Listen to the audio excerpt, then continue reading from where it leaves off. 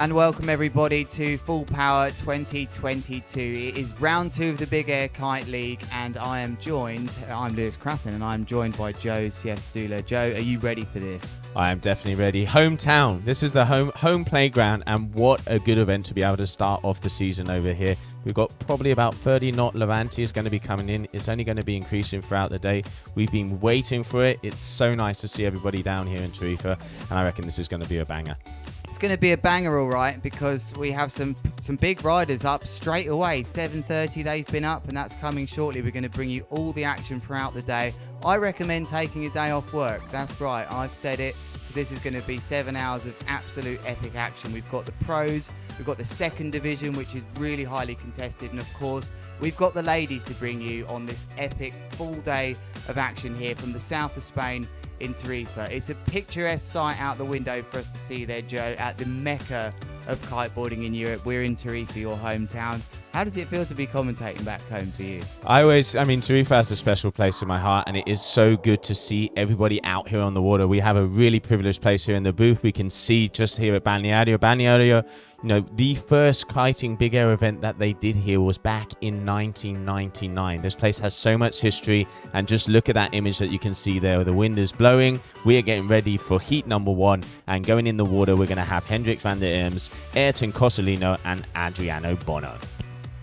Yeah, so Airton Cozzolino here is he's in the second division. Let's just remind you what this is about then. So we actually have 12 riders have got a shot at getting into the main event here. The top 3 will qualify into the men's pros, and that is why you can see Airton Cozzolino here in the first heat of the day. He's had to wake up early. He's had to go right back to his early days of competing here.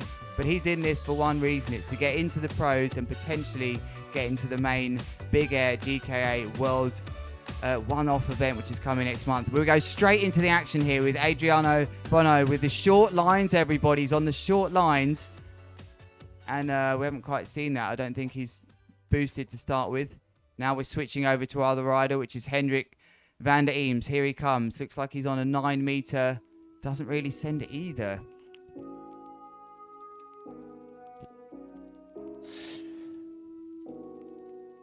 So we are green flag, as you said out there, Lewis. It looks like the guys are just starting to get into sync. Airton Cozzolino, let's not forget, is the only rider out there on the strapless board. So he's starting to go up, kite loop it across. One of the things I love about this place is the background. It almost looks like the Caribbean out there. You've got the Isla de las Palomas, which is the southernest most point of Europe.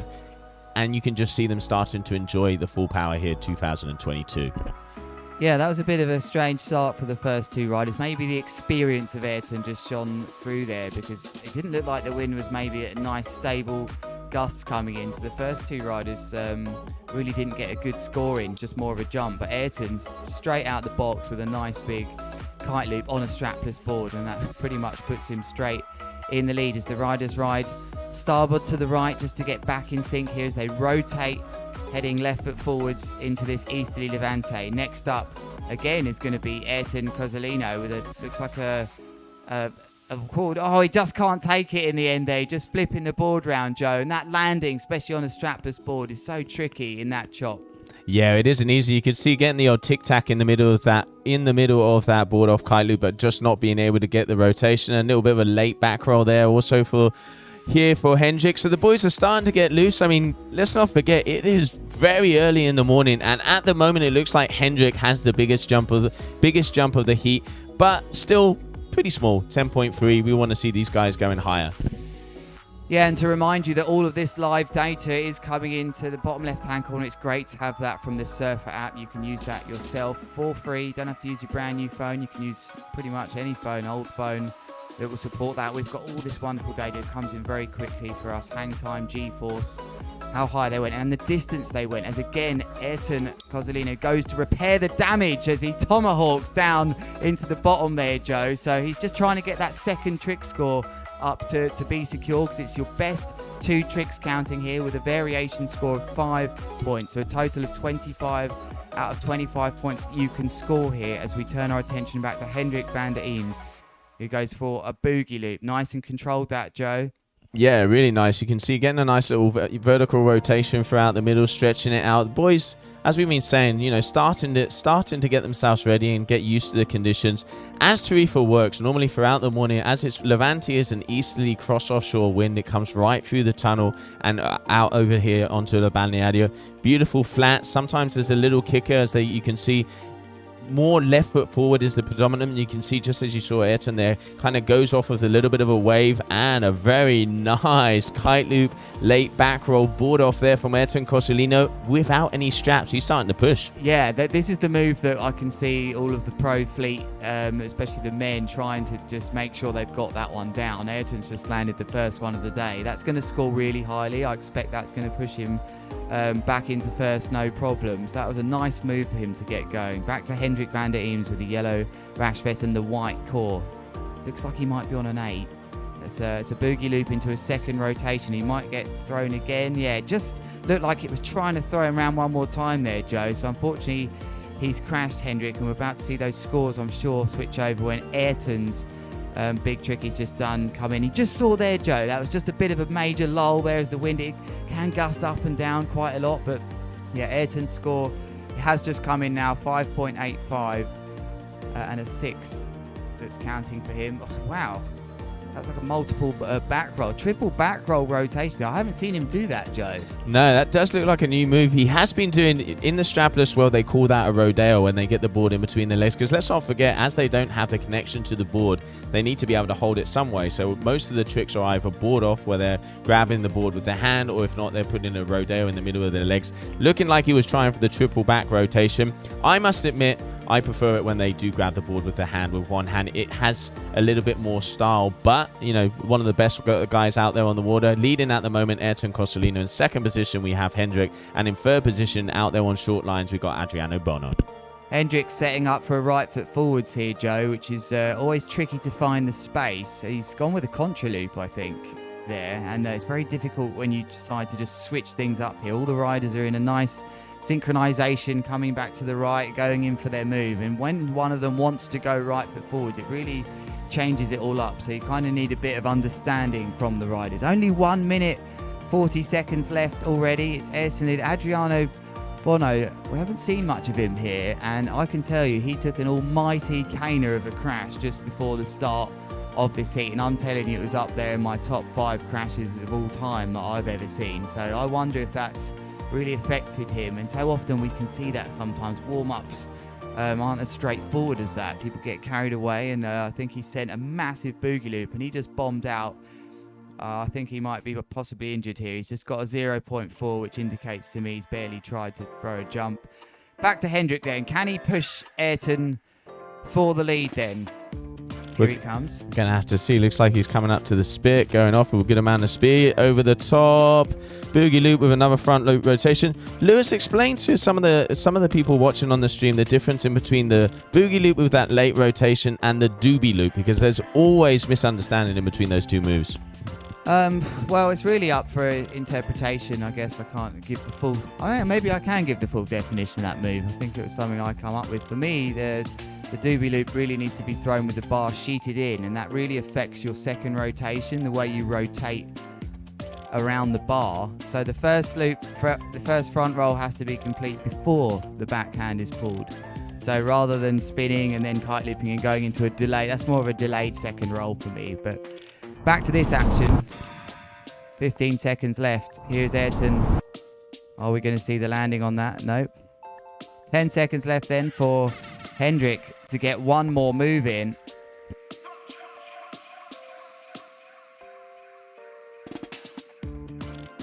And there it looks, that was the buzzer, and it looked like you could see one of the riders just getting in the last move as that came down, but unfortunately that was not going to be a landing for him. So still waiting for scores to be official to get that final result, but it looks like Airton Cozzolino is going to take the win to that heat, and we will find out very shortly. But as we do, let's go and take a short commercial break.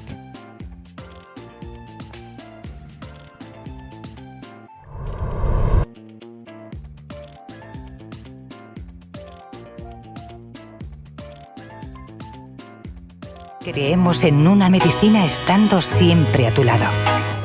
Y sabemos que hay muchas formas diferentes de estar en contacto. Igual que hay muchas formas de abrazarse. Y eso es mucho más que estar conectados. Eso es estar juntos. Juntos para estar mejor. Mejor para estar juntos.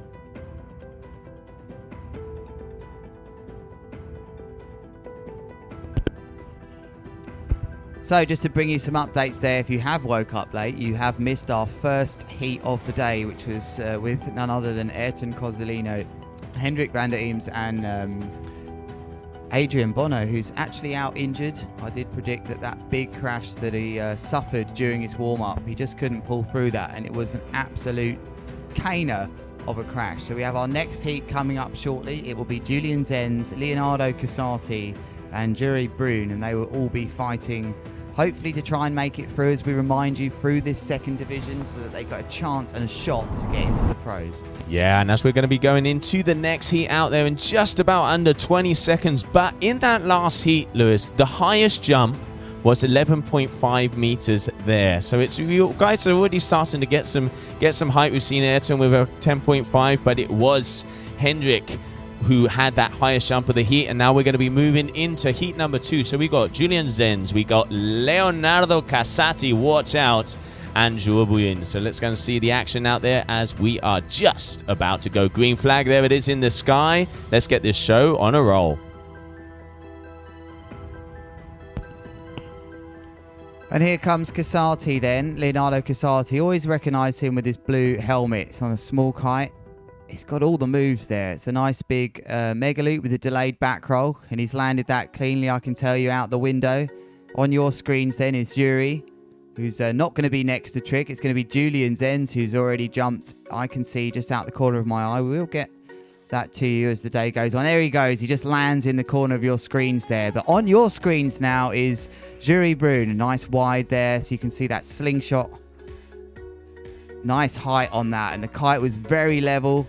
Yeah, nice bit of glide at the end there. That's the best start for me. I think that's going to score into the 4s. Not really much technical there, Joe. It was a straight mega loop, but it was high and big. It was nice, yeah. Sometimes, quality versus quantity. Sometimes you see it, especially where a lot of the big areas going. Sometimes it's almost as if they're trying to do too much, and they do forget that sometimes just a simple, big, high mega loop going as horizontal as possible will make the difference. So it's good to see some of the guys, starting to put that power in, starting to get that yank, that horizontal pull that they do get through the mega loop. And there, once again, a nice boogie loop there from Julian. So starting off the heat, these guys are very active out there. Let's not forget we have 3-minute transition, 7 minutes of action in each heat. This is heat number 2, Division 2.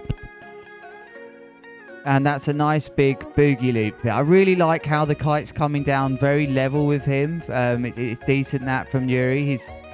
He's got the most power there, an extremity to me. And I mean, the judges are always keen to see that, Joe. Kites being low shows that the kite is really in that power zone. It's really yanking them hard.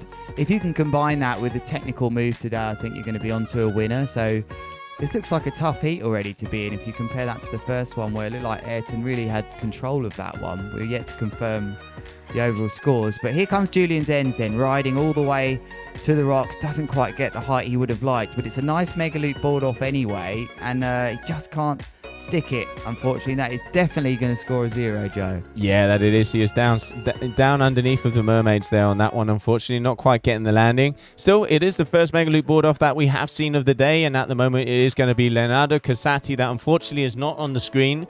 We're going to see what he came up with that trick. Leonardo Casati, the Casati family, the two duotone riders, they are really pushing. They're at the top rankings of the overall standings on the Big Air Kite League here, and going to be interesting to see. And that was a very nice mega loop there from you, Bruijn. So yeah, boys are starting to get ready here. Yeah, I'm not sure that's going to be as high scored as I first felt with just a straight one here. He probably needs to throw a bit of technical variation in, but Julian now, nice height on that. That's a mega loop board off. Can he stick it, Joe? Here he comes. He's landing hot, and we just missed that landing. Well, I can tell you out the corner of my eye, he did actually take that, and he pumps the air stoked because he knows he's upped his game here. They desperately all want to get into the main event, these riders.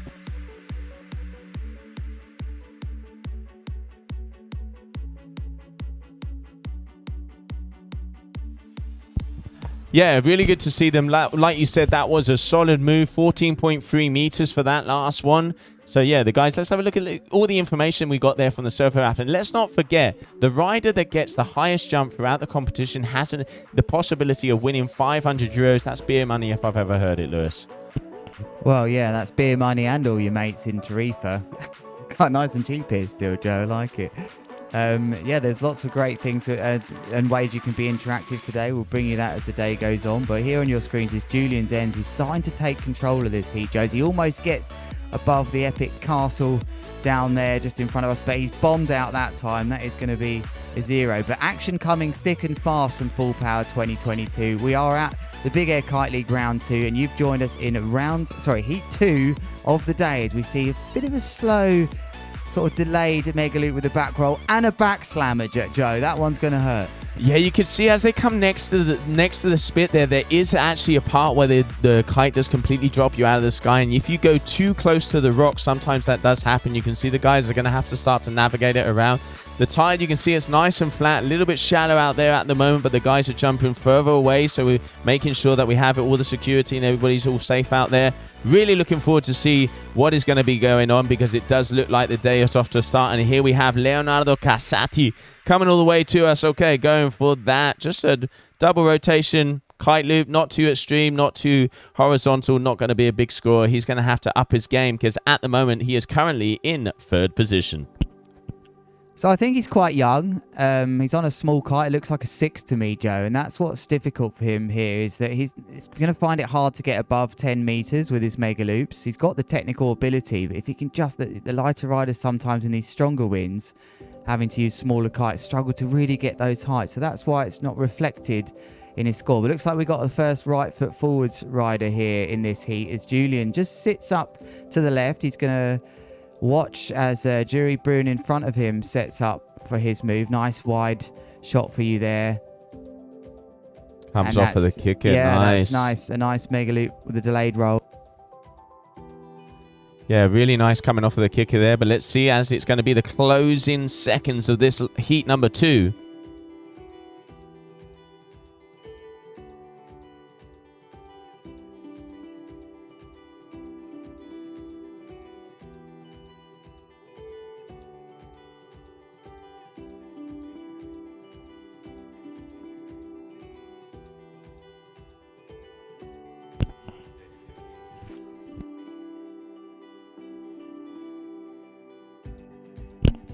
There's Leonardo Casati then, who's desperate to get another high score in here, maybe to push out his 3.63, and a few riders starting to go right foot forwards then now in this heat. There's Jurre Bruijn once again on that green kite. Here he goes. Looks like he might be sitting for some sort of boogie loop. Oh no, I think it was a contra loop actually, that, Joe. It was very strange. Yeah, I think it was a contra, so that's rotating one way and then rotating the kite the other. Interesting to see, and it is the first move going right foot forward that we have seen here in this heat. But hey, you know, you gotta mix it up. You gotta get it, get all those scores on the card. And at the moment, it does look like Julian there with the yellow lycra is going to be in first position at that heat, as that is red flag. So coming up next, we are going to be going into heat number 3. Bear with us as we're going to take a short break. Hey! Raindrop, drop top, fucking up in the hot box, fucking on your bitch, yeah, that. Looking up over the crock pot, came from nothing to something, nigga. I don't trust nobody with the trigger. All of the gang and they come and get gang. I mean, you never get you with my shit. My bitch, raindrop, drop top, smoking up in the hot box. Fucking on your bitch, yeah, dot.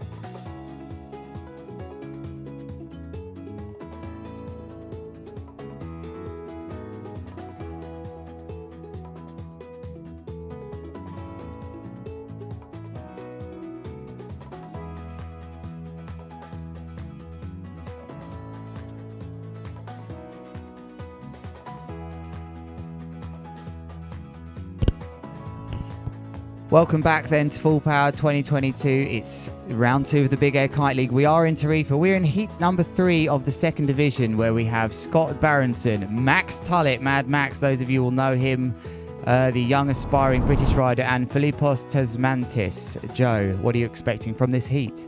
I'm really looking forward. This is actually going to be the first time I've seen Mad Max in person. We've been hearing so much of him. I know he's a young protege coming from the UK, duotone rider, and you have been training this kid quite a bit for quite a few years. So yeah, really looking forward to seeing the youngster, because one of the things with this new Big Air, it's funny to say, Lewis, because the Big Air scene, it is a lot of the old school riding, you know, the board offs and some of the high jumps that we used to see back in our day, but then mixing it up with all this new generation that are just pushing it to another level. So really looking forward to seeing some of the young guns and that new blood come into the competition scene. Yeah, it's really a combination, Joe, of all that Big Air stuff and board offs, which was sort of put on the back burner for many years. But here we go. We already started this heat then. It's a green flag and it's a boogie loop just landed. And it looks like the guy on the north that's just landed that was Philippos, who's gone in with a right foot forwards boogie loop. I'll get back to you in a second on that, Joe, as these first riders. There's Scott, who's going to come through your screens now. Look like he started with a mega loop with a back roll. But yeah, it's combinations of all those old school moves and the power and speed of the mega loop that's really making it one of the most modern parts of the sport right now. It is, and it is really good to see, because like you say, it's nice to see everybody mixing it up, and everybody brings new things to the playing field. You got the youngsters, they're going for all the multiple rotations, the boogie loops, the doobie loops. Then you got the double mega loops. You've got that crazy S loop. That's finally we're starting to see some of that. But at the moment, it does look that Scott is going to be in the lead, and here we have Philippos just trying to mix it up, as he still has yet to land a move. No, that was his second move. He did get one on the buzzer at the start. Philippos hasn't come up, I don't believe. Maybe it was Scott Barendsen. That's massive. That's a massive back roll mega loop into the second back roll. And for me, that's the first biggie of the day. I expect this to be up in around the 14-15 meter mark, Joe. There it is, 13.9. That was quite big. That's one of the biggest ones for me today, as we see Max just doesn't quite get the height on his attempt at sort of a double front roll. So the wind is clearly picking up here, Joe, because that really caught my attention out the window and on the screen. Yeah, you can start to see him. And like we've said throughout the beginning of the stream, left foot forward is predominant, because that is where the wind is cleanest. You can see them taking off on the kicker there. Scott Barendsen, he is a local here from Tarifa, so knows Balneário really well, using that local knowledge to his advantage. And you can see him getting just under 14 meters on the old Surfr App. So we're really good to have all the info there. And like you say, that is the first big move we have seen, but there's going to be a lot of action, because as the day goes forward, we're definitely going to be able to start to see, and a very nice move there coming out from Philippos. Yeah, he actually raised his hand when he rode left foot forwards to indicate to the riders that he was coming back right foot forwards. That's why we've had a bit of a break in proceedings, as Max Tullett kind of forced to go right foot forwards here as well. So all the riders now have had to entertain coming back right foot forwards as Max Tullett with a kite loop out the window. Nice with a grab as well. He's going to be happy with that.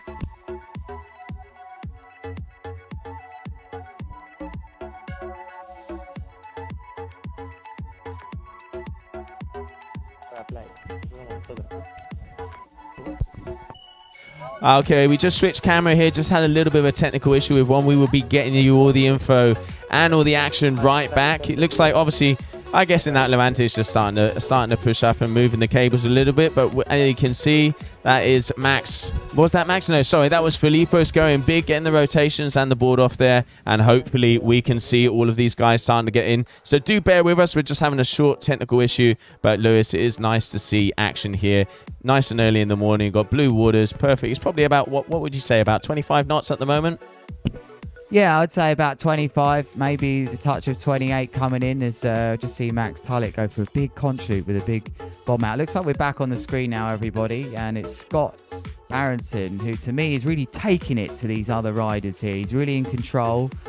He's landed nicely here. Joe, you mentioned that Levante was moving things around here. Does it play silly buggers with you, the Levante? What else does it do to you down here in Tarifa? It sends you crazy, no? It makes you crazy, man. That does explain why most of us over here are losing it. But yeah, one of the things, talk about losing it, going back in, and his kite almost landing on his head there. That was probably the first big crash we've seen of the competition.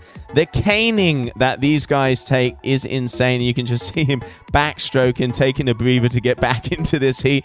Max Tullett making his way forward as well. Let's see what the youngster has here for us. He's going to come back right foot forwards again, Joe. But wow, I don't think I've ever seen that backstroke being performed. Desperate to try and get some tension in the lines as here comes Max Tullett riding, and you've just missed him there. Go right foot forwards and land his move as next to trick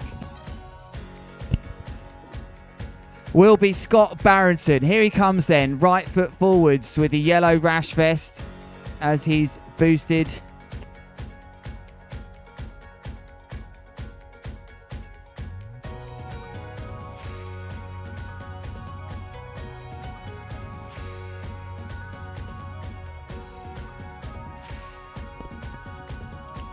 Still a couple of minutes left in this heat then, and it's very close. All the riders are split by pretty much 1 point here. Let's just remind you then, it's 2 of the best tricks that you score out of 10 points will count, and there'll be an additional 5.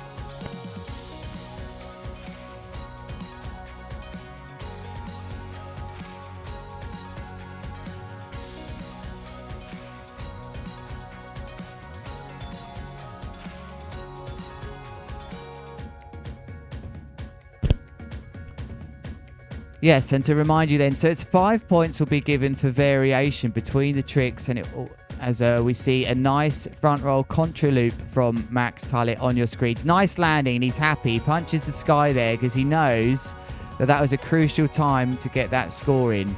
Nice view of the town there as we head right foot forwards now with Scott Barendsen, who finds himself in the lead after 5 trick attempts, and he's gone for, it looked to me like, a contra loop as well. Had some big crashes already in this heat. A big backside edge from Philippos, who ended up doing the backstroke. Here he is now. He's managed to sort his kite out. That's a miracle how he's managed that. The green flag is down then. The green flag is down out the corner of my eye. No, we don't have the heat timer running just yet, but we will bring that for you as Philippos with a mega loop, delayed back roll. Can he stick it? Yeah, very tidy landing from him. And I'm not sure he's going to get another move in as Max Tullett goes for a mega loop board off. And he sticks it right on the buzzer. There can't be many seconds left here from Max. Seen that just out the corner of my eye, in case you didn't see that at home. And I will talk about those things because I am here. I am live. I can taste the salt in the sea air. I can feel the power of this Levante. Scott Barendsen, he's going to get that move in on the buzzer. That's a big mega loop. Delayed back roll. It spins him into another one. And he does land it, as you clearly could see with that nice camera angle change here. So that brings us to the end of heat number 3. We'll be back shortly with heat number 4 as we join some commercials.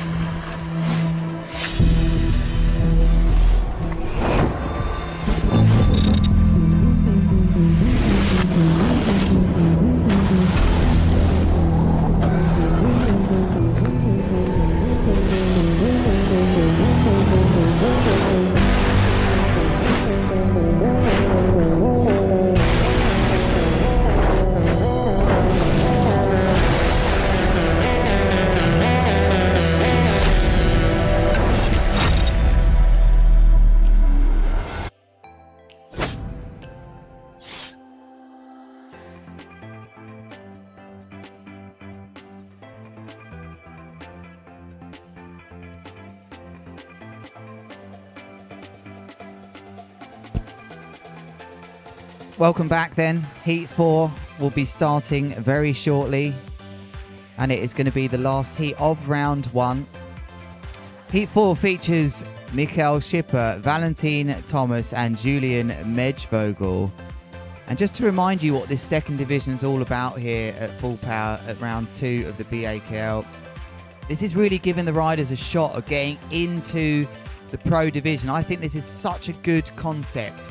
The top 3 riders will get in, and it really gives them something to go for. You know, it's not just a second division, and there's so many riders that are actually registering, competing in this thing now that, you know, you will get the likes of Airton Cozzolino, who's got one plan here.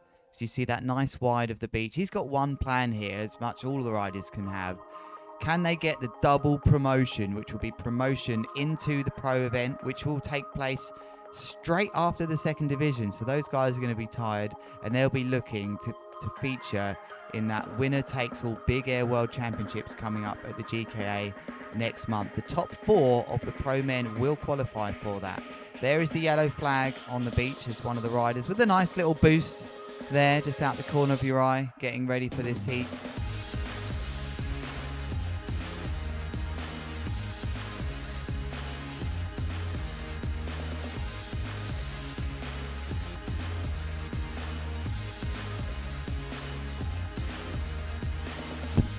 Lovely shot then of all those 3 riders hustling to start off as the green flag is raised. And here we go then. It's a mega loop with a nice big whammy on that back roll there from Valentin. That was a great opening shot there. You could see the riders hustling to start things off. As now we turn our attention to Michael Schipper. Here he goes then on that north kite. Looks like a 9 meter. He pre-pops. That's a big one straight over the horizon with that mega loop backflip. And then we're going to turn our attention straight to Julian, who's flying in now with that blue kite. Nice angle here. Different angle for you to see with the castle in the background. That is a perfect start. Look at that grab. Lovely camera work to see. That's going to add some points for him for the judges. Wow, what an incredible start to that heat. And we really brought that to you perfectly. Great work by the team as all 3 riders sticking a nice score in. And there they go, the other 2. Just riding over towards those rocks. That's how you reset yourself here. As Valentin with a double back roll mega loop, very inverted on that second loop and landing very cleanly indeed with a 3rd loop at the end. This is going to be a tough heat for these riders. They have similar moves. So I think they're on similar kite sizes. They're all going similar heights. 9.8 meters there from Valentin. As okay, Michael's changing things up. He's waiting to go right foot forwards. On your screens, you've seen a boogie loop though. That was from Julian, who just a bit, no, he's not going to take that. But checks out. Coming right foot forwards then with the yellow rash vest is Michael. Here he goes. Yeah, they've caught him nicely there with a huge boogie loop right foot forwards. So changing things up to right foot forwards. It's here comes another rider going right foot forwards with the red rash vest. And his boogie loop wasn't quite as big from Valentin there. And then I can get my breath back as the riders reset themselves. Great to bring you that action with the riders changing it from left to right so quickly on. And remember, they will get out of 5 points a variation score between their moves here. Wow, welcome to this early morning here in Tarifa at Full Power 2022. It's round 2 of the Big Air Kite League. On your screens, we have seen a boogie loop with a second rotation, a horrendous bounce out. Wow, what a caner of a landing there from Julian. He must have thought he had that in the bag. And Michael just turns around and rides away and thinks, I want nothing to do with that gust of wind. He rides towards the rocks as upwind of him, Valentin, perfectly positioned. He looks very in control to me, this rider. He's with a red duotone. It looks to me about an 8 meter maybe. Here he comes, just bearing off slightly to reset that edge, and no, he looks like he's going to head right foot forward to him. That's a nice shot to show you how the riders like to park themselves in that pocket. It allows the other riders to just ride just past them downwind. As we can see here, Michael is going to start this move off with a back roll into a mega loop, into a lazy grab, and a pretty unbelievable exit of that move. He almost landed square on block side like that. And Valentin, wow, starting to get the mega loop board off going in this heat. Very well landed there as he dropped out. So this has really got it all this heat. These riders are going to run through their tricks very quickly here as we're back with Julian back roll mega loop. And let's remind you the format here as well. This isn't just one rider at a time that we may have had previously on in the season. We've got the riders all going at it at once. So I'm wondering to myself, wow, how is there so much action here? And it's because all three riders are tricking whenever they want. Joe has just left me shortly. He's just coming back up. So just me in the booth now. We'll be joined by Aaron Hadlow at some point today. As on your screens then is Mikhail Schipper. Here he comes. Riding in. Lovely takeoff. Lovely back roll into the mega loop. That's super controlled. It throws him into another back roll as well. Hardly anyone's crashed here. We're seeing a really close heat here. Valentin Thomas with a nice mega loop board off. That's going to be a high scorer, and he sticks it super cleanly. God, these camera guys having to work hard out there. They're starting to really warm up though. They're not missing a beat now. Whoa, big bomb, big tomahawk there as he throws the water off his hair. I remember how that used to feel.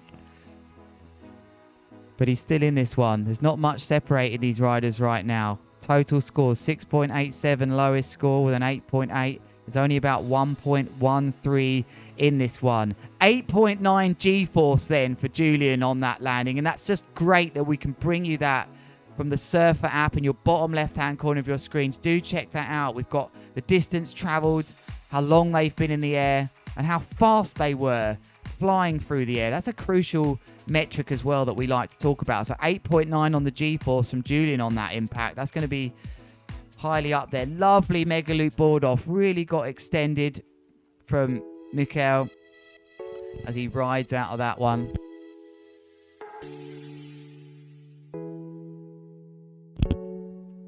On your screens right now then is the current heat leader, Valentin.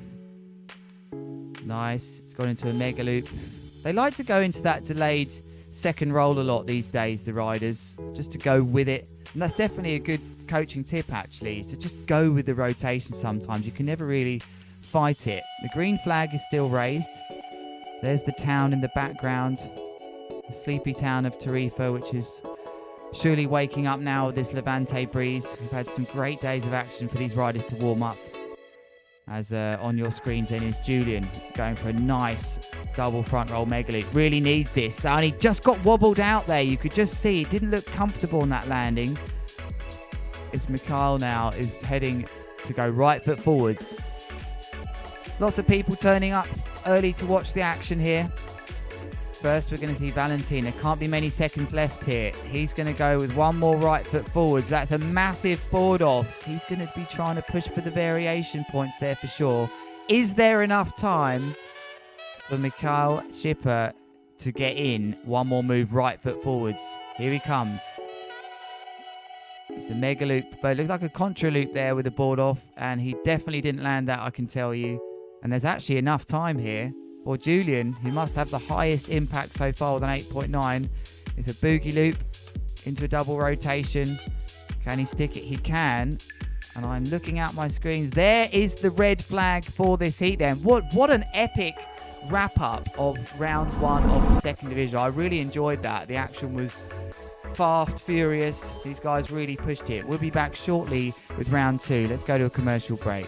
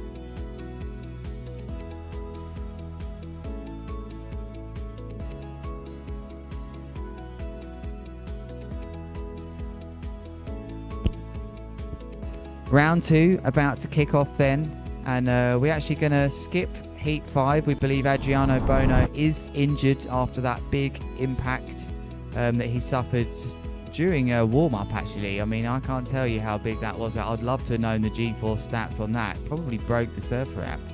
But yellow flag, Joe, as we just wait. It's going to be starting. There's a nice ladder for you there. So you can see Heat 5 is going to be skipped. We're going to go straight into Heat 6 with Max, Tullett and Julian. But I imagine they're just being told that on the beach before this starts.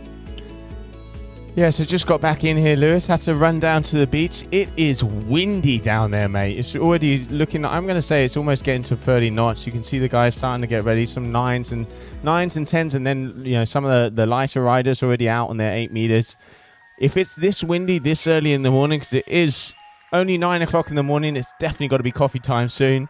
And really, really, really nice to see the Levante kicking in. This is why we waited for these conditions. This is why the event is at Balneário, here in the beautiful location of the southern point of Spain, southernmost point of Europe. And what a way to start it off. Now going into round number 2 of this division number 2. What did I miss, Lewis? Wow, you missed everything, Joe. I'm not going to beat around the bush. That was pretty epic. All 3 of those riders with a high standard were going absolutely berserk. We saw Megaloop board offs. We saw a very early on switch to right foot forwards with the moves. That was definitely the highlight so far for me. But just to explain to you what's happening right now, on your screens is Heat 5, but please ignore that because I can see the AP flag up. What's happened here is one of the riders has come through round 1 in Heat 4, and actually he's straight in this next heat, which will be Heat 6. As the rider on your screen there, you can see with yellow, Adriano Bono, he's actually injured, Joe, so he won't be taking part. So one of the riders, quite rightly, is getting a bit of a break before his heat will start, because it's not fair really to have one heat and go straight into the next one if they've skipped a heat. Yeah, that's really good work there from the race crew, especially with these conditions. You want to, be able to grab a breather, have a little rest, assess and see if you have to change equipment or get ready. So that means that coming up next, we're going to have, in the yellow, we're going to have Max Tullett, and in the red, we're going to have Julian Machioville. So really looking forward to seeing that heat coming in. You can already see it's nice, beautiful, sunny. You've even got a guy there with a flag, holding the flag nice and high. That is what I call supporting your mates out there on the water, Lewis. Yeah, that's nice to see. I mean, look at that. He's getting a selfie down there. What a nice bit of action to bring you there. He's having a great time down there as we see... looks like, where are these people going? Turn around, go back. Where are they going? And maybe they're just getting a bit more of a break of the sand there, Joe, as some of the crowd are starting to get down the beach. And actually, it's just bought us a little break, Joe, because you have to think about the speakers too with all this hard action. I think we could have done with a nice little break in proceedings before we get going with the action here, because it's going to be Max Tullett against Julian. Big heat for Max, Joe. It is a big heat for him, and I saw him in that heat before. He definitely is performing. He needs to get through this round to continue on in competition, because let's not forget, in this division number 2, only the top 3 riders, correct me if I'm wrong, will be making their way through to that division number 1 to have an opportunity to go out against the big boys.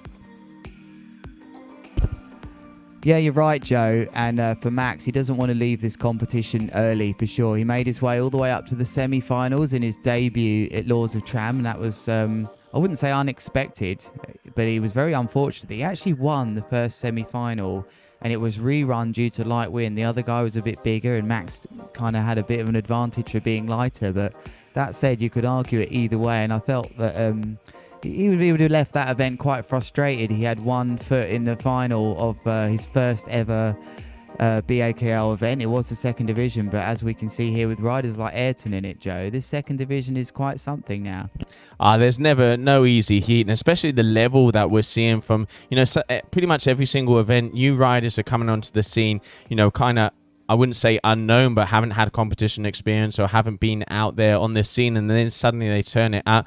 And one of the really good things about this format is that these wind gaps, where you really do have that 2 to 3 week period to be able to see, to be able to make sure that you get the best conditions out there, to be able to make sure that it is as optimal as possible to give the riders, where it really only comes down to your skill level, because it's equal for everybody out there. And no, it's really good to see, and what a better place to start off than down here in Tarifa.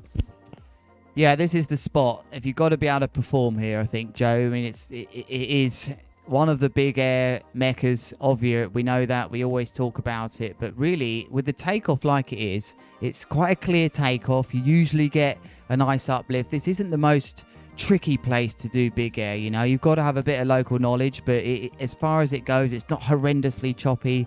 It is somewhere that you should really be able to perform if you really want to do well in big air.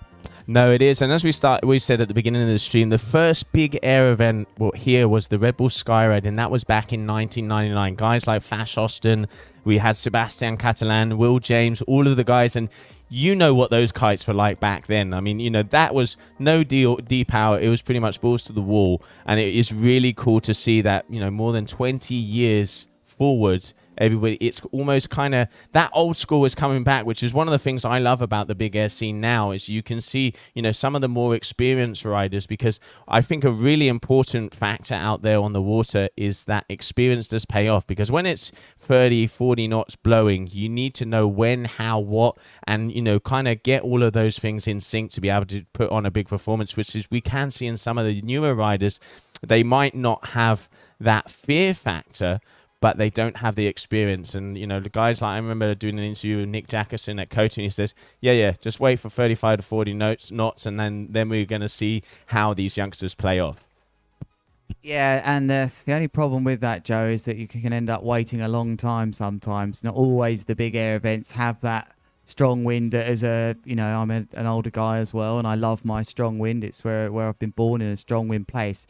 But it doesn't always happen, you know. Like, at least we've got that here. There's something that we really associate with Tarifa is the strong wind, is the real 35, 40 plus. And as you say, that fear factor, that only really comes when you can link that to injuries or things go wrong for you. So these younger riders, they don't have that memory of ever crashing or anything going wrong. So they don't have the fear factor attached. But let's get back to the action then, Joe. The red flag is up, so we've got a couple of minutes until we get going with this heat.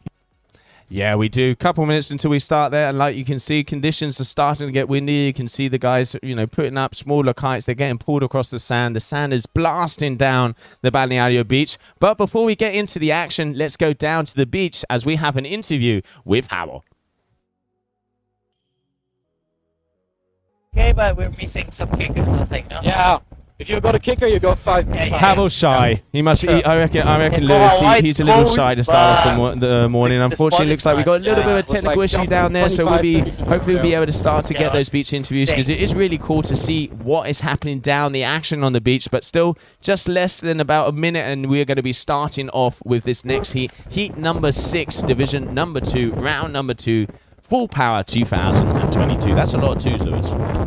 That is a lot of twos. Yeah, I've had to actually think how to introduce that without saying too many twos. Call that a Desmond 2-2.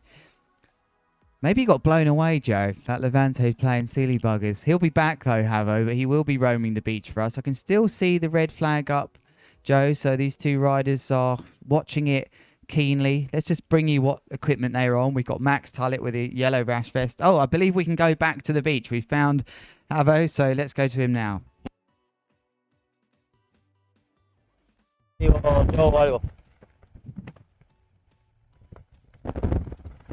Vamos.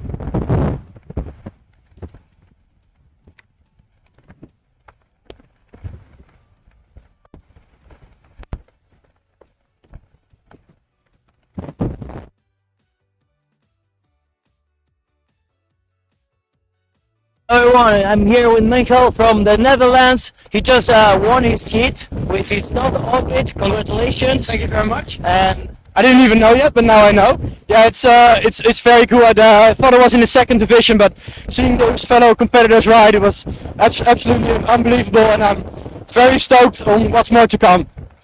wow, congratulations again. You were in 8, no? How's the conditions out there? Well, it's not that strong yet. I thought it was stronger, but it was pretty decent. It's easier to land your tricks now, and I think the wind will pick up this day, so we'll see. So you were able to perform all your tricks, or you're saving something for the next hits? Yeah, I got 1 or 2 tricks that I'm saving, and hopefully I will be able. Okay, congratulations, and looking forward to see you in the next one. Thank you very much, and have a good day. Yeah. Okay, we get back to the booth with the guys. Thanks very much, Havo. It's nice to have that feedback there. Cool. He was really stoked with that. I think that was Mikael after that heat. And nice to see the energy from the riders here as they finish their heats. But back to the water then. It's Julian who's going to start things off for us. It was a big boogie loop out the back, and I can tell you he's landed that. But on your screens right now, from wherever you're joining me in the world, it is Max Tullett who sends a massive boogie loop of his own, Joe. And that was much higher than normal. 14 meters, though, to go against with Julian. Let's see where he comes in. I think it's going to be 12, 13. Yeah, that was a nice and controlled. It looked like Max had a little bit more control, but it wasn't as high, 10.6. So you can see Julian making the difference there with a bit of a height. Let's see how the judges are scoring that. But both of the guys on the buzzer, boogie loop both ways. Really good to see them starting off. And here comes Julian there with a North Kiteboarding blue kite coming at you full speed like a bat out of hell. Yeah, nice that we've got two riders on just for a little bit to really focus our attentions on the skills and the moves. That was a mega loop, I can tell you there. Nothing special. But here comes Max now. He's on your screens clearly. Looks to me like he's starting to use bigger kites, Joe. This is something we've been trying to help him with and say, look, you just got to force yourself to go bigger. But he's early on going to go right foot forwards here. He's really got his work cut out here, Joe, to progress in this heat. The other riders already demonstrated a 14-meter plus loop.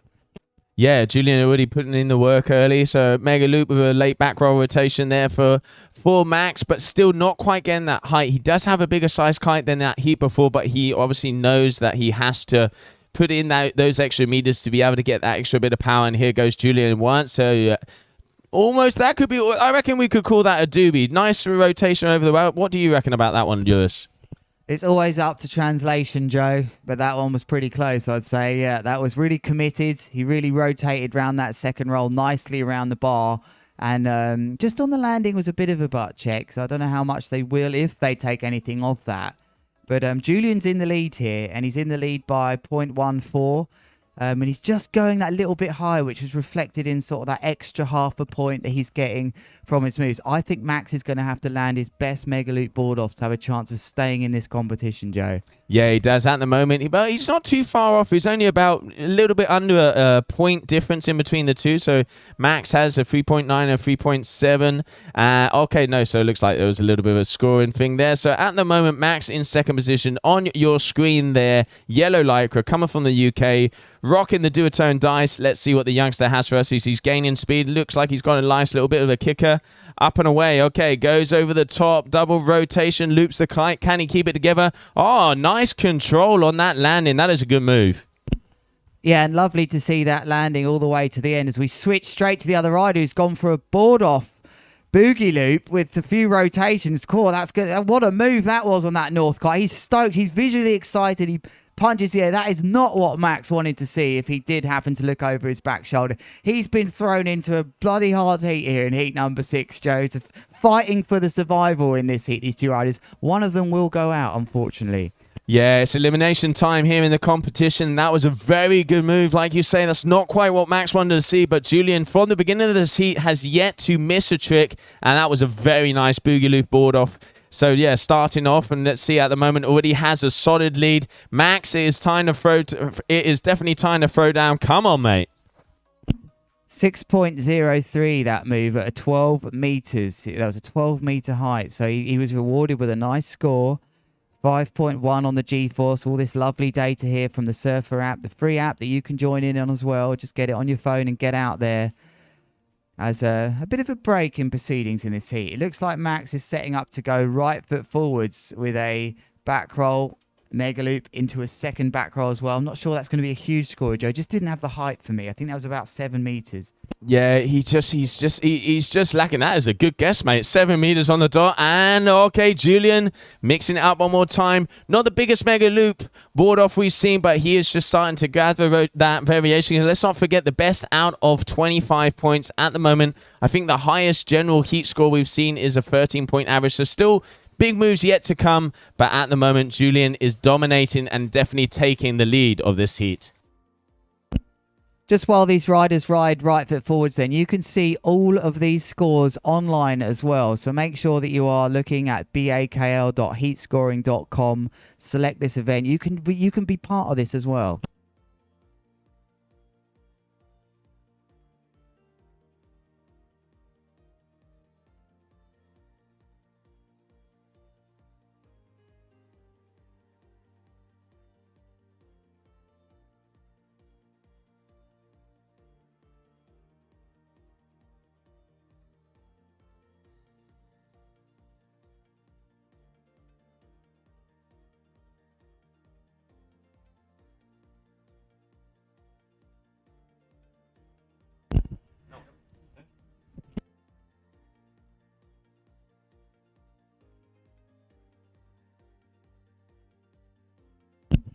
A reminder to you then that you can vote for your favourite riders here. Just head to kitemana.com/vote. There it is right in front of you. Your favourite rider is going to get €1,000. You spoke about beer money earlier on for the highest jump from Surfr of being €500, Joe. This is going to be €1,000 that one of these riders gets. Is that enough for beers? What are you going to do with that? I reckon it's going to be a very long night and a very early morning, Lewis. Back to the action. Well, this guy might well have a big night if he can stick his moves like this. What a big move again. That was upgrading his double front roll mega loop. That was big, and I can't wait to see the metrics come in for this. This has got to be up there in the 14 meters mark for me, Joe. 14.5 from Julian there. He's really storming this now. I expect that's going to kick out his 4.77 and perhaps giving a bit of a bigger breather than the 2 points that he has already over Max. Yeah, no, really, you can see Julian, he's very comfortable with the conditions out there, you know, really getting in sync with the ocean, and you can just see he getting the height. Every single jump is above that 12 meters. You can see there with a 14.5. Really nice rotation throughout that mega loop. Really great to see. And unfortunately, it does look like Max is pretty much going to have to leave it all down to the last move if he wants to stay in this competition. Yeah, it's a tough one, this, for Max. He's come up against a really good competitor here that just looks comfortable. He's going to turn around and perhaps go right foot forwards. Max will pass him now as the two riders exchange glances. Are we going to stay with Max? Yes, we are. He looks like he's got to go for something big here, Joe. I'm not sure what he can do as he goes for a mega loop board off, and unfortunately he's just been rocked. It's just rocked him. Those moves have just rocked him. Julian is going to be a hot favourite to go through in the top 3 positions after this performance, Joe. Yeah, definitely. I know there's definitely going to be a few people down on the beach, a few of the riders looking at him. He's had a solid heat because he has not missed a beat. One of the things that has really impressed me about Julian is that every single move he's pulled is landed. He's got the height, he's got the style, quality versus quantity. This is definitely going to be one of the guys to watch out for in this Division 2, because let's not forget they are fighting to be in that top 3, because then they would move up and kind of have that double promotion, that doble promoción, as we were saying earlier this morning, and make their way through to Division number 1. And that is Heat Terminado, Joe, as that is the end of that heat. And, of course, some big scores in there. Julian really bettering his first heat where he finished 3rd. We'll get back to you with some action shortly, but we will first go to a commercial break.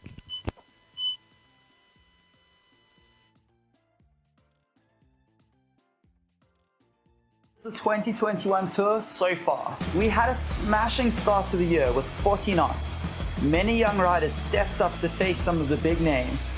Cape Town local Ross Dillon took the win.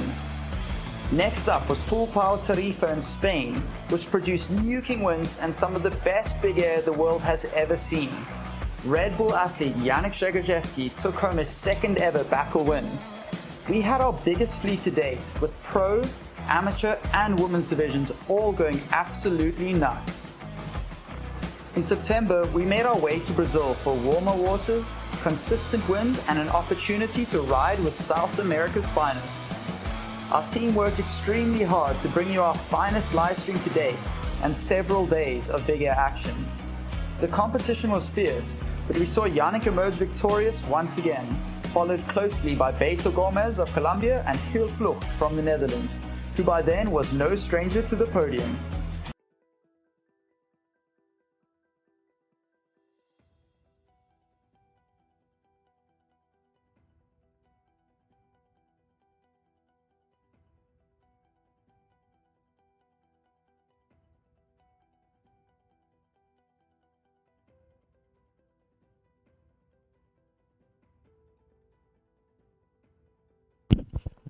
Welcome back then, and wow, things have got going really quickly here, and this is also a chance for your company in the Big Air Kite League.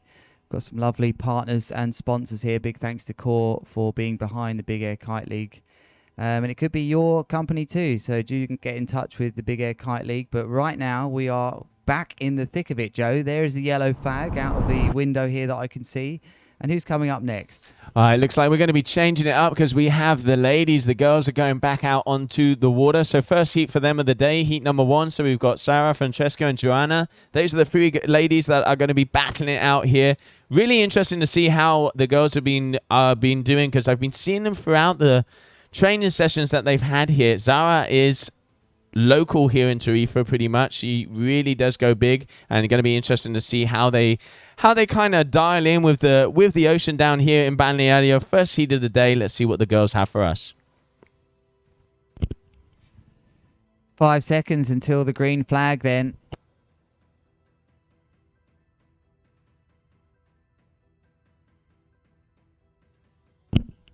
Green flag then, Joe. We are off for the ladies. And as you were just touching on there, the level really has risen with these girls. I mean, everyone says that. It's one of them cliche things. Oh, the level's risen, the level's risen. What's happened with the ladies now is you'll find yourself riding along as a guy. Someone will boost over you with a massive mega loop, maybe a back roll, maybe even a double. And it'll be a lady smiling down at you that's doing that. They really are getting stronger and are really just committed. I mean, look at these heights already. That's just an opening trick of round one from one of these ladies. It's Francesca Miani who gets worked there, Joe. Gets worked on her first trick. Not the opening that she wanted. A fresh finalist from Lords of Tram. Not the start she wanted. No, she was just getting pulled through Balneário here. But the Levante, it does not take no prisoners. It is already just about 30 knots, and it is only 9:30 in the morning. All I'm going to say, Lewis, is wait until 1 o'clock because she is going to be blowing her ears off. Okay, a nice start then for Joanna this year. Nice landing, gets one on the board as we now turn to Zara. Nice mega. I love how she tucks the legs there, Joe. Nice and controlled. It's good use of the energy. Good start for her. Yeah, really, you could see just making sure that she's nice and braced, gets through that, yanks the kite around, and it was nice and horizontal. Probably one of the better moves we've seen here to start off this heat. But at the moment, it is Joanna in first position, but still waiting for scores to come in. So let's not forget 7-minute heats, 3-minute transition. This is women's heat number 1 of the day, and at the moment on your screen, that is Francesca, finalist from Lords of Tram. Looking like, yeah, there she does. She does get that landing because she got caned on that first move. Yes, she did, Joe. She did get caned. She got worked. Maybe that's sometimes what you need as a rider, though, as long as you don't get injured. As we see a mega loop with a delayed back roll and an absolute blockside bomb out for Zara, and that would have woken her up as well. Yeah, there's no need for coffee. You just got to loop your kite and land head first. That is definitely the alarm clock of the day down here at Full Power 2022. It is a beautiful morning, and we can see the girls starting to throw down. Just a couple of jumps at the moment. It looks like Zara has the highest jump of 7 meters there. The Surfr App giving us all the stats. Let's have a little look. 10.7 G4. She had about 6 seconds in the air. Pretty much everything you need to know when it comes to jump. And at the moment, in the lead, we have Joanna Distier. Here comes Zara then and goes for boogie loop. Look how well demonstrated that was. Oh, the foot just comes out. That's devastating. Every kiteboarder knows how that feels. There's just almost no way you can land that move. Pretty much it's over as soon as you take off if your foot comes out. So unfortunately for Zara, that's not going to score. But here we are with Francesca Miani. She's found herself third in this heat at the moment. She really needs to start building some tricks here and a sensible straight kite loop on her third trick attempt, Joe. She hasn't got many trick attempts left. 6, I believe, that the riders get. So they can't just throw 20, 30 tricks like the old PKRA days, Joe, when they used to just keep going and do combos 3 in a row. But here we are looking for quality. So it's just 6 of their best tricks will be looked at and 2 of their best trick scores will count. Yeah.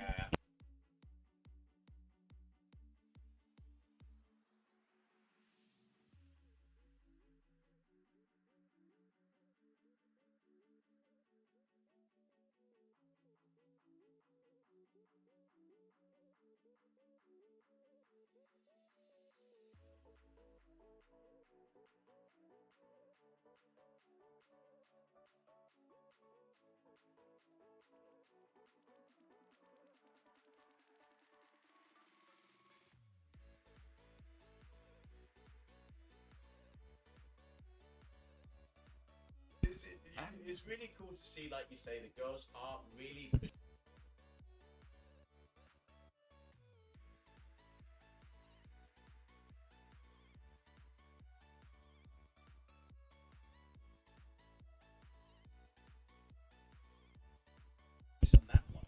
Yeah, she's starting to pull away in this heat now, Joe. And in trouble then is Francesca because Johanna's having a nice consistent heat. She's got 2 tricks on here. She's taking it easy. She's demonstrating to the oh, big cane. That nose just dug underwater there. I thought she was going to ride out of that, Joe, as she probably did. She couldn't even get a hand out to block her face there. It just went straight in.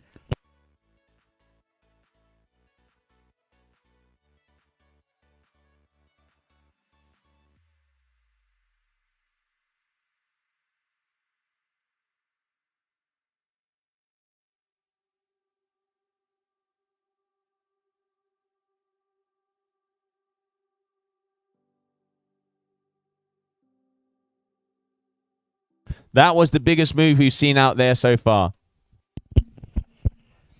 It was, but unfortunately for Francesca, I don't think it's going to score very well. So she has got a 4.3 on the board. 7 trick attempts. I'm sorry, I mentioned 6 earlier. So it is 7 trick attempts. So Francesca could still get a bit further up here. There's Zara with a boogie loop, bit low with the kite, and it's, yeah, that's almost hard. Once the kite ends up over that side of the window, Joe, as we see it just dumping down there, but I think she's going to be comfortably in first here. But once it ends up to the side of the window like that and you're leaning against it, it usually goes wrong here. What are we going to see as far as composure then from the British lady who's from Kent, not far away from London on the southeast of England? She rides slowly, probably having a word with herself now, Joe, in her mind. She really needs to land something solid here. She's got 2 trick attempts left. Yeah, she had a very big move before, just losing it out. But let's see, she's got the height, gets the rotation in. The kite isn't as horizontal, comes around. She's having trouble getting that extra rotation in. We saw her make a very big move before, but unfortunately that is going to be another crash for her.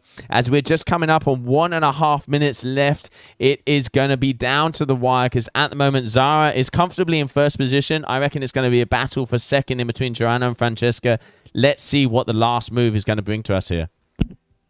Yeah, and really what these 2 riders are fighting for now, Johanna and Francesca, is to try and get a breather from round 2. So straight after round 1 here, there'll be round 2 where all the 3rd place finishes from the 3 heats that start will have to compete again. So they're fighting to just advance straight into round 3. None of those riders want this, and Francesca's definitely got the ability to avoid that, as we see a nice board off from our heat leader here, Zara, who's really got this one in the bag, I'd say. I don't like to say that much, but I think she has. But here comes Francesca with her last trick attempt. Yeah, she's definitely comfortably at the moment going to be making her way through to the next round. Let's see, Francesca's going all the way into the corner. She's got the height. She's got the yank coming through. Can she pull off the landing? And a clean landing. That could be the nail in the coffin to make her way through to the next round. Yeah, 10 meters there, double digits for her. And I think that was really sensible riding, Joe. There's only 15 seconds left, so it's going to be a high scorer. Let's see when it comes in on our screens there for you. Yep, 4.73, sensible riding. And it's going to leave Johanna needing to upgrade by almost 2 points here. So she's going to need to get a 4.9 or something like that. But the heat's ended, so she can't. So she can't. So that does mean that it is Sarah and Francesca will be making their way through. Smashing start to the year with 40 knots. Many young riders. The 2021 tour so far. We had a smashing start to the year with 40 knots. Many young riders stepped up to face big names. Cape Town local Ross Dillon took the win. Next up was full power Tarifa in Spain, which produced nuking wins and some of the best big air the world has ever seen. Red Bull athlete Yannick Dragojevski took home his 2nd ever battle win. We had our biggest speed today, with pro, amateur and women's divisions all winning.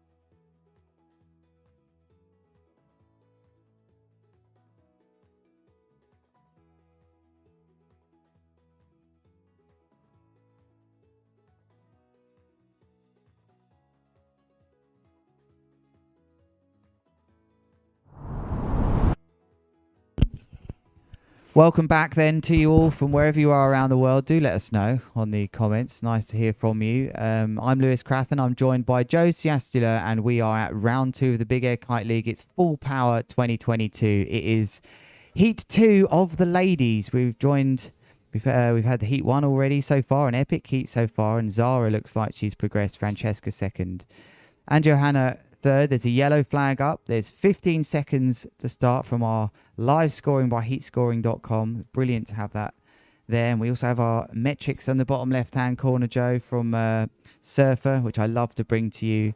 But it's ladies in second division starting the day off here. The pro men will follow later on in the day. Here we go then. First rider is Elsian. Here she comes. Yeah, you can see already starting to make her way through onto the competition floor.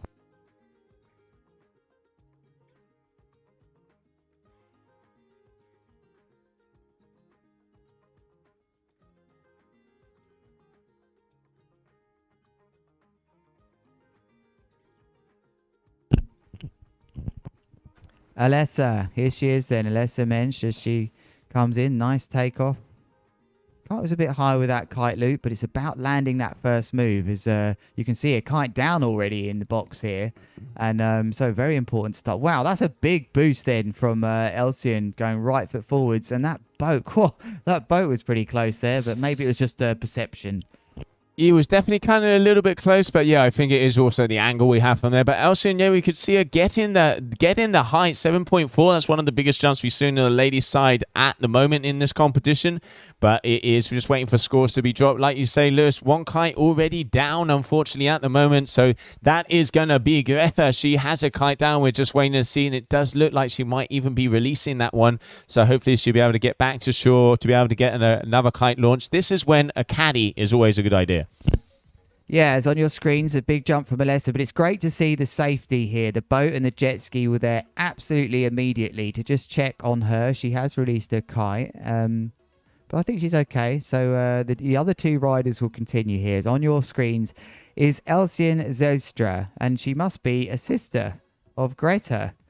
As two sisters, we don't often have that. As she's boost, looks like a nice kite loop. Can she land it? Yes, she can. So sisters are at it here. Oh, this is a battle if I've ever seen. We've got bragging rights in the family out on the water at the moment. But it is Alessa who has that lead. And we just see that kite trying to be launched out the back. So a security crew making sure everybody's nice and safe out there. Because one of the things with how the big air scene is going, we really have to up the security. Because, you know, pretty much these guys and these girls are starting to pull moves that if anything goes wrong, it can potentially be an injury, Lewis. Yeah, definitely. There's so much power in the kites now, and the line tension the riders get when they take off. And we've seen the last few days, riders have been injured. And, you know, we want to bring that to you later with our show notes for the pros. But that's a lovely big kite loop from Elsian there. That really was a big move. But yeah, if she'd caught an edge or landed strange, it's the impact to the water or the board, or there's so many different ways you can get injured these days. But it's great to have our safety teams and support so on the ball as we see another big kite loop then from Alessa Mensch. Yeah, and we could just see Greta there just coming through the screen, coming out onto the shore. There you have her there with the black lycra. Hopefully be able to get running along. Okay, Speedy Gonzalez. Get another kite in the air. Get yourselves back out there. Because let's not forget, it is the top two moves are the ones that count. So she still has an opportunity. You know, we've seen it in all different sports. I mean, you know, going down to the likes of Kelly Slater, you know, last two waves of the heat. He's been out there for half an hour. Gets it done. Oh, going in.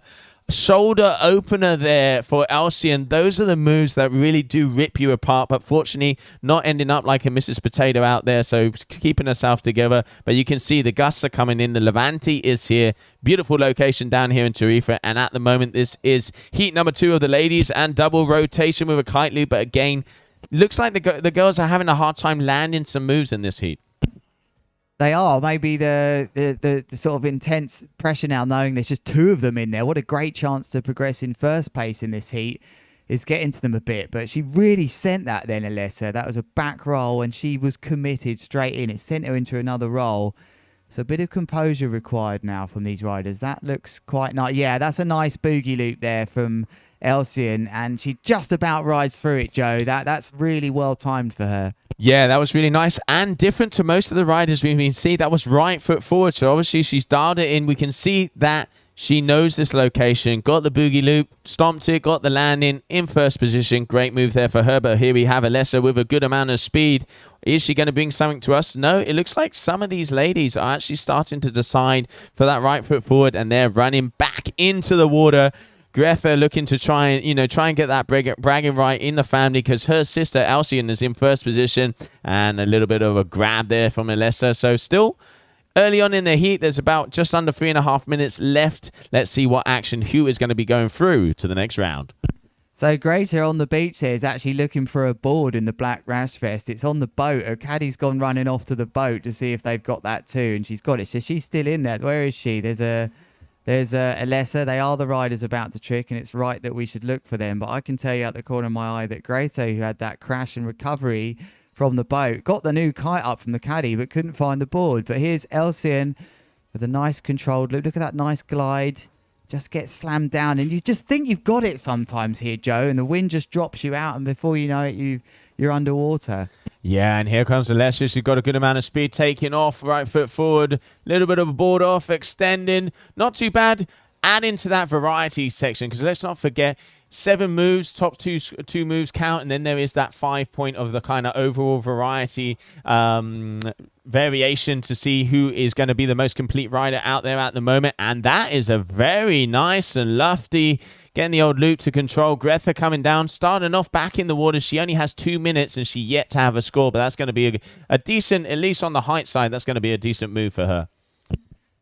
Oh, that is not going to be a decent move. What a caner we've just seen there from Elsie, and you don't get bigger bombs than that. Bombing down and then actually being lifted straight back out into a Superman. That is really not what she was after there, Elsie. But she's right up there. She's so close to the top position. If she can get herself together here, get her ball back, she's going to have a chance to try and push for the first place position, Joe, but that was a biggie. Yeah, I mean, she's only needing about a 4 and something to get into that odd safe zone in this heat to be able to advance through to the next round. So like you say, 1.5 minutes left on the clock. Pressure is on in the lead. That lady on your screen at the moment, that was Alessa. She is in the red lycra, taking that first position. And it does look like Greta is going to be eyeing up this right foot forward. Let's see what she has there. Yeah, starting to sheet that bar in. Lewis, tell me, what are we going to be seeing here? Goes off, launches, gets the loop, yanks it around. Can she pull it together? Oh, going down a little bit too hard. That is unfortunate, because that could have been the move to make her go through to that next round of the competition. Yeah, she really needed that. It's a back roll kite loop then from Alessa, which she lands nicely. But Elsian's actually tricked out here. So she's already had her 7 trick attempts, the rider with the yellow rash vest. So this trick won't count at all. She's definitely finished with a 5.67. Does her variation score maybe push her into first place? We have to wait and see for that. But Greta, who has only done 2 trick attempts, she really needed to get something on the board there. She could have landed. I mean, can she get 2 tricks in here in the space of 20 seconds? Probably not. But you never know. You never know. And there's a big loop there from Elsian, trying to increase her score so her sister doesn't come up and push her out of that second position. But she is tricked out, unfortunately, there, so that won't count. But still, put on a little bit of a show. Final seconds here, coming down to 5. And here we have Alessa going up, getting yanked through the Balneário sky. And there is red flag in the sky. Well, that was a pretty epic heat, that, Joe. I enjoyed talking about that one. Some big crashes, and the ladies starting to push it. But let's go for a quick break. We'll be back with you shortly. Welcome to Tarifa. Connect the Wayuu way with the magic of the wind, the water, and all of the elements.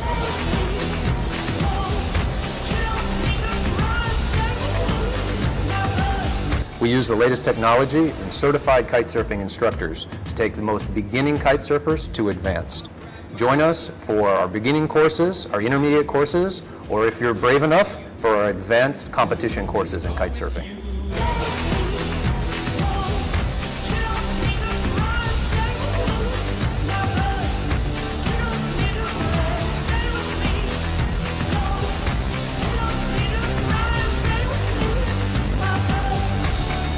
Come ride with the Wayuu tribe. We are a multilingual team of international professionals dedicated to helping you take your riding to the next level.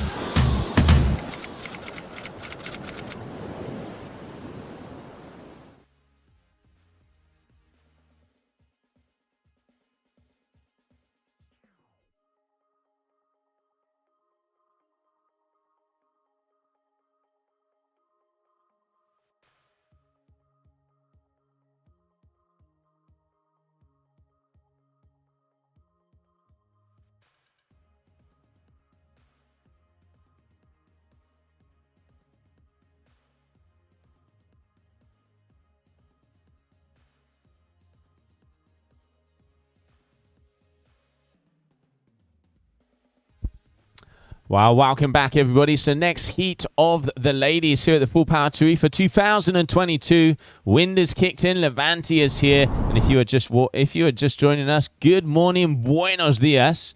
Starting off in the water, we're going to see Camille Lasaran, Pepper Van Issel, and Justine Avril. Camille in the yellow is on a strapless board. She's a very talented strapless freestyler. As we're coming in, Lewis, it's just about 40 seconds and still the start of this heat. Yeah, I'm really looking forward to this heat, Joe, especially to see Pippa, who fresh from a victory and currently leads the standings here at the Big Air Kite League so far, because I think she's carrying a small injury to the knee. She has to be careful, and any big crash aggravates that. So she's almost has to be landing things absolutely perfect. Maybe it's helped her approach that she's really got to be in control. Got to stay focused. So I'm expecting big things from her. I've been riding out there the last few days. She's really riding well.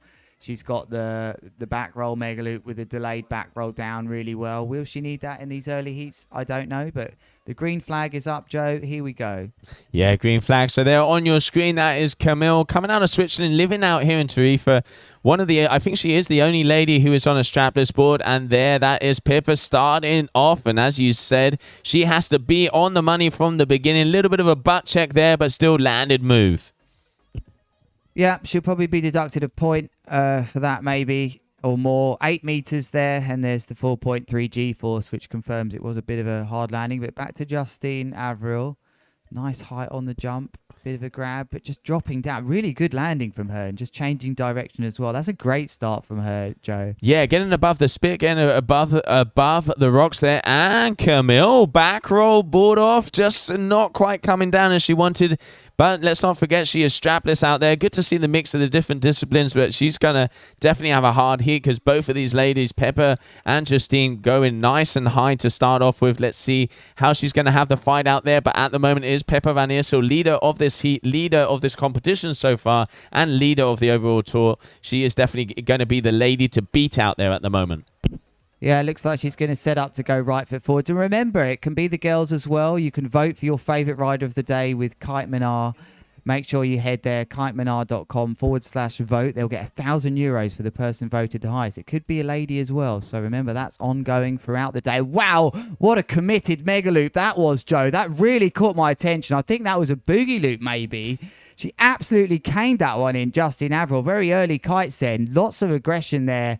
That's going to score well, surely. That is definitely going to score well because you can see, like you said, she just fully committed to it. There was no holding back. It was full gas all the way and getting the landing, got the yank, came down. And to be able to pull that together, and especially so close to the rocks, you're risking that gust that we've seen some of the girls and the guys get dropped out of the sky. But yeah, really good to see. Ladies are starting to push the envelope, and here we have Camille. Can she get this landing? Back roll, board off, just coming down a little bit too hard. So that isn't going to be what she was looking for. And Pippa at the moment just under 10 meters. I think that is the highest jump of the competition on the ladies' side so far. Yeah, and Justine Avril's really taking it to Pippa here. I mean, they're only separated by 1.06 here. And Justine just needs to upgrade that 3.13, and she should go back in the lead perhaps. But yeah, this is really good. We're going to see a head-to-head battle from her. There's another nice kite loop from her. Looked like a back roll kite loop. She's really aggressive rider, and she's really grabbing my attention here. Maybe just needs a little bit more height because Pippa's definitely got an edge on the height. 5.9 meter there from our our data in the bottom left-hand corner by the surfer. But we turn our attention back to Pippa, who's going to ride on a starboard right foot forwards now, Joe. Yeah, going through to the center of the competition floor. Let's have a look. It's nice and flat. She's got a good section here. Looks like she's got the gusts. You can see the water a little flicking around. Goes up. Let's see. Goes for a big mega loop back roll rotation. Nice and clean, showing that she has both sides down, and at the moment looking to probably increase on that 4.87.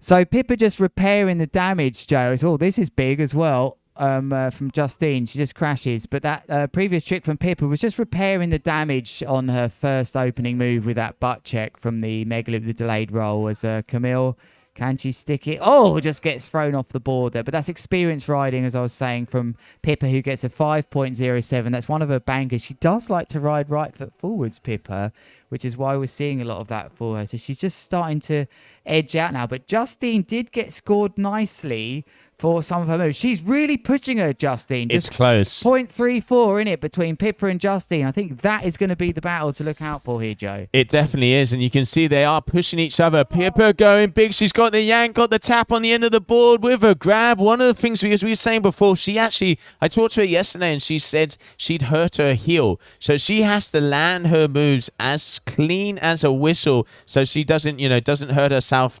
anymore. And it is really impressive to see she has yet to miss a beat. Pippa van Issel in the lead, and that was a very big move, but answering. Oh, that is a very big crash. The foot went out, kicked out the board, came down very hard.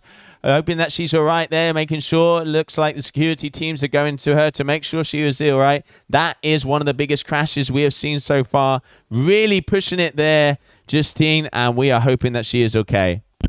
Nice to see the other riders just going to check there, and she does look like she's okay. Really, the danger for me there, Joe, was landing on the board. The way that she came in, the board came off. They're so hard, and you see the rider, definitely shook the beach up here. And this is great to see that the riders are just checking that she's okay. Look how quick our safety team are on point here, and that's great to see from Full Power. 2 thumbs up, bit of a look up to the skies there, Joe. She knows that was a big one, and this is nice to see the other riders just making sure she's okay. But, I mean, this was an epic heat taking place. It's a shame she's crashed that there because she has released the kite. So I'm led to believe, I do believe the board, it didn't look as far away from her as I'd have liked for her to be clear from the board, Joe. And that was the biggest danger to me. But we have the best and top safety team on hand here at the Full Power.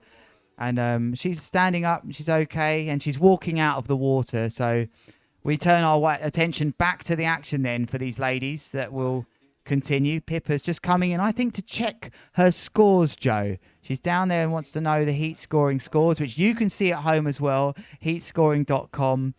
In fact, bakl.heatscoring.com. Just select our event here. This is Full Power Tarifa 2022. We're the women, Joe, and we've had a pretty intense start to the day. This Levante is giving us some action, all right. Oh, the girls have been going high. The Levante is blowing. You can see, really, we said it in the initial moves of Justine throughout that heat. She really was committing. Unfortunately, the foot coming out, but it looks like she is okay. She can see her walking along there. So just waiting to see, as we are still green flags, so we're still in it at the moment on your screen. Red Lycra, your leader. That is Pippa van Issel with a 12.12. She is going to be comfortably making her way through. But let's not forget, anything can happen. It ain't over until the buzzer. And let's see what the Dutch rider has for us here, front and center. Just doesn't quite commit to sending that one there, Pippa. She got a massive boost there, and she doesn't need to because she's going to finish this one in first unless Camille pulls off a real miracle on this surfboard here as hits a Levante gust there. Joe, that really surprised her. She just shot out of our screens nearly there, but I think Pippa's comfortable going to be in first place here. But I just want to point out with Justine, she already had the second highest heat score so far of the ladies, and that's a real shame that she's drawn up against Pippa there because she had the second highest score of all the ladies so far at the start of this round one. So there is your heat leader, and Pippa van Issel is currently ranked 1 on the tour. Pretty chilled start to that. She had a bit of a battle on her hands, but she's shown that she's up for it. Yeah, she did have a battle, but putting in that extra gear, going forward and making her way into that first position. But yeah, very impressed with Justine. Looking forward to see her in the future rounds, because unless anything changes in the last 5 seconds, they are, both of them, Pippa and Justine, are going to be making their way through. And a nice appearance here from Camille on the strapless side. But there it is. That is red flag. So we are going to have, going into the next round, you've got Pippa van Issel and Justin Avril, and Camille Losseran, unfortunately, is not going to be making it on the buzzer. Even though that won't count, that's going to be a good mental one for her, because to get that in front of everybody. So really cool to see everybody coming out here. Heat on the water. We're going to be coming up next with more action. But before we do, let's go to a short commercial break.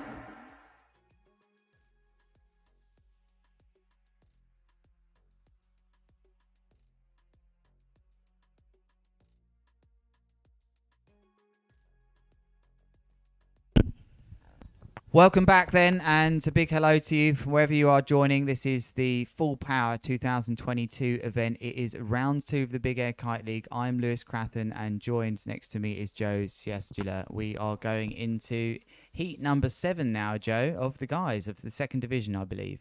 Yeah, heat number 7 coming out on the water. Looking forward to see these 3 guys. We saw them in round number 1 really throwing down, and now there we have. We got Hendrik, we got Jurre, and we got Julian. Julian, in that round number 1, got a 3rd position, but then in round number 2, put on a very solid heat. So looking forward to see how he does here in round number 3, because let's not forget, it is elimination time in the competition, so they are really going to have to bring their A game on to be able to continue on in this Full Power 2022. It is a beautiful morning down here in the southern coast of Spain, Tarifa. Looking forward to see the action. There you can see the scene. That is the beach. You can see the flags flying. The Levante is here. It is blowing. And let's go as we are starting off. Green flag in the sky.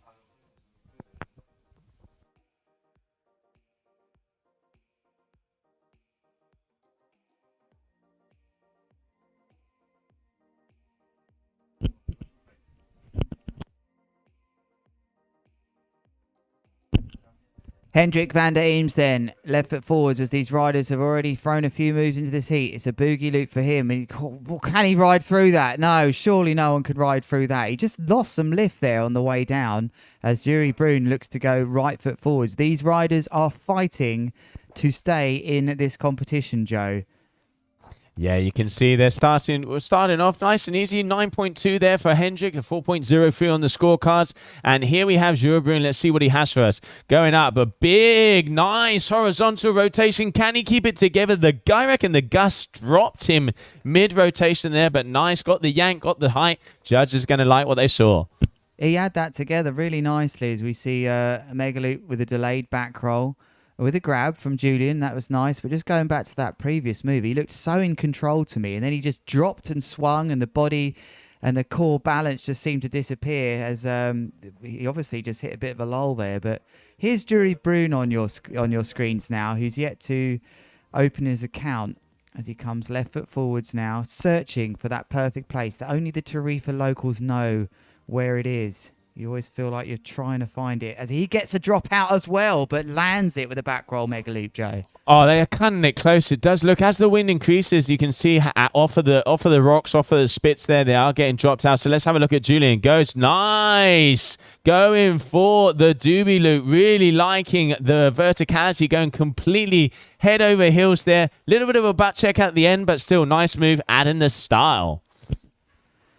There's Hendrik van der Eems. That was a very nice height move on that mega loop, the delayed back roll. Look how much you have to fight it on landing. It's not over when you just ride away. You've really got to fight it. So I think that's going to be around the 10 meter, maybe 11 meter mark from Hendrik, because he needed a trick on the board there. The other two already raced off. It's a 4.33 from him. And this is massive from Jurre. Wow, that was some height, Joe. Yeah, he got the extra lift. The elevator really took him to the sky on that one. But unfortunately, coming down, it does look, you can see a little bit choppier. And the further away from shore you get, the gusts are better, but it isn't as flat. So you coming down can be an issue. At the moment, we've got Jurre in the red lycra in first position. And coming up now here, second position. This is Julian going up. Another double rotation, trying to get a better landing. Can he keep it together? Slacking out the kite? Yes, he does. That is going to be a good score.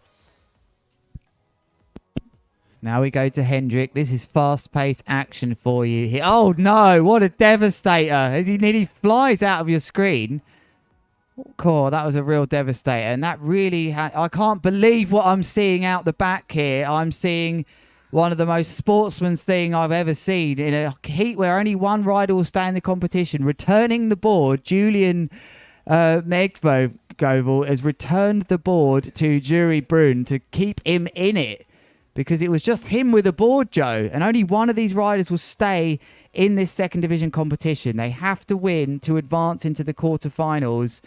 And who will they come up against? First of seven's going to go against Scott Barendsen and Valentin Thomas. So that was really nice. But do nice guys always win?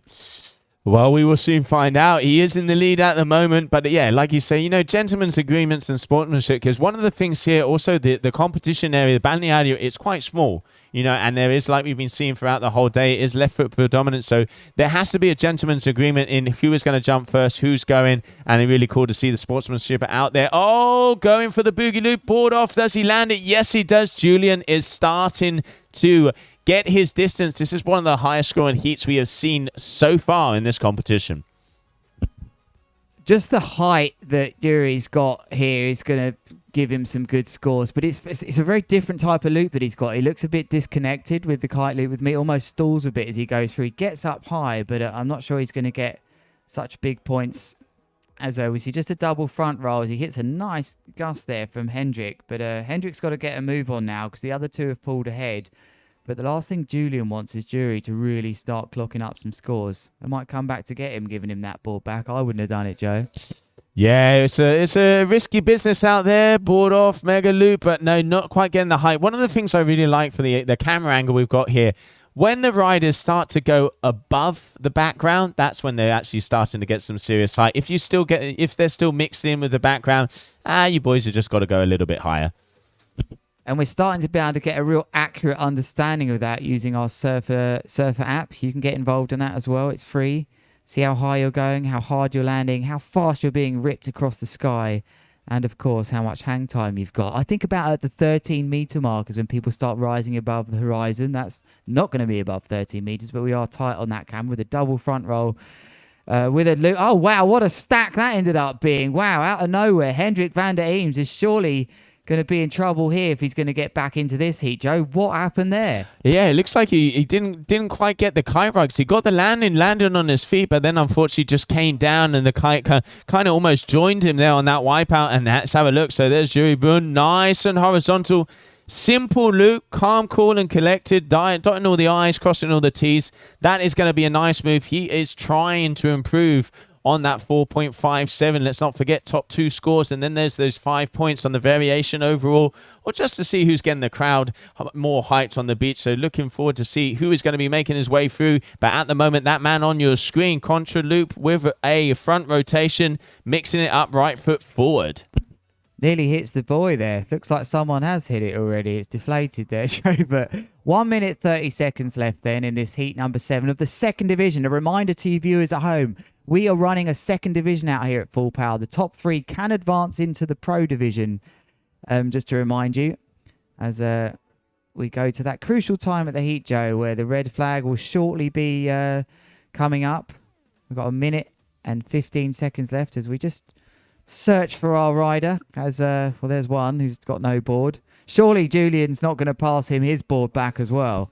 Yeah, he's like, sorry, mate, I've done that once. I am definitely not going to do it twice because you are getting too close for comfort. But Julian, at the moment, had not the best of start in this competition, but at the moment, I'm going to say he is the rider to beat. Very hard heat out there, and let's not forget only one rider is going to be making it through, as they will be making it through to the next round, as they will be going up against Scott Barendsen and Valentin Thomas. Those will be the riders for the winner of this heat, all going backwards, just keeping it together. But that kite is going to slack out one more time right next to that beautiful little castle we got down here in Isla de las Palomas. Very close heat out there, Lewis. Yeah, it was close, but I think Julian started to accelerate away. He's deserved. He's going to be the deserved winner for me, unless he can pull something ridiculous out of the bag. Jury here, he's going to need something like near the 8s, I think, to do this. So Julian looks like he's going to advance. Unfortunately for Hendrik, he just couldn't put it all together. But if you look really at the 2 best scores coming in over 6s for Julian, he deserves to stay in this competition. 5 seconds left, Joe. Nothing short of a miracle.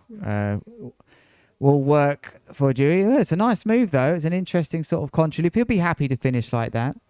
Yeah, he got a hand in the sky. No, he's got to be happy with his performance, but I reckon he knows it ain't going to be enough. So that does mean that Julian Maguiro is going to be making his way through to the next rounds, as he is going to be going into the quarterfinals. Heat number 10 coming up very shortly. But bear with us as we're going to take a short commercial break and come back with heat number 9, Airton Cozzolino, Julian Zens, and the winner of the heat number 8.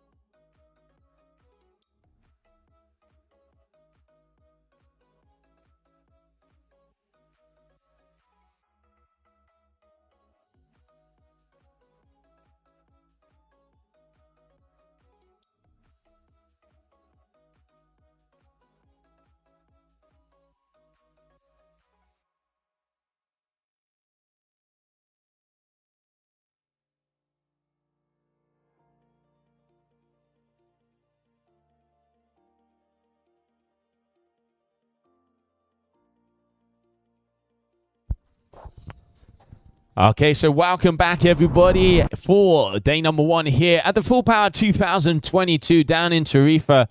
The wind, as you can see, that beautiful location we have here just in front of Balneário, the Isla de las Palomas, the southernmost point of Europe. We got nice, solid cross offshore Levante coming from the east, a very famous wind down here in Tarifa. It's about 30 knots at the moment. We can see it starting to increase as it is just coming past 10 o'clock in the morning, Central European time. If you are just joining us, good morning, buenos dias. And now we're going to be going into heat number 8, as we're going to be going with Philippos Tsamantanis, Michael Schipper, and Leonardo Casati. Let's not forget elimination rounds out there on the water. Only the winner of this heat will be making his way through into the quarterfinals.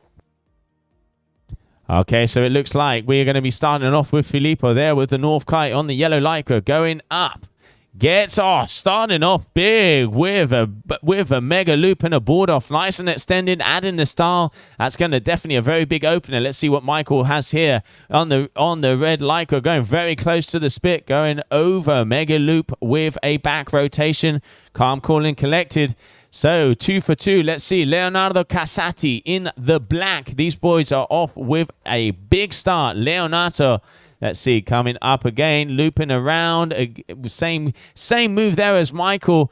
Little bit more height, I'm going to say, if I can see sort of from all the way over here. Good move for all three of these riders starting off. Philippos, once again, this is going to be a very busy heat as he is just going to be turning around. Maybe we're going to be seeing something right foot forward.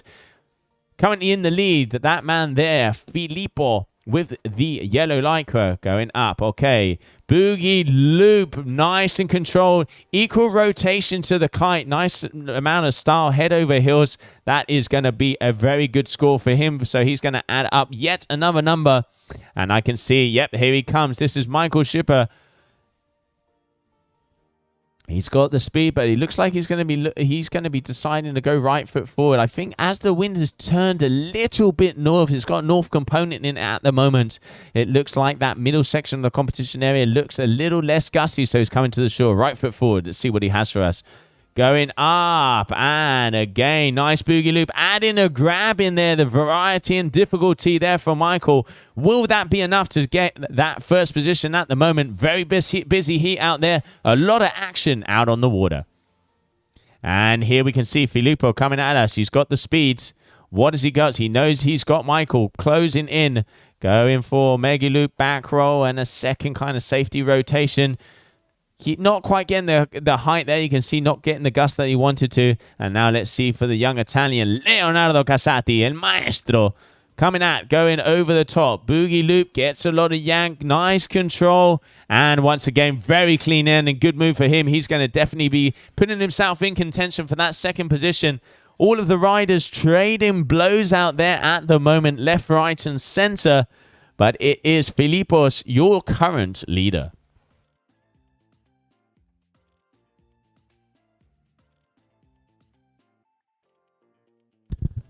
Okay, Michael Schipper coming at you full speed. North Kiteboarding rider with the red Lycra. Currently in second position. Needing a little bit above a 4. Deciding against it, not quite getting the gust. Let's not forget each rider, they have 7 trick attempts. The top 2 tricks count on a 10-point average. And then you got 5 points for the style, the variety. To see who's getting the crowd with the most hype. But at the moment, he is coming very close to the rocks. He's definitely going to get the height. He does. Goes up. Multiple rotations. 3 rotations with that mega loop. Cool. Very nice and controlled. That is a big move for Michael. I'm going to say that's going to be above the 14 meter. Looking from here from the booth as we have front row seats to the Full Power 2022.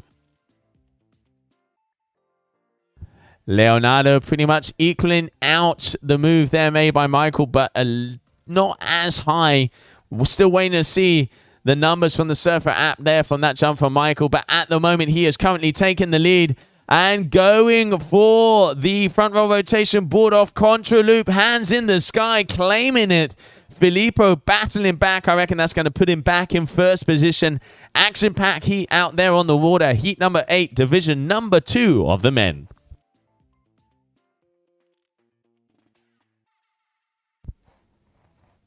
Oh, it is very close, very close. Still waiting for some scores to be dropped, but Michael in first position, Philippos in second, Leonardo in third, but it is less than a 1.5 from that third position to first, but it is only, there can only be one, as the Highlander would say. Only one rider will be making their way through to that quarterfinal, and at the moment, your leader on the screen now, Michael Schipper. Let's see what he has for us here. Going very close to the rocks to get that extra bit of lift. Goes up, decides against looping it. Not quite seeing it, and that was a very good decision because you can just see how the gust completely just left him hanging and dropped him out of the sky.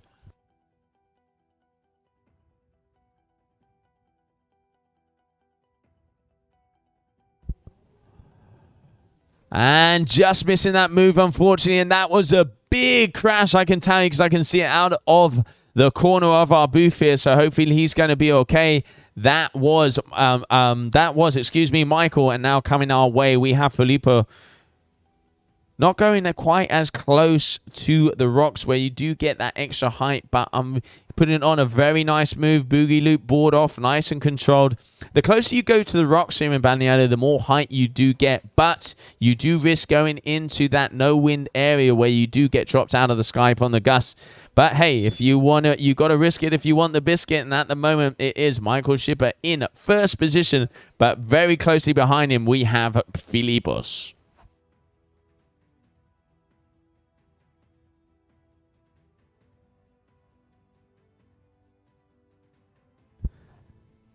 There you can see your current top two just eyeing each other up, hand in the air, meaning that I'm guessing he's saying to the crowd, get to your feet. This is going to be a big one. Let's see what Philippos has for us. In second position at the moment, he needs to get a big move if he wants to go into that first goes for the contra loop. And the board off with the front rotation, claiming before he even lands. That's cocky if I've ever seen it.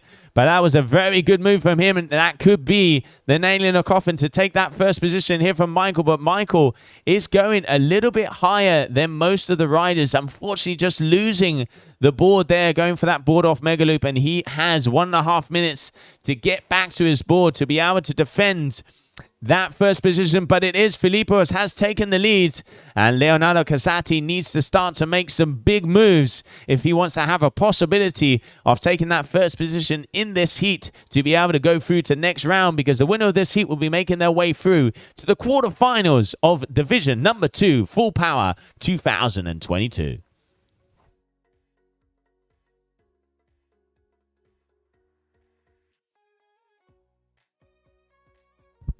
Okay, Leonardo adding some speed. Left foot forward. He's coming towards us. What does the youngster, what has the young Italian got from us? Goes up. Gets the yank. Gets the height. Nice rotation. Can he keep it together? Yes, that is a clean landing.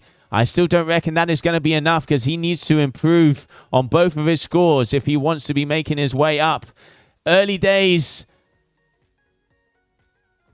Philippos putting in the work nice and early, and an extended mega loop board off, stretching out those feet, adding the style down here at the Big Air Kite League event, the Full Power Tarifa. But Michael looking, he has last move. Is it going to be enough? Goes up. Double rotation, contra loop. Can he get his feet in the straps? Yes, he does. Is that going to be enough? That could be the nail in the coffin. He only needs a 0.2 more to be able to take that lead. It is a battle, as there is the red flag in the sky, meaning the heat has ended, and we are going to have to wait to see who is going to be making it through to the next round, as we're just waiting for those variation scores. And that last move there from Michael Schipper, very nice double rotation board off. But while we wait for that action, let's grab a short commercial break. Creemos en una medicina estando siempre a tu lado. Y sabemos que hay muchas formas diferentes de estar en contacto. Igual que hay muchas formas de abrazarse. Y eso es mucho más que estar conectados. Eso es estar juntos. Juntos para estar mejor. Mejor para estar juntos.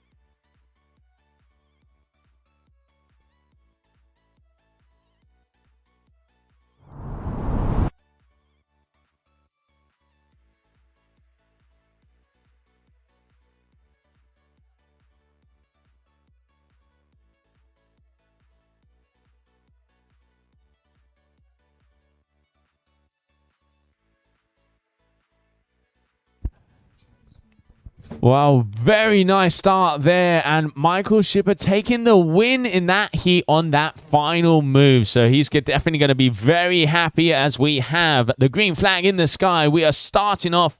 Next up, we have the quarterfinal. Airton Cozzolino.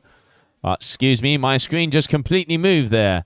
So it is the ladies. Thank you. Sorry, a little bit of a delay on the screen. So now we have heat number 4, Joanna Disler, Greta Sincha, and Camilo Serran. Wow, and a big crash there to start things off. Well, it looked like, who was that? Camille maybe, but there's Johanna on your screen. And she's looking to come left foot forward. Oh no, on our screens there is a nice big 1-footer from Greta. She lands that cleanly. I think that's good thinking, you know, just get some moves in there. Don't need anything major. You never know what can happen to the other riders. Yeah, it's always good to get some scores on the board. Get those two base scores in, and a big, lofty, unfocused, completely out of the area there for Joanna. Lewis, you just went out. Tell me what's happening down the beach. You look a little bit sandblown, mate. Yeah, I got chatting to a few people before I could get back up in here, Joe, as we just see a crash from Camille on that move. But yeah, I got sandblasted. I bumped into Aaron Hadlow, who's keen to join us up here at some point to give us his expert opinion as always. But it's actually way windier than it feels. Looking out the window here, you can be, you know, you get that false security that it's not quite nuking yet. It's definitely a 30 knots already out there, and you can just see that with the board spray coming off Greta's board there. She sends, she's just playing it safe at the moment here, Joe, but there was no way she could take that landing. Yeah, coming down very hard there, just going up, but unfortunately missing out. So at the moment, we have Greta is in first position, Joanna in second, and Camille still yet to land a move out there on the strapless board.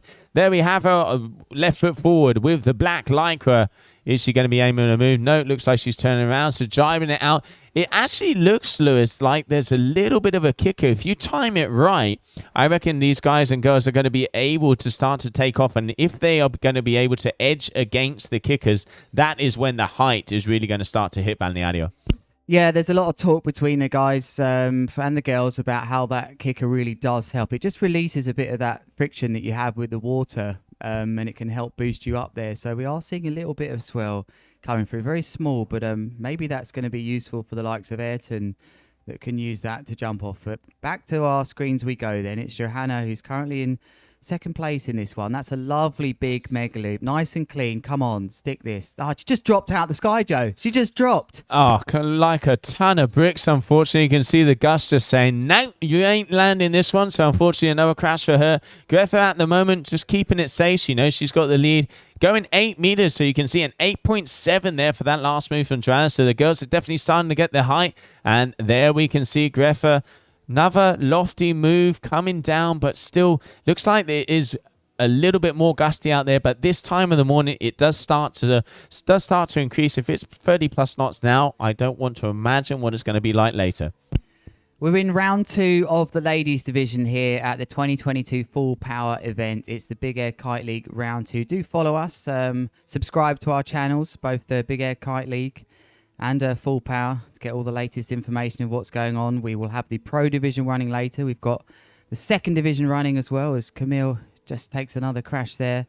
But the Second Division for the men is very hotly contested. Top 3 will go into the main event. But you're with us with the ladies in round 2. This is the ladies that finished and placed 3rd in their first heats of the day.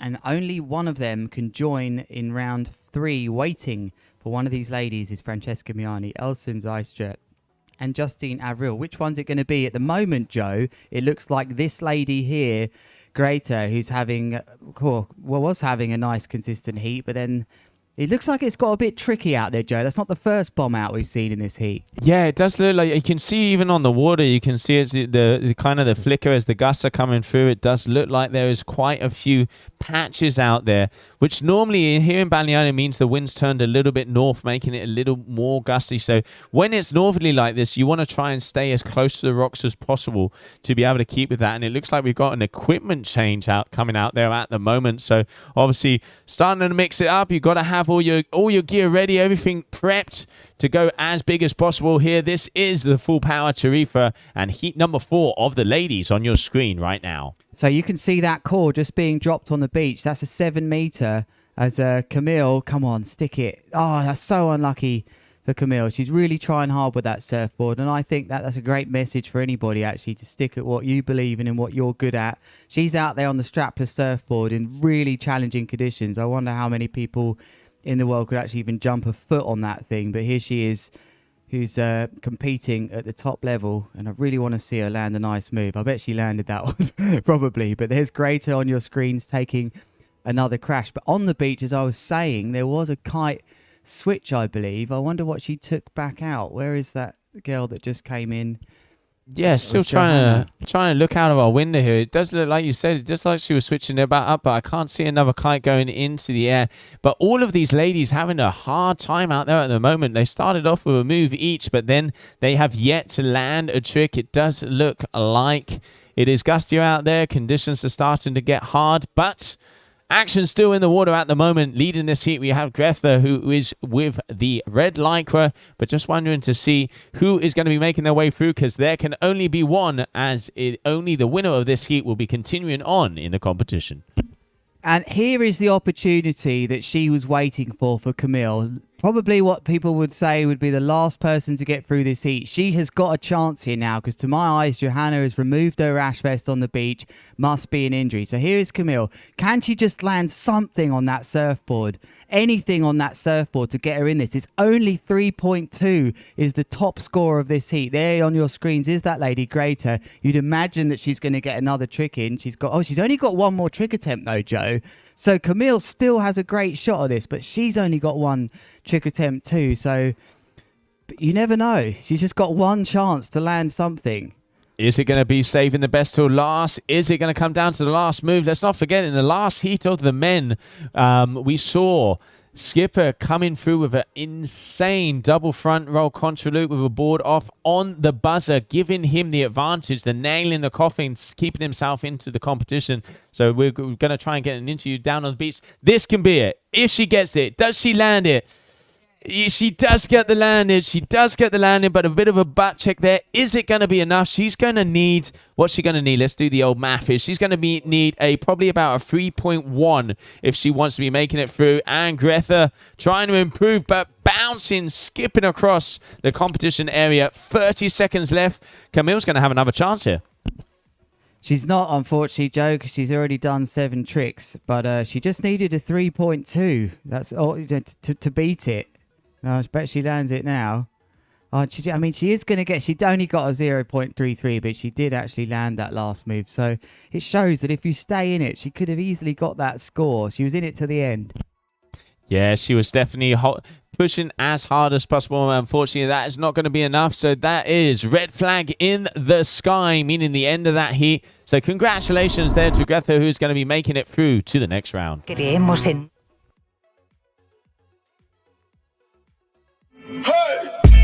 Raindrop. We're in a climate emergency, and we all must make changes in order to achieve the goal of net zero. We've now got 10 years to fix this. So through my lifetime, I guess the urgency has increased and increased. The only way we're going to do this is by using clean, renewable energy. We have the solution: the wind.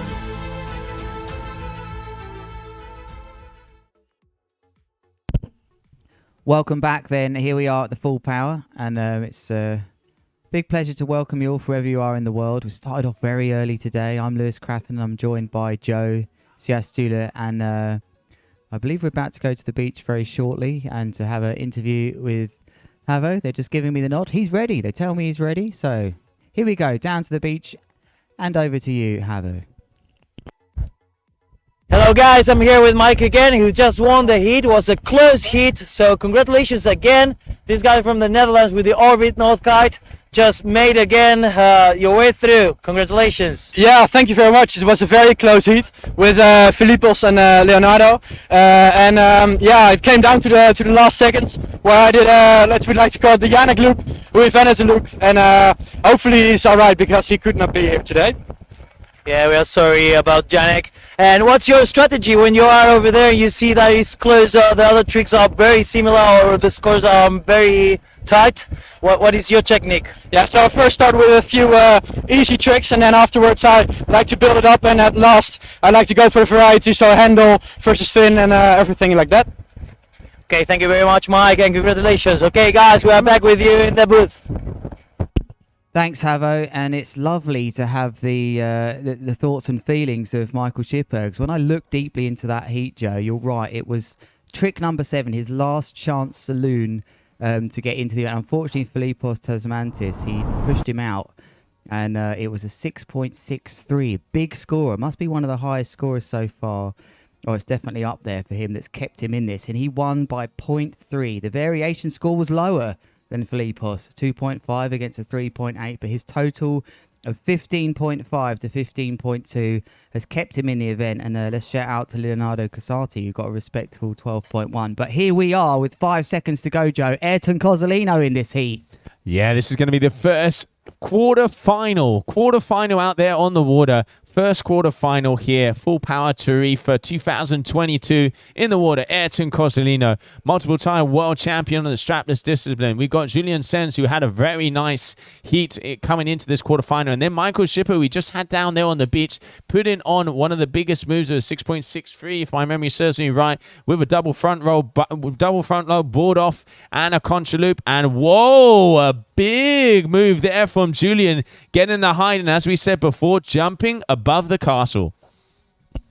Julian Zens with, I think it's a Lacuna he's riding as well. Where's the other riders? That's the first thing that I'm seeing here, Joe. We got a green flag, and there looks like there has definitely been some sort of balls up. Where are the other two? I don't know, but this is an opportunity you would like, just to be able to kite in Balneário by yourself. Conditions are prime. It's nice, a beautiful wind, it's beautiful sunshine, and you got the spot all to yourself. If I was Julian, I would just enjoy this, and to be able to have this advantage in a quarterfinal, what a nice little present he's had here early this morning. And what a balls up. The other two riders aren't even in this heat yet. That's Airton and Mikkel. And, I mean, you could forgive Mike because he's just been out there already. But Julian Zens on this Lacuna has got the whole place to himself. And he's just gone in with a nice boogie loop. And what a great opening. He's really used his chance here to have a nice clear run at the box. But on the water now, it looks like Mike Schipper, fresh from his epic last trick saloon win. And Airton's still on the water yet. This is crazy. Massive there with a mega loop with a delayed back roll. Good opening there if he can stick it from Mike. Yeah, really good to see Julian actually putting on the pressure, because there's nothing worse than getting to a heat late and you have the pressure, you got the adrenaline, you're kind of going, what's going on, what's happening? And if you see the guy that is in the water throwing down like we've seen here from Julian, it's really going to add a difficulty there to him at the moment, but we're still trying to see what is happening out there on the water, as it does look like there was something wrong with Ayrton's kite to be able to go out on the water, and let's see if we can find him down there.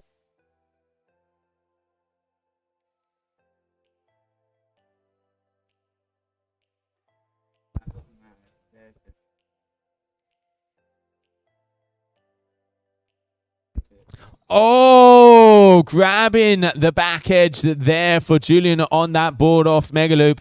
Just making to see if he's all right. Yep, and he is breaststroking all the way to his board. Still trying to find out what has happened to Airton, but it does look like the Cape Verdean is on the water. And let's see, he has lost just under 2 minutes of the heat. Is that going to make the difference? We're soon going to find out. It's going to take a real professional ride from him here, Joe, because he's lost 2 minutes, but he's still not on a run-in yet for his own move. So he's lost, to me, at least a third of his heat here, and I'm really surprised, and I'd love to know what's happened. That was some real drama as this heat kicked off here. It's the first quarterfinals with none other than Airton Cozzolino looking to make it through into the professionals. He's only now getting a run into the heat, currently in last position. This will be a very special heat win if he gets through this one. First and second will advance, though, Joe. Yeah, first and second will advance through this, and first will be making their way all the way to the final. So if you can get that number one position in this heat, you're definitely going to be happy. Look at Airton getting yanked away from the gust on that one. He is going to have to start off early and just waiting to see if he's on there on a move. Julian Zens already in the lead with an 8.67. And he has a clear advantage and riding very well. He's got the confidence, and here you can see going close to the rocks. What's he got for us? Going for a big, nice and controlled boogie loop, head over heels, but coming down a little bit too front foot heavy. That is going to be a crash for him. Yeah, so often we see that. You just get slowly rotated 180 degrees as you come down when you lose that feeling with the kite. Your gust hits the kite. Maybe it just comes a bit lower down from the rocks, like you said, Joe. Now this ocean is a bit lower. But meanwhile, can Airton Cozzolino pull something special out of his competition repertoire here? Because he's in the thick of it. He needs to land this, Joe, and he hasn't. He's in trouble. Airton Cozzolino is in big trouble here at Full Power 2022. Yeah, just you can see he was going for that kite loop tic-tac, but not quite get it. And then you can see Michael Schipper throwing his board to try and help Airton out there. 3 minutes 20 on the clock. He has got his work cut out. Let's not forget first and second position make their way through, and then the top three positions of this division number 2 will be making their way through to division number 1. So spots are out there to go and join the big boys here at division number 1, but at the moment it is Julian Zens, your current leader. And here is Schipper. Is he going to do what he did in the last heat? Last round where he made his way through. He's lining it up. He's already got the highest score of this heat. And let's put this in perspective here, Joe. Just finish first or second in this heat, and then you've got one shot of a head-to-head with someone else to get into the main event. There is a lovely mega loop board off from Julian. Just bounced out. Absolutely nothing he could do about it. And just look how his momentum just stopped. He lost all power with that kite. Landings are really tough here today. Yeah, landings is definitely not easy. Let's have a look, seeing taking off. Airton Cozzolino getting flying through the sky. Can he land this? He needs this. Yes, he does. Really absorbing the landing there through the knees. You can see he's happy with that one. He's going to finally put some scores on the board, but he has his work cut out for him because he's got to go above an 8.67 average. Is that going to be enough? We're going to have to soon find out. Is that going to be above a 4? It's going to be interesting to see. 8.4 meters high, just under 5 seconds hang time. G-force was way up there. You can see Surfr App giving us all the action and flying towards you. Julian Zens, current number 2 in this heat. Lovely mega loop board off then from Julian Zens. So Michael Schipper has started to edge it. He started to push himself in front. He likes coming from behind this guy. And those two, here's what's not going to help Airton here, Joe, is his variation score. He's only going to have a couple of tricks on his scoreboard here. So this is going to be really tough for him to go through in first or second, as we see a lovely back roll mega loop into the delayed second roll, into the Tarifa third rotation. What a landing from Schipper. This guy really wants it today. He's just come through that last round. Here he is again in a knockout round. He's got to be first or second to get through. And he's looking good for it, Joe. But here's a man that's in big trouble. Yeah, he is definitely looking good. And there's Airton going. He's got the tic-tac. He's got it. Can he get the landing? Yes, he does. Oh, just missing out on the last 1 minute to go. That could have been the move. That could have gave him that way through in this quarterfinal. But still, and getting the respect there from Schipper, who just put on a very big move himself. Is it going to be enough? Are we going to see Airton get to his board in time to be able to perform one last maneuver? It is going to be close because that was going to be a big scorer. But it is Schipper who is looking very solid. Only top 2 will continue on in this competition. Airton Cozzolino in trouble, but there is still time on the clock. He's got his board back. He is flying towards us. Lewis, tell me what you can see out there. I can see Airton Cozzolino thinking about he's going to turn around. Oh, no, he's going to perform it left foot forwards. He's got to stick this with a back roll. Airton Cozzolino sticks it with 10 seconds left, and that's going to be the most technical move of this heat so far. Surely he can't devastate one of these other two who are all going for it now. 2 seconds left. Shipper's not going to get in here before the red flag. He does. It's on the buzzer, and it's a huge mega loop board off from Shipper. No, surely he can't put the board on after a delayed back roll there. But, Joe, I don't even know where to start there. We're not going to get that second trick score with us just yet, but we're going to come back very shortly after an ad break and deliver the devastating news of whether Airton Cozzolino has made it or he's still in. I don't know, Joe. See you shortly.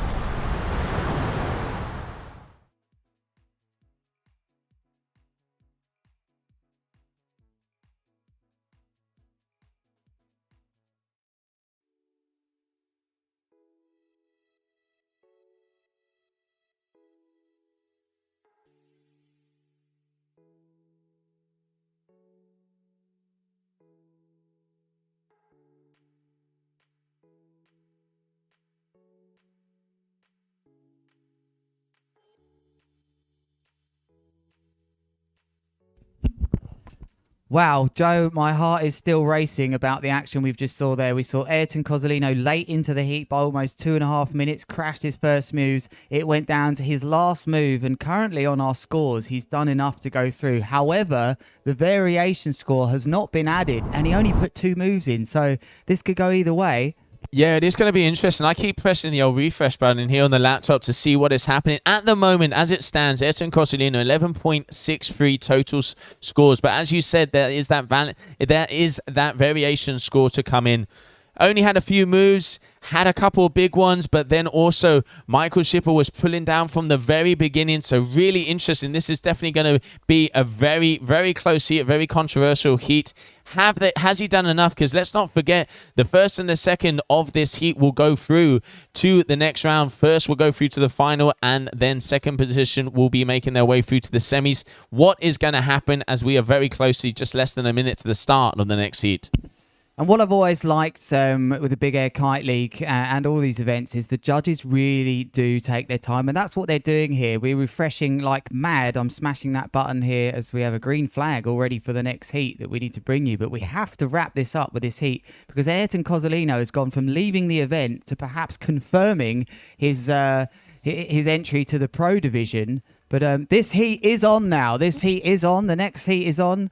Heat 9 has ended, and I think that Airton's going to have made it through. He's got a big difference of 1.62 between him and the other riders. His low variation score shouldn't matter. But the guys are going massive now. I know this is Heat 10. We need to update that for you. That's Scott Barendsen there, who's ripping already. But we just can't wait to bring you the climax and the overall results for that heat with Airton, because it was just like a roller coaster, Joe. Oh, it was up and down and all over the place. Airton really pretty much on the buzzer, missed just that last move and then really coming through. Is it going to be enough? As soon as we get that info in, we will be saying it. And Scott Barendsen, the local boy here from Tarifa, already we saw him in the first rounds, was one of the riders that was going the highest and starting off there, 13.5. And then we have this man here, Valentin, the youngster, local boy again. So there is a local standoff here in Balneário. Rider coming out of Spain, riding for Duotone, and he is one of the young talents coming out of here of Spain, but he's going to have to prove himself here, going right foot forward. Okay, big boogie loop, keeping himself nice and controlled, keeping those legs in, tucked, calm, cool, collected, scores on the board. You got to be happy. Yeah, and he's delivering the business there. I've just had a chat with him and his parents as I excused myself for a gentleman's break, Joe, in the previous heats, and they said, you know, what's he doing well? What should he be doing? And I'm not out there, but I said, just get your first 2 tricks in. And look at that. He's got 2 tricks in. He can relax a bit now, push it here. He's just got to finish first and second, remember, just to get through here. and keeping the event. Ideally, you finish first and you know you're in the pro division. But here's a lovely execution of a double front roll with a mega loop from Julian, and unfortunately not the best execution of a landing, Joe. Yeah, it was nice and stylish. I really like how he stretches that leg out as he goes head over heels. But yeah, as you said, just coming down a little bit too heavy, not quite getting the landing. And it looks like he's got a good amount of speed, so it looks like Valentin is going to be jumping. You can see going close to the rocks, going nice and yanked. Double back loop rotation, inversion comes around, calm, cool, collected. Oh, but unfortunately looks like he was trying to fish for a tuna there and going down very hard. God, that was one of them landings where you just thought, how has he ridden away from this? And then just as you think he's landed it, boom, down he goes. But Scott Barendsen yet to open his account here. They're flying above the horizon now, these riders, and that's really easy for us to understand. And obviously we've got that lovely metrics. I think it's going to be around 12, 13 meters maybe for Scott Barendsen, but he just can't keep those landings down at the moment. He's going to have to start getting on with that. The other 2-3 trick attempts in are smashing him right now. Yeah, you can see the wind has shifted a bit. Look how you can see the riders jumping really nice and close to the rocks and getting a good amount of yank there. That is a very nice doobie there from Julian. But again, kind of lots of them getting the butt check as they come out. Wind has shifted, as we can see, and you can see the two local boys, they are jumping exactly the same place. They're used to the location. You know, local knowledge is always going to help out and getting that extra bit of height. Scott, at the moment, is the guy who's going to be going the highest. Let's see what he has here for this move. Left foot forward, coming right into the corner, scraping the rocks above the horizon. Mega loop late back, gets the second rotation, nice and clean. That is going to be a good score for him. Super controlled on that landing, Joe. He really felt the landing there. Sometimes you do get nice landings here. Here we go, back roll. He's just preparing the damage then here, Valentin, on that crash with the double back roll, the inverted second roll, and he lands that cleanly, does Valentin. That's going to really push to upgrade his 4.37, and I can see that maybe putting him in first with that. I expect he might get a 5 for that, but on your screens now is the North rider, and that's Julian. Yes, Valentin does go in the lead with a 5.2, but it's close, Joe. 0.22 in it. It is going to be close, and I reckon the standards in this heat are going to be changing left, right, and centre. And you can see Boogie Loop board off didn't quite get the extension throughout the board off. It kind of, pretty much just got the feet out and got the feet back in. So obviously the scores aren't going to be as high as if he had fully executed. Scott every single time is going above the horizon and has a lot of control throughout his moves. You can even see the crowd jumping up and down as it looks like half of Spain has started to wake up now, just coming past 11 o'clock. So we're starting to see people come down to the event as the wind is starting to increase. And Valentin going up. Big mega loop board off, foot number 1, foot number 2, and stomps the landing. Big move there for the youngster. Massive, Joe, and I just loved the execution of that. He seemed to have a lot of time. The best riders have time in the air, and he showed to the judges the board was off. That was clean, and now surely we're going to start seeing more mega loop board off variations as Scott Barendsen just with a sort of double front roll mega loop. But these riders are changing places faster than the races in a Kentucky Derby here, Joe. It is all over the place with the leaderboards, and you can check that on heatscoring.com. They're battling, Joe, to keep in this event. Only the top 2 will advance. The winner is going to get into the main event here.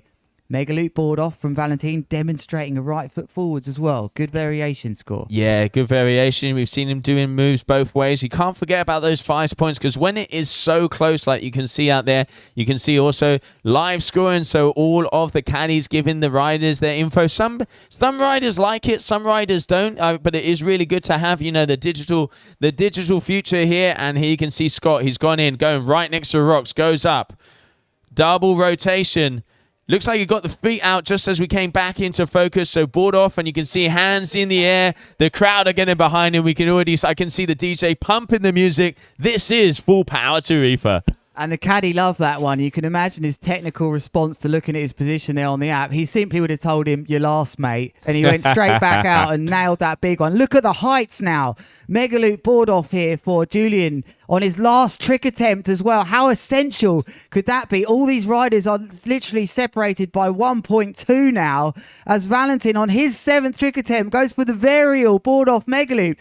Can he stick it? No, he can't, Joe. Oh, just missing out there, unfortunately, with that tic-tac. Got the ball, but just didn't quite get it on his feet. That could have been the closer. He has 7, so he's tricked out. So it is only going to be Scott. We are in the last minute because I can see no flags in the sky. It is only going to be Scott who has an opportunity to go in to first position. But let's not forget, we still have that variation score. Final moments of the heat. Here he comes. Scott, yellow lycra, coming in right to the rocks, going high. And he does go high. Out the shot. He wanted the mega loop board off. He reached down. That's going to be over 15 meters, that, Joe. Let's quickly look at our data coming in from the Surfr app. You can do this too. It's for free. 14.3. Looked high. And a nice bit of hang time. 6.9 seconds in the air there. As now it's just for show for these riders. Oh, he could have done with that one, though, Valentine. That is the mega loop. Board off with the tic-tac. And you just get that extra yank out of it. It just throws you off. And unfortunately, it's going to go down to the wire, this. I mean, look at that. 0.34 separating third to first. There's going to be a few devastating riders here. One of these riders will go straight into the main event, in that they'll get straight into the final of the second division. Joe, let's go for a commercial break. I think we need to have a break after that. We'll be back with you very shortly.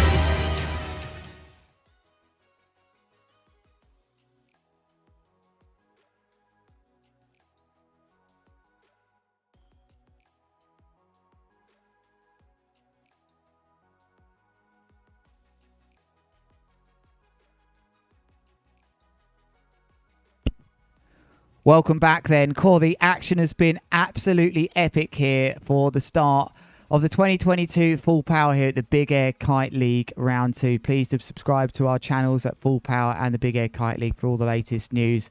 Latest news for you right now is that we're still waiting to confirm whether Airton Cozzolino did enough to progress into the rest of this second division. We've got a red flag up, so we've got a little bit of time, Joe, to catch up with what's happened today. We've had the ladies, their run up all the way to, I think, the semi-finals now, the quarters or semis. And we can tell you now that Airton Cozzolino has advanced into the semi-finals. So he's not quite got his hand on yet into the main event. The top 3 riders of the second division will advance to the main event. And we can confirm already, Mike Schipper and Valentine are already going to be in the main event. They're in the finals of the second div, Joe. Yeah, that was Ayrton's heat. They took their time to get all the judging. I think that is a very good decision. It must have been close.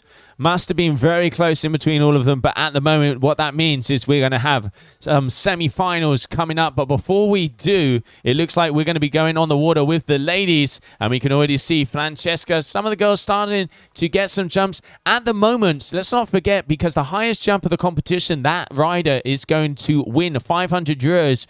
Thank you to Surfr App, and it looks like Scott Barendsen at the moment is the rider who has hit the highest height of the day. But I know that's going to just get bigger and bigger. But let's come in as we are going to be counting down, as we're going to be starting off with the next round of the ladies on your screen. Round 3, and it's a chance for these ladies to stay in it. They've got to come in the first or second positions. But just going back to Scott Barendsen, Joe, if he's impressed you today, vote for him. He could win €1,000 on kitemana.com/vote. Plenty of beer money that. But these ladies now are fighting also to stay in the competition and opening things up. It looks like Greta there with a nice 1-footer on that F1.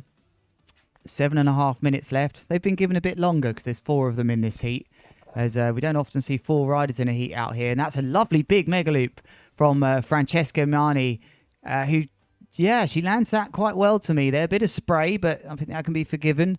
And can she make a second successive final, Joe, in a row? Yeah, Francesca, as you saw her down in Lords of Tram, putting the ads in, getting into that final. Like you say, are we going to see her in the full power Tarifa final as well? At the moment, we just saw Airton Cozzolino is going to be going up against Scott in the semi-final, but at the moment on the water, heat number 5 of the ladies. Currently on your screen, that is Greta, but it is Alcyon, the other sister, who is in the lead at the moment. Let's not forget, top 7 trick attempts, top 2 moves count, and then that important variation score, which we have been seeing is starting to make the difference as the level increases throughout the competition. Just to correct myself there, Joe, it will be one rider that advances here into the quarterfinals, actually. So it will be one rider. Second of 6 and 7 will go in semis, and the first of 5 will join Alessa Mensch in Heat 7 of the quarterfinal. So 4 girls on the water right now. Which one of them is going to progress? This is Francesca Miani. She would be your bookie's favourite. She's been in the final before. She's demonstrated a nice big mega loop there, nice and high. God, look at that landing. There was almost a trough that she's landed in. Let's look at that nice live data coming from the Surfr app. You can download that too and play 8.6 as Alcyon with a nice mega loop of her own. Oh, the girls are trading blows here, left, right, and center, as we've been saying throughout the stream. It is very close, but hey, you know, this is who is going to be making their way through to the quarterfinals of a competition. So if you're going to put the stuff down on the water, it is definitely going to be now. At the moment, only one lady will advance, and that is a very nice move there from Justine. Justine pulled out of the last seat with about 2 minutes to go, as she just had a very hard crash, but as we were saying, she is really committed, pulls doesn't hold anything back, and as you can see, currently in the lead. And rightfully so, in my opinion, Joe. She's just stuck the first big boogie loop of this one, and I can tell you this live stream booth is started to rock now, big time. The Levante is picked up now. What are we, nearly 11 a.m. in the morning. It's set the tone for what's going to be an epic day of riding. I just love the way we've started off with the second division, and the ladies are really pushing the levels. We see a can from Greta as she just crashes down there and heads off right foot forwards. But Justine Averill in the lead here. Francesca Miani has got some work to do if she can make a second successive final. Yeah, very close in between those top 3 positions as well. You know, less than a point in between first to third. At the moment, we have Greta trailing and needs to start to bring in some big moves. But there we have Francesca going with a big mega loop and unfortunately grabbing that back edge. That kite is going down hard. That is a big wipeout, but the kite is in the sky. It looks like she's okay. These are experienced riders, Joe, that know how to land mega loops. And when you see them rotated round backwards on like that just after they touch the board down, it really shows you how tricky these conditions are. It's almost like there's a wind shift, a lull. You land sometimes here, you are rotated round. And that's what we saw from Francesca. But here's Alcyon. Nice transition there. Good demonstration of how you can get rid and go back the other way. I wonder if they're going to score that, though. As she's searching. What is she searching for? She's obviously not searching for epic action, because we've got that here today. Yeah, you can see just looking, I reckon she was maybe trying to find a caddy, and another big crash. Justine, she does not hold back. Really, really committing to every single one of her moves, but that is why she was in the lead. But watch out. Here comes Alcyon with that last move, has currently switched up the leaderboard, meaning that she is safe at the moment. Let's not forget, only one rider will be making their way through to the quarterfinals. Who is that going to be? 3.5 minutes left on the ticker. I'm going to call. This one is going to come down to the buzzer because it is very close in the top parts of this heat. And here we can see on your screen now, that is Francesca Miani trying to make it to yet another final. Made it to the finals in Lords of Tram. And will she be able to pull that off here in Tarifa? Alcyon, here we have your current leader. Turning up the right foot forward. Goes for the boogie loop. Can she pull it together? How she landed that one is beyond me. Got whipped through the rotation, just trying to secure a few more extra points to make it even harder for them to come through to the next round. What an epic heat we have here, Joe. The riders are trading places like you've never seen before. So Alcyon, I think, is going to go into first with that now. That was a big move. It was a boogie loop. She's already got 2 solid 4.5 sort of scores. She's going to definitely get... Oh, no, was that Justine maybe with another boogie? I'm sure Alcyon stuck a boogie loop of her own.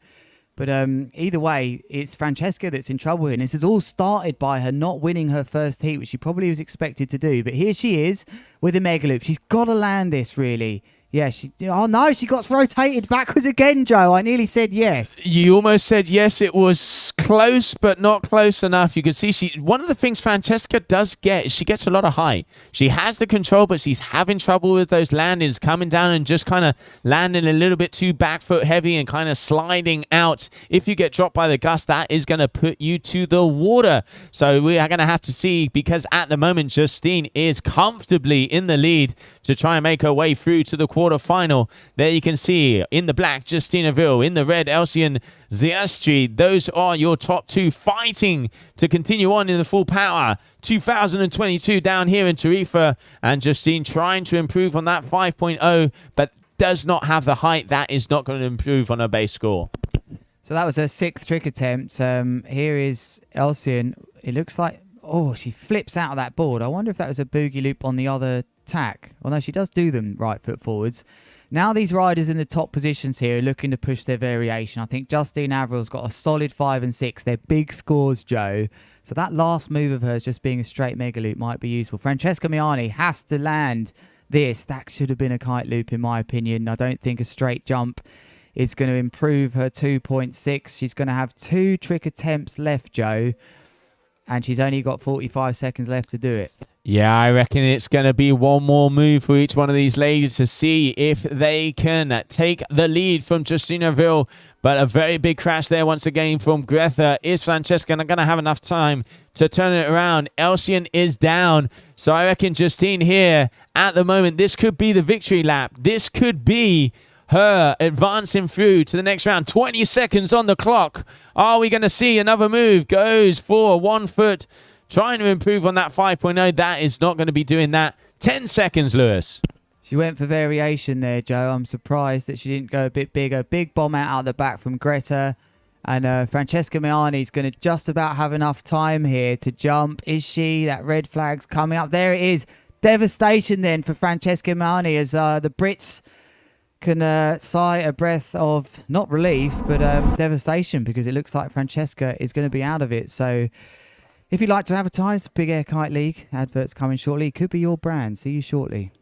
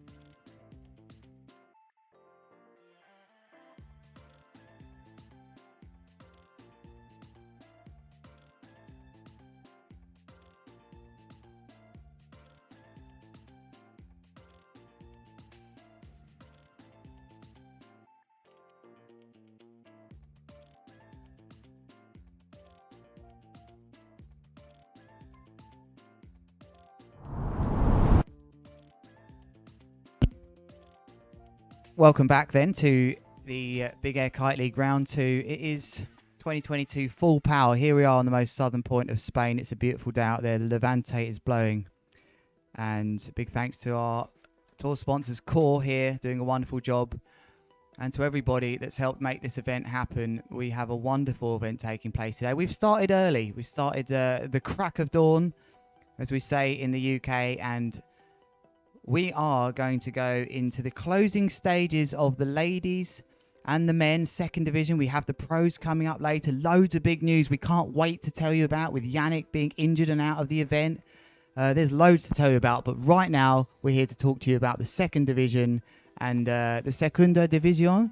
Is that right, Joe? I'm impressed, mate. That's good Spanish. This is good lingo. You've been here for a day. You already know where to order the tapas, how to get a beer, getting the lingo down here on the stream. This is good. You're getting your Spanish on. I've been here about 10 times. I should know better than that in Tarifa. But here we are. We're already into this semi-final. This time, Airton Cozzolino is in. One of these riders will be making their way into the grand event. And wow, what a big mega loop. The delayed back roll from Scott Barendsen. Can he stick it?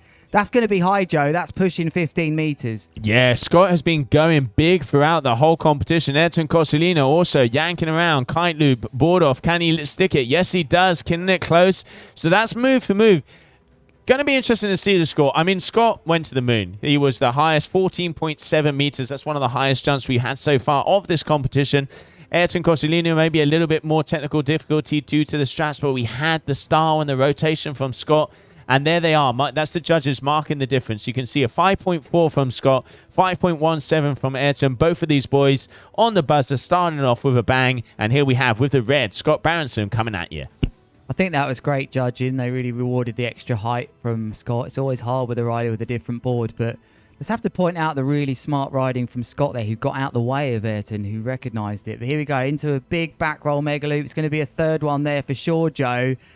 And this is a textbook start from Scott Barendsen then. Really wants to get into that main event and that chance to perhaps even qualify for the Big Air World Championships taking place next month for the GKA. But here's Airton Cozzolino. This is a much better start from him. Wow, what a landing, Joe. Yeah, really got the board underneath his feet right at the end there. And like you say, the top 4 riders from the Division 1 will be making their way through to that Big Air World Championship of the GKA. So there is options left, right, and centre up for grabs on all of them. Top 3 here in Division number 2 will be making their way through to Division number 1. And let's not forget, this is the heat that defines that, because the winner of this heat is the last man that will be in the final of Division number 2, and they will be those 3 riders making it through to Division number 1.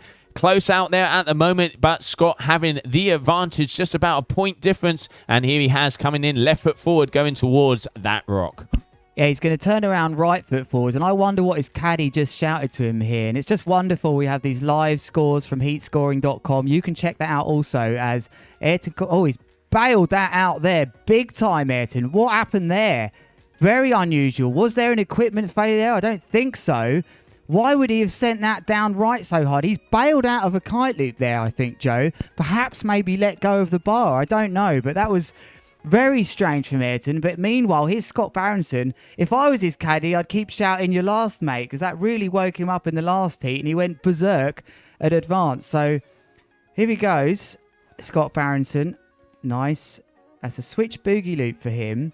He gets thrown into a second one. Lovely and controlled. He's really found some rhythm here, Scott. It's going to be tough, this, for Airton Cozzolino. One of the best riders in the world on in Big Air. I'm going to say that. Not even that he's on a strapless board. He's one of the best Big Air riders now, what he can do. He's definitely way up there. And Scott, one of the things we have been seeing, he has the control throughout the moves. Airton he's not happy at the moment. Something's happened. Something's not right.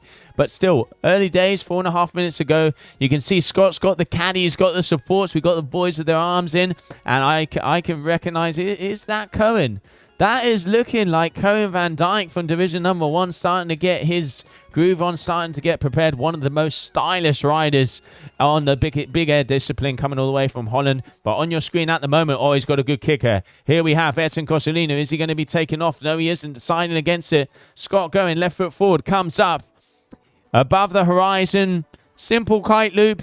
I really like these. He has that controlled rotation on the way down. Really great spatial awareness there from Scott. It looks to me like he's really utilising that extra drift and yank you get from, that last little kite loop. As, yeah, you're right. He's going to use this wave, Joe, as he takes off nicely. Airton over the horizon. It's the mega loop back roll, delayed board off. What a landing. Loved it.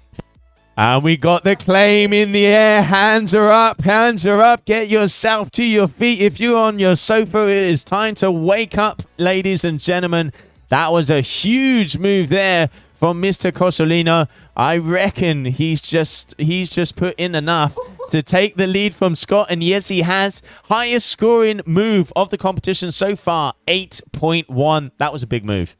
And now the caddy says to him, you're in last place again, Scott. So if you're watching this and thinking, well, he hasn't gone as high as the other guy. He's gone 13.3 meters. That's not far off the highest in this. The reason he's got scored so highly for that is that's one of the most technical tricks right now. There's a mega loop backflip sent into a second roll, but that's pretty easy stuff for us guys now. We can be doing that as a warm-up trick. Airton has just thrown one of the most technical board-off kite loop variations, and that is why he's just got an 8.1. Oh, no.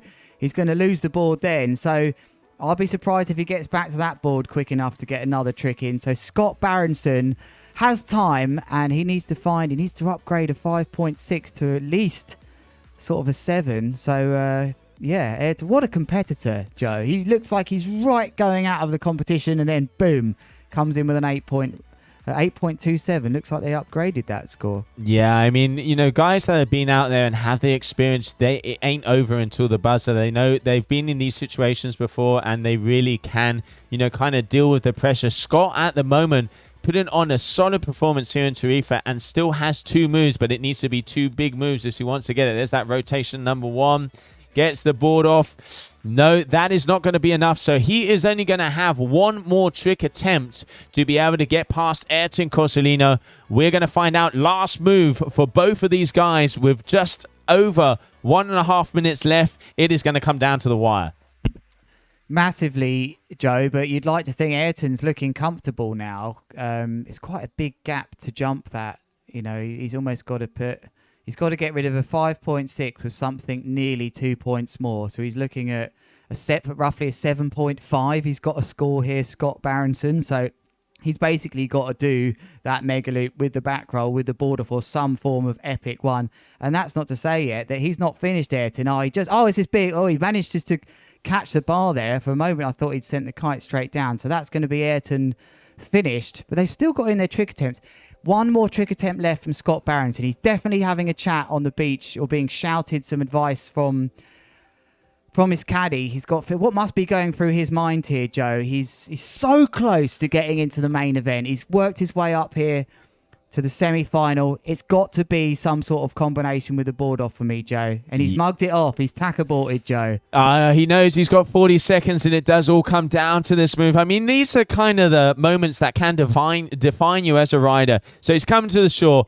Basically, if I was those caddy, I just kind of say what you said. Go the biggest you've done. Get the board off your feet, loop it as hard as possible, and land it. So let's see. Here he goes. Goes up. Goes with the back roll. No, got whipped away. That is not going to be enough. 12 seconds left on the clock. That is not going to be enough. But let's not forget, it ain't over yet because there still is that variation score to come in. But I reckon Scott is going to have a hard time getting past Airton on this heat.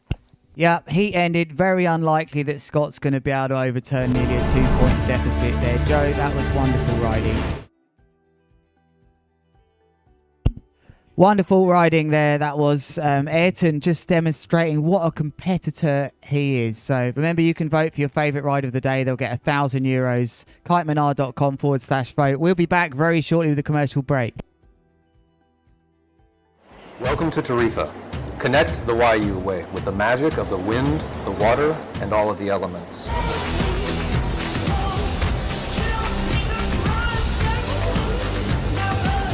We use the latest technology and certified kitesurfing instructors to take the most beginning kitesurfers to advanced. Join us for our beginning courses, our intermediate courses, or if you're brave enough, for our advanced competition courses in kitesurfing.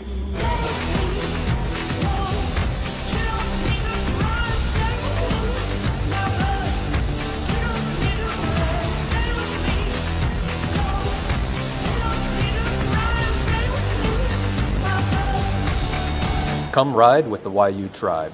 We are a multilingual team of international professionals dedicated to helping you take your riding to the next level.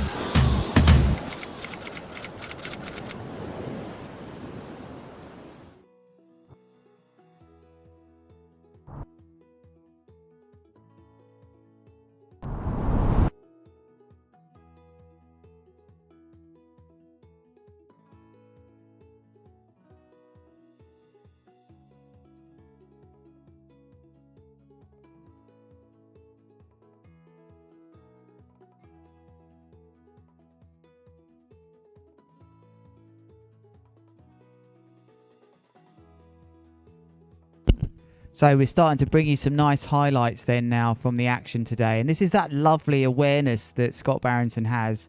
But here is the move, I think, that really done it for Airton. Look at that skill to bring the board round his body into that back roll with the kite loop. And he always seems to land so well. That's just such a wonderful move to see in slow motion. And we're so stoked to bring that to you here at Full Power. Joe, how about seeing that in slow motion? That was special. It was a beauty, and that was the one, as they would say, the nail in the coffin, getting that rotation around. One of the things that always really does impress me with Airton is how he lands on that strapless board. He literally lets go of the board at the same time as he's getting the feet and minimizes it, and he lands it clean. And it is not easy out there. The amount of power coming through the kite, it's a little bit choppy to be able to perform that. And, you know, on the buzzer, making his way through to the grand finale, meaning that Michael Schipper, Valentin Thomas, and Airton Cozzolino are in the final of Division number 2, but that also means they are going to be making their way into Division number 1. So watch out, guys and girls,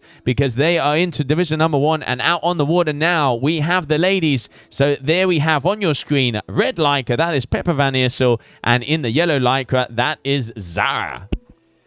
And unfortunately for Zara, she's drawn the top seed here, as there you can see why. Pippa Van Eersel with a warm-up with a nice big mega loop of probably around 10 meters, maybe 9-10 meters. We can see that with our data from the Surfr App. You can download that too. Yeah, 9.7. It's very accurate. It's nice for us to see. So Zara has drawn up Pippa here, and Zara had the second highest score behind Pippa in that in those first heats. She got a 14.8, so a bit tough to have drawn her so early on in the quarterfinals, but the second place will get a second chance here, Joe, as Zara, let's not, she might not be second. Let's remember that she might beat Pippa here. I mean, Zara, she's a local here. She has the power. One of the things I really like about her is she does not hold back. And there you go, first move on the scoreboard, 4.5. Above 10 meters, she knows she has to pull out the moves if she wants to get past Pippa Van Eersel. But hey, this is competition. Anything can happen. You have to land it in between the buzzers if you want that to count on your scorecard. 7 trick attempts. Top 2 tricks are going to count. Then you have the variation score. It is who will be making their way through to the semi-finals and the finals here at the Full Power Tarifa. We will soon find out. But your current leader, Zara, in the yellow lycra, coming at you. They really demonstrate a good technical awareness for the mega loop delayed back roll, and I hope we can get that replay to you in slow motion after this heat. Both these two are really in touch. There's a nice boogie loop as well from Zara. She doesn't quite get the kite where she wanted it with that one, so it's going to be a crash, unfortunately, Joe. Yeah, oversteered it for me, and it just ended up too far the other side of the window. Oh, interesting little battle there to see who could take priority, but it's Pippa, who's actually quite far downwind here, so I think she's going to set up for a right foot forward here, Joe. She'll ride towards the rocks. It's such a wonderful experience being out there and riding up close to the rocks, seeing the spectators, and she doesn't look to me like she's going to trick here, so she's just going to turn around and do what every good kiteboarder does by looking over their shoulder and looking first before they send their kite straight down in you. And here she comes now, spotting, looking, searching for that takeoff. What's she got for us, Joe? Yeah, she's going up, gets the back loop rotation, did get the loop if I'm not mistaken, not the biggest of yang. And I really like how you're saying that, Lewis, is that when you turn around, you do have to look. And especially in a place like Tarifa, where there's about 1,000 kites out on the water in August, sometimes you would like to give people rear view mirrors. So do respect your other kiters out there, and it's good to see. We saw the little Mexican standoff in between these two. That old right hand forward, the starboard tack has priority. Remember those little different things when you're out there on the water. But at the moment, Pepper Van Eersel, 6.17 for that last move, is starting to escape Zara a little bit, but still just under 5 minutes left. Anything can happen. Yeah, Zara's just come unstuck on those 2 boogie loops. I actually fancied her for that last one, Joe. The kite was in a much better position. It was right above at the zenith, and I felt she was going to take it, but unfortunately for her, she didn't get that landing. So here goes Pippa Van Eersel then, left foot forwards this time with a thumbs up. I don't know if she's saying, she's just indicating that she's going to stay there. So we'll move over. Lovely camera work then from the team. As you see, a bit of a big boogie loop. Can she stick it? She does. And Zara getting, I believe, the first boogie loop of this heat. Was it that high? I'm not sure how high it is. But here comes Pippa. Will she count back? I know she's got the back roll with a delayed back roll, but she's just playing it safe there. I think she might have wanted the delayed back roll there. I'm not sure, but still a lot left to play for here, Joe. Yeah, you can see Pippa is definitely playing a little bit south. Zara did go for a nice move. I'm not sure what Pippa was saying. I think she was kind of talking to somebody on the rocks. Let's not forget you have all of the live scoring, so you be able to see what's going on at the second it does go on, as we've seen some very controversial heats where in the final seconds of the buzzer, other people mixing it up and advancing. At the moment, 4 tricks for each one of these ladies. Zara with a 5.57 of that last move, a big boogie loop on the right foot forward, and it looks like she decided against it, and we can see the crowd getting underneath her, getting behind her, telling to push forward. I do like the caddies, because when you are in second position, you can see them just giving the riders that extra bit of adrenaline, and Pippa van Issel here going a little bit into the middle of rock, so she is looking for that right foot forward. Yeah, she's very much dominant right foot forward. She, of course, can jump left foot forwards. And she just nicely gives priority there. That was quite nice. You could see Zara coming in hot, and she'll just wait. And actually, that's quite clever of her. She gets to watch her now and see what she does. Oh, that's a big bomb out. Big bomb out there, Joe. She looks fine. Looks like she takes those every day for breakfast down here, Joe. That didn't look like it even. She didn't even blink after that crash. So really taking a pounding there, Zara. 8.5 meters, pretty much landing head first, but being able to ride out of that one nice and easy. She's definitely got some power out there. That was move number 5, and Pippa van Issel coming to the beach to find out some scores. Close in between them, less than 1.5 points in between these two ladies. Let's not forget, there can only be one. Only the winner is going to be making their way through. So both will be making their way through to that final, but the other rider will still have another opportunity. Pippa, big mega loop, left foot forward. That's unusual for Pippa. Yep, she can do it all right. And perhaps someone needs to get down there and just check if that board's okay after that last landing, because Zara certainly is. She really sends it, this girl. Lovely technique there. And it's on this switch. Mega, of course, she absolutely gets Tumbletron through the water there, Joe. She's starting to have to push it now. That was her 6th trick attempt, as Pippa van Issel way out to sea has 1 minute and 40 seconds left in this heat, but she's looking good to go in. But there's only 1.5 separating these two, so if Zara can gather her board and her thoughts, and perhaps, I think that would be a big deal. She could land a mega loop delayed back roll on a switch tack. It's not an easy move to do that, Joe. Everyone has a natural way. She's a local and she's learned and mastered to do it both ways, and I think that would really help her variation score and perhaps knock out the 4.5 she has, which is keeping her below Pippa here. So Pippa's not clear. It's not out the woods yet. Yeah, you can definitely see she is looking to improve on that backup score. She's got some big moves, but it has been going high. It almost looks on that move, she tried it before as well, was oversteering. Sarah kind of leaving the kite a little bit behind and kind of getting dropped out of the sky. It is so important, the kite control throughout all of these moves. Easier said than done, because let's not forget both of these ladies trying the switch moves as well to get that variation.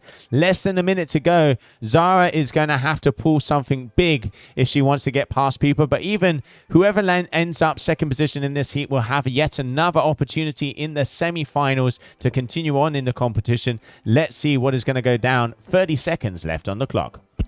So, of course, they both will get through, but it would be nice to have a break. So, Pippa's definitely... This is going to be tough for Zara here, because she's got to wait. She would like to get steaming into the zone here, because she's going to run out of time soon. She has to wait for Pippa for this right foot forwards. It's going to be a back roll, mega loop. She wanted that. It's not going to be... So, she's going to have enough time, Zara. And I think she needs the mega loop with the delayed back roll. It's loads of height. It's just a straight mega loop, unfortunately, for her. Maybe going for variation, but... I would like to have seen that move there to demonstrate that skill. But another great heat from these riders. Look at that. Zara really pushing Pippa, the top seed there. And Joe, I thought that was a super heat. We'll be back with you very shortly. Let's go for a commercial break.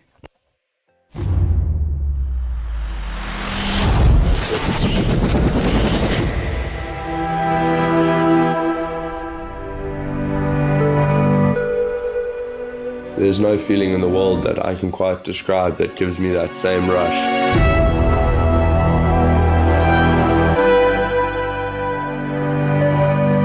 That same desire to want to go back and do it again and again and again.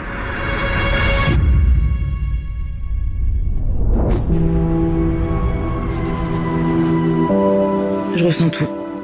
Mon cœur qui bat à 5000 à l'heure, mon souffle qui s'arrête.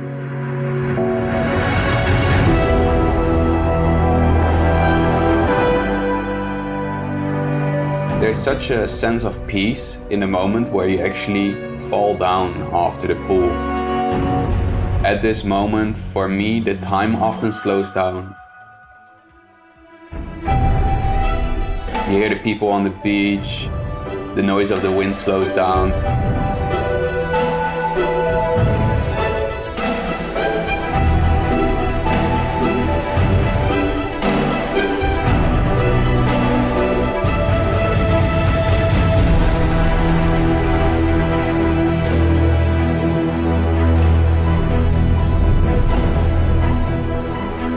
When you land something that you feel that you've pushed yourself further.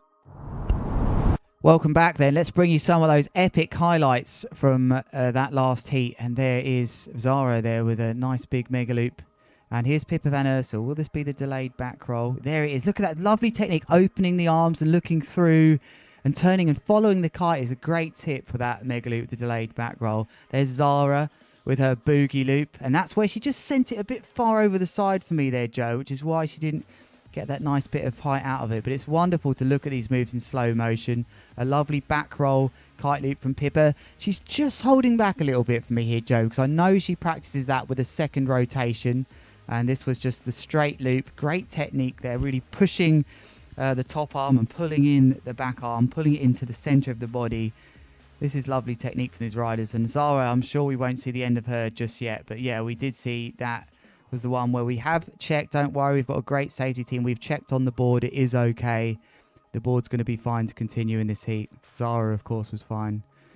And there's Pippa. So let's get back to the action then. That's some great highlights. Thank you very much. Coming up next, Joe. Coming up next, we have heat number 7 of the ladies. We got Alessa Mensch going up against Justina Vril. And I could just see Justina just come into the water, into the beach, and has changed up her kite. Green flag in the sky.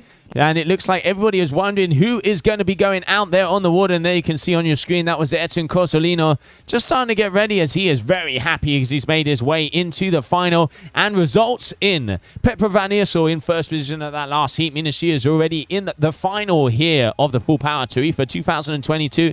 And Zara making it into the semi-finals. The winner of this heat will be going through to the final with Pippa. And then there'll be a battle out in between the second position of this heat and Zara to see who will be that third finalist. On the water in the yellow on your screen, that is Alessa Mensch.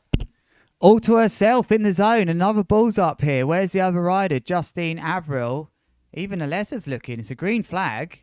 And it's all yours. Over to you, Alessa. Looks like you might get a free pass into the final of the ladies. But that must be it. There's the red duotone and the red rash vest of Justine Avril, who's been quite a contender here. She's riding really well, so she's going to be late. Cool. Well, that was a hell of a launch. Just let go right down the middle of the window. But here we are then with Alessa Mensch. Both these riders fighting for that place in the final.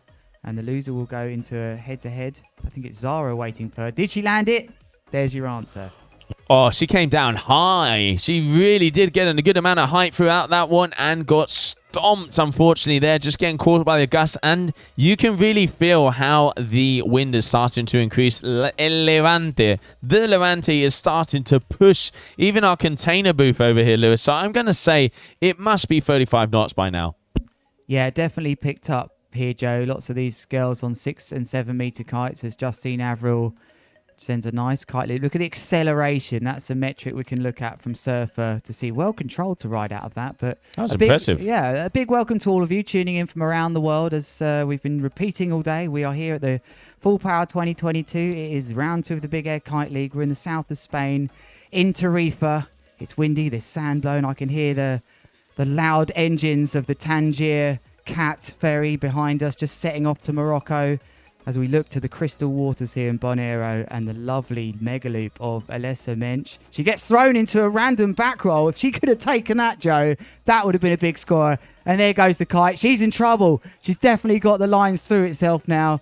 Can she do a Paul Daniels and get out of this? That was, yeah, you could see just getting whipped through that. And I'm talking about some of the girls and the guys who are getting yanked to Morocco. I don't think they're going to need a ferry if this wind starts to increase. You can see there you have on your screen, coming in a little late, Justin Averill, but hey, it's not how you start, it's how you end. And at the moment, she is in the lead. She'll be being a very committed rider. Okay, going up, jumping. There's the yank. There's a kite loop, mega loop. Even getting a little bit of a grab there, showing control. Nice landing. Move number 2 up on the scoreboards for her. She is going to be taking the lead. Now, my attention's really going to the distance she travelled and also the kilometres an hour she got pulled through the air. 58 kilometres an hour from our Surfr live metrics in the bottom corner. 6.9 G-force as well. That was a hard landing from Justine, but she demonstrated great control. And it was nice to see that. But it looks like she has fixed her kite okay here, Alessa. But it would take a good caddy to recognise that her lines might be crossed. Let's see what she indicates when she comes back. She will be waving like crazy, Joe. She needs that bar switched and kite switched. I reckon she's going to be waving, screaming, kicking, punching the air. Get my kite in the air because, like you said, lines are crossed. And when it's this windy and gusty, you do not want to be pulling those kind of moves. Can she get that together? That was a very big move from Justine. Like we said, she's actually one of the ladies that pulls the loop super early. So she does get that extra yank. Maybe doesn't go as high, but you can really see she is getting that G-force. And let's have a look at 5.5, pretty much MIG G-force there, or maybe F16. Very impressive riding here from that young lady, Justine Averill, your leader with a 9.73 and a board off there from Alessa. Both of these girls are starting to mix it up, but not quite getting the land in there on that one. Yeah, big bomb out there, full body submersion. They're not just like little crashes here when you go down. If you've lost the wind, you really go through the water. But Justine Averill, big 6.13 from that boogie loop. You were explaining there, Joe, that she does pull the bar early. And to some extent, that gets the kite down low and you get away with it. But if you hit a mega gust, as we've seen so many times, especially with the boogie loop, if you're not quite round with your body in that front roll, you get locked in backwards and you get nailed. So she really took the energy well there, and Justine really showing some good skill. But that's a nice mega loop from Alessa, thrown into a random back roll. She can't take it, and she gets ragdolled away from her board again, Joe. Oh, that was worthy of Ben-Hur, getting pulled across the ocean here, and you can see the beautiful Balneário beach. Oh, and Justine nice in control there. Back loop, mega loop. Really does have this heat dialed at the moment. She knows what's up for skates, because if she does go through in first position in this heat, she is straight through to the final. Second position is going to battle it out, as we can see Zara there waiting up to be going in that semi-final. Impressive moves out there, and I'm going to see, you can just see how those core flags are bending over. The Levante is here. The cross offshore beast here down in Tarifa is starting to push, and it is only going to get windier and windier. If you are just joining us, welcome to the Full Power Tarifa here, 2022 edition, and we are just in the second division of the men, and currently on your screen, the ladies division number 1. Let's see how the day comes forward, because it is going to get windier and windier, and we are going to see some of the best big air action out there today.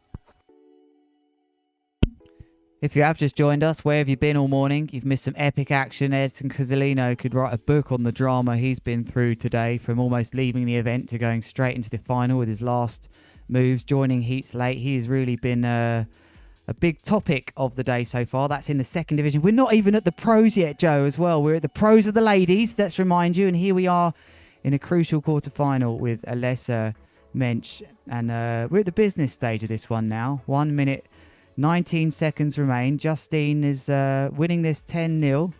So Alessa really needs to get some stuff on the board here. The winner of this heat will go to the semi-final up against Zara, who's been very impressive. That's going to be a tough semi-final, and it looks to me like Justine, and really it looks like you have to be able to demonstrate a boogie loop for these girls to make it onto the podium now. And that's, you know, we're in 35 knots here, Joe. That's really quite tough for any division.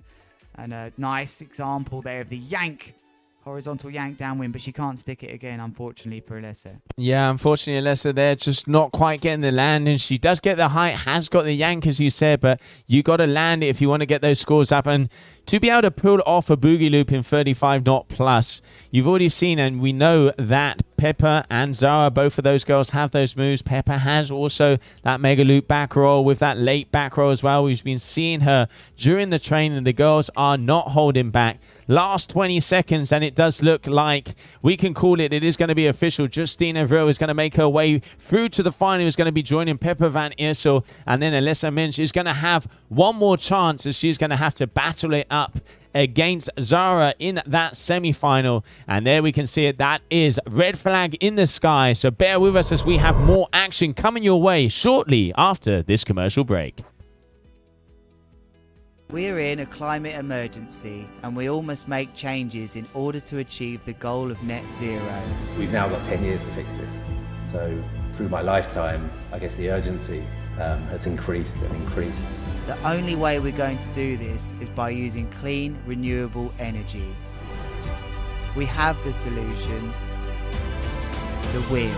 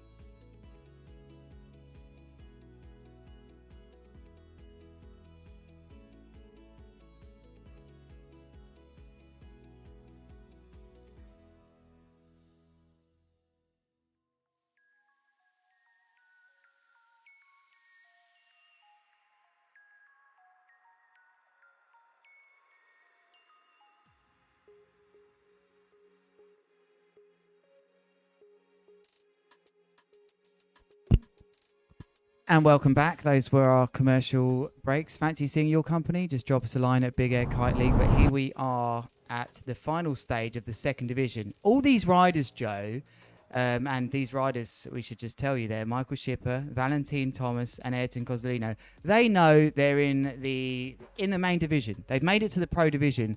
How do they go about this final? Because first and foremost, they don't want to injure themselves because they've got a lot of competing left to do today, but they would like to be the champion in the second division, right?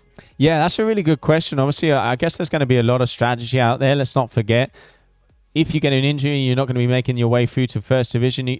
All of them are secure, but these are born competitors. I reckon they are going to go probably intelligently as hard as possible, depending on what the other guys are doing. One of the beauties with the live scoring, you know what you need to do to be able to get the win or to be able to get those positions. So I think intelligent riding would be to make sure you know exactly what's going on in that heat, what is going on around in the surroundings around you with the other riders, and try and obviously get into that first position because podium will be there. But like you say, keeping it safe because there is a full division number one, and that is where all of the pro men are going to be coming your way. But 5 seconds into the start, let's get on the final of division number 2 here for the full power Tarifa. I guess one of the incentives isn't just the kudos of being the champion, Joe. They're probably going to get seeded here. They're going to get seeded from their positions where they finish here as they go into the men's pros. But opening up the account is Valentin, one of the local riders with a huge mega loop delayed back roll. Can he start again how he has done so often? And I don't think he landed it. I just saw the head go back of someone on the beach there. I don't think he's landed that move. We turned away just as he was landing. Megaloop with an interesting delayed back roll there from Mike Ship, who's a real contender. He's kept on going, hasn't he? He's really steered the ship through to the final. Master and Commander, we're going to be calling him. He has pretty much made his way through every single heat on the last move. And you can see Valentin starting off was very nice. He really yanked his body as the kite was pulling him through the air, but unfortunately he didn't land that. You can see out here the corner of the live booth. So that was a 0. So at the moment it is going to be Michael Schipper in first position and Airton Cozzolino as he kind of bailed but still did get a score on the board. This is the final, La Finale, the grand finale. Let's see who's going to be taking this division number 2 home. Great shot here when you ride through those rocks. No one likes being in that position in Tarifa at Balneário. You really don't want to be near there. You ride back in there hoping everyone to get out of the way. And when it's busy, you just queue and have to wait there. But here's Airton Cozzolino. Can he get that nice move on the board after that failed? That is a ridiculous landing there. I mean, he will get scored for that. It was a bit of a butt check, but unfortunately just got dropped out there. But this guy is who my money's on. Lovely big double back roll mega loop, very inverted on the second roll, and a bit of a butt check there. But none of these riders have got it together yet. You will not see the scores coming up here. We don't show you the scores in the final. We like to just give you the action and tell you the scores afterwards. But I can tell you most of the riders have not started perfectly in this heat so far. So not even going to guess who's winning this. But this is Mike Ships then. Yeah, deciding against that one. One of the things I really like about Valentin as well is how he times that second rotation on most of his moves. He really is getting in sync with the kite. Judges are going to be giving him good scores for that one. But one of the beauties here, you're not going to know what those scores are. We're keeping that to ourselves so you can just concentrate on all of the action. Airton Cozzolino going down there on attempt number 2. And it is really also really good to see Airton out there on the water. He's had a hard couple of heats, but he's made it through also on the buzzer, which kind of, I reckon we could almost say we've got the buzzer boys out on the water because Michael Schipper and Airton Cozzolino have won 2 of their heats on the last move. Yeah, so we definitely can't be ruling them out until the buzzer's gone. But nice move on the right foot forward here. Valentin just goes about his business, gets on with things. Young rider, Joe. Don't know how old he is. He must be sort of 16-ish, I'd guess. As boogie loop looks good. This looks odds on here from Mike Ship with a lovely delayed second rotation. Love that from Mike Ship. Lots of control, and he's looking good. He is looking good. You can see he's kind of reminding me a little bit of Scott, which unfortunately hasn't made his way through to the final there. How they do have that spatial awareness. They got the height, add the extra rotation in to be able to get that clean landing, not even getting the pinky toes wet on that one. And here we have Airton Cozzolino. He is still yet to get another big move. Okay, goes off, gets the yank through. Can he land this? Does land it perfectly. It really is unbelievable, these landings from Airton, and I think you touched on a very good point earlier, Joe, that for him, his style really is about getting crunched up and reducing the amount of space between him and the ocean surface to reduce where the board can go. But when you look at the chops they're landing on here, with twin tips and straps really tightly into our feet, it's hard, let alone a strapless board, but it's almost not worth talking about anymore. We're so used to seeing him do it. But here goes Valentin here with a big mega loop board off. Can he stick it? Oh, he just goes nose heavy, Joe. Oh, that was a bad crash. Get flipped around. I mean, double rotations underneath the water. Submarine Valentin there, unfortunately. But yeah, you can see, really like how he tweaked out the board off as well, showing the style. It's not the quantity you do of the move, it is how you do it. Execution is going to count. And the young rider here from Spain really throwing down. I think we could be safe to say at the moment, I reckon Valentin is probably in the lead, and then it is going to be very close in between Michael Schipper and Airton Cozzolino. Nice ad for SpaceX there. What's going on here then, Joe? Let's explain. Why can we see Mike Ship there? He's just chilling out. He's not in any urgency. He's just waiting for Valentin there to get out of his way. Now he turns around. Unfortunately for Airton, he was stuck at the back of the queue there. Sometimes there can be 15, 20 people in that queue. Joy for these riders today is just 2 or 3. So Michael had to just wait, and we'll see Valentin just hug the rocks down there. He'll be very aware that Michael, here he goes, will jump, back roll, mega loop. No, he didn't bother. But maybe that just got in his head a bit, seeing Valentin just downwind of him there. It can be like that. Yeah, it can mess with you a bit. Is Airton going to have enough space to be able to take off? Okay. That was a shame because did get the height, and that is going to take him a while to be able to get back to his board there. So unfortunately, that is not going to be enough. And just waiting to see something. It looks like he was signaling the safety team, so I hope he's all right there. Let's see. And Valentin going through the sky with a very nice boogie loop, landing really easily. The youngster is throwing down here in this final.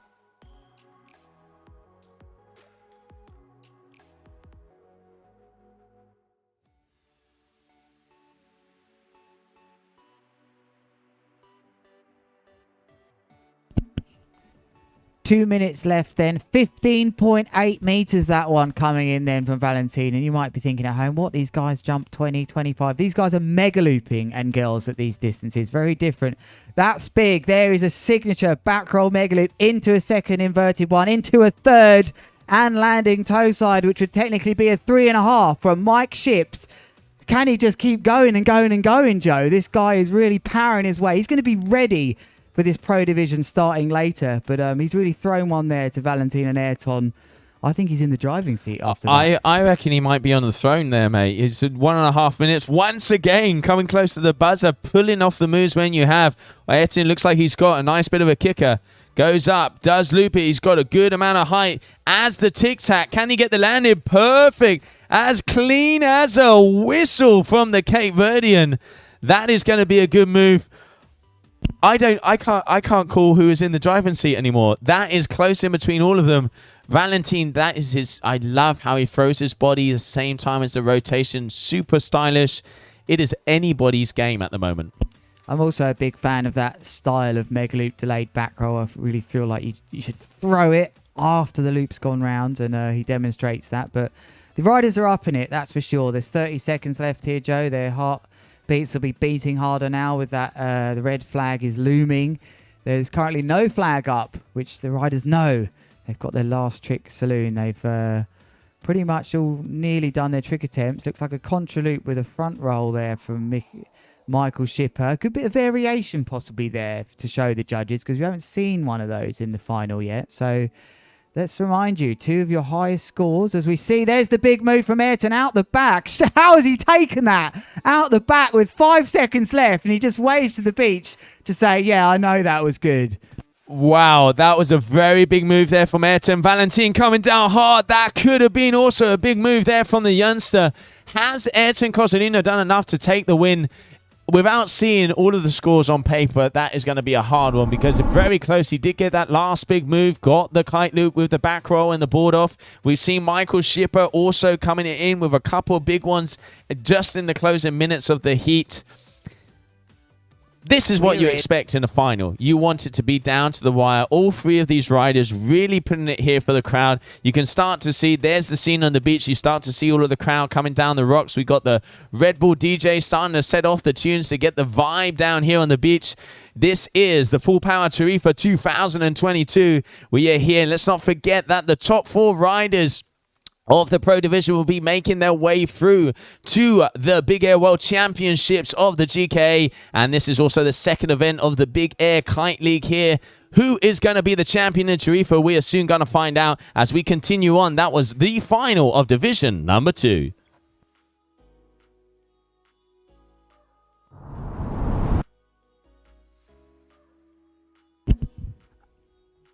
Here we have the highlights then here, Joe. That's the different technique of the mega loop back roll, really bringing the bar around.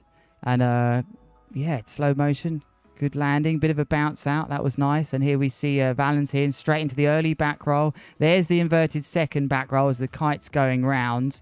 And that's one of his signature moves here. It's really done well for him.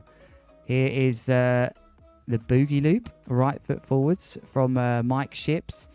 And he gets another rotation here as well. And he just looks comfortable when he lands this, Joe.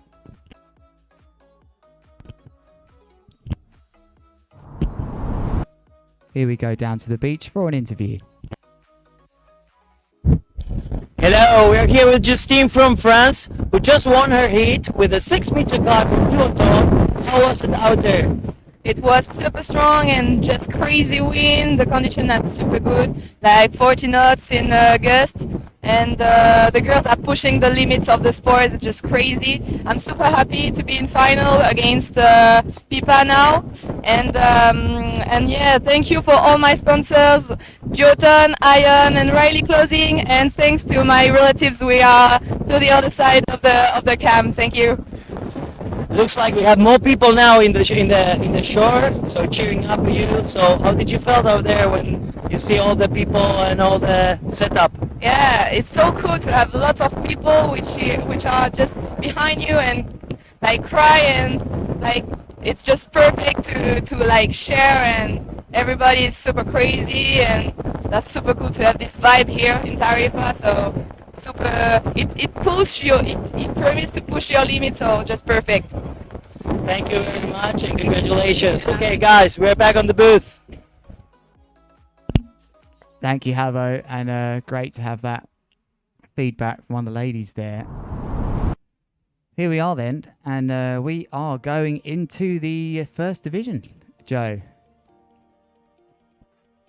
Yeah, it is time to change up divisions as we are going in. Yellow flag in the sky, so less than a minute to start. Looks like we're still, heats are 7 minutes with 3-minute transition. And we're just going to start to see when these boys are going to be ready to rumble. And off to division number 1, heat number 1, we have Xavier Kane, Clement Hout, and Cohen Van Dyke. Those are your 3 riders coming at you very shortly.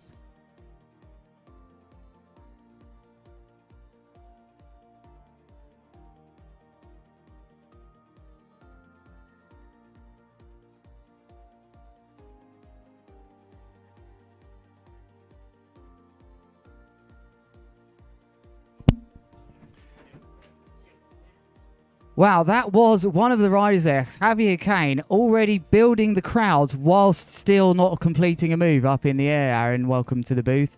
Aaron Hadlow here with us.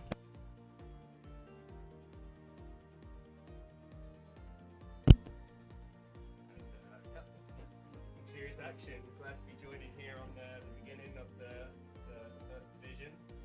And from what we've seen in the build-up so far this week, I think we're in serious action.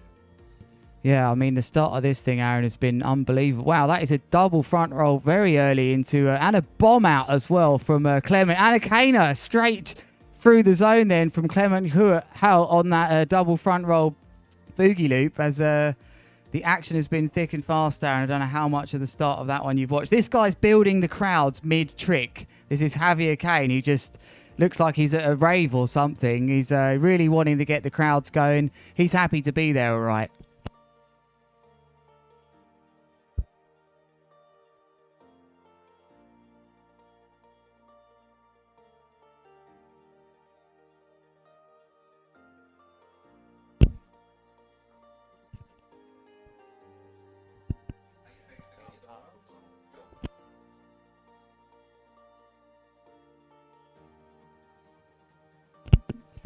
So let's introduce you here properly, Aaron, now that we've got you nice and clear. Nice. Aaron Hadlow joining me in the studio. Aaron, how are you doing? Yes, very good. Seems like I had my mic off before. So now we're back and we got some action going. We got, some insane stuff going on. That looks like Cohen to me, just by looking at his style. And that's, another crash. That's unfortunate. But we've seen some serious action in the build up to this event. We've been on the water here, been riding with these guys, and the level is intense and the conditions are insane today. So we're really looking forward to see what happens here. Yeah, we've had a big morning, as you probably know, Aaron. We've got very much through the men's second division with the big dramas from Airton Cozzolino going in and out of the competition like an Okie Kokie song. Just managing to get into his heats late. He got in last trick. And here goes Javier Kane again, building the crowd. Watch this. He loves to build the crowds mid-trick. Watch for the hand, pumping the crowd. There it is. There's the signature builds. Does he get scored more points for that, Aaron? Well, I mean, he's definitely in control there, but here we got the second trick here from Clement, and that was a good one. You could really see the pull from the kite there. I guess a good kite angle. Yeah, these winds are strong, and there's some serious gusts out there as well. And if you can make the most of that, and the uplift from the other side of the jetty here, it really can play into your hands. Let's see what Cohen has. He's coming in pretty hot. Right into the corner here is the best takeoff spot. It's the late back roll board off. That's a good one. Can he get it this time? He can. This is very much the in move at the moment, Aaron, is the late back roll board off. There's lots of guys that can do it. I know that Airton obviously has been performing it and scoring really well. As Javier with a boogie loop board off, where we start to see the level now of this pro division, and gets caned. He needs to get that crowd going mid-air to land his tricks, because he didn't that time. But that's definitely one of the moves we're going to see which scores well. So Cohen should be pushed up the rankings here. Lovely double back roll into a third bomb out. Oh, wow, he saved it. I thought he was going down, Aaron. Yeah, that was close. And he also got lifted at the end where it looked like he might get a nosedive too, but he's managed to pull through. So that's a second solid score on the board for Clement. Now we got Cohen coming in again, right into that corner. Big doobie loop. Good angle. He's impressed me in the warm-up. I was riding with him a couple of days ago. He has that trick with a board off as well, I know. So he's just getting the points down second trick now, and we'll start to see how things are starting to level out in this heat with 2 tricks on the board for each rider. Here goes Javier then. Watch, surely he hasn't got time to build the crowd there. He does. He rides very well, Javier. He lands his stuff. Just a reminder to you then, you can vote for your favourite ride of the day. Kitemana.com/vote. They'll win €1,000 for the one with the most votes. And there's plenty of riders that deserve your vote today as well. Biggest jump from the surfer will get €500 as well. That's our lovely metrics coming in from the bottom left-hand corner. We have hang time, height, G-force, and distance, which is nice to see. Javier covering 54 meters in some of his moves there. There's Clement as well. And let's take a look then at how much yank did Clement really get there, as our scores will come in off of his phone there, which supports this app. And Clement, probably a 10 meter there, I think, for him. So maybe he doesn't have it. It is a choice for the riders. Nearly all of them have it. And there's your classic. He means business here, Aaron. Xavier building the crowds for a right foot forwards. Kohan respects it. Kohan turns around and he gives the full beach to Javier Kane. What have we got here, Aaron? All right, let's see what he's got. He's gone the other way around, and it's a boogie the other side. So maybe he's looking for a bit of variety there. And but it's just this spot really works left foot forward, and if you can utilize that with your 2 best scoring tricks, I think that is the way forward. And we're going to see him now. I think it's a doobie board off. Oh, just a boogie board off. But it's difficult. The landing spot here can sometimes drop you out. Depends on the pull and your kite angle and plenty of things to look out for here. But when you time it right, you really do get something good here. And that's a contra loop board off this one. Be interesting to see. Oh, no. Unfortunately, no score there. But that will be nice to see how they start to score these at this event. Nicely for Clement there. The board just went downwind nicely. Don't often notice that. Close heat here then. Wow, look at this. 0.17 separating the top 3 then after they've... Wow, this is rushed through. Only 25 seconds left there. Of course, the riders will get a variation score as he just reached for the board to take it off there. As I don't know if that was anger punching the skies or raising the crowd, but Xavier Kane might be tricked out here now. 7 trick attempts, remember, for these riders. Kohan van Dijk, the guy that was ranked highest out of these riders in the 2021 Tour. Lovely move that, Aaron, and well timed. Yeah, I think he knew he just needed to get another bigger score on the board. He's gone for some big tricks, and he hasn't been able to get everything he wanted in on the board there, but he's definitely done enough here, and that signals the end of the heat. It looks like we're timed up. No, we're not. We still have another trick here. Forget our timer up there. We've just got a mega loop board off from Clement. We can see the flag sequence. The red flag is not raised yet, so just keep your eyes on this heat, everyone, because ignore what you're seeing on your screen. This one's still going, and Xavier Kane is already tricked out, but he could have done with that one, Aaron. And unfortunately for him, that's not going to count. 7 trick attempts, 2 of your best trick scores out of 10, plus a variation score out of 5 points will be what you're given. But Kohan looks like he's edged this one so far. But they too have a trick left. It's still heat on here, so still 2 moves left. So forget what you're seeing on the timer. This is Kohan van Dijk with his last move. And it's not going to be big enough, I think, as he bails that one out. And he didn't get the takeoff there. Yeah, I think what we're seeing here is the provisional heat timer, but they've all got to get their 7 tricks in to make that fair. And it looks like we've got 1 more trick in this heat. Yeah, Kohan went for that double front roll with the board off, and just not quite enough height there. You could see it from the beginning. Okay, so that brings us to the end of our first heat of the Pro Division. We're going to go to a commercial break. We'll be back with you shortly.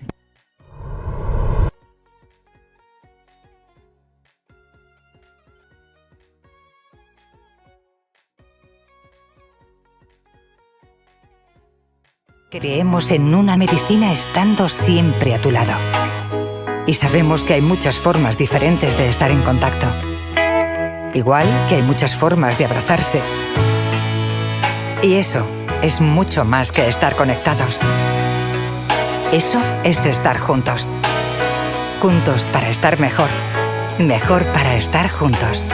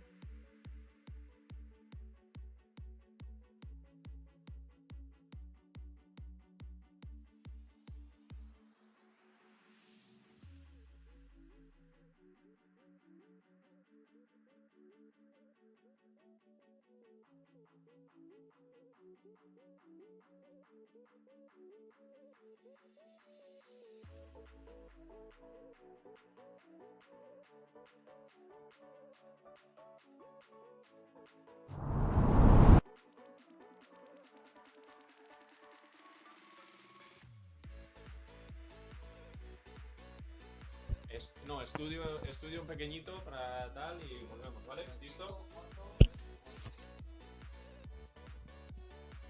Well, we're back and you can see action out there on the waters. We're going to be starting off with heat number 2. And this is a very big heat coming our way, Aaron. We have Jason van der Spray, we got James Carew and Liam Whaley. So we have 2 world champions in the water. Yeah, this is going to be intense, and yeah, I really rate how Liam's riding at the minute. I've been out here as well and seen James throwing some insane tricks, and also Jason out in Cape Town this season. I've been seeing him really improve his level, so this is going to be a pretty intense first round heat here, and I'll be really interested to see what goes down. Yeah, I mean, obviously, you know, we've got Liam Whaley, local boy, and like you say, he's come off of a win down there in the cold Hawaii in conditions kind of similar to this. A little bit warmer. There's a little bit more sun than there was down in Denmark, but obviously, you know, he is on his home ground, wants to take the win, and recently joined in the Duotone family. So going to be interesting to see how he's going at. Jason van der Spur coming from South Africa. The South Africans, when it comes to big air, always dangerous. And then we've got the let's say the odd guy out, James Carew, world champion of the strapless freestyle and the GK Kite World Tour. What is going to be happening out there? Because it's looking like, what, 30, 35 knot plus? Oh, we're going straight into it here. Liam's gone absolutely massive with a double front roll. Mega loop out the zone. He just knows this spot inside out. It's his home territory, and that makes a huge difference at this event. Yeah, one of the things we've seen from a lot of them, they're going that left foot forward. Very nice doobie loop with a little extra rotation and just catching the edge. That is a good way to wake up. That is definitely. And he tried to match him there, but just couldn't get the landing. And now James has come in. He's really needs the kickers, I think. That really helps him. And today's really flat, so that's going to play a part for the strapless riders, I think. And I've seen him always trying to search for that little kicker to just get a little bit more edge and get the board into his hands quicker. So that might be a bit more difficult for him today. But like we say, Liam's home turf. He knows what's going on. I think he's got this down. Yeah, already starting off with a 6.9 there for Liam. So he is in the black lycra front and center on your screen. Going up, big double rotation mega loop, and really like how he whips his body around as the kite is pulling, adding additions of style there. Yeah, we got James now going for his second trick attempt. He's got it this time. Oh, he's just coming in so hot, and that's really difficult. But yeah, just again, like I'm just watching Liam out the window as well live, and you just see the distance he's covering and the height he's getting. It's the most I've seen so far in these opening few rounds. Yeah, he really is traveling all the way across. One of the things we're seeing, a lot of the riders going a little bit closer, and that is a beautiful move there from Jason. Perfect hand in the sky, claiming it early on in the heat. Again, yeah, I just had a little look out the window and just saw the level of this kite there. That got down super low, so that'll be a high scorer. And James, there you can see the difference. Like you said, Aaron, he had the kicker and he pretty much went 3 or 4 meters higher, but coming down like a ton of bricks. I would not want to be that board because James is a big guy. That's for sure. He's taken it absolutely beaten out there. But again, he's just missed the board there. That's tough. That's a hard one to take when your board has gone so far from the beginning. That's a big drag back. Maybe one of the next guys will come in, or yeah, he's getting straight on with the action in a different part of the zone. Tweaking it out mid-move. Jason really is probably getting the kite the most horizontal out of the 3 riders at the moment. Liam has got the distance, but it's really impressed. Jason, I haven't seen him riding for probably about 6 months. He's really improved. Yeah, he's been over here. I think I saw him at the Lord of Tram as well, doing some good stuff there as well. So we got some really good improvement from him. See if James just struggling to get to slow down and break himself for the landing there, and that's playing a big part. I definitely think these kickers they're just not here today, and that's really a big struggle for him. No, it is pancake out there at the moment. Such a beautiful sight we have here. Here you can see Balneário, southern coast of Spain. Nice 35 knot Levante. This famous easterly cross offshore wind that blows like there's no tomorrow. It's blown so strong I've even seen dustbins coming down the road. And at the moment there you can see Jason van der Spray, beautiful, getting both of the axes there, going horizontal and vertical and coming down like a ton of bricks. Yeah, you could see that was happening from the start there. He's just so much speed coming in. Now we got Liam. He'll go for that. Yeah, that's his classic move, the late back roll board off mega loop, and that was a solid one. He's got some big tricks on the scores, big scores already on the board here, so he's running away with this one at the moment. Yeah, he is. Let's not forget, Liam was 2015 World Freestyle Champion. He is one of the most talented all-round kiteboarders. I mean, you yourself, Aaron, you're 5 times world champion. You have a similar background to Liam. You guys started off with the freestyle and now continuously competing in the big air discipline, but you do have one up on him. You have those King of the Airs in your bag, mate. Well, yeah, but I mean, it's awesome to see him do so well. I've seen him since he was a little kid here in Tarifa, and just see his whole career path and where he's got to today. And yeah, like I say, one of my favorite riders to watch for freestyle. Always rated him as one of the best. And now he's making a little bit of a transition over to big air, and he's bringing that experience in. And you can see he's straight away accelerated to the top of the big air leagues. And yeah, I think that King of the Air title is not far away, to be honest. No, I definitely reckon that is one coming. But you can see Liam just full control. Nice boogie loop board off there, making it look easy. One of the things I've always liked about Liam, no matter what discipline he's doing, he does pay attention to the details. It is about the quality versus quantity, stretches everything out. And here you can see 15.6 meters. He is going more than 60 kilometers an hour. That is fast out there. Yeah, you can see by the metrics why he's getting these scores and why they're coming out bigger and better than some of the others at the minute and stuff we've seen in the first heat too. It's just that little bit higher, that little bit further, and yeah, obviously got that travel and then that yank from that Rebel kite there is just giving him some serious data. Oh, he isn't holding back. I reckon he's got a one-way ticket to Morocco if he's not careful. And there we have. That is the textbook move there from James. But unfortunately, he is having a hard time with those landings, not quite getting the height. Definitely, like you said before, the kickers are playing an important role for the strapless. And Liam from the spin, board off back roll kite loop. That was beautiful. That was a move. I haven't seen someone do one that well so far in any of the warm-ups, in any of the competitions so far, and that was just absolutely smooth and solid. Love that. It is really impressive to see how he goes so high, gets it, tweaks it out, but then he comes down as clean as a whistle. It's one of the things with Liam. He either makes it or completely destroys himself, but you can see he has full control of his body, full control of what is going on, and that is why he's in the lead so far. Okay, let's see what James can do here. I've seen him land some big moves so far in the warm-ups, but struggled in this heat. That's one. That will put something on the board. Straight in the action. It's coming thick and fast here. It's absolutely crazy. It is always on, and now we hear full power Tarifa 2022. Jason had a very, very productive start, but it's kind of backed off a bit. He's got that backup score of a 5.5. He's going to want to increase on that. And watch out. Here comes Liam going right foot forward. Boogie loop, just a little bit of a grabbing again, nice amount of control. Probably trying to add up for that variety score because he knows the other guys are close behind. James getting a little bit closer as he had a 6.27. Let's see what he has for us here.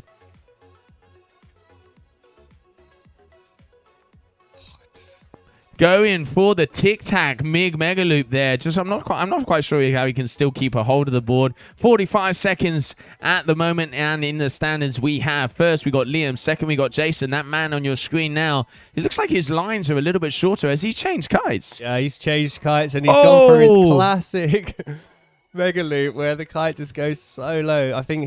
I've seen him do this in South Africa and it's been absolutely crazy how low that kite's been getting. That was ridiculous. Liam just cruising and perusing. Nice little Indian there, board off there, just flying and walking through the sky. And I reckon we're going to have one more move from Jason on the short lines. Is that kite going to be touching the water? We're soon going to find out. Last 5 seconds of this heat. I'll be interested to see the score that comes through here with the kite angle he gets here. It's absolutely incredible. It's a meter off the water, the kite there. It gets so low. Unbelievable. Oh, look at his hand on his head going, how did I not kill myself on that one? What a great heat, what a great move. That was an action-packed heat number 2. Bear with us as we are continuing on with division number 1 of the men, full-powered Tarifa 2022. We're going to take a short commercial break.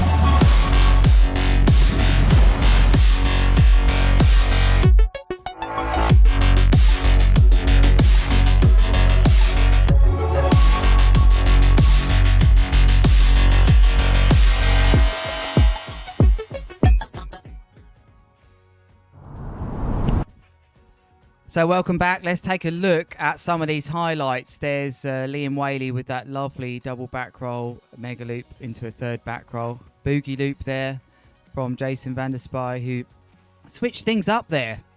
And we're going to see that in the highlights, I think, now, as there he is on the longer lines for him. That was him on the longer lines. And James Carew had a bit of a tough time there.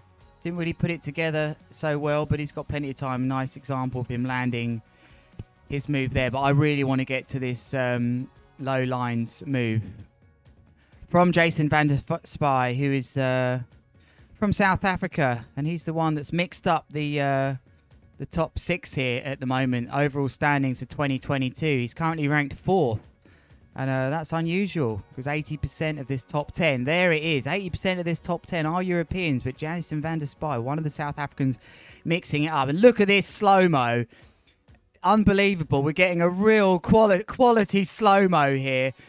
Now, Joe, you mentioned something great, which is what, there he is. What was he thinking? How have I lived through that? The next thought pattern I believe these short line riders have is, maybe I can get it lower. And then they go again, addicted to this short line riding. So you have to respect that, Aaron, but crazy or not? Yeah, I mean, it is insane. I mean, I've seen him hit the kickers in Cape Town, and, it just looks like the picture's upside down, basically. His kites at 12 midnight. It's unbelievable. But yeah, it's really cool to see, and it's good that you have the opportunity. The spot here in Tarifa here is just perfect for it. It's an arena. You can get back to the beach quick. You can do quick changes. It's intense, one after the other, and it's just the perfect spot for it. So really good action, trick after trick, and that last heat was also really nice to see. I think Liam there just towards the end was getting a bit of a feel for the competition area. So far he's been the standout rider.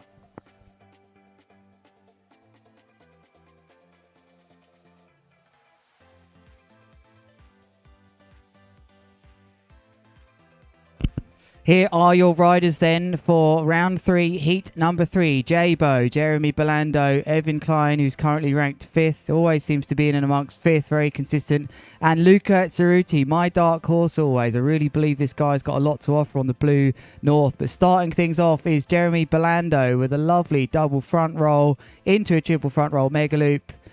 Nice start there, Aaron. Yeah, very good. Vice world champion, I believe, from the GKA last year. We got, who's this coming up? Evan Klein. Very solid first trick. He's managed to land that. I've seen him in the warm-ups, and he's also been one of the riders doing some very interesting new tricks. So I think he's one to watch out for as well. And here is Luca Ceruti. Wow, look at that height. Way higher than the others, in my opinion, on that one. And I got some stats for you, Aaron, on this guy, because I love the way he rides this South African. He's been in 2 events at the BKL. 3 events. and he's always got to the semi-finals. That's 2 events, actually. I'm staring here at Evan Klein. He's been in 3 events, got to 2 semis and a final. So really, these riders in this heat are no mugs. They know how to always make it to the semi-finals or less, 2 of these guys. Good stats to have. And yeah, you see in the bottom corner there, he also got quite a bit more height on those loops. So they'll be looking at that. Here's a board off with a late rotation. Solid, clean landing. So he's getting the points on the board as well. So this heat is coming, is close already at the beginning. These guys are going to have to step it up bit by bit. Here comes Evan. I think he's going to go for, yeah. Doobie, board off.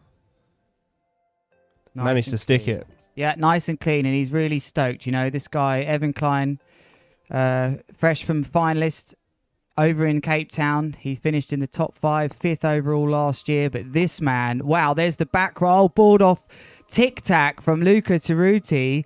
And that was pretty special, but he just got taken away from the board there, Aaron.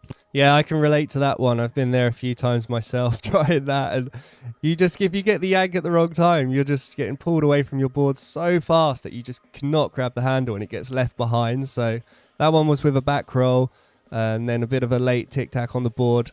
But yeah, what an insane move as well. Getting the kite low, lot of distance. He's definitely getting the height, consistently 15 meters here.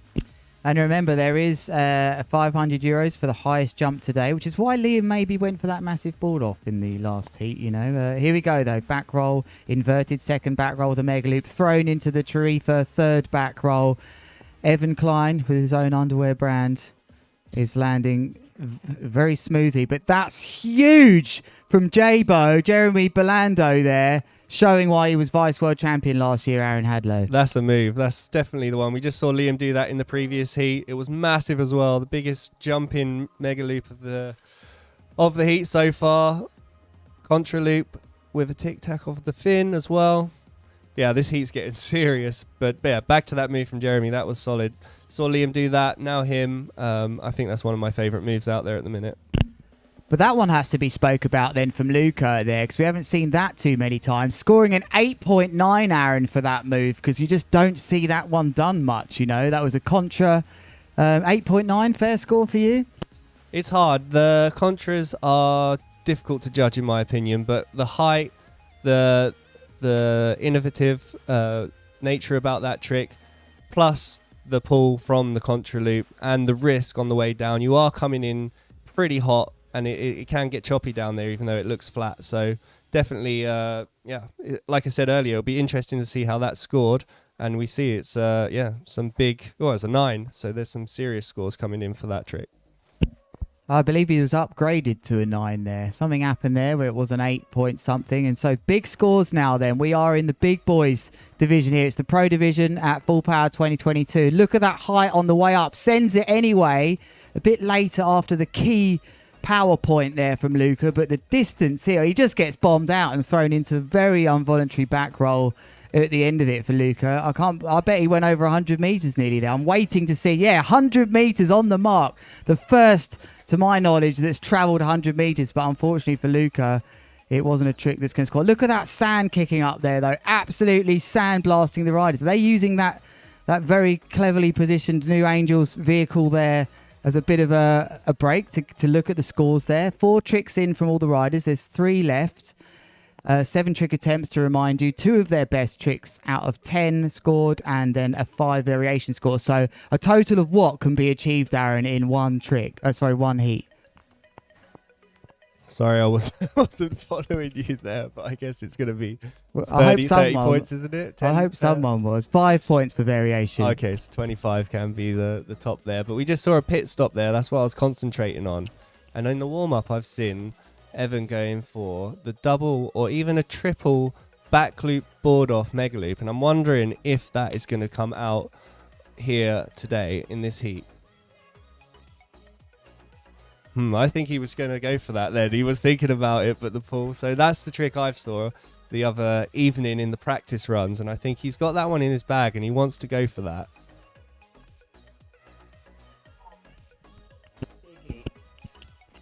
That was a contra loop again, and just with the contra loop, you are able to get much more height. You're able to send the kite back and forward, and then you go up a little bit more and still get a good kite angle. So that's very interesting.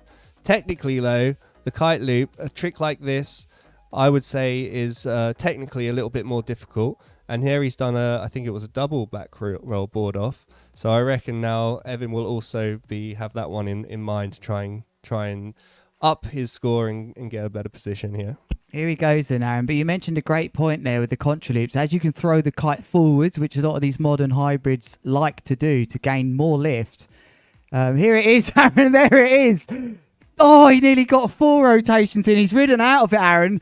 Big move. That looks like a first. Yeah, that's what I saw in the warm-ups. And that was what I had seen. And it's difficult to land because of the amount of rotation and the amount of inertia he has through that first trick. He's spinning so fast that to slow down and slow your rotations and get in the right position for landing is very difficult. So, yeah, that's what I've seen. 3 or 4 rotations on a back roll board off. Let's see if he can land that one.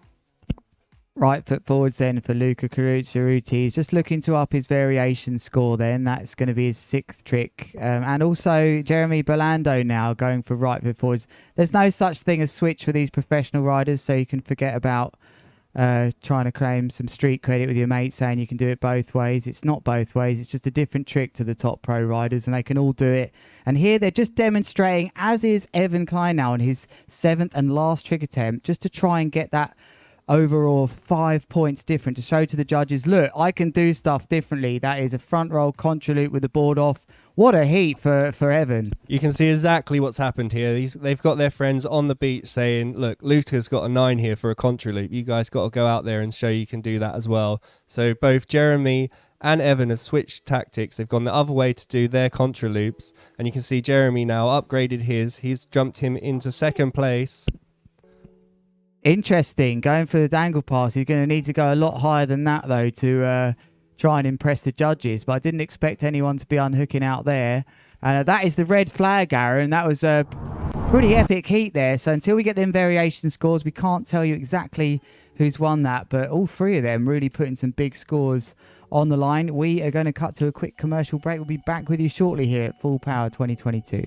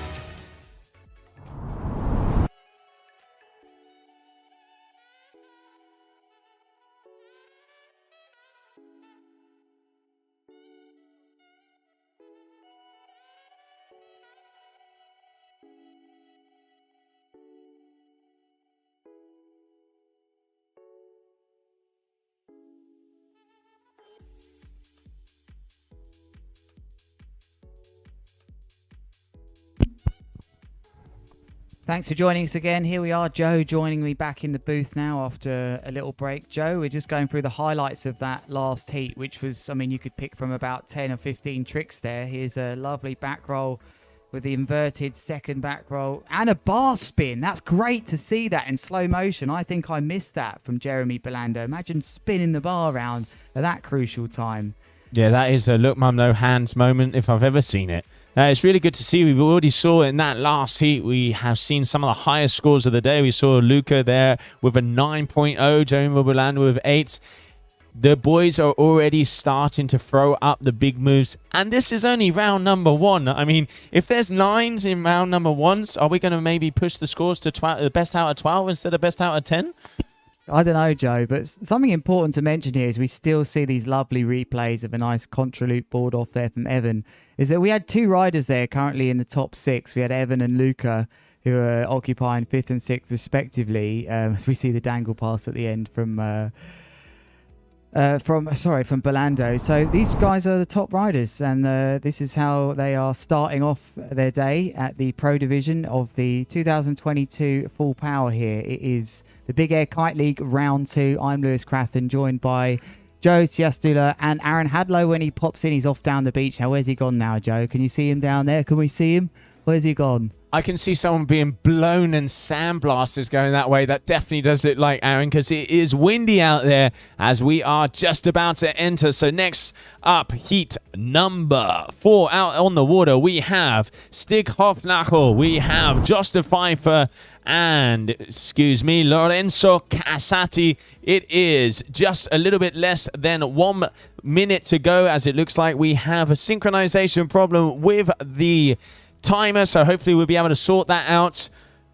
1 minute to go, guys.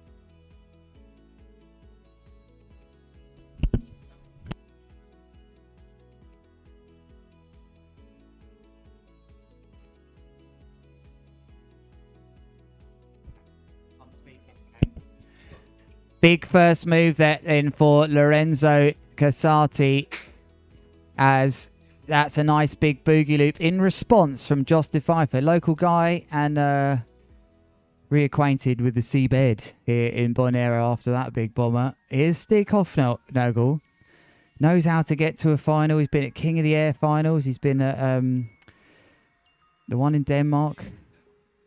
Hawaii Big Air. He's got thrown into a ridiculous back roll there, though, and that one's a tomahawk down to the bottom as well. So not the perfect start from Stig. He's a dark horse as well. You just never know when he might turn up, Joe, and decide that he wants to get to a final. 80 meters he covered there. 74 kilometers an hour was that yank. On your screens then is Josh. Tell me about Josh, Joe. He's a local guy.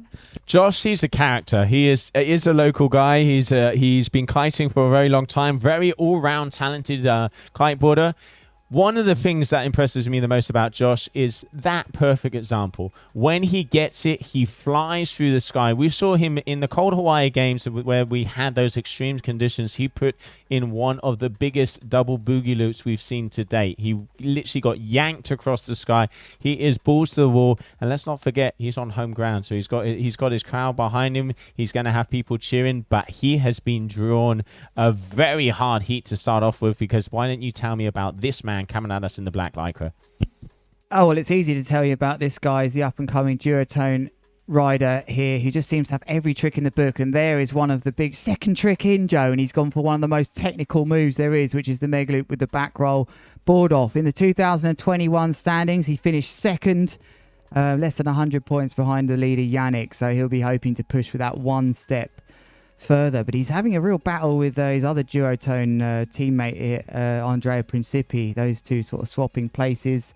But yeah, he's in 7th at the moment, and I believe he came up against Andrea at that last event at the Lords of Tram. So expect to see him up there again. But he's got all the moves, and I think he'll be your favourite for this heat, Joe. But on your screens right now is Stig Hofnagel. He's got this. This is one of his best moves for me. It's a very high and big mega loop board off. It should have the board's just cut. That is harsh. You know what, Joe? I'm going to say it. That was a harsh landing. He had that in the bag.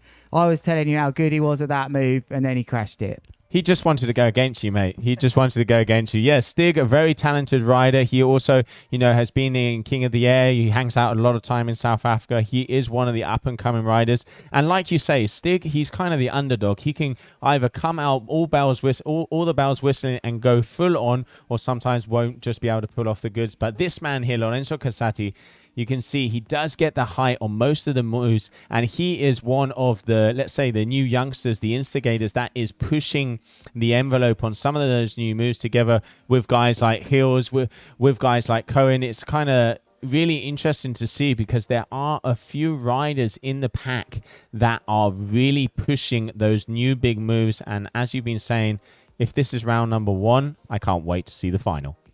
Yeah, we talk about them big moves, Joe, and what we're talking about here as we see Justify for switch things up with right foot forwards then. Lovely shot here of him riding into the beach. It looks like the wind's a bit more cross-shore now, Joe, with that angle that he hit the beach. And it's a switch boogie loop. Didn't look as controlled as his other tack for me, but he's going to score and that will help his variation.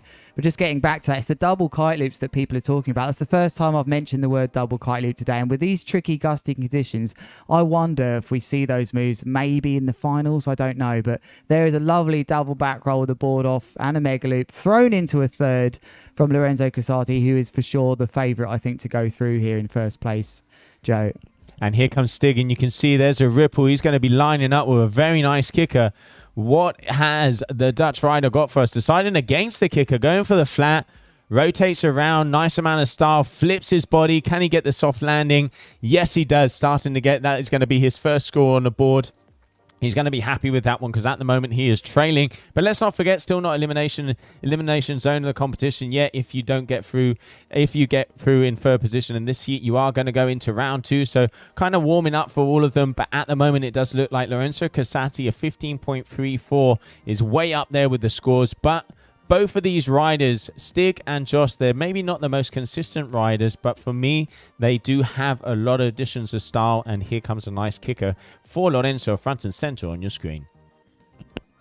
Yeah, it looks like a lot of the riders, they're just not quite big enough, those kickers, to line up with. They're sort of skipping them. We do like to see the big waves. He's going to go right foot forwards here then, Lorenzo Casati, and he'll have Stig just holding off with the yellow rash vest. Just watch here. Stig's just going to check his run. Or is he? Stig likes to get in your face out there. He's one of them aggressive competitors. Just a mega loop with a delayed back roll right foot forwards. He's going for a bit of variation. Really dropped out the sky there, though, at the end there. I expect to see a high G-force landing from Lorenzo, up to 5 or 6 maybe for that last move. Let's see if that comes in. Yeah, it was a 6.8 G-force on that one in the end. Our stats from Surfr App. As there's Stig Hoffnell. Didn't really have the height there, Joe. He needs to get going here. Yeah, he kind of started as he stopped just before Lorenzo there. He kind of started halfway down the beach. I'm not sure if you need to get the speed. And here you can see Josh scooting around and deciding to go against that kicker. There you go. Just a mega loop with a late rotation, a little bit of a dangle there on the end. So probably not the best move we've seen out there yet, but early days of the competition, the guys are just getting ready. Josh, local boy, knows this place like the back of his hand. And here you can see Lorenzo Casati there with a boogie loop board off and grabbing the board from the rail instead of the handle or the fin that we've seen. I think probably the nicest kite loop with a board off rotation we've seen so far was that back loop board off from Liam, grabbing from the fin. And for Aaron to say that's the nicest one I've ever said, that is what I call praising a move. It's probably definitely true if Aaron said it. So I'm looking here at Lorenzo's last stat, 76 kilometers an hour he was yanked. That's big, though, from Stig Hoffnell. And one thinks he must land this here, which he does, because he's really in a bit of a battle here for second in my eyes here against Joss now. And that might be their strategy now, is just to try and get through in second. Joss go for a lovely big airwalk here. That's going to be at least, I'd say, 14, 15 meters there. So 45 seconds left in this heat, Joe. Looks like Lorenzo's out ahead. 15-meter jump there from Joss. Yeah, I'd say so. And there you can see his little brother as well, just kind of saying to him, hey, you might be first, but we want to show. Come on, give us one more move. Give us one more move. And there it goes. It looks like he's got him amped up. He's grabbing some speed. So this is for the beach, as this is going to be a victory run. You've got the little dog, Speedy Gonzalez, in it down the beach. Okay, Lorenzo going up. Just a nice, lofty board-off rotation. And this is why I love this location. That backdrop, the color of the water. You got a castle, 300 or 400 years old. Just a nice little port there. This is why this location is world famous. And we are going to be coming up as we are coming in the closing seconds of this heat.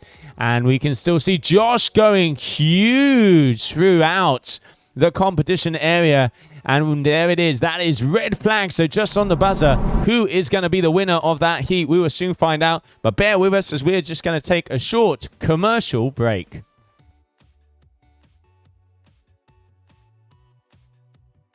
The 2021 tour so far. We had a smashing start to the year with 40 knots. Many young riders stepped up to face some of the big names. Cape Town local Ross Dillon took the win. Next up was Full Power Tarifa in Spain, which produced nuking wins and some of the best big air the world has ever seen. Red Bull athlete Yannick Zagajewski took home his second ever Bakel win. We had our biggest fleet to date, with pro, amateur and women's divisions all going absolutely nuts. In September, we made our way to Brazil for warmer waters, consistent wind and an opportunity to ride with South America's finest. Our team worked extremely hard to bring you our finest live stream to date and several days of big air action. The competition was fierce, but we saw Yannick emerge victorious once again, followed closely by Beto Gomez of Colombia and Gil Vlucht from the Netherlands, who by then was no stranger to the podium. And now a big moment here at Full Power 2022 at round 2 of the Big Air Kite League, Joe. We've specifically spent some time on this now because Beto Gomez is in the next heat and we have to talk about this rider. Joe, you were just reminding me here that he won the event in Argentina. He will feature at King of the Air. And something I quickly wanted to point out to the viewers, that this guy boasts a 100% record for getting to the final. He's only done 2 Big Air Kite League events, but he's got to the final every time, and it's gone under the radar, in my opinion, Joe. Yeah, he is definitely an underdog. He comes all the way from Colombia, and one of the things I love about this guy is the energy he has on and off the water. If he's on the beach, he's always hyping everybody out. He's always got a helping hand. When he's on the water, he is electric, and you can just see it. He's smiling. He's happy to be here. He comes from very humble backgrounds, and now starting to be, like you say, a guy who makes it always to the final, is with the one to watch, and really like the way we are saying he is definitely underdog, but watch out, guys. Beto is on his way.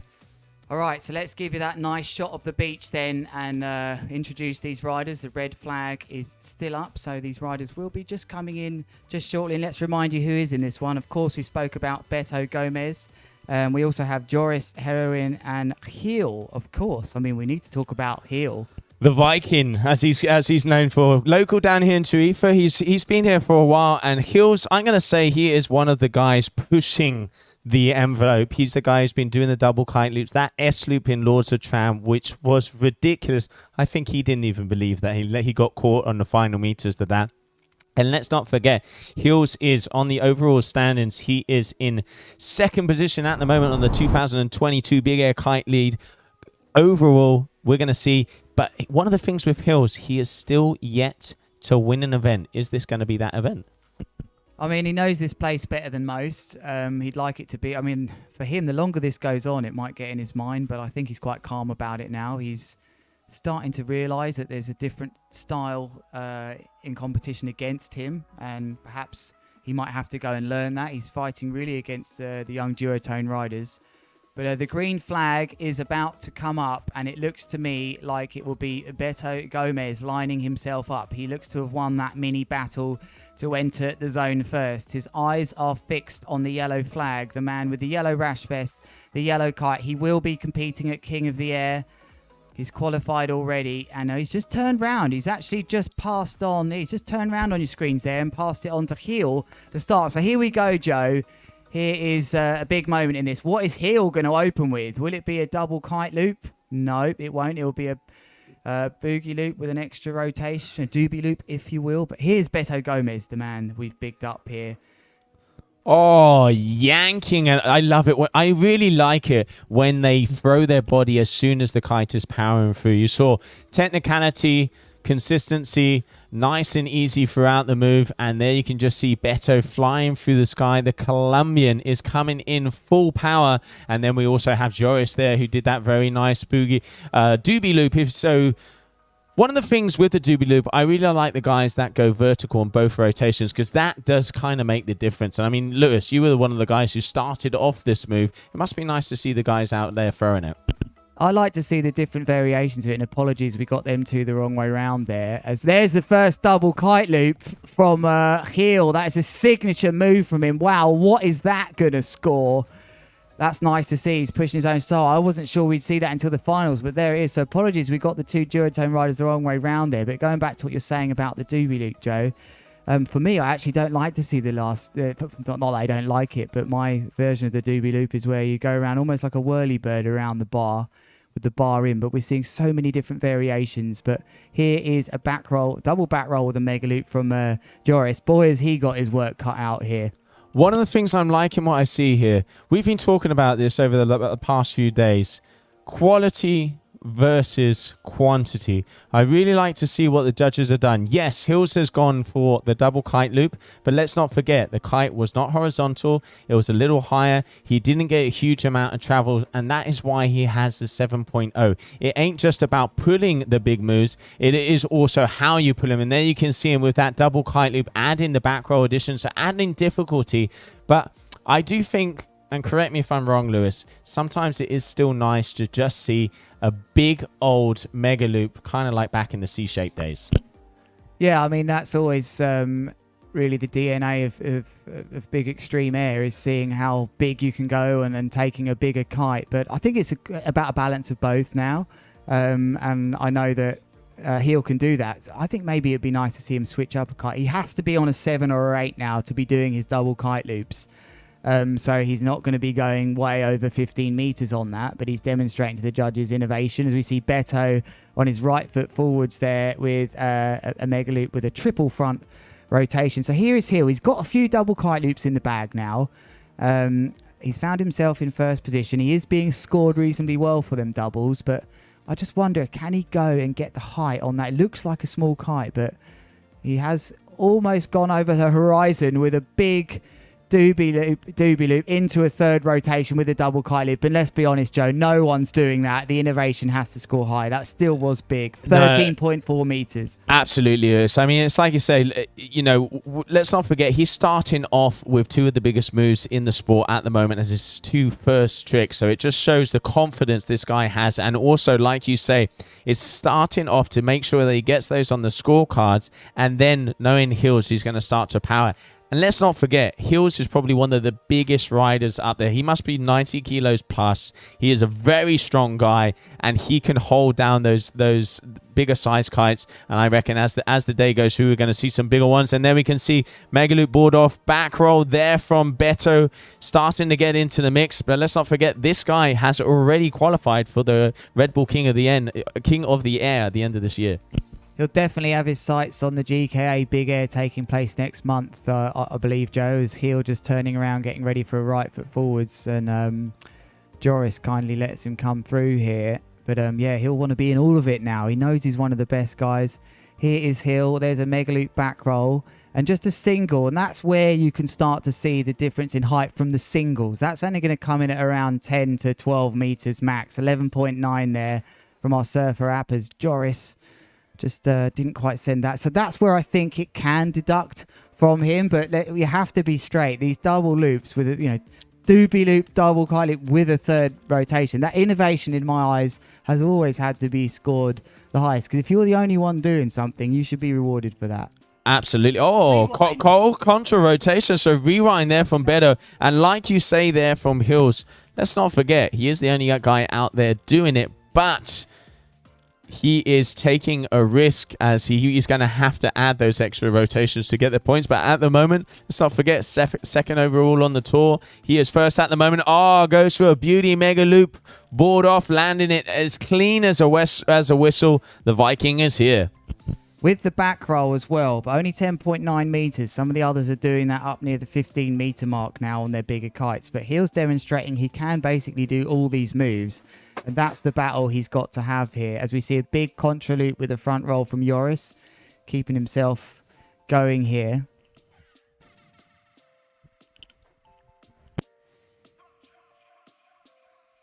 So yeah, now we can see at the moment just over 2 minutes to go in this heat. So all of these guys, I mean, in all fairness, they're warming up, and warming up, and already 16.3 up there for Hills. He's there down on the shore, making sure his dog's giving us the little talk. So his caddy's coming. Come on, Dad. Come on, get yourself going. You might be first. We want to see you getting higher and getting bigger. One of the things I love with Hills, he does not hold back. The balls this guy has when it is windy is when Hills really starts to excel. And maybe Full Power Tarifa is going to be the first event win he has, because that is pretty much the only thing he needs to get yet, is because for me, he is one of the most talented big air riders and a champion on and off the water, which is even more important.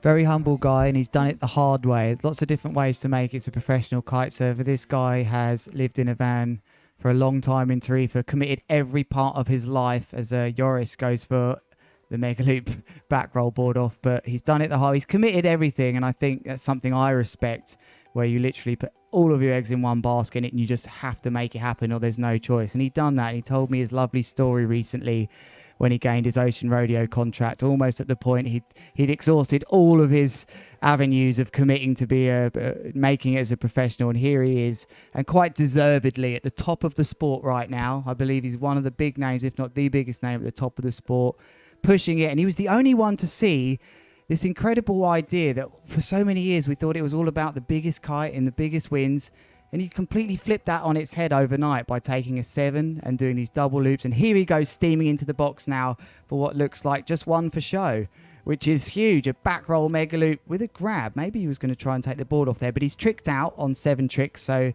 that one just for show, Joe. Yeah, just, let's not forget home crowd. You can see the crowd starting to gather up on the rocks. You can start to see the people coming down. Let's not forget we are here in Spain, so it ain't siesta time yet. So people are coming out. This is the full power. We have Levante bearing. Oh, Beto going huge. How he managed to get that, and that's what I talk about, the energy, and that's what I talk about the stoke. Punch, fist in the air. The boy is happy. That was a big move there from Beto. Is that going to be enough to get past Hills? Because they are very close in between him. We are soon going to find out. But bear with us as we're going to have a short commercial break, and we'll be right back.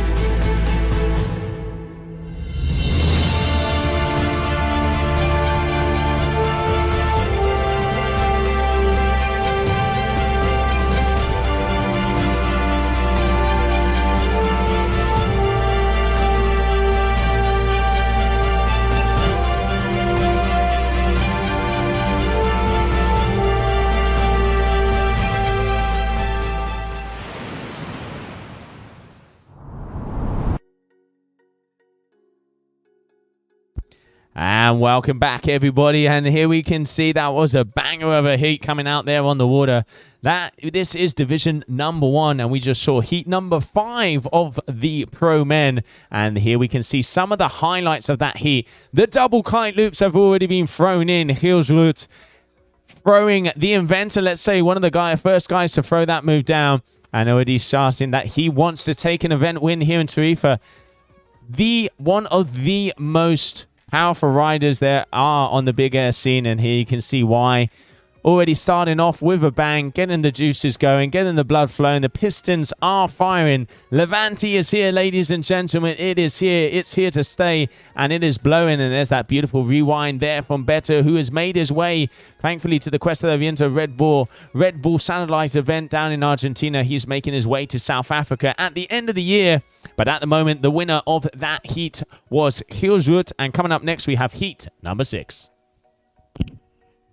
Yeah, we do, Joe. And just having a little look through these scores coming in. So it's Heel that's his varieties, 4.1 to Beto's 3.5. And I mean, that's quite a high variety scored. It's really because he's the only one putting these double loops in as well as doing the other moves. He scored really well in that heat, 7.8, and a 7.8 and an 8.5 being his 2 highest trick scores. So he won that heat by 1.3 in the end. So Beto pushed him a little bit, but our highest jump of the day, which we can see here on our leaderboard, looks like it's Timo Borsamo, who's currently going to be with 500 euros in the bag from Surfr, giving 500 euros to the biggest jump of the day, the Surfr app. You can get involved as well for free.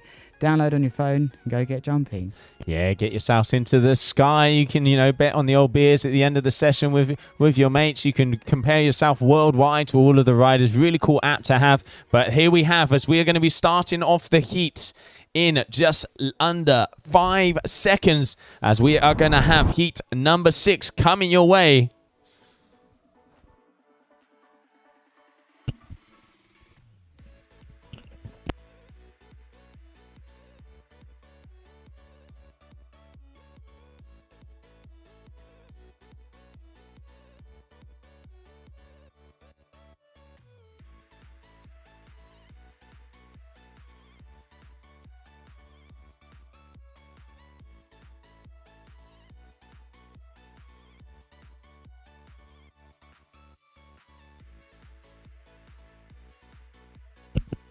And that was a long 5 seconds, Joe, but we've made it. As the yellow flag comes down. There we go. Our heat scoring by heatscoring.com. Thanks for that, guys. It's wonderful to look. And just head over if you want to take a look, bakl.heatscoring.com. You can look at all these tricks coming in live, as that is a big back roll into ascent, double back roll. Board off then for the current leader of the tour, Andrea Principi. Contra. Yeah, and adding the contra loop in that one. Wasn't the biggest contra loop, so we didn't quite see it on the screen. And yeah, that was a very long 5 seconds. Apologize, I'm getting a little bit too excited because I want to see the action out there. Because your current tour leader is out on the water, Andrea Principi, and getting a 4.33. You can really see the judges are start to make the difference. Oh, losing a foot. If he can land this, I'm giving this guy bragging rights. That is, talk about getting your feet back in and saving yourself, because that could end up in tears.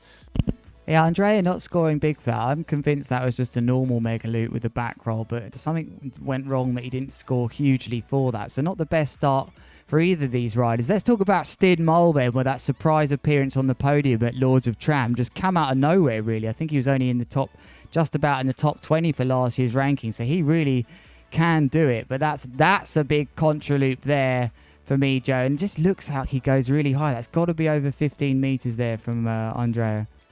And I reckon he pretty much just answered why he was on that podium in Lords of Tram and appearing from nowhere, making it look easy. 16.9 meters, if I can see here on the old Surfr app. So going very big. The guys have actually started to jump over 15 meters on pretty much on average at the moment. So obviously the wind is getting stronger, and here you can see nice double front rotation, move a mega loop, the old doobie loop coming out. Not the best of landings, but all of these guys are definitely, it looks like this heat has a nice amount of gusts. And here we have your tour leader, Principi, trying to start to add up the scores. Yeah, he's got the big score on there so far, the 6.95, straight into a boogie loop with a board off. Really rotates the board around the body. He's got a great instinct for landing, as Andrea Principi, he, as does the duotone young riders, as well as Karate. These guys just know how to land, but he's looking like he's edging away now, Joe. It'll be hard to catch him. Yeah, he does look like he's got a little bit of an advantage. He started off early, but let's not forget, 8-minute heat, so they got loads of time out there on the water. There's but 7 moves. You really do have to pick, but that is to be able to pick in between the gusts. Make sure that you have your runway ready for takeoff, because some of these guys are going sky high. And there you can see Timo, very big, nice in control. Stylish, got the verticality, but unfortunately just getting let off by the gusts, grabbing a chop and having a little swim with the fishes. It's just really hard to explain how difficult and harsh it can be on you. He couldn't have technically performed that move better. It just comes down to the luck of the draw sometimes, what you're landing in. If you land in the trop of the chop, as he did there, he literally just landed a slight release of tension from the kite, which can only be a bit of a lull, and you can't physically land it there. He couldn't have done that any better. So unfortunately for Timo, he's got a 0 in what looked to be odds on completely. But back to our tour leader then, Andrea Principi, going through the motions in a triple four front rolls, or a 3.5 if you want to be exact, with the board off. Was that a contra loop? I didn't quite see that on the screen. Maybe you noticed out the window, Joe, but whatever that was 3.5 front rotations with the board off. Landed pretty cleanly. Standard stuff from our tour leader. Yeah, I'm dizzy already. I mean, no wonder he's number 1. Oh, big board off mega loop here from Sting. Nice and front and center. Sting, very, very talented rider. And like you say, appearing out of nowhere and coming onto the podium in Lords of Tram.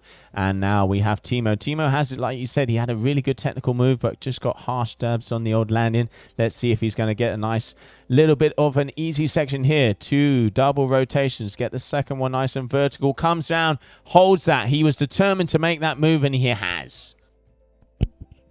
Yeah, so I think he did loop the kite there. It wasn't clear to see. He didn't get that massive yank. And sometimes I think with the double rolls into it, if you haven't spun super fast into it, you're not still accelerating high and fast at the critical moment of a kite loop. So you end up right at the top of the zenith and maybe on your way down from your altitude. That's why I don't think he got as much yank. It was only 47 kilometers an hour that he was dragged through the air. Some of the top moves we're seeing in the 70s today from our Surfr data. So there's a nice...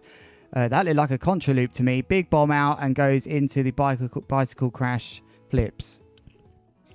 Now, I reckon if I did that, I'd end up like Mr. Potato out there. That was a huge crash. It's incredible to see some of the poundings that these riders have. And here we can see Lorenzo. You know, that's good. Grabbing his board, making sure his compadre is all right out there.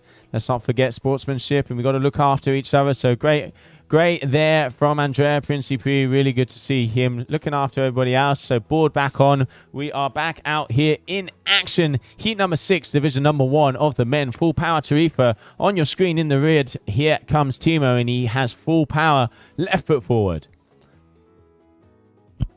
That was really inverted, that back roll there. Just a single. Sometimes that looks just as nice to me. That was nice and controlled from Timo. He'll be looking really to push himself into second. That's really what these riders are going to try and do here. Andre Principi looks like he's quite comfortable enough to rescue someone else's board.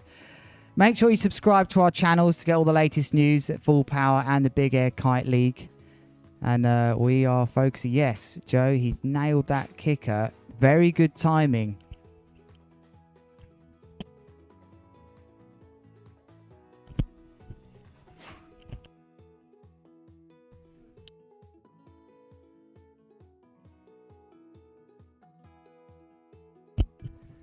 Here's Stinmo. Mega loop. Delayed roll. They can't score too much these days. They are the first trick you really want to be learning in your mega loop journey. Unless they're the biggest thing you've ever seen. Koi was really committed into that though, Joe. It's going to be 3 rotations into this one in for Timo. 2.5. Yeah, he liked it. He liked it, Joe. He did like it. He's been looking for that one throughout the whole heat and got it just above a minute to go. You can see that might change the standings because he's got a backup score of 5.5. So there you go. Yeah, he has changed his score of 5.67. So just increasing that one a little bit. And here you can see Principi knowing that he's still in first position. He wants to be in the rider's seat, on the throne at the moment in this heat. And he is the man to beat because let's not forget he is one of the top contenders here for this event and for the overall 2022 title. But at the moment, Timo is definitely giving him a run for his money. And here we have Sting coming on with the yellow Leica. This guy is flying through the sky. Yeah, he's only about 1.5 down at the moment, but he's got a 4.87. Can he boot that out? He's not quite getting the heights for me, is Sting. I don't think that's going to be much more than 10 to 12 meters. 13 meters. That wasn't too bad. As we see just a bit of... But he's been told on the beach now, you can relax, Andre. He's been in. There's 20 seconds left. He's got another trick attempt. He might use it to practice something later. But whoa, that was a biggie. Yeah, I reckon, like you say, Andrea knows he's got the win. But let's not forget, you've got a beach full of people. You can see out of here the live booth. The rocks are starting to get filled with the crowd wanting to see the hype. They want to see the vibes. They want to see the best of the best battling it out against themselves. And Mother Nature, as old Chris Tronolo would be saying back in the day. And it is just so great to see because this is a Coliseum. It is a stadium because you are right next to the water. You're pretty much 2 meters away from where all of the riders start to jump. But while we stay, let's bear with us as we're going to take a short commercial break and we'll be coming back with the action with heat number 7 of Pro Division number 1.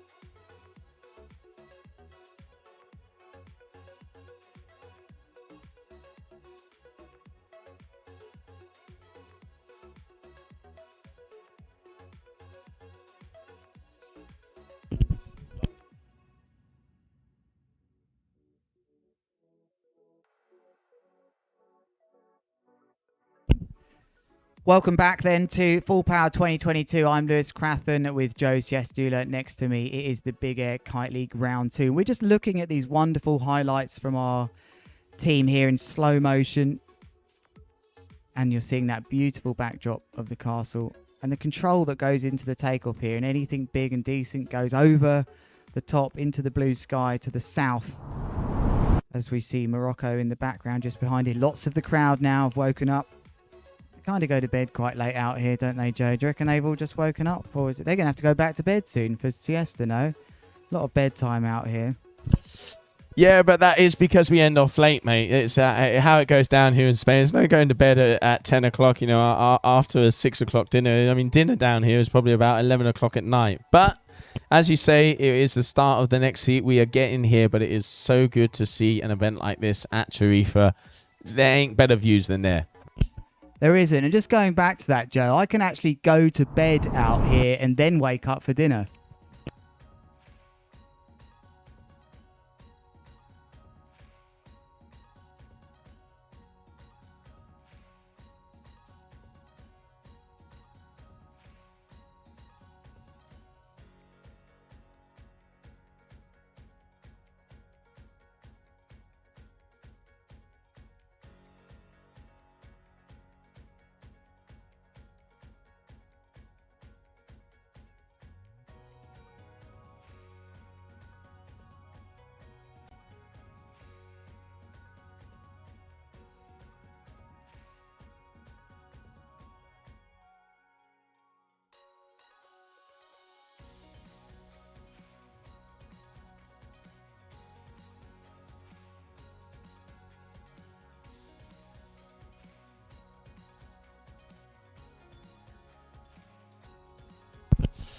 And we're back, so let's have a look and see who are we going to have out there. That is a very good move to start off. So we have, in the yellow, waiting for this to update, there we have Michael Schipper. In the red, we're going to have Clement Hout. And in the black is going to be Joris. Those are your top three riders. Clement, coming all the way from France. We've seen him appears in the King of the Air, joining the Reading team. One of the things I like about Clement, he always does go very, very big and a very nice guy off of the water. Great to see. One of the things also with Clement, he's tall. I mean, this guy is 6'3 plus. So if he tweaks it, if he extends it, you really can see the style in the moves. Let's see how he does here, because at the moment, Michael Schipper, he has come all the way from division number 2. He has pretty much been going through heats on the buzzer, and here he is once again, second position. This guy he's trying to go all the way through pro division. Really cool to see the guys from the second division coming all the way into the contest. Lovely lift on that boost there from him. I believe he's wearing a white helmet now. We can turn our attentions away from that move from Joris. Unfortunately for him, his foot come out. We've done well to rescue it. But just to wrap up what we saw from Mike there, which is going to be his second trick, I think, already. That was a nice move. So 8 minutes the riders have now. And there is a double front row, or the doobie loop, if you like, transitioning nicely away from Clement, who I think hasn't really quite fulfilled his capabilities at competition level, Joe. Like, I think he's got a lot to offer, and perhaps this can be that time that he does that here at Full Power. Yeah, absolutely agree. The guy's got the talent, but when it comes in between the buzzer, sometimes, you know, you got to do a few contests until you start to feel less nervous out there, because you always do have those butterflies in the stomachs, but there's guys that know how to kind of use that adrenaline to go through, and then there's guys that, you know, have to learn it. And here we have, in this heat, you also have Valentin out there. So it does look like, if I'm not mistaken, there was a mistake here on our names, so we do apologize about that. So in the yellow is going to be Valentin, the young blood here from Tarifa. Yeah, and we should have known that with his signature white helmet. But anyway, we get it wrong sometimes. But we've got this organised now, as you see, Clement. All three of these riders then are fighting to stay in this competition, Joe. One of these riders will advance into the quarterfinals. In fact, one of these riders will go up against Timo and Javier in Heat 11. So who's it going to be? Currently, it's Joris who's edging this at the moment, but there's not much in this. 1.4 separating them all after 3 tricks, Joe. We're nearly at the halfway stage that quickly in their trick attempts. Here we go. So the 4th trick attempt, I guess this is kind of 3.5 as they're just about to take off. So I'd say this is almost about the halfway stage. Clearly over the horizon, but that wasn't what the doctor ordered there for Valentin. That's a waste of a move. Yeah, he definitely wasn't. He was looking for something else, as he knows he is close at the moment in second position. So Clement, who is going for, I think that was a contra loop. We didn't quite get the kite, and he did a very good effort. Can he put it together? Oh, no. Just losing the board on that one and taking it out on the ocean. And a nice rotation there from Joris. Pretty much all three of these guys are changing positions after every single jump. So I reckon Joris might have extended his lead a little bit on that one. But here we have Valentin, the youngster, coming at you full speed, left foot forward. I'll be surprised if he jumps here. Is he close enough to the shore for that nice takeoff? He's lining up for a right foot forwards for me, I think, here, Joe. And Clement, we talked about him and how we feel he's got a lot more to offer. And maybe we saw that frustration of that with him punching the water down after that crash just then. Is that starting to filter into him? Can he fight against that and focus enough to get through here? But here we are. Right foot forward is Valentin, the rider that's impressed so much so far in the second division with a contra loop board off. Great move, Joe. Yeah, very nice move there from Valentin. He also has the boogie loop and the double boogie right foot forward, so I reckon he's going to start to mix it up. It does seem like the wind shifted a little bit. Again, you can see here on the water next to the rocks, it is very patchy out there. Most of the riders utilizing that right foot forward, and we're going to have to see. Here we can see, okay, Clement going up. Gets the kite loop, mega kite loop with the board off, but unfortunately not quite getting the height, not getting the yank that he needed, so that is going to be another crash for him. Maybe the frustration is going to be taken out, but still 3.5 minutes to go, and let's not forget, only the top two moves can score, so you can land that in the last minute, get the variety, and take the win home. Meanwhile, Joris is going around his business quite nice, just landing some nice, powerful loops. It's put him in first place, and he's putting him in a strong position here after that crash from Clement. He had the mega loop, the back roll, but he did have the unwanted back breaker of a landing. And again, Valentin just can't hook things up here. He's a guy that really has had some good heat scores of the day so far. But right now, Joris is in the driving seat by what looks like to be nearly 2 points. About 1.75. He's comfortable with 2 solid 6s on the board. It's time to perform now, boys, because 2 of you are going home. Yeah, it's now or never, boys. It is now or never. So Clement, okay, he's going at speed. Looks like he might be going left foot forward. Does look gusty. You can see there's a lot of holes there. Okay, goes with a front roll rotation. I think that's a contra loop, if I can see. And he does, just again comes up short. It looks like he just doesn't quite get the board completely on his feet, nice and secure. Because Lewis, there's kind of 2 ways. You can see some of the guys have their straps nice and tight, and then there's some that have their straps that you can almost get your whole body through. It is about getting that board back on, because the amount of power, and we've seen, over 70 kilometers an hour, some of the biggest, speeds we've seen coming into the landings, you have got to pretty much hold on even with your toenails. Talk about good landings. There's Joris taking a big one, right foot forwards, just getting his variation score up. But it is a great subject. Maybe I'm not the expert to talk about board offs, but talking about how tight the straps are is a great one. So I've always been a believer you have to have your straps really tight. It's good technique for edging.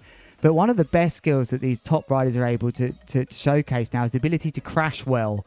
Here is Valentin here with the board off. If this goes wrong, being able to crash well, not land on that board is a skill, especially if the board's still on your feet and you know you're going to go in hard. If you've got bindings on or your straps are too tight, your legs are going to get it. And that is definitely something I'm seeing, that the riders that can push the level of the sport are able to kick the boards off. So maybe it is about having a slightly loose foot strap, Joe. Yeah, I think it is interesting. Then, of course, there's personal preference out there. Everybody has their way of riding. Everybody has, a different way of doing it. And now we can see just coming up on a minute to go. And at the moment, Valentin and Clement are going home. So these boys have to perform because Clement has a lot of work to do. He's got 2 tricks. He pretty much needs to improve on both of his moves if he wants to have a chance. And then Valentin is going to need something above the 6s. So here we have Clement Hout going up, goes with the kite loop board off, gets the board back on his feet. Can he make this landing? Yes, he does. Can he hold it together? Is it in? Big butt check on that one. He's going to get points deducted, but still, that's going to improve on his 3.63. Is it going to be enough to be able to get one more move? We're still going to find out. Next up, we're going to have the youngster Valentin here with the yellow lycra coming at you.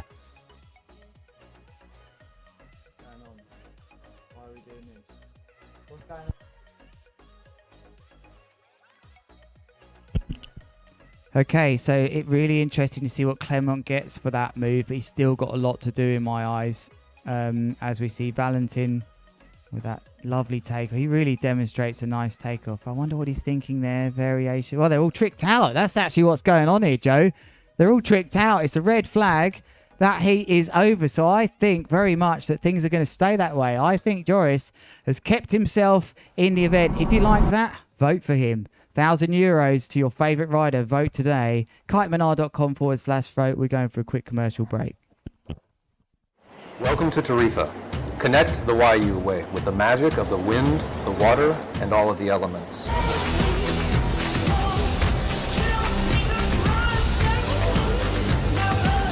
We use the latest technology and certified kitesurfing instructors to take the most beginning kitesurfers to advanced.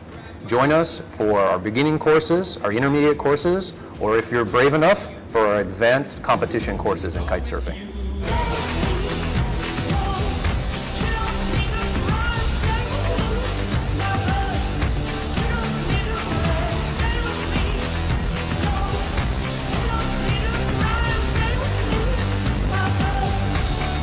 Come ride with the Wayuu tribe. We are a multilingual team of international professionals dedicated to helping you take your riding to the next level.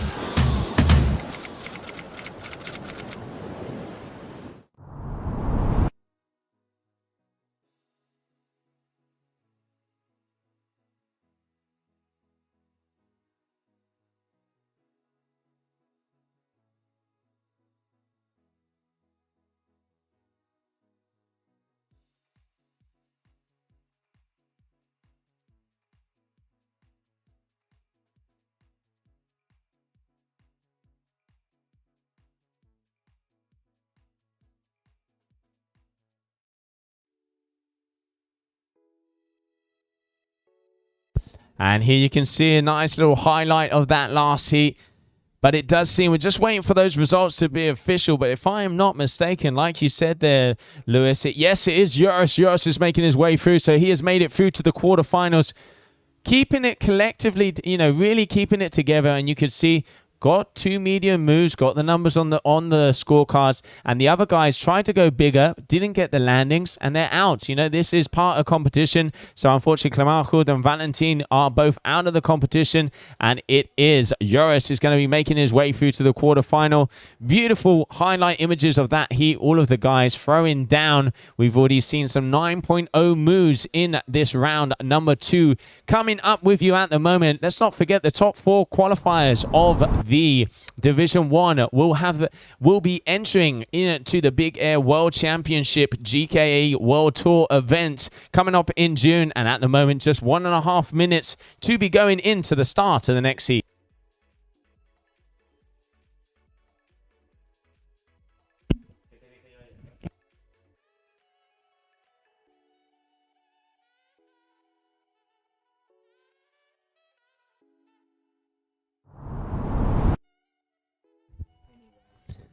And let's not forget, if you want to vote for the Rider of the Day, kitemana.com/vote, €1,000 prize money. Who is your favorite rider? Who is going to be the most popular rider out here at the Full Power Tarifa 2022 with €1,000 prize money? Now, that is what I'm calling a decent party at the end of the event if you're going to be the rider to win that. And also, let's not forget that we have a €500 prize for the highest jump of the event with the Surfr App. At the moment, if I'm not mistaken, it's up around 15.5 meters. And there's the Levante just coming into the live stream booth, almost knocking us off of our feet. This is what we want to see. Green flag, Airton, Cozzolino, Stigmo, and Evan Kling, one of my favorite riders.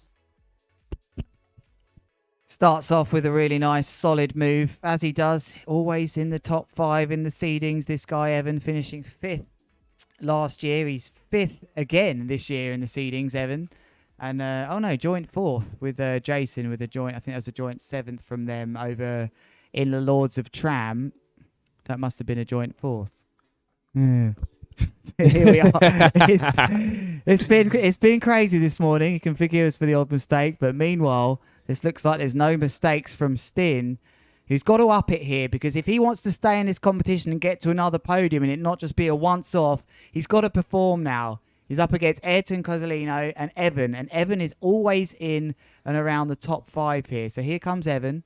What's he got for us, Joe? He's going for big. Oh, doobie loop textbook 101 coming at you. Beautiful move, getting the rotation, head over heels, got the yank. And Lewis, Evan has the highest recorded jump at the moment on the Woo, if I'm not mistaken. Didn't he go 35.7, if my memory serves me right? Something like that? I think so. He certainly went massive this year for the highest jump over in Lords of Tram. Big high jump, that. And you can see Airton Cozzolino just going down after that move, but he already has one on the scorecard. So at the moment, Evan with 2 moves is in the lead, and Sting going big, just getting dropped out. Oh, nice control with that little extra rotation on the end just to get his body around, keeping it together. He's going to avoid a nice little whiplash after that one. Nice recovery on that one, but for me, just got pulled out of the nice, comfortable tuck position that you need to be in for the boogie loop. So maybe a gust hit him. Really, oh, this is nice, though, from Evan. Oh, he just can't stick it. He's really trying to up it here. And let's just talk about Evan while we've got a breather here, Joe, because Evan is no mug. He's found himself in a situation here where he has to win this heat to stay in the competition, but he's done 3 events so far. And out of those 3 events, he's always got to the semi-finals. One of those events, he's been a finalist over in Cape Town for the end of last year. So this guy knows what he's doing, but he's up against Airton Cozzolino, who is, a seasoned pro. This is going to be tough for him. Yeah, he's got a couple of very experienced riders out there. And Evan, like you say, he is consistency, always top 5. He always puts on. One of the things we've always said about Evan, he's kind of, him and Jamie Overbeek, those two, they have a similar style. They always go big. They're always going very high. And at the moment, demonstrated in the driver's seat at the moment. But this man Sting coming in with a good amount of speed. He's got the height. 1 rotation. Oh, very horizontal, comes down. Is he going to get caught? Gets the 2nd rotation. And toe side, can he keep it together? No! Oh, he's still got the board on his feet, though. No, he just lost it. But respect to him. That was a very big move. 17.1. I reckon that guy has almost got... yep, that is the highest jump at the moment. So Sting has taken that 500 euro prize from the Surfr app. Let's see what's happening. These boys are starting to fire.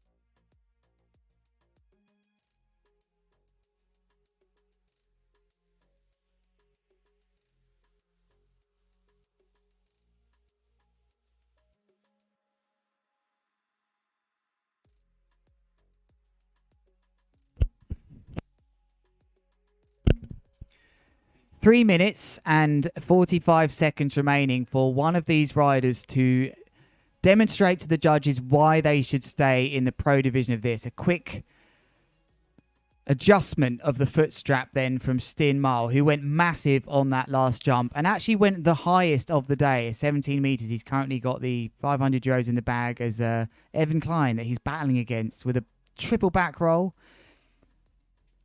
A mega loop, not so clean. This is all to play for here because Airton Cozzolino has edged out into the front. Again, surely he can't come back from the dead as we see a massive mega loop board off from Stin Mile. He really needs to land this, and he does, nice and clean. He's going to have 3 trick attempts left. Airton Cozzolino has 2 trick attempts left. He just keeps grinding it out, does Airton. It's almost like he likes to be the underdog in these heats as he searches for a takeoff again. There he is with the yellow rash vest.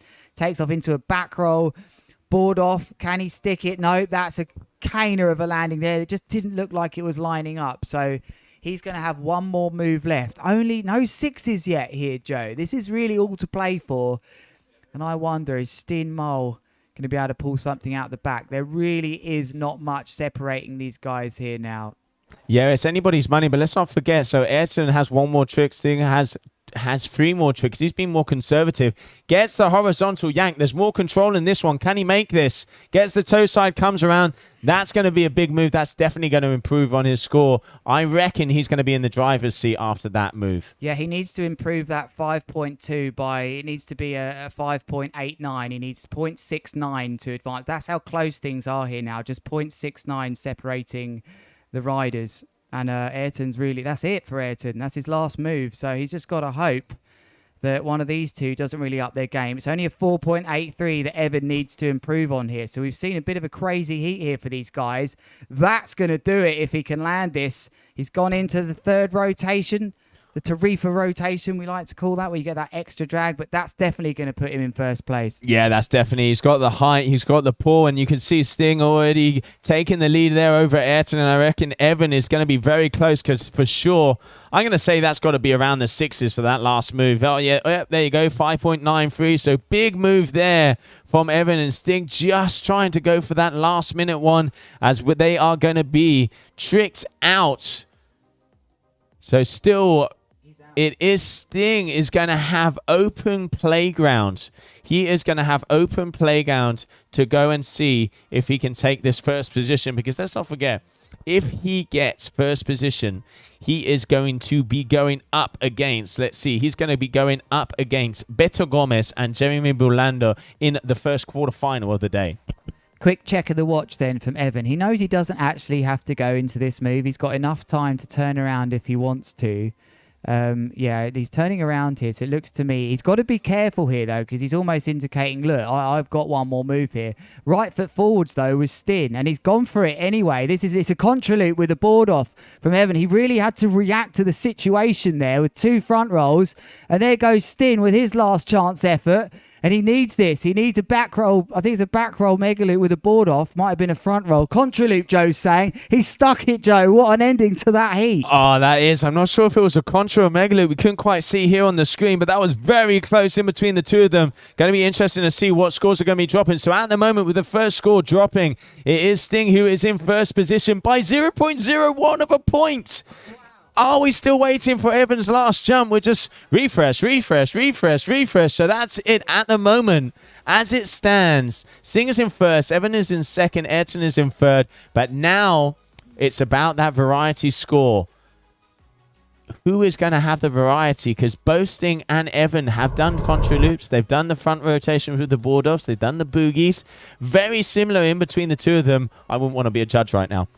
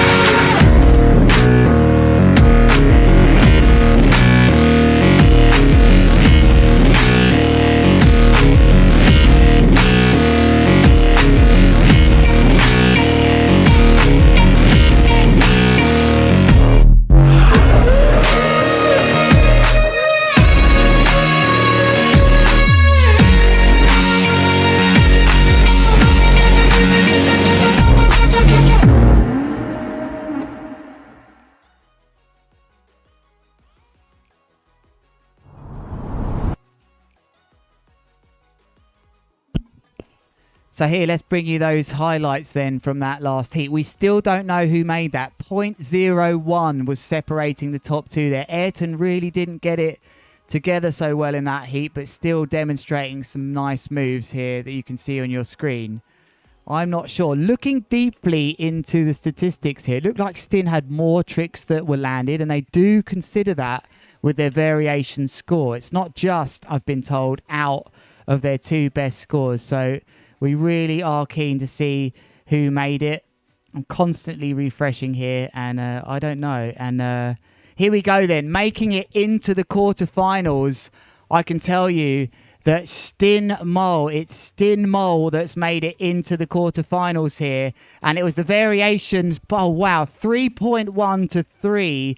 So he made that in by 0.1 then, did Stin Mole. That was pretty impressive stuff, Aaron. Aaron, what does it feel like when you lose by 0.1? Well, that's just the worst. I mean, it's just such a close heat. It could go either way. But at the end of the day, if you're in it by that, you know you're doing it well. That's the only thing you can take from that. But it is devastating. You always go back to that trick. Oh, what could I have done just to get that little bit extra? Or maybe that landing just weren't quite as clean and stuff like that. So, you know, it's tough to take. But at the end of the day, someone has to win. And that's always the way it is in these events. So, in fact, it wasn't the truth, actually, when everybody listens to that song. Everyone's a winner, baby, and that's the truth. It's not actually the truth. What Aaron's saying there is there has to be a loser. And unfortunately, in that heat that's just gone by, so it was Stin by 0.1, Joe. And, yeah, and I think that's great work for that man. You know, he's got to the final, the podium.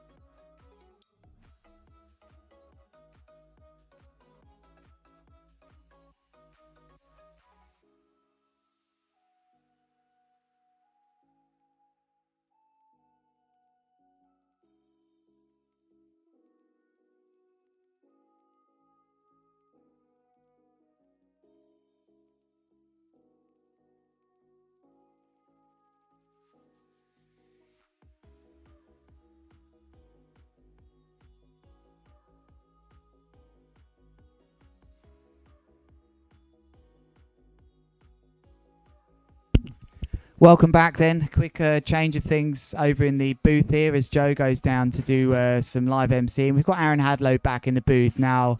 I did just witness that epic landing from James Carew there with that move. As we've joined into Heat 9, Aaron, we've got 4 minutes 45 left. What can you tell me about this heat? Yeah, I think James has had a bit of practice in that first heat. We just saw Airton out on the strapless board. They're just holding back a bit. It's difficult for them to get the pop, it seems. So James has got a couple of scores on the board. We have Josh in the black there. And I believe, yeah, he's a local boy. He knows the spot. I think he has a good chance of doing well. He's got a couple of scores on the board. He's just moved up into first place there with his second trick. But yeah, there's some good moves going in here, and this is it's cutthroat now. People are going out. He found him in the end.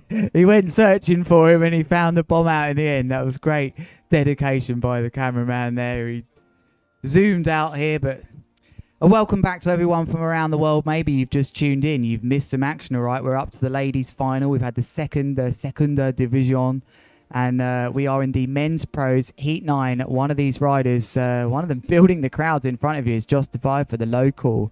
One of these riders will be advancing and staying in the event to join Heat 12. Jason Van der Spy and Stig Hoffnall. Will it be justified for with a mega loop board off? He's currently in second place. What a lovely landing. That was a wonderful landing there. We really brent the front knee. Took it nicely. Not much splitting these guys at the moment. About 1.3. And James Carew is up against it here if he can pull something off to be one of the strapless riders. He's the only strapless rider left in the event now after the exit of Airton in that last heat, Aaron. He just didn't get it together. No, I think it's difficult here in this flat water conditions for these guys. And in the King of the Air, you have that kicker, you have that takeoff spot that's just dead set, and obviously the wind. But, you know, like we said earlier, we've seen these guys practicing. There's always been a little bit of a ramp pushing back at you in the last few days, and that's missing today. And I think that's really cost them, to be honest. And it's just, you can just see they just can't get the pop like they would really want. They have to hold back a bit and let the kite take them up. But then when you're up against guys in straps who are just not holding back on the height, it's difficult to get that heat win.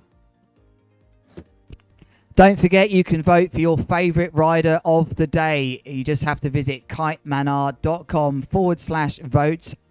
€1,000 prize money, Aaron, for that rider that gets the biggest vote. So just head over there. Who's your favourite rider of the day going to be? Who's your favourite rider of the day, Aaron?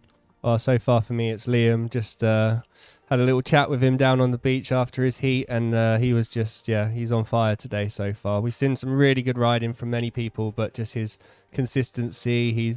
He pulled off one of the tricks. It's probably only the second time he's ever tried it in his heat, and you know you're feeling it when stuff like that's starting to happen.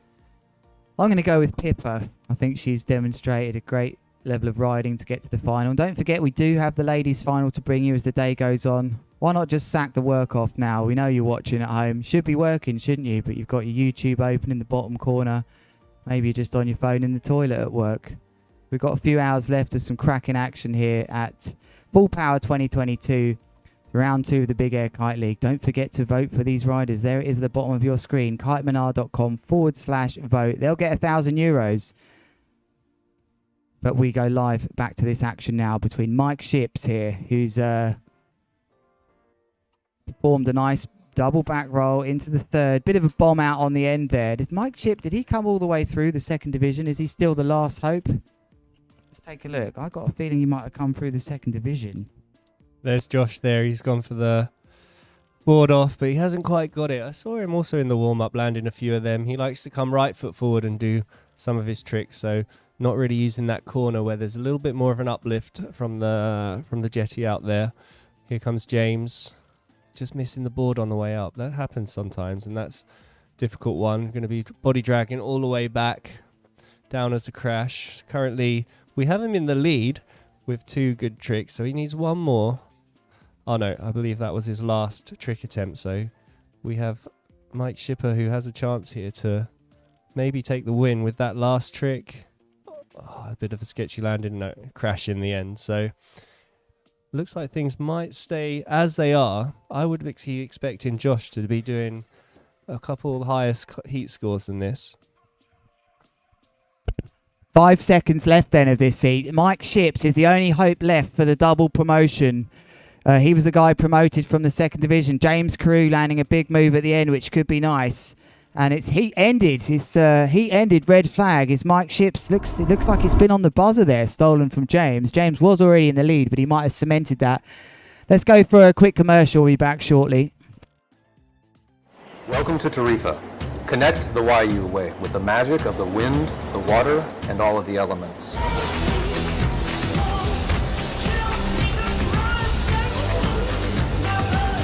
We use the latest technology and certified kitesurfing instructors to take the most beginning kite surfers to advanced.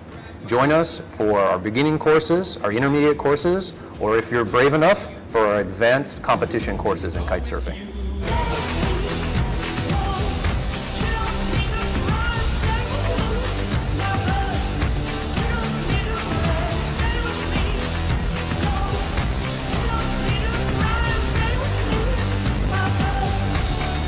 Come ride with the Wayuu tribe.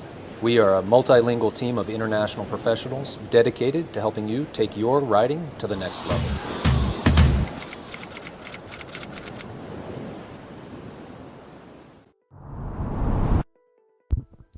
All right, so here we have the highlights from the last heat with James Carew there, landing a couple of tricks, getting them on the board. And then we did see a comeback from Shipper. This was the double front roll. I think it might have cost him a little bit, a couple of worse landings. All right, looks like we're ready for a beach interview down with Havo, so let's go to him directly now. Thank you, Luis. I'm here with the Gran Maestro, Airton Cozzolino. Airton, thank you very much for your time. What happened there? You didn't have the exact time, or maybe the attempts you wanted to land all your tricks, but man, what a show. It was insane. Yeah, thank you guys. Thank you to put this amazing event. Thank you, Full Power. Without those guys, nothing of this will be possible, you know. It was a lot of fun. I was like, you know, a long time I didn't compete, so on the water, the adrenaline pumped pretty hard. And I have to say I had so much fun, you know. I mean, Tarifa is my best place on earth to do big air, so it's pretty fun to be here with all the legends, you know. Those guys are crazy. Those guys pushing the game to the next level, and I feel pretty honored to be part of this. And yeah, thank you everyone to come and support all the sponsors and my sponsors especially, to give the possibility to do this live, because without them I couldn't do this, you know. Yeah. Thank you very much for Duoton. Airton, thank you very much. Thank you. And see you in the water. Okay, back to the booth. Thanks, Havo. Top professional there, Airton. Always nice to hear from him, and a nice mention out to his sponsors, all these riders traveling the world and these competitions backed by the big brands. And it's actually really nice to talk about before we go into our next heat, Aaron. Something that I've looked up at our overall leaderboards. The top 7 that we currently have in the standings for 2021 are actually all 7 different individual kite brands, and I think that's great for the sport. It's not just led by one kite brand that's making good big air stuff now. 7 different kite brands for 7 different riders in the top 7. That can only be a good thing, right? Well, there's a lot of impact now with the big air, and yeah, everyone's definitely pushing that way. And also the kite brands, they want to develop a kite that jumps the biggest. They want to have that, you know, as a marker for their brand. So yeah, it's something to push for these days. We've seen all the brands with some really good kites for big air, and it's interesting to see how each person develops and which riders they pick to push it in which direction. Okay, let's bring in the next heat for you there. We're going to the next heat now. It's going to be the quarterfinals, heat number 10. And it's going to be that guy that has 100% record to get into the place. A green flag already. Here we go. Cool, look at that. That minute disappeared quickly. And it's Jeremy Belando who's going to go in. Can he get a nice, clean landing on this one? Let's see. Belando. Lovely landing that, Aaron. Nice opening. Yeah, that was perfect. Big doobie loop with a late front roll rotation. Now we have Stin Mole coming through. Big late back roll. Good line angle. It's cleared the whole box there. That was a good opening heat trick as well.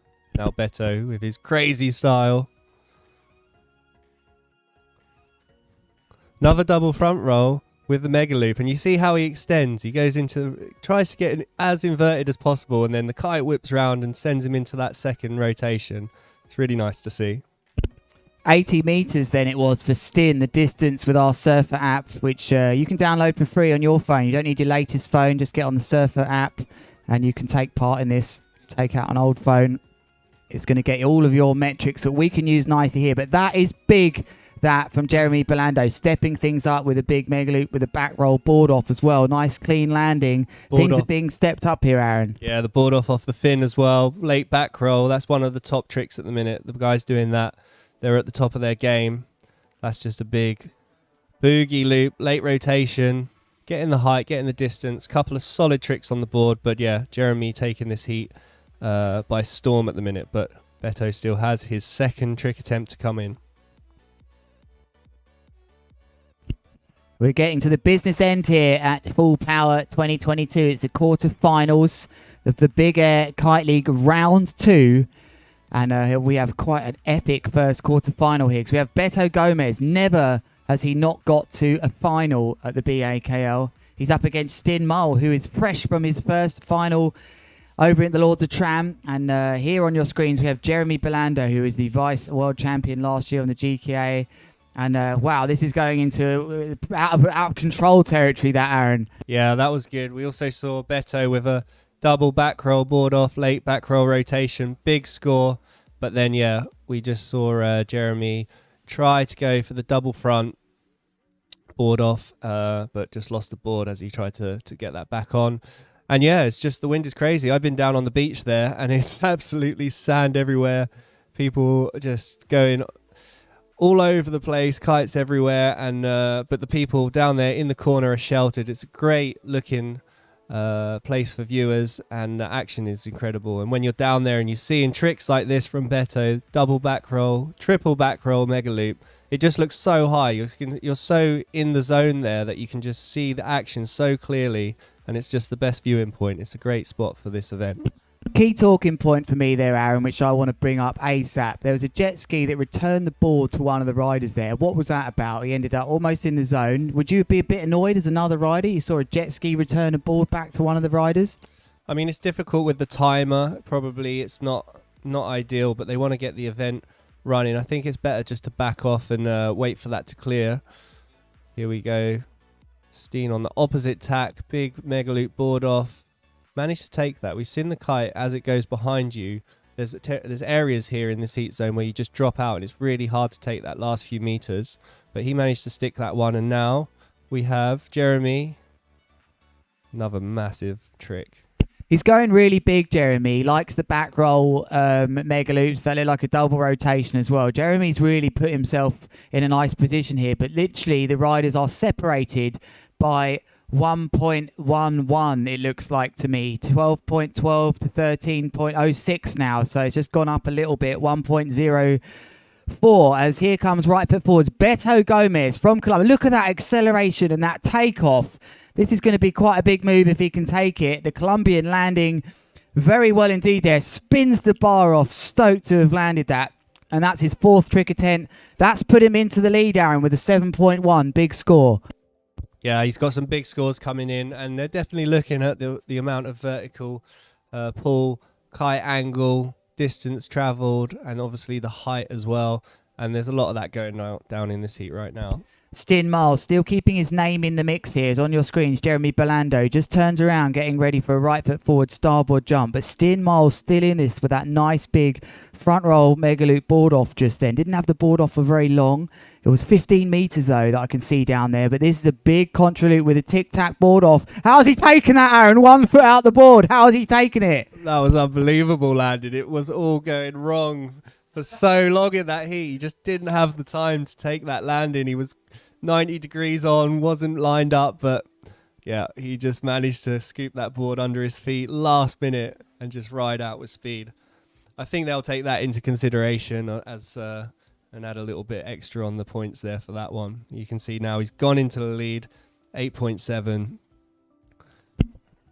So we are in a critical stage of this competition for these riders. They're in the quarterfinals. Beto really didn't get a nice sort of ride out of that one here because only one of these riders will be advancing into the semi-finals. This is because they finished second in their heat at the start. The riders that won the heat went straight into the semi-finals. The likes of Lucas Urruti, Hilvloot, Andre Principi, Lorenzo Casati, Liam Wiley and Cohen Van Dyke get to relax, whereas these guys have got one heat of 3 where they have to win, and you can see that in the way these riders are riding now, and that's a bomb out there.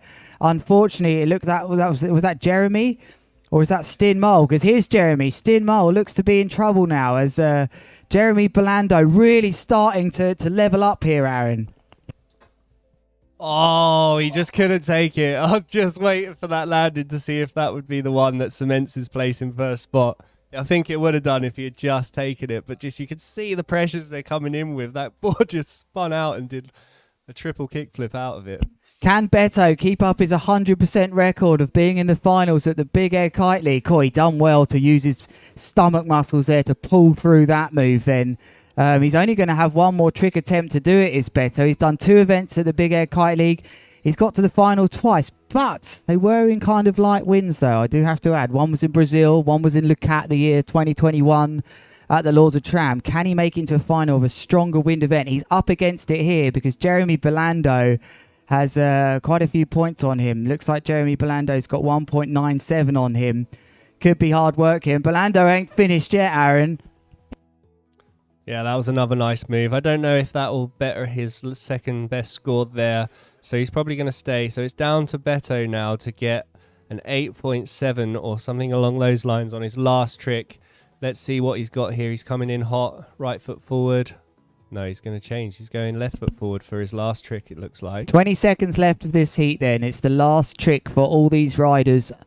It's going to be the last trick for 2 or 3 of them in this comp. It's not high enough, Aaron, for me. Didn't quite get the boost. And Beto, unfortunately, looks to me like that 100% record of being a finalist is out the window. Yeah, I think so. It was that contra loop, double front board off with the unbelievable landing that I think cemented that for Jeremy. And now that was another insane trick on the last part of the heat there, but I'm not sure if that will count towards his scores. The unbelandable landing.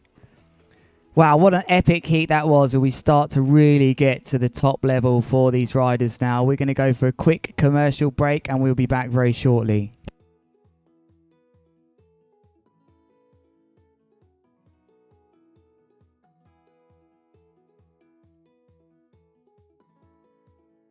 The 2021 tour so far. We had a smashing start to the year with 40 knots.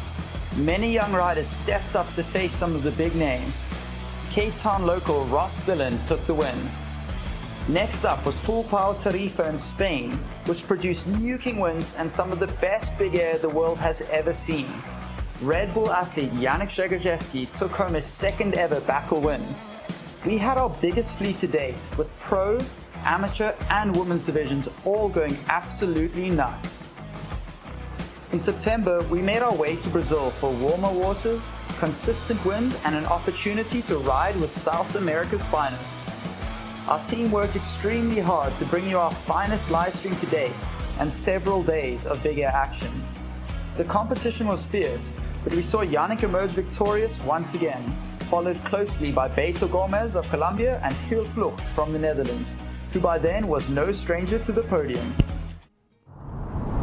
Welcome back to Full Power and Tarifa 2022. It's the Big Air Kite League Round 2. I'm Lewis Crathen. Aaron Hadlow joining me to the side. Joe Siastulo is on the beach emceeing. What a multi-talented guy. We are watching the highlights from that last heat. We haven't got the variation scores in, but we're pretty sure that Jeremy Belando has taken it and ended Beto's 100% record of being in the final. That was a great heat. Stin Mull also turned up in that heat. He really did put in a good performance, and unfortunately for him, he was up against 2 very top competitors. But here we're watching these nice slow motion moves. Look at that into the front roll. That was the move from Stin where the board really didn't come off for an extended time, and that started to become the beginning of the end for him. There's Beto with a contra loop double front roll. Looked like a triple in the end there.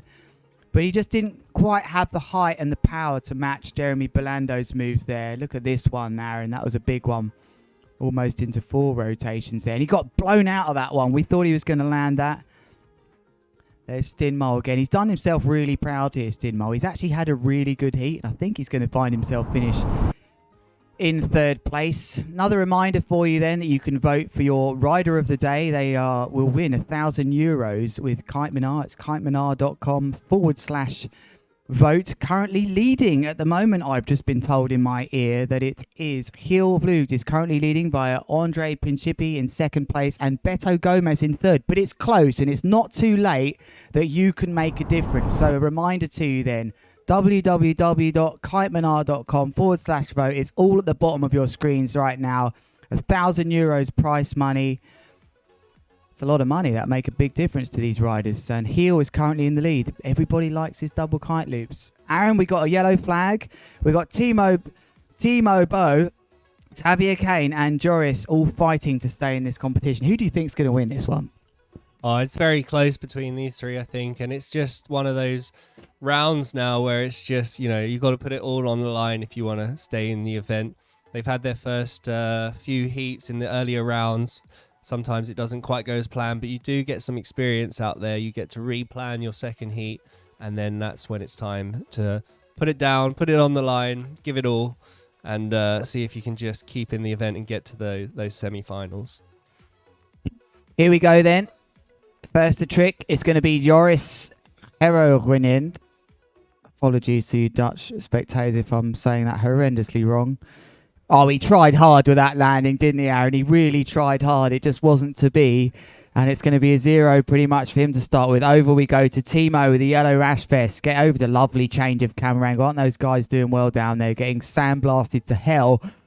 Whoa, I thought he was going to send that, Aaron. I really thought we had something special on the cards there. Yeah, I thought that was going to go into a loop, but I think any sort of pull from a loop would have pulled that board straight off of his feet. So yeah, dodgy takeoff there. Never a good idea to send it. Takeoff is everything in all tricks in kiteboarding, but there's a little kicker here. This is heavier. Looks like, he's claiming it again on the way down. Oh, lucky he landed it. You can't be claiming and crashing, so he knew he had that one covered. That's Javier Claim with the red rash vest, not Javier Kane, but this looks a bit better then for Joris. A bit of nerves amongst these riders. That was a landable move, I think. He just wobbled out. Another reminder for you, kitemanar.com/vote for the favourite rider of yours today. €1,000 to them. 500 euros then also to the surfer highest jump of the day. And I think at the moment that's about 17 meters. We'll bring you a bit more of an update on that. But here we are in heat number 11. These are the riders that finished second in that first heat and the ones that also got through round 2. Only one of these can get through from this now to head into the semi-finals. It's an all or nothing heat, that's for sure. And it looks like it's getting difficult. We just saw a straight jump there from Timo before. He wasn't able to get the loop or get the pull on the way up, but this time he'll probably want to be sending it. Yeah, that's a big double front roll mega loop. That was a good one. That's a good scorer. Straight into the action again. Second. Oh, double back roll. Into a triple. Yes, just got the kite round and managed to land that one. Consistent jumps coming in now with our metrics down there of around 13 to 17 meters. That's big boy stuff now from the riders as the Levante looks like it's starting to really peak now. It's nearly 2 p.m. Nice little pre-pop here from Javier Claim. Is he going to claim it? No, he wasn't going to claim that one. That was a big caner. He's one of the local riders here, Javier. He's got the skills to get through. But this man right now is the only one with a 6-point score on it. Can he get another 6 in there? Nice takeoff into a back roll, into a double. Kite stalls a little bit for me there, and it doesn't really deliver a lot of forward momentum. And we can see that reflected in our Surfr App data down in the bottom left-hand corner. I don't think, it's below 50 kilometers an hour in that yank that he's got, and he only travelled 52 meters. Quite a high G-force though on that landing. Yeah, the G-force there comes from the landing, not the pull. You could see the kite kind of, he either hit a lull or just looped it a little bit late, and he just didn't get the power. That dropped him out a bit, so he struggled with the landing. But this could be good. That's a contra loop, double front roll. Oh, just saving him and making the landing. What a landing. That's one of the nicest landings we've seen so far. That's definitely going to score well, because Javier Kane has found himself in the lead here.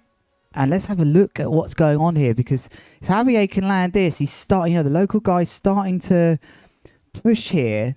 Timo is the only one with a 6-point score big enough, but he's got combined with a 1, Aaron. That's what's happening. He really needs to oust that 1, and he should be comfortably. He should just go for something safe here. What do you think? Yeah, he's got 3 trick attempts, so I think he should just keep doing what he was doing. I think he'll go for that double back roll mega loop again at some point. But he couldn't get the foot out. But I think you're right. I mean, that might have been a bit ambitious, just when you've got 1 good score and you can take the lead. He needs 1 more on there, 1 more trick, and but he's got a couple more attempts. You can see Javier doing really well. He's finding those little kickers. There's some small ramps starting to come in there, and you can tell he's just using his experience of this spot to get that extra bit of height, and another good trick. So he's starting to cement his place in first spot. Yeah, but he hasn't got any big sort. No one's. This is really all to play for here. The only thing with Timo is he's only got 2 trick attempts. There's a caddy down there. I'd be shouting to him, sort it out, mate. Something nice and calm. You've already got the highest score of this heat, so don't let it slip away. That looked like a contra loop, maybe, Aaron. Yeah, I think that was another one on the opposite tack. So he's got a good variety coming in here, playing it both directions. Here's a doobie board off loop. Oh, he was coming in too hot. That was never on the cards for a landing, unfortunately. Now let's see. Can he get the score he needs here? Nothing too crazy. Just safe. Yeah, back there roll it is.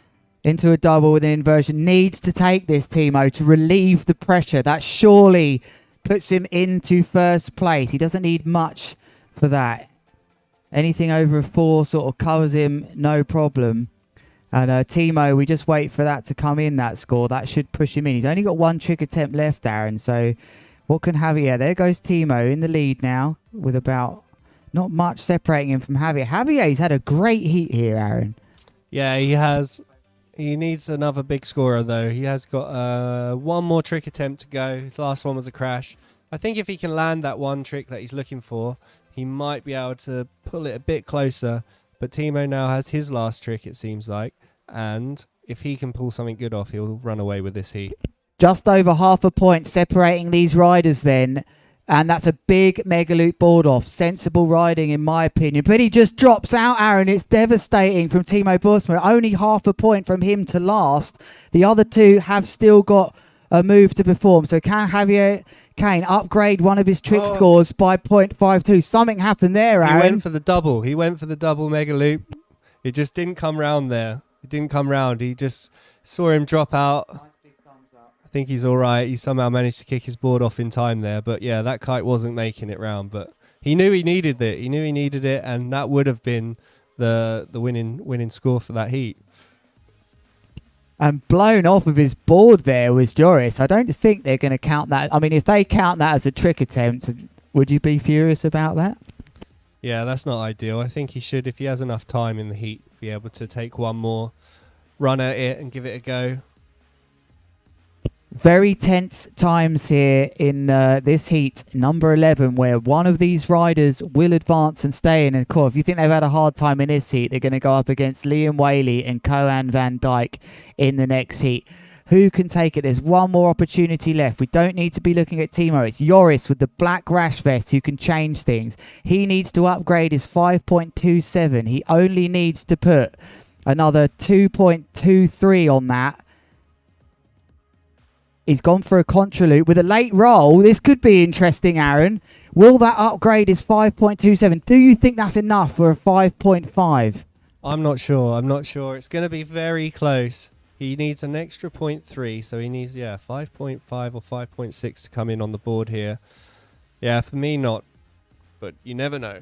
And it comes down to if it's going to be this close, you've got the variety score at the end, so that is another variable that's coming into play here in these final results. So this could go either way this heat then. We wait to work out the variation score, which of course we remind you is out of 5 points. And we will be back very shortly as we go for a commercial break to bring you what happened. All 3 of them riders still have a chance to keep in this event.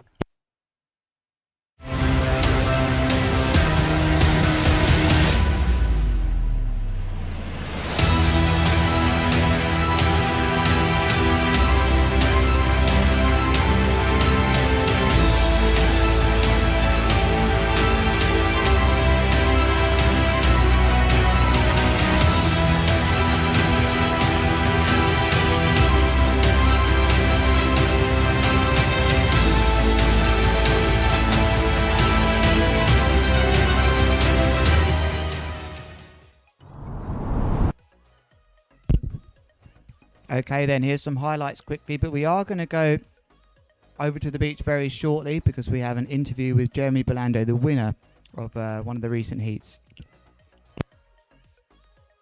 So guys, I'm here with Jeremy Bulando, one of the youngest athletes on tour. He's only 16 years old. He comes from Italy, but he lives in Spain. He's half Italian, half Canario.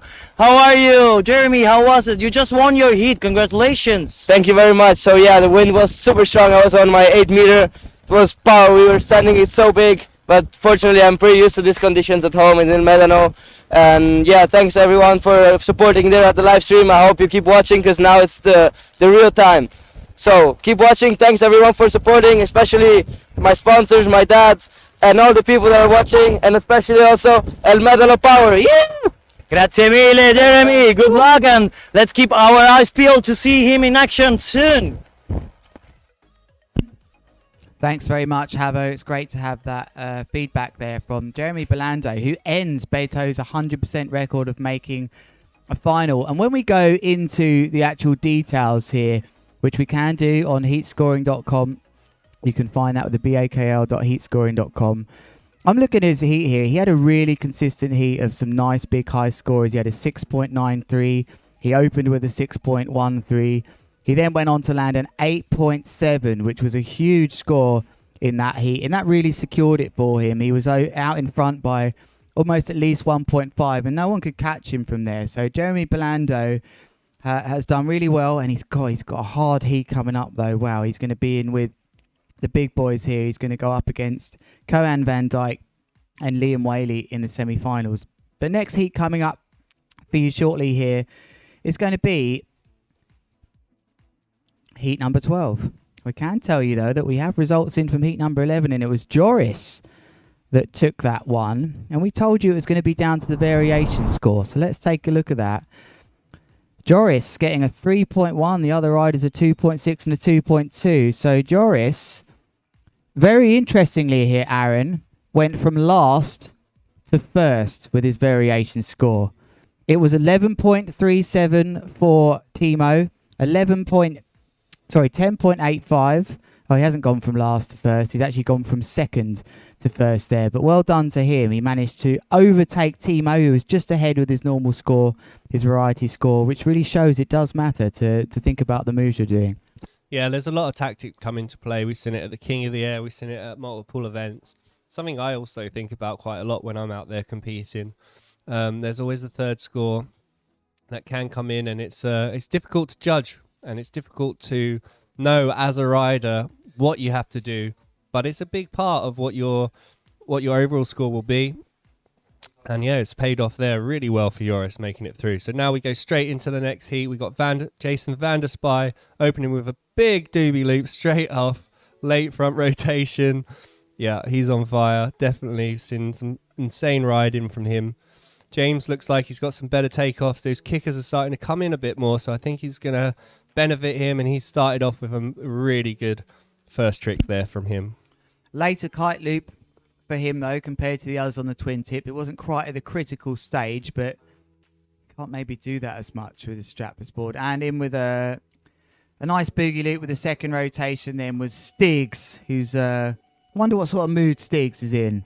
Yeah, he'll be up for it. I mean, I'm quite surprised to see him in at this point in the event here. He's in a knockout situation up against two pretty good guys. James is definitely a variable with the strapless. Jason has been putting down some strong moves, but Stig's got the experience. He's got the moves. He's been practicing here at this spot for a while, and here goes Jason with a big double back roll, mega loop. Gonna land it smooth. So two great opening tricks there from Jason. James straight back in, but he's missed the board on the way up. Just going back to what you were saying about Stiggs there, Aaron, actually, if you look to those early heats, he came up against Lorenzo Casati, one of the top names in Big Air right now. That's what's happened. That's why he didn't win that first heat, and that is why he's ended up here in this heat. The other riders, of course, that won that first heat in round one have been able just to relax and go into the semi-finals. Those include the likes of Liam Whaley, Andre Principi, Koan van Dijk. There's a few others in there. This is why he's here. He's really got it all to do here. Only one of these three riders will stay in this event. Yeah, it is. And it's different at every event. You know, here we see Stig. This will be a big score. He's got a good kite angle, big distance, smooth landing, board off. So he knows what he's got to do. And each event is very different. Can James go for the contra loop with the board? tack, and he's landed it smooth. So he's back on top of things here. He's got 2 big scorers straight away. Jason van der Spy steaming back in. Go for the board off, I think. No. Did he get it off? Not quite. Big crash. Oh, that's a big one. I think he'll be all right from that. It's always a big one when you see your board blast off downwind of you. There's enough of an impact. But nice moment there where Stiggs really appreciated that landing from James Carew there. James Carew getting a 7 there. Gets a big 7. And it must be that board flip, Aaron, that they're really judging quite well, because we don't see many of the twin tip riders able to do that. And these guys are board flipping a surfboard as well as kite looping. So that's why I think he scored so well. James has gone up again. Board 360. Oh, he just couldn't take that landing. That was one classic one. But Stig, yeah. There's different styles at different events. We've seen Stig podium at the King of the Air. He's very consistent. I think that this event here is judged slightly differently. We're looking at more technical tricks now, and the evolution of Big Air is changing a little bit.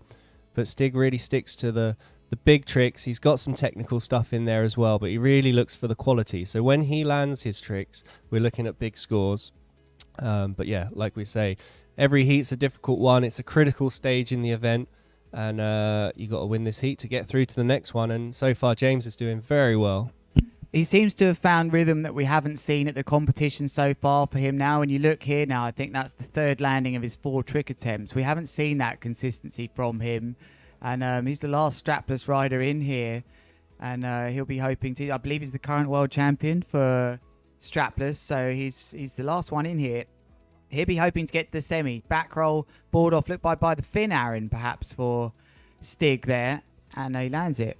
Yeah, he was looking for something a bit bigger there. I don't know if it's wind's coming down very slightly, but we're still seeing some really big tricks. When I'm looking out the window here before, I did see some riders over the horizon of the background we have here, whereas now they're a bit more in level. There is a few going on, but yeah, James got a big one there. Can he land this one? No. He almost. But I'd written that off already, and he still almost made it. The thing with these landing series, it's not just one landing. There's actually 4 or 5 phases to a landing. There's the initial landing, the battle after, the next part of the chop. There's about 4 or 5 phases to actually land. He landed the first phase of that, but couldn't get through the 2nd or 3rd. So 3 minutes left to this one now. We are in the Heat 12. It's the quarterfinals of Full Power 2022. We're in Tarifa. It's a beautiful day. We've been going for a while now, early morning. On your screens right now is Jason van der Spy, the South African, one of only 2 riders that's not from Europe in the top 10 at the moment in the standings. 80% of our top 10 are from Europe. He is one, and he's doing really well. He's in 4th at the moment. That's James Carew, starting to splutter as things goes on. It's Jason van der Spy in the lead, Aaron. And the question to you is, when are we going to see Jason go on the short lines, or are we in this heat? I'm not sure if he's going to switch here. He's got a couple more tricks. He might do, but because he's in the lead, he's got to cement himself. Something that could play into his advantage if he did switch is the variety score, changing it up during the heat. I can't see a second kite down there with anyone at the moment, so we're not sure if that's going to happen. Stig's got it all to do here. He needs a couple of big tricks. Big boogie loop, late rotation on the way down, but he seems to be struggling a bit. I'm not sure if it's the kite or the size he's on there, or the conditions are changing a bit, but yeah, James has gone back into the lead with one of the scores that's come back in. What's he got here? The late back roll as well. With very good trick. Lovely landing. He liked it, but just going back to what you're saying about Stiggs, Aaron, there's no 2 ways about it. He's found himself in a Stiggy situation here. Yeah, I think Jason's also had a couple of good tricks here, so it's very close between them 2. You're always in it till the last trick, you know. There's 10s available if you really pull something big out the bag. Yeah, Jason's had some good variety. We saw him with a really nice late back roll, mega loop, board off, which we haven't seen many of the riders doing. Stig's got the back roll off the fin. There it is. The experience kicked in. He was looking for that one trick. He knows it's a big scorer, so that might shoot him back up the leaderboard a bit. The contra loops are scoring big. If James lands this, well, this is going to be interesting. It's coming really down to the wire here. Now, to me, they just visually don't look like they're boosting that high now compared to what we saw early. The wind might have just slightly dropped. Now, I'm really spending a lot of time looking at that live day. We're still in this heat now. The red flag isn't up, so just ignore that next heat on your screens. We're at the real closing stages of this. And we'd like to see them scores back up here because this one is still running. And it's really going down to the wire. One feels that the variation score is going to be a major part of this. We're in the dying seconds of this heat. Here is Stig going for a front roll board off mega loop, which he lands very clean. He's very comfortable with that move, but it's a bit of a butt check. It could be curtains. We'll see. Can James Carew get another move on the board? It's not going to be kite loop related too much, but he's had a solid heat here, Aaron. He's landed a lot of moves. It will be on the judges' mind when they dish out that variation score. Yeah, I have to say, after the first few rounds, I thought he was really going to struggle in this heat at the beginning, but he's managed to pull it off and get in his flow. He is a world champion. He knows what it takes. It's very impressive. His last year season on the GKA World Tour was impressive, both in strong winds, lighter winds, on the waves, the strapless freestyle stuff. He really has it all, and that's really good to see. And now he's proven that also here in the big air side of things. So regardless of whether he takes the first spot here, he's really, really put on a good show and be proud of himself. Heat has ended then. We just, sorry about the technical difficulties at the end of that one. The heat did end. We still don't know who's took it, but James Carew looked like he was edging that one. And wow, we're already all the way up to the semi-finals. And there is only 4 heats left of the, no, 5 heats, including the ladies as well. Thanks for joining us wherever you've tuned in from around the world. We're going to take a quick commercial break. Looking for brands to partner with to grow the Big Air Tour? If you know someone at a brand that might be interested in partnering with the Big Air Kite League, then please send them an email introducing us. Our email is team@bigairkiteleague.com. Please be sure to CC us in the introduction, and let's grow the Big Air Tour together.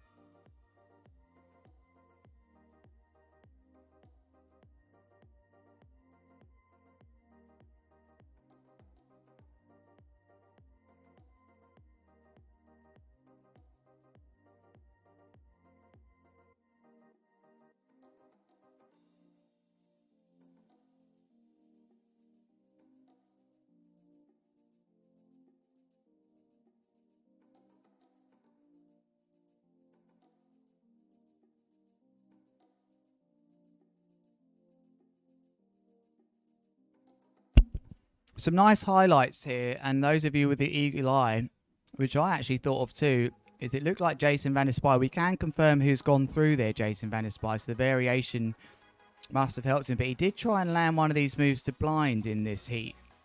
And look, he looks like he wants to ride to blind a lot. Must be very much influenced by our friend Tom Bridge. But it looks like we're going to go to the beach for an interview. No, we're not. We're going to go somewhere else. Hold on. We're going to go live to a sponsor break.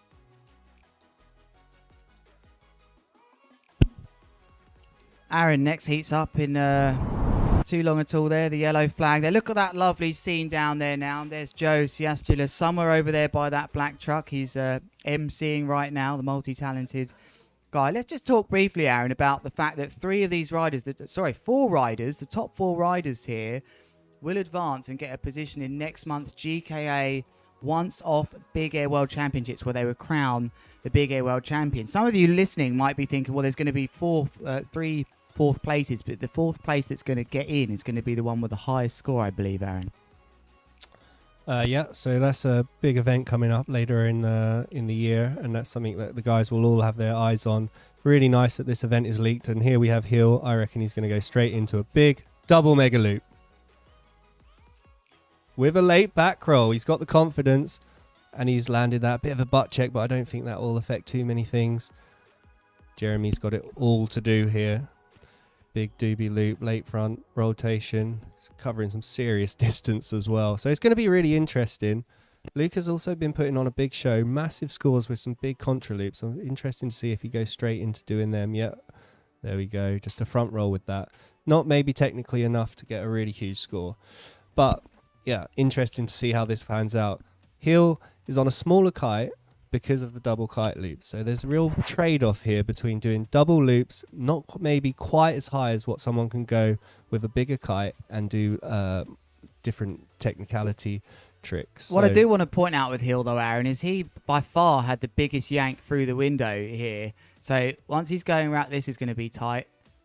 Oh, that's a big caner from Hill. He just looked like it wasn't high enough there, Aaron, and that is unfortunately, the risk versus reward of the double kite loop, because I don't think these conditions are really windy enough to be getting up there, but he feels confident enough, and he's just taking a big caner there, so let's hope he's okay. It's blocked the zone a little bit, so that's big, though. That's a big doobie loop then from Luca Caruti, and yeah, I hope he's okay, Hill, there, Aaron. Yeah, I think he'll be all right from that one. I mean, he's did tumble. It was hard. Here's the contra loops.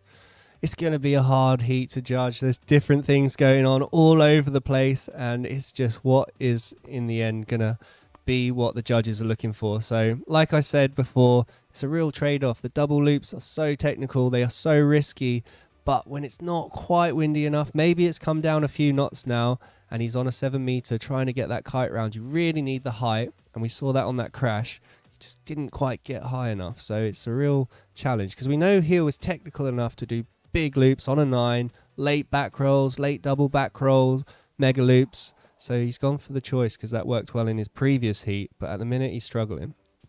€1,000 prize money for your favourite ride of the day. Is it this guy on your screen? It might well be if he lands this. Oh, that was so close. Luca Cerruti always gets to the semi-final. He's got a 100% record of the time that he enters the Big Air Kite League. But head to kitemanar.com/vote and vote at the moment. I think Hill's still got it. But that's a huge double kite loop with a boogie loop. Unbelievable, Aaron, how he gets that height. He does get similar height to the other riders. It's not like he's going lower, and we will get those stats in. He'll be up there. Yeah, big moves back to back there. And that was a doobie loop as well, double front roll with a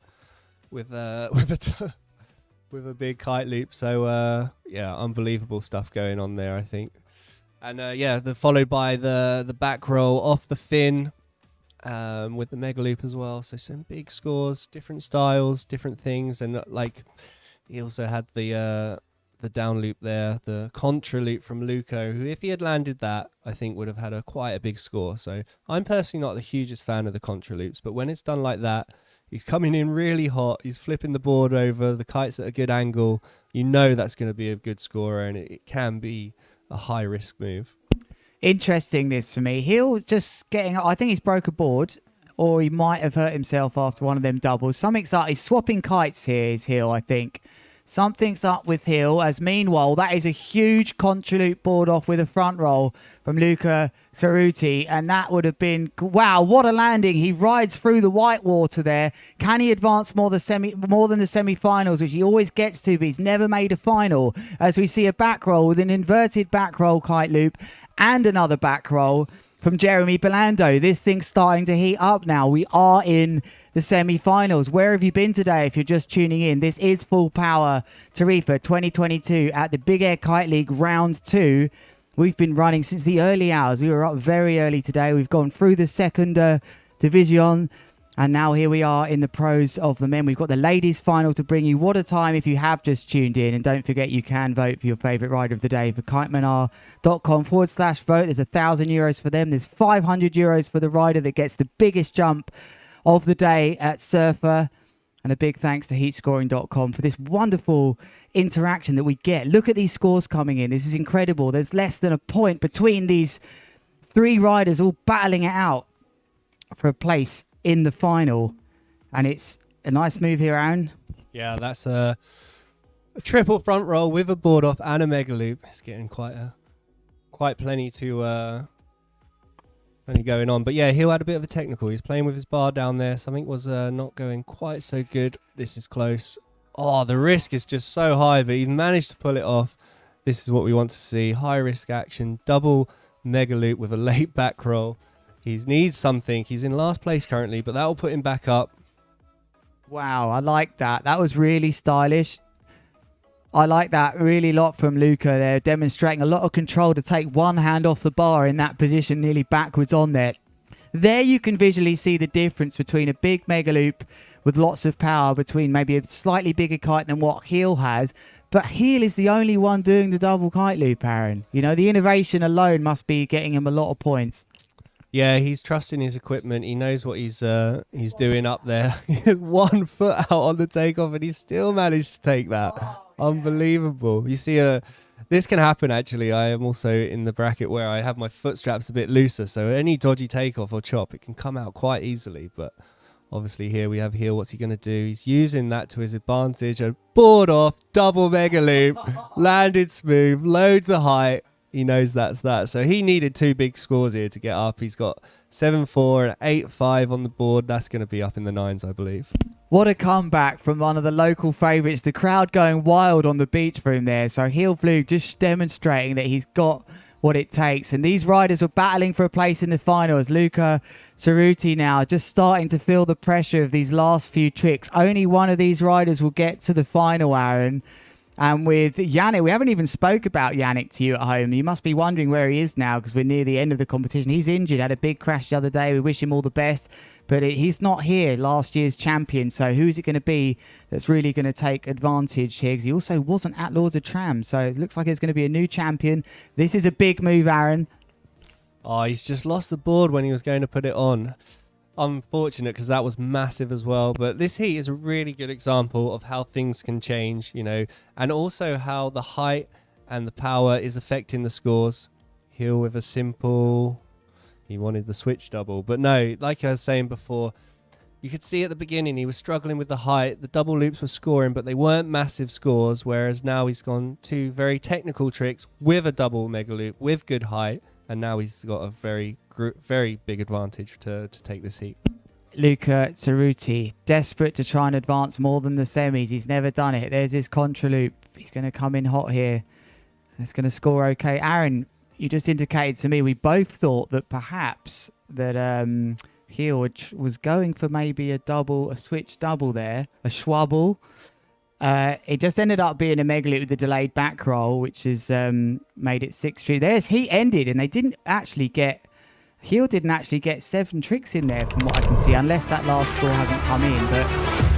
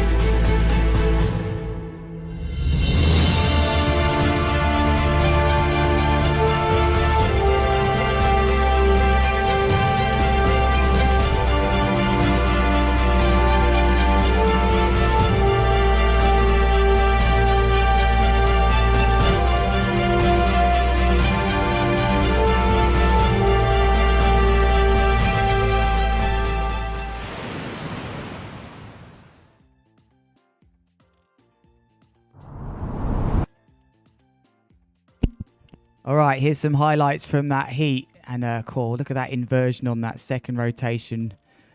Lovely riding that was. And there's some big moves from Heel in that one. That was the crash off the double kite loop. There's Luca Cerruti, so controlled into that doobie loop that he has time to grab it and go into a third. I wonder if the judges caught that. We still don't know the winner of this. We think it's Heel. And that was a lovely delayed back roll mega loop as well from Jabo.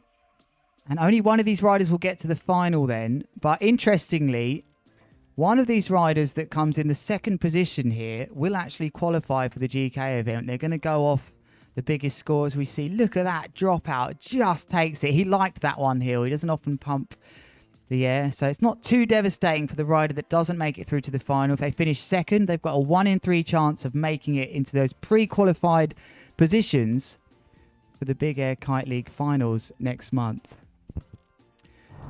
Next heat coming up shortly then is going to be a big one. It's going to be Andre Principi, Lorenzo Casati and Jason van der Spy. Jason van der Spy, who's made it through.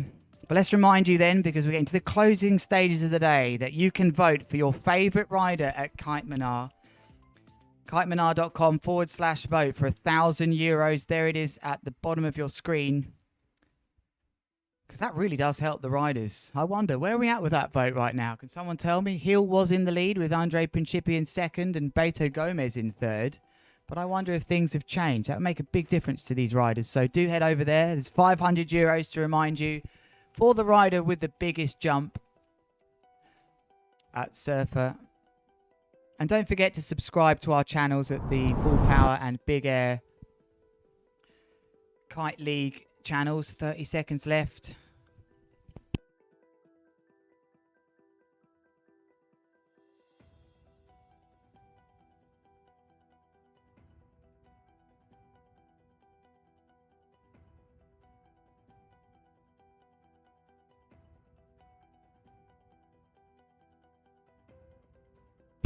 Okay, and I've brought you up here. Just wanted to share this with you as we've got 5 seconds to start here. Casati versus Principi.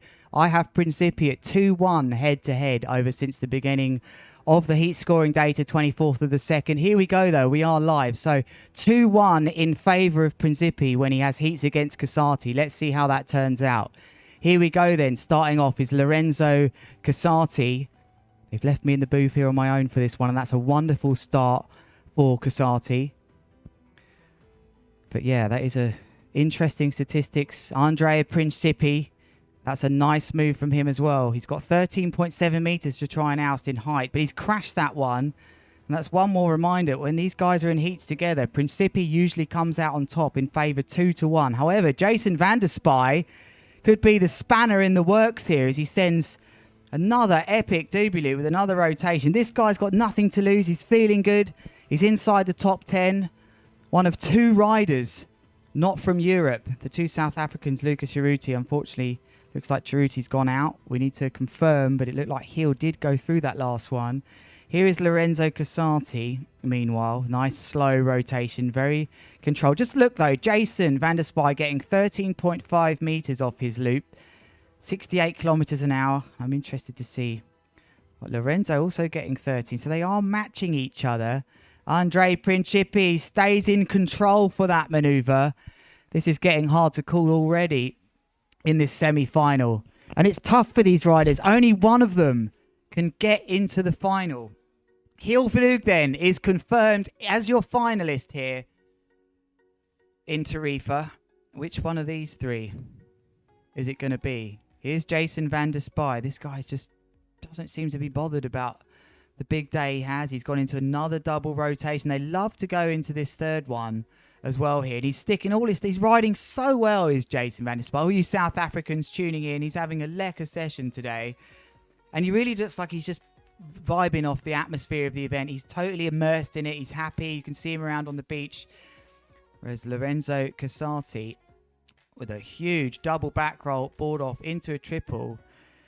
Yeah, he'll be very aware, Casati, that Principi's done him 2-1 in head-to-head since the beginning of our live scoring data. That comes from 24th of the 2nd, 21. As nice big move there. I've just caught that out of the corner of my eye from Andrea Principi. Lots of landed moves here. So Andrea Principi already with a 7.63. His second trick coming in now should put him in first place. But of course, this is an absolute judge's nightmare. These guys are going absolutely at it. So finally, Jason van der Spy makes a crash. And I can take a breather. This is pretty intense.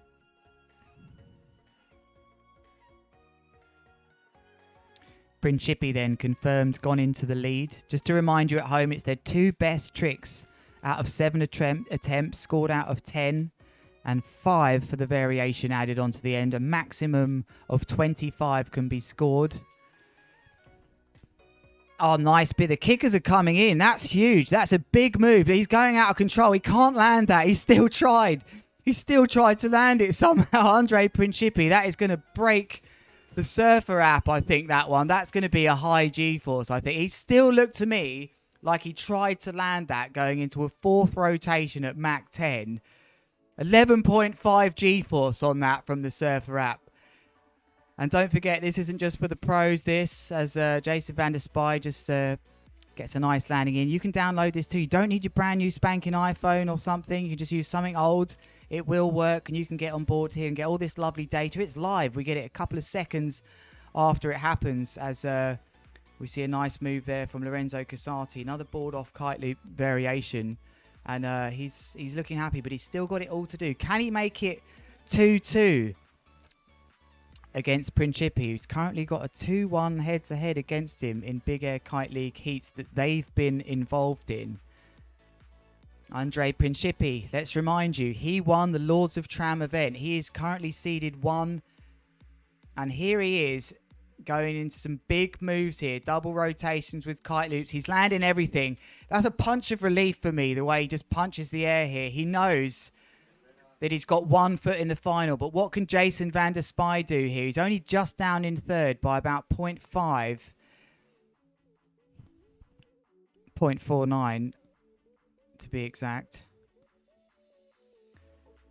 Not much separating these riders. And some big scores coming in. That's not going to score hugely from Jason van der Spy. A switch mega loop with a delayed roll. But he's obviously thinking about the variation score. And it gets to that point in the heat where the riders have got to think, well, there's still 5 points up for grabs about my variation. It's not always about the top 2 tricks. Coming in right foot forwards now will be Lorenzo Casati as he tack aborts to the rocks.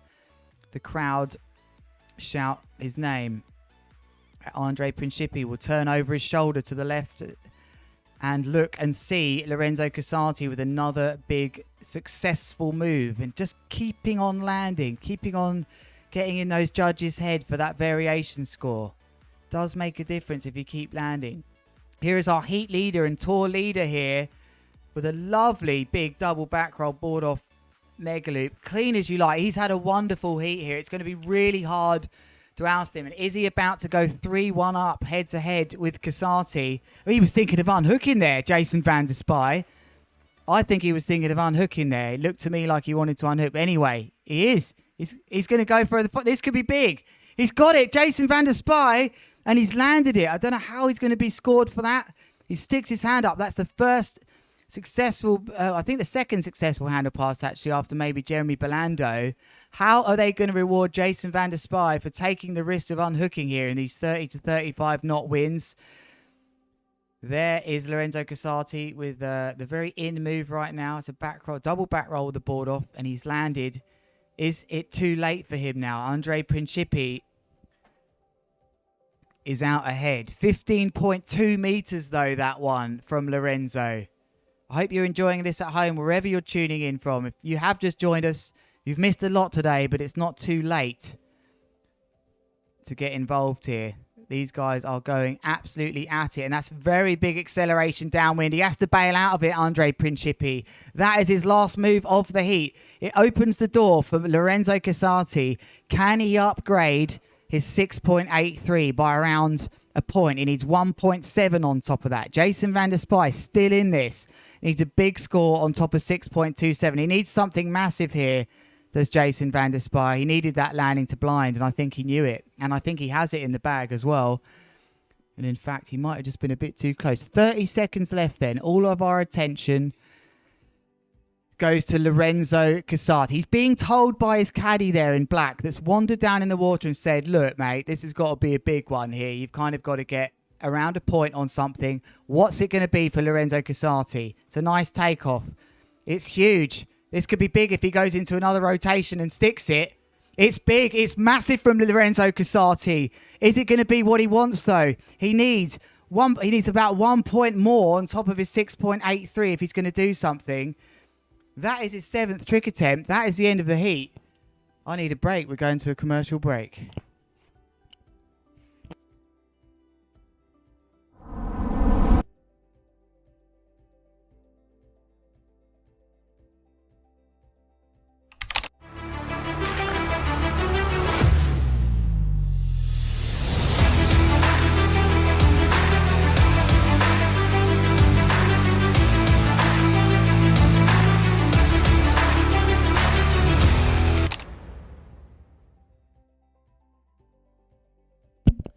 Okay, thanks for joining us again then here. We are going to go down to the beach and speak to our first finalist, which is Heatscoring.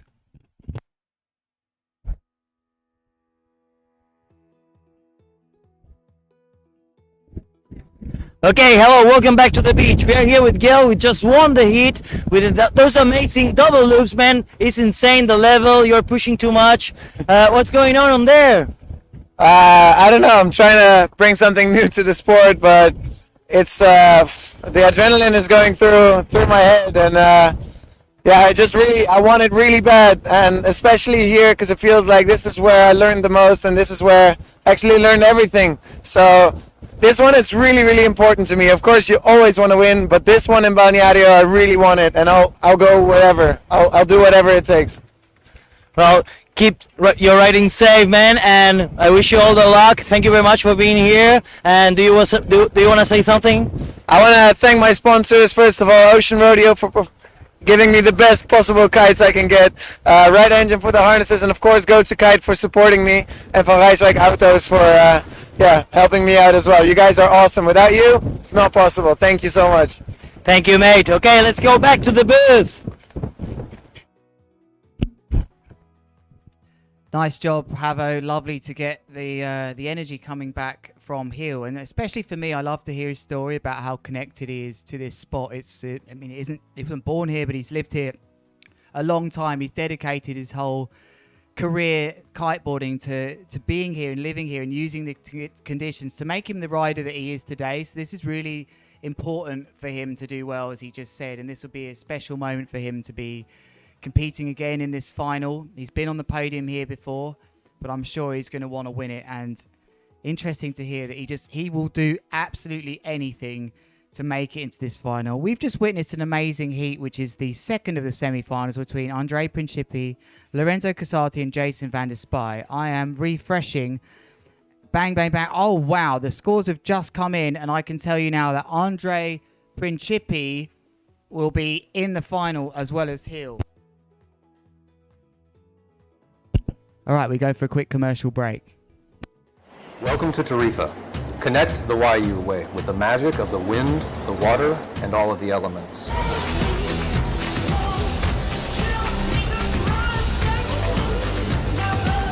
We use the latest technology and certified kitesurfing instructors to take the most beginning kitesurfers to advanced. Join us for our beginning courses, our intermediate courses, or if you're brave enough, for our advanced competition courses in kitesurfing.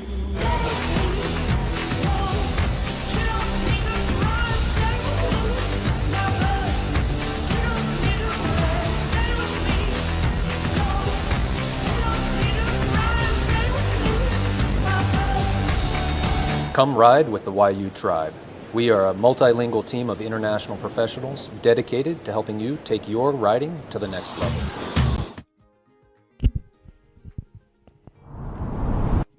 Here we go, green flag, and there is our first rider, and we bring it right to you there. Great camera work by the team to bring you Koan van Dijk, who lands a lovely mega loop back roll board off. This is big as well from Joris. It didn't quite have the power in the kite loop for me.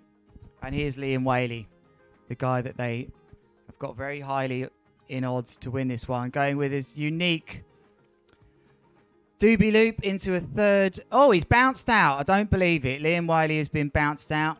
And cool, that was a bit of a back of the head caner for Liam Whaley. So who will join Andrei Principi and Heel Vloog? I've just been into the heat scoring, just as you can do as well, at the heat scoring website, bakl.heatscoring.com. If you really want to have a look into what happened in that last heat and why Andrei Principi has made it the final. It was very close with Lorenzo Casati, but he just edged him out on his highest scoring tricks. That last move, unfortunately, wasn't enough.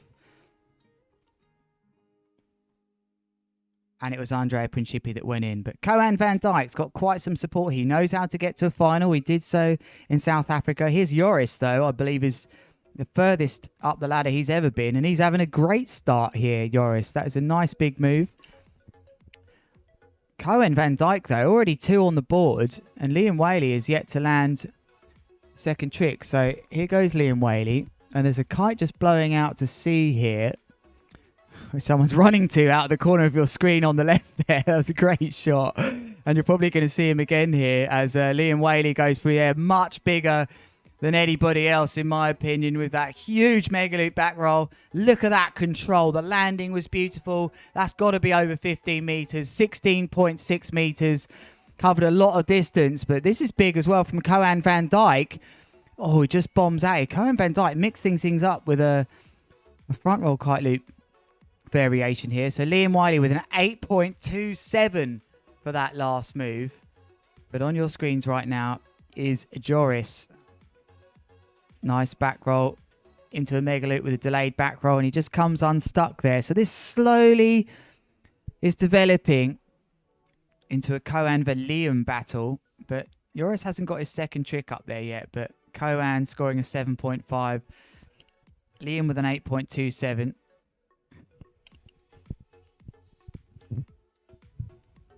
Here comes Liam Whaley then. He's only landed 1 out of his 3 tricks here. He could do with something that he knows how to land. That's a huge mega loop board off. Nice and high, nice and controlled. Safe riding for me. Look how he's controlling that landing with the hand above the water, really demonstrating to the judges that he's landed that cleanly. So Liam Whaley for sure going to go into the first place here. There he does with a nice 6.97 there. That's a big move though from Koan van Dijk, and he's bombed out. Has he hit the bottom? Is he okay? He's holding his head. That was quite an impact there as straight over goes Joris there. And Koan now looks okay. And it looked to me like the kite stalled there for Koan van Dijk. That was quite some impact. Looks like his legs are okay. He slams the water down. What are the 12.9 on the G-force? Bloody hell. That is some impact we've just seen there. Anything over 10 really is something as Joris manages to keep composed after witnessing that crash. That was some tomahawk there. And it looks to me like Koan van Dijk, as Liam Whaley is going to get close to landing almost on Koan there. Very good riding. But oh no, sorry, not Koan. Koan's back. Koan has managed to sort himself out here as Liam gets a 16.2 off that one. Koan's clearly affected by this. That was one hell of a landing. 2 foot in there. It's not as deep as it used to be there. I mean, he's holding his head. That's definitely going to be one for the replay team to see just the impact on there. But he is okay. And I can tell you that sent shockwaves through the spectators. Those of you also watching at home would have been aware that that was a big impact coming there. He stalled out on the boogie loop. That can often happen with that move if your kite just overshoots and hits a gust. But staying calm and composed then is on your screens Liam Whaley, currently in the lead by far. He's had 4 moves. There's 3 minutes and 15 seconds left in this third semi-final here. And it's a big move from Liam. Nice and controlled. So easy. It's so easy from... I've hardly seen him out here the last few days. He sort of comes and goes. 13 meters, jumps and loops. Look at that nice soft landing though. 3.5 on the G-force scale.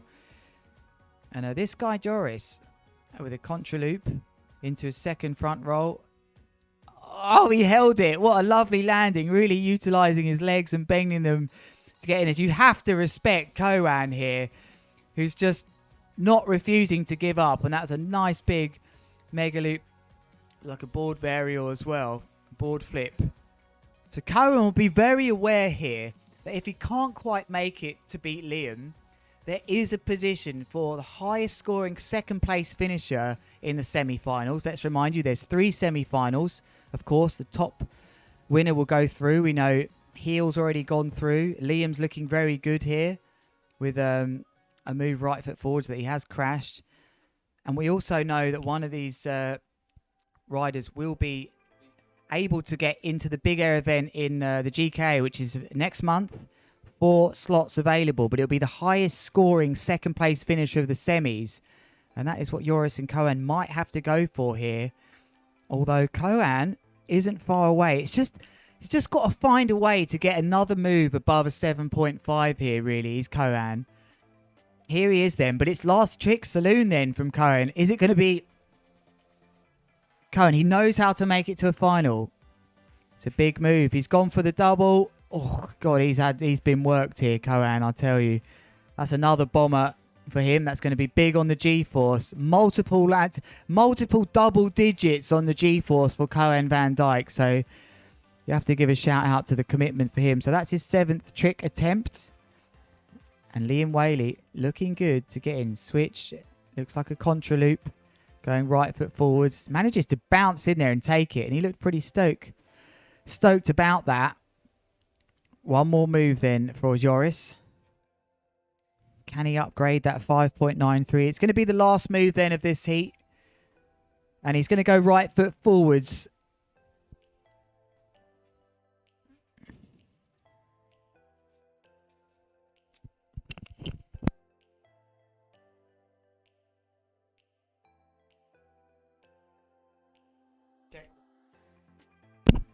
All right, so that is going to be the last move of this heat as the riders have completed 7 tricks, and it's a mega loop board off for the crowds for Liam Whaley.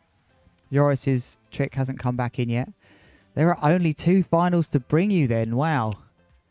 It's action time here at Full Power Tarifa 2022. Flying into the box one more time is Joris. He's had 7 trick attempts. It's just been updated there. So it won't count, but he's done very well to get to the semi-finals. Heat has ended. We're going to go for a quick commercial break.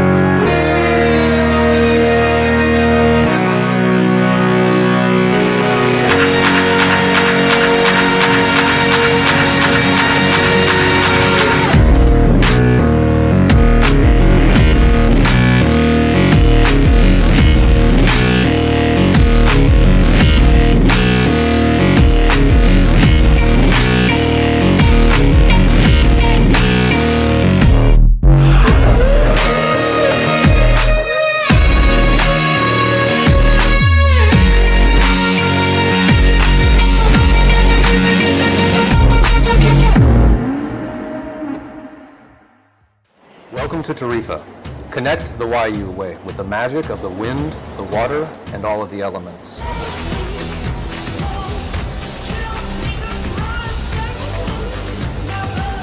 We use the latest technology and certified kitesurfing instructors to take the most beginning kitesurfers to advanced.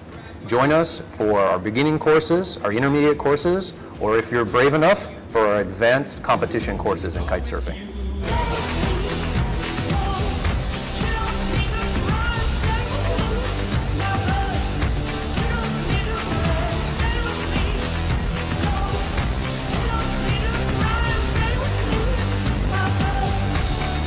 Come ride with the Wayuu tribe.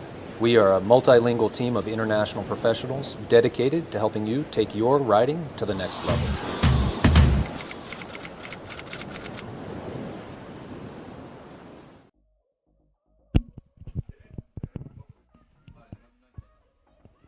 Welcome back then to Full Power 2022. We are at the climax of the event. We have one ladies semi-final. We have a men's final. and a ladies final to bring you to wrap things up here in Tarifa. Just a reminder to you then that you can vote now for the rider of the day at kitemana.com/vote. There's €1,000 up for grabs, which will be donated to your favourite rider. What's the current vote right now? Anyone can tell me? I think it's Heel. He is a finalist. And let's update you on what's actually happening here, because we've just had another semi-final, which was pretty epic, but taking the win quite clearly with the second highest score of the semi-finals, because we did have rewarded for his double kite loops. We had a huge score then from Heel, 21.07. Your finalist, also Andre Principi, who made his way through with the lowest score of those three, 18.57. And Liam Whaley with the second highest, 19.77. It's going to be absolutely epic. But first, we have Zara Hugenrad and Alessa Amensch, who will battle to be in the ladies' final. This is their semi-final. They've had to wait all day, these ladies. They've been going early in the morning. And you're about to witness what these ladies can do now. As left foot forwards into the box comes Alessa. Looks like Aaron Hadlow's going to join me here for some of these heats. He's been down on the beach. Nice opening move for Alessa. Should be happy with that. And Zara Hugenrat, who really got my attention down there earlier on, was riding beautifully. Very powerful rider.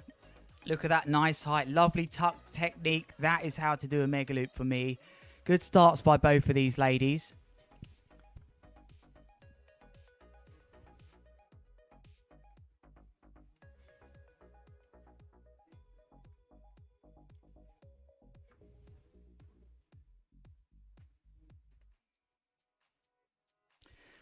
Just taking a few glances at some of their heat scores earlier on in the day, these two riders. So, unfortunately for Zara, she had a huge heat score. I think it was the second highest. She got a 14.8 in her first heat.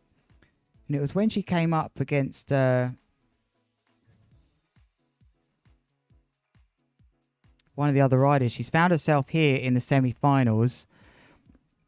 Yeah, she came up against Pippa in the quarterfinals, and unfortunately for her, it just meant she couldn't make it through. But she still had a nice, good heat score of 12.47. But this is high from Alessa. Now, Alessa did not have a great quarterfinal, and she was up against earlier on in the competition. She had to get her way through. She was up against Elsian and Greta, and she made it through. So here she is. One of these two riders will be on the podium. It's within reach. Look at these swells starting to come in now that she uses. Zara uses it. I believe she is a local as well. That's a huge mega loop. That's going to be around the 10-meter mark for me. And that's just a walk in the park for these ladies these days. 9.1 meters, 68 kilometers an hour. She's pulled through the air there. We can see with that live data coming in, powered by the Surfr App. You can get involved too. You don't need your brand new spanking phone. Download it now. You get all this lovely metrics, hang time, G-force. We've seen mega G-force landings today. 2 in a row over double digits for Kohan. A 12-point-something G-force. He took 2 of them in that heat. And unfortunately for him, he didn't quite get through. 5 minutes left of this heat. And following will be the men's final. So it's a nice board off for Alessa. But she gets boosted out of her board, straight onto her face. Out of the board. So advantage Zara then. It looks like Zara's going to get the advantage here. Wow, really going nice and high. Oh, it's a big bomb that. Was that a landing, Aaron? You didn't see it? Was that a land? We've got to have that one on the replays. That looked to me like one of those backbreaker bomber landings where you somehow bounce out of it. So I wonder if they're going to give her any form of score there. She's rode her way straight out of it. 8.1 on the G-force there, Aaron, with that move. That was quite big. You can see Aaron Hadlow getting his papers and notes ready for the finals coming up now. He's been busy on the beach, helping the duotone team, advising them what they need to know. Aaron, how's it been down on the beach? Yeah, it's good. I mean, down there, it's just absolutely crazy. The wind's flying.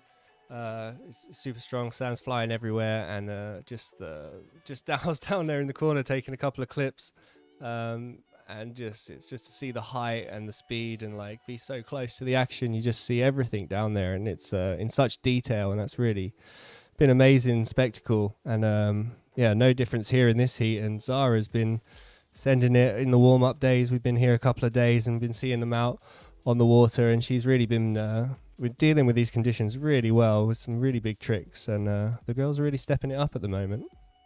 I like that. That was a doobie loop there, and she knows it. Zara's just, oh no. Will that count as a landing, Aaron? Did she have full control out of that trick? Yeah, that would be pretty harsh. I think she was just so excited that she had made it. She was scrambling for the bar then. But no, it'd be harsh to be deducted too much for that. Well, let's keep our eyes then on and see if that 4.97 goes. That was a doobie loop, and I don't think we've seen that much from the ladies, so it might well be that they've given her a crash for that as she celebrated. That would be very harsh. But Alessa Mensch is still in this for a chance to get in the ladies' final. Already in the ladies' final, Pippa van Ursel and Justine Avril. They will be the ones to take on here as Alessa with a nice board off.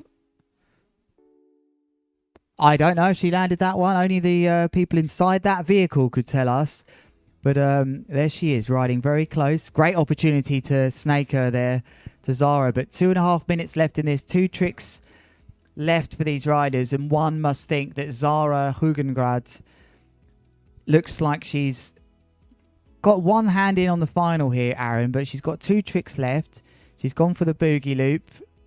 I think she recognised that they hadn't scored her for that doobie loop, maybe, because it didn't come up that I can see.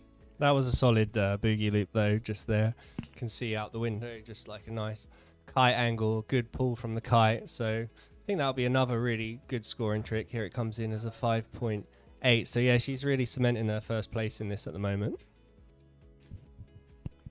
Nice controlled back roll into the kite loop there. I think the wind has really picked up here. We're hearing sort of doors smashing, everything in this live stream booth, and it's going to make for some epic finals coming up very shortly.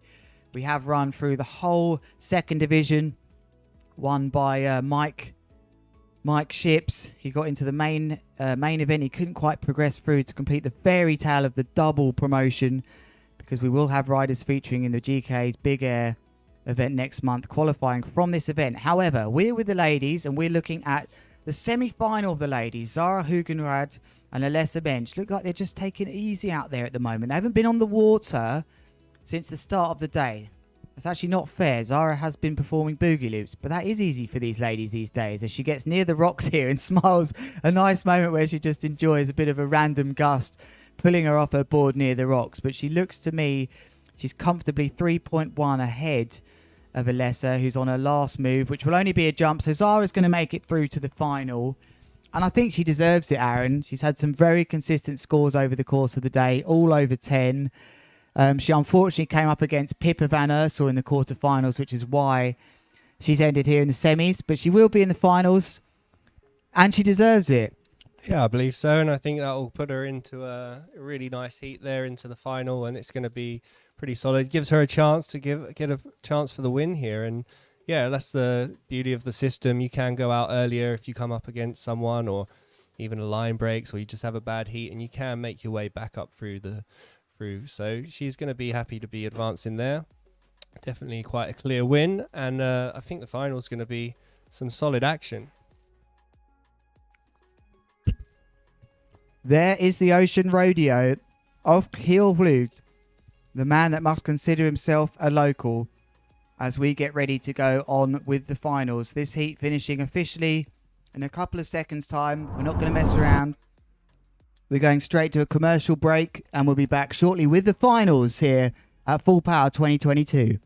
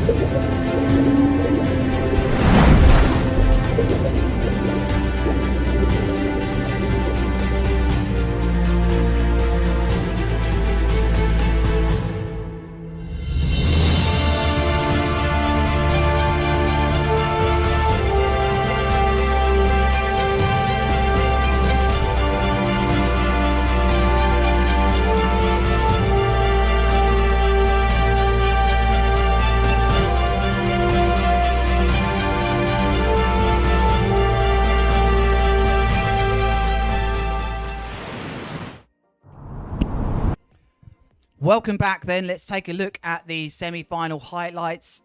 And that's Zara on your screen who's made it into the final. Look at this lovely demonstration getting inverted on that boogie loop. She did actually have a doobie in that heat. That's a doobie loop, I'll have you know. And a board off there from the other rider where she just got boosted out of the board, unfortunately, for Alessa. But it was a good effort from her. And this was the doobie loop where she continued to rotate. And look here, she just raises off her hand in recognition. And she didn't quite ride away from that. But if you cut it there, she did. But Alessa really done a great job there. And here was the landing where only the driver of that vehicle knew if they were in there.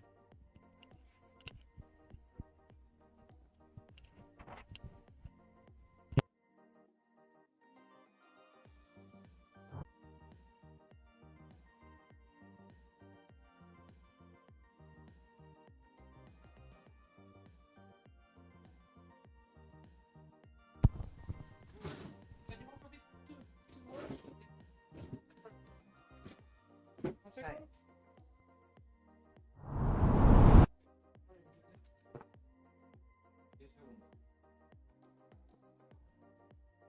10 seconds, guys. Be aware of the...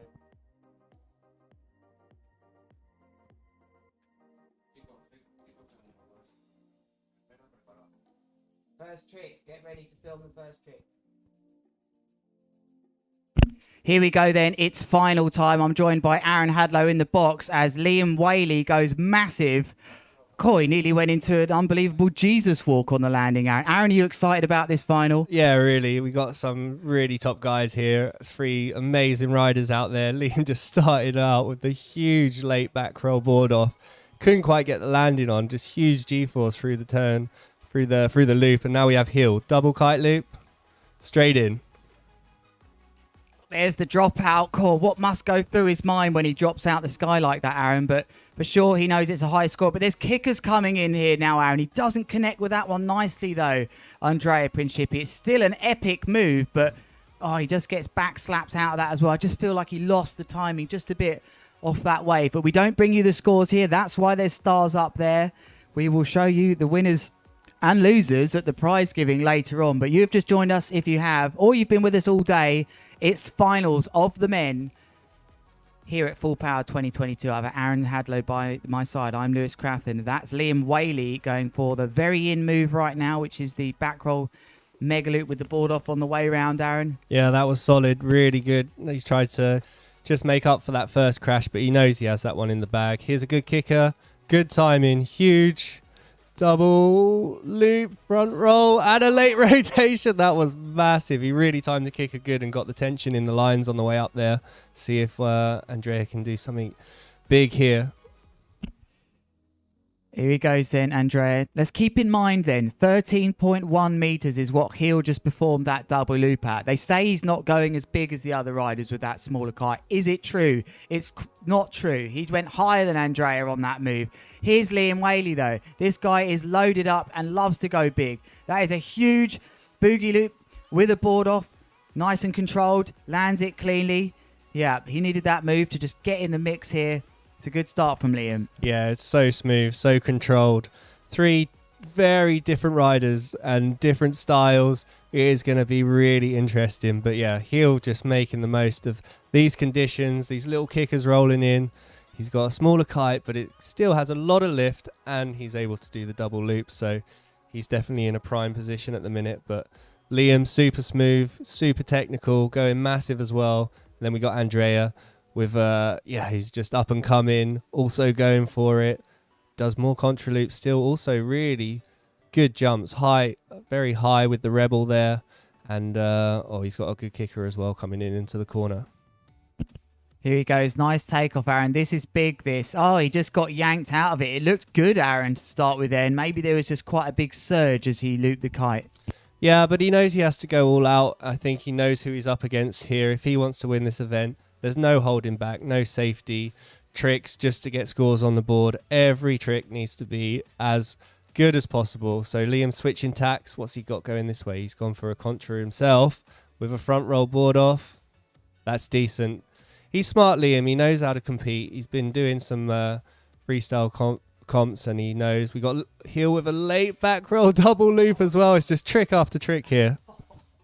And every time with him, you think, oh, there's no way. I mean, he's dropping out the sky for so long with that. There's no contact with the kite for such a long period of time. You think he's going to slam the water.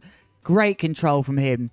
Aaron, these riders have to be really smart here. Throughout the whole competition, they have the live scoring by heatscoring.com. They can go into the caddy, speak about it, talk about. Now it's all about them. They can't go to anyone. They have to have that competitor's mindset to understand what they're seeing from the other riders, what they're performing, and what they need. Does that really separate the top riders? Yeah, I believe so. And I think it's just they've calculated everything. Here we got Liam, big double back roll board off, late back rotation. It's just too hard. Even he couldn't take that. But yeah, going back to what you just said, that's for sure. The good riders, they calculate what they've scored in their last heats for what tricks, and by the final, they know what their highest scoring tricks are because they've had that reference in previous rounds. They know what the judges are looking for. They have a clear picture of the move they want to do, and I think that's exactly what we're seeing here now. They're timing the kickers now, some of these riders. They go over the horizon with that contra loop board off there. Look like a back roll contra loop board off from Andrea Principi. Absolutely massive as well. Oh, he didn't feel it. He just didn't feel that. And it's just sensible. There's times where you just have to bail on it. Maybe he just didn't get the takeoff. Maybe he bottled it on that one. You don't see that very often, but he's had some really good scores so far. And Liam also with a straight jump. So maybe something's happened with the wind there, or they're just not getting the best takeoff right at the moment. So Joe Siastula down there, part of the live stream team. He's emceeing, building that crowd up on the by the Red Bull truck, right by the rocks where your cameraman shot is from here. As Heel Blue looking to win this event for the first time. Here he comes, left foot forwards, nice takeoff. It's going to be a board off double kite loop, and he sticks it so cleanly again. He raises the hand. He's the only one doing that move, Aaron. Yeah, just incredible, really. I mean, to have the balls to just pull that double loop on its own is quite something, but with the board off your feet as well, it's crazy. And Liam with a late back roll, board off. He's just not quite in his flow like we've seen in some other heats. So he's got some big moves. He's got some good scores, but for me at the moment, Heel's got in it. Oh, this was massive. What's going on? Oh, he's okay, but also Andrea going for something massive there with a contra loop, but just lost the board on the takeoff as well. So, you know, it'll be like this. It'll either be, it's all or nothing on these tricks, and we can see that. The guys are either going massive and crashing, or they're just going massive and sticking the tricks. And Heel's been consistent, and he's got a solid few scores. And then for me, he's got it at the moment, but you just never know. They're really blasting through the trick attempts here now. You can see that Liam's had 7. I think they give them 8 in the final. I can't confirm that, but we'll soon know by Liam if he bothers to do something else, which he has. He's gone for it. The doobie board off. Has he got the board on cleanly enough? I don't think he had it on cleanly enough, Aaron, and he'll be devastated not to land that, as Heel and Andrea now have 2 more moves. There's not enough height for that, surely. There is another double kite loop, but this one's not going to be so high, I think, for Heel. Probably just over the 10, 11 meter mark. Yeah, 11.4 coming in our Surfr app. And he's just still looking for any sorts of information, is Andrea Principi. Perhaps maybe asking how many trick attempts that he has left. It's good experience for him, though. You know, it's like one of those things where he's new to competition compared with the likes of Liam.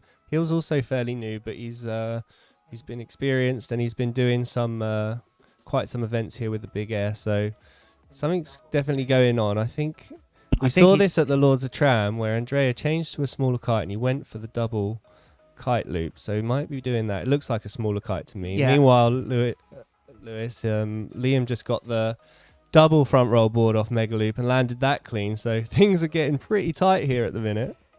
Here goes Heel. Is he going to be saved by this kite? He always manages to get saved by it. So it's the boogie loop board off double kite loop. Aaron Haddo looking bamboozled here by that one. He doesn't know what to say. There's Andrea Principi. Was that the double kite loop that I missed? There's just tricks flying everywhere. There was 2 people up in the air at that time. Seems like everyone was going for that final minute just to get their last trick in. And, wow. we've seen something incredible. Quite here. an epic final we've seen there, Aaron.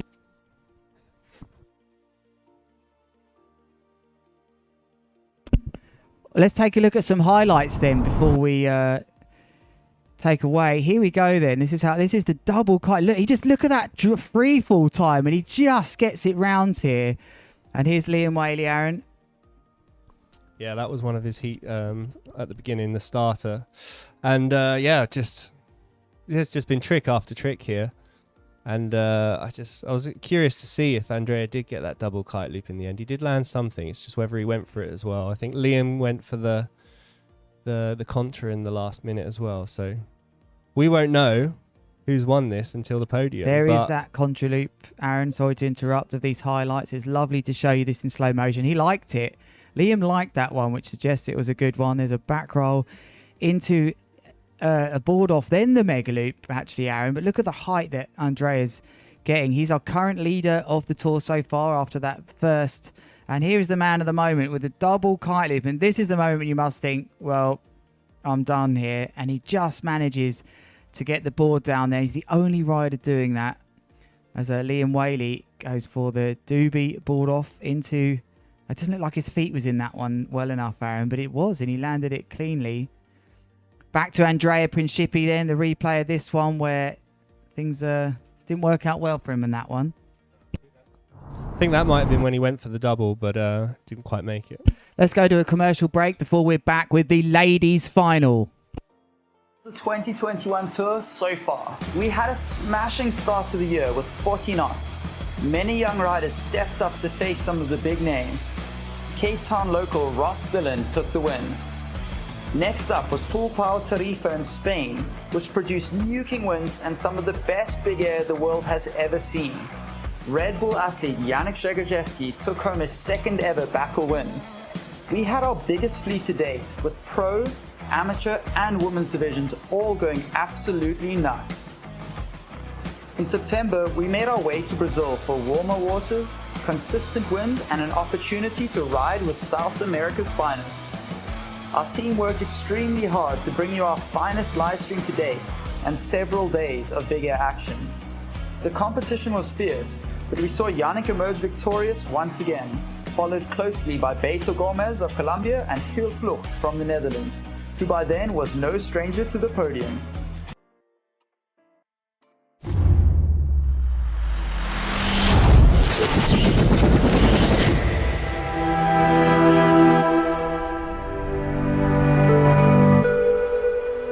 There's no feeling in the world that I can quite describe that gives me that same rush.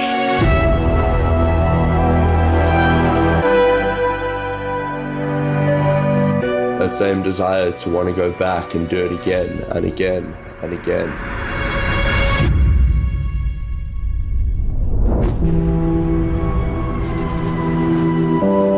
Je ressens tout. Here we are then, Aaron, at Full Power 2022. It's 5 seconds to go for the ladies' final. They have to wait all day for this, two of these riders. Pippa van Ursel, Justin Averill and Zara Hugenrad. Here we go. Aaron, who's your favourite? After seeing Pippa been riding recently, she really been laying it down. Lords of Tram, she had a really good event. Back from injury recently, and here she goes on her first trick attempt. A huge late back roll just to start things off. So for me, she's the favourite, but let's see what the other girls have in store. And it's lining up to be solid out there today. 9.9 metres there from the Surfr App. That boost was a biggie. And here's Justine Averill. Nice controlled mega with a grab. Nice bit of variation for the judges. Nice and controlled. Should be happy with that. And here goes Zara Hugenrad. She's really impressed me today with her riding. Just coming into the box tentatively. She must be a local. She's waiting for this kicker, as it doesn't really develop how she might like, but she jumps. Another nice mega loop from her. Good technique, good landing, good opening from all three of these ladies, Aaron. Yeah, definitely. I was going to say good technique as well. You can see she's really under control with many of her loops. She's got the boogie in the bag as well. And she knows the score, and she knows these conditions. Been riding here a little bit. They know to wait for the kicker, and that's a big boogie loop. Really laid out. Really good landing. good start to the heat from all of them. Here we go back to the Dutch lady, currently first on the tour so far after that fresh victory at Lords of Tram this year.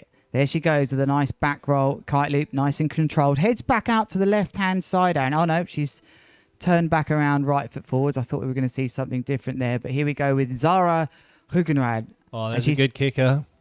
Good takeoff. Late back roll. Will she make it round? Oh, that is a big crash. Skipping across the water, but I think she'll be all right with that. As long as her kite comes back up and catches some wind. It's down at the minute, but I think she's okay. It's not too bad when you skim across the water. It definitely looks worse than it is. It's the big impact straight down, which are the ones that really get you, but that should be fine. She'll grab her board and carry on. And she'll probably go for that one again, I would have thought. Yeah, really important your harness is fitting well, though, for that. Because if you do skim along like that, it just digs under and digs in. That's where you get the harness yank. And unfortunately for her, just like the kite was just a bit too far out the side there. If you didn't get it quite up to the top, you can keep it out the side, of course, if you've got the height to give yourself that timing to redirect. But she wasn't quite high enough for it. But this is a nice move here from Justine. I wonder, did she commit to that kite loop? Very early. The kite went round. It was a solid pull. Good G's through that, definitely. A lot of distance. Pippa, second up. Yeah, there it is. She didn't need that. She's carrying a bit of an injury to the knees, and she did not need that one. That's the move. That's a top move, Aaron, is the back roll into the delayed back roll. Very technical move that you need the perfect takeoff with there. It looked good to me there, Aaron, but must have... Maybe the wind didn't work out for her, and that's quite a big impact. So this is still anyone's to take.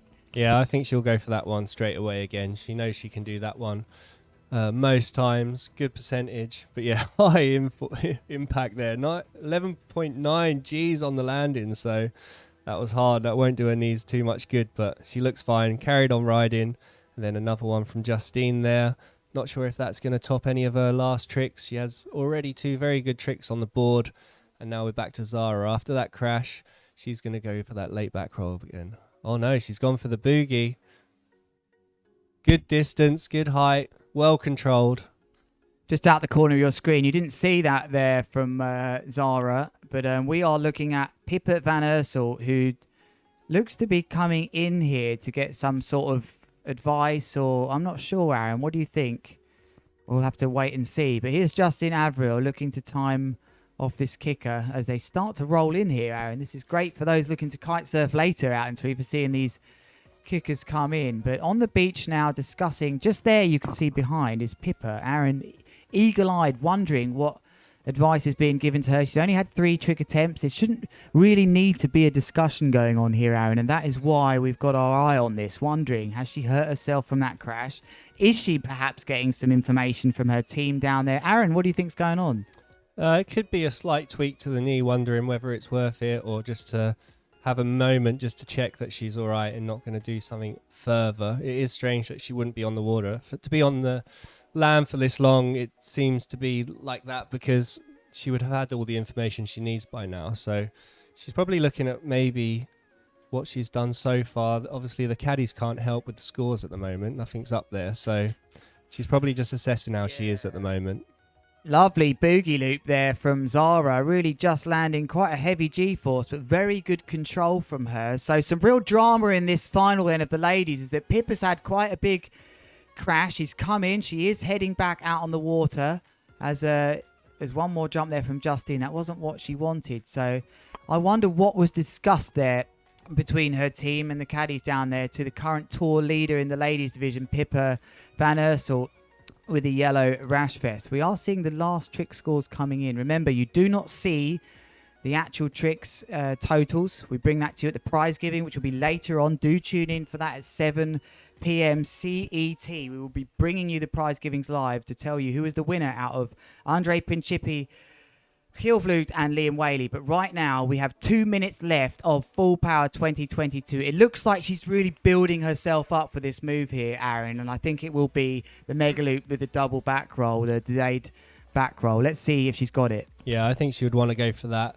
She maybe, even if she's like a bit tentative, or you don't want that to happen again, but she's so confident with that trick. I've seen her do it so many times that I think she'll just look for the right takeoff and maybe she's just weighing up if it's worth just one more trick, because if she can get that one trick, I think... Wow, meanwhile, Megaloop with a delayed back roll from Zara, who's behind the scenes here, been carrying on about her final very well, and I think she's got a real chance here, unless Pippa can get another big move. Zara Hugenrad, who had to come through the semi-finals.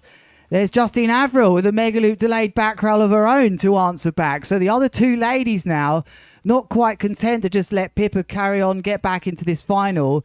They're really giving Pippa something to think about. I think Pippa might be her Aaron. She's holding the knee a little bit. She's not sure. There's a minute left. There's some advice being given to her. Some real drama here in the climax of the 2022 Full Power event here in Tarifa. Oh, it's a horrible place to be. I've been there myself, just thinking, oh, one more trick will get me the win, but then one more crash could also put you out for a while as well. So it's a horrible place, and you always think, oh, can I make it happen? Can I go and do it? And she's just got to figure out what she wants to do here, because at the end of the day, if she does do one big move, she has a very good chance of taking that win. But like you say, the other girls have put in a couple of solid tricks now, and I think it's very close. But here goes Pippa. She's just testing it out with a straight jump. Soft landing, getting the confidence back up. But I don't know. I don't think she's going to have time here, Aaron. She's going to be timed out, perhaps. The flags are all down. There's 10 seconds left. I can't see Pippa doing another move here, and this could be quite a surprise. I wonder if Zara's going to turn round here and have not even one more move now. This is going to be the end of this final as we look for the red flag. There is the red flag raised, and wow, what a dramatic climax of this. We're going to go very quickly to the highlights of that heat, I'm being told, are ready for us. And it was a really interesting heat, and perhaps we can even see that crash again of Pippa to see what happened and why maybe there was such a bit of drama in here. But here we have on your screens right now, it looks like Justine Averill with that lovely Megaloop with a grab, which was really stylish and nicely controlled. That was going to be one of her two big trick scores for me, Aaron. Yeah, she had a couple with some really good power through the loop. She sends that kite very early. And this is Pippa with the back roll. So that was one of her tricks. But I think that was matched by some of the other girls there, the two others in that heat. And this was also the big early loop, even going upwards still after the loop. This could be anyone's. I really think these other two ladies have put a great performance in this final. Yeah, it's a shame. I think if Pippa had landed that last trick of hers, the double, that would have maybe sealed it. But these boogie loops for me, and Zara, Zara's been a real favourite of mine today. Yeah. And maybe I should vote for her on kitemana.com/vote. €1,000 for these riders. For the rider that's got the most votes. But look at the lovely control demonstrated by these ladies here. I wonder, are we going to see this shot perhaps of Pippa, because she didn't have a boogie loop, Aaron, and we're seeing lots of front rolls here. That wasn't, maybe she was thinking about a doobie there, lady there. So I don't think we are going to see that crash, unfortunately, from Pippa.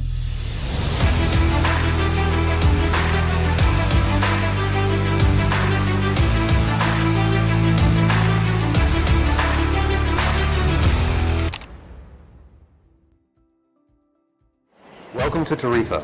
Connect the Wayuu way with the magic of the wind, the water, and all of the elements.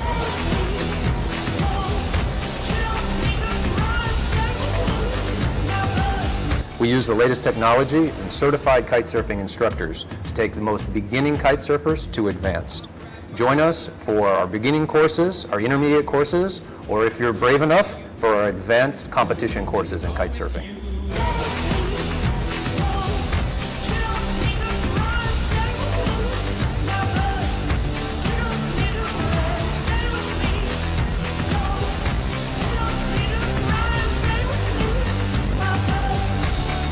Come ride with the Wayuu tribe. We are a multilingual team of international professionals dedicated to helping you take your riding to the next level.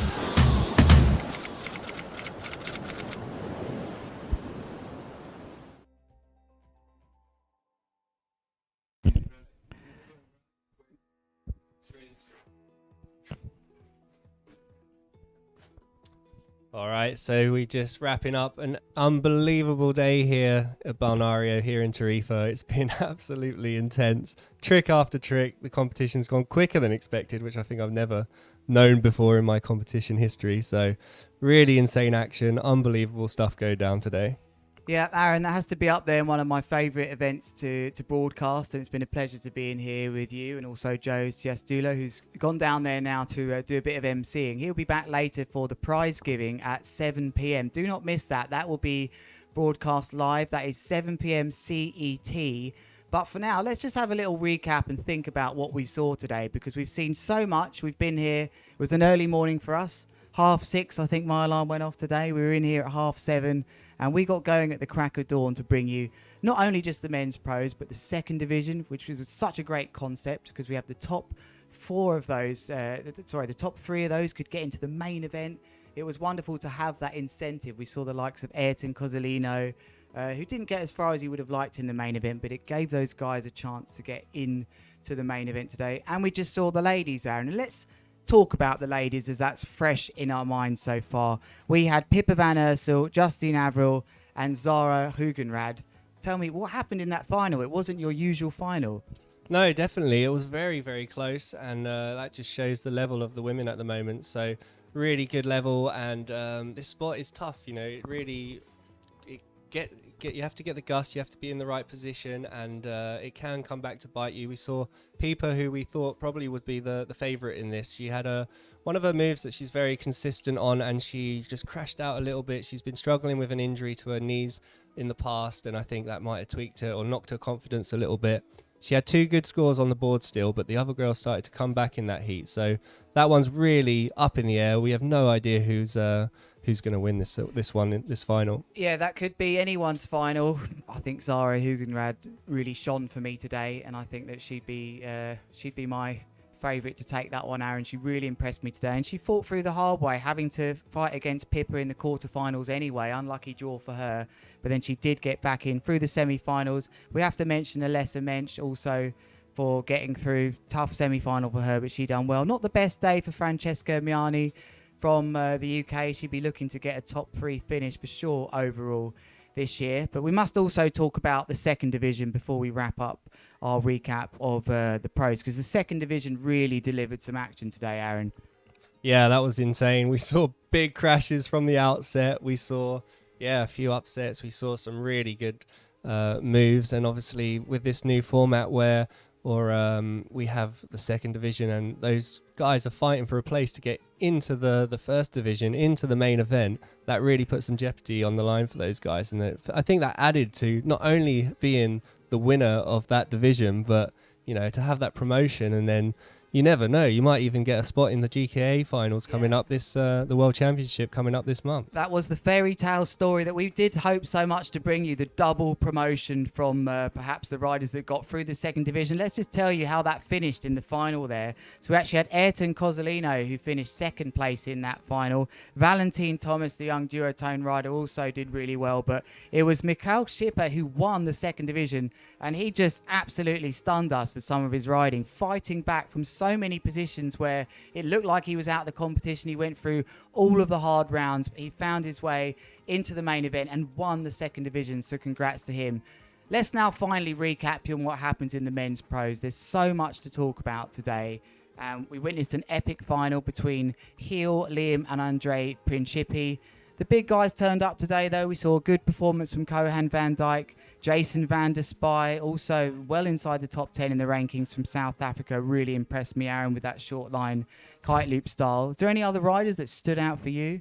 Yeah, definitely. And I mean, we also had Lorenzo, who was up against his good mate Andrea. It was a big fight out between these two guys with similar styles, and that's been going either way between them recently, but Andrea made it into the final.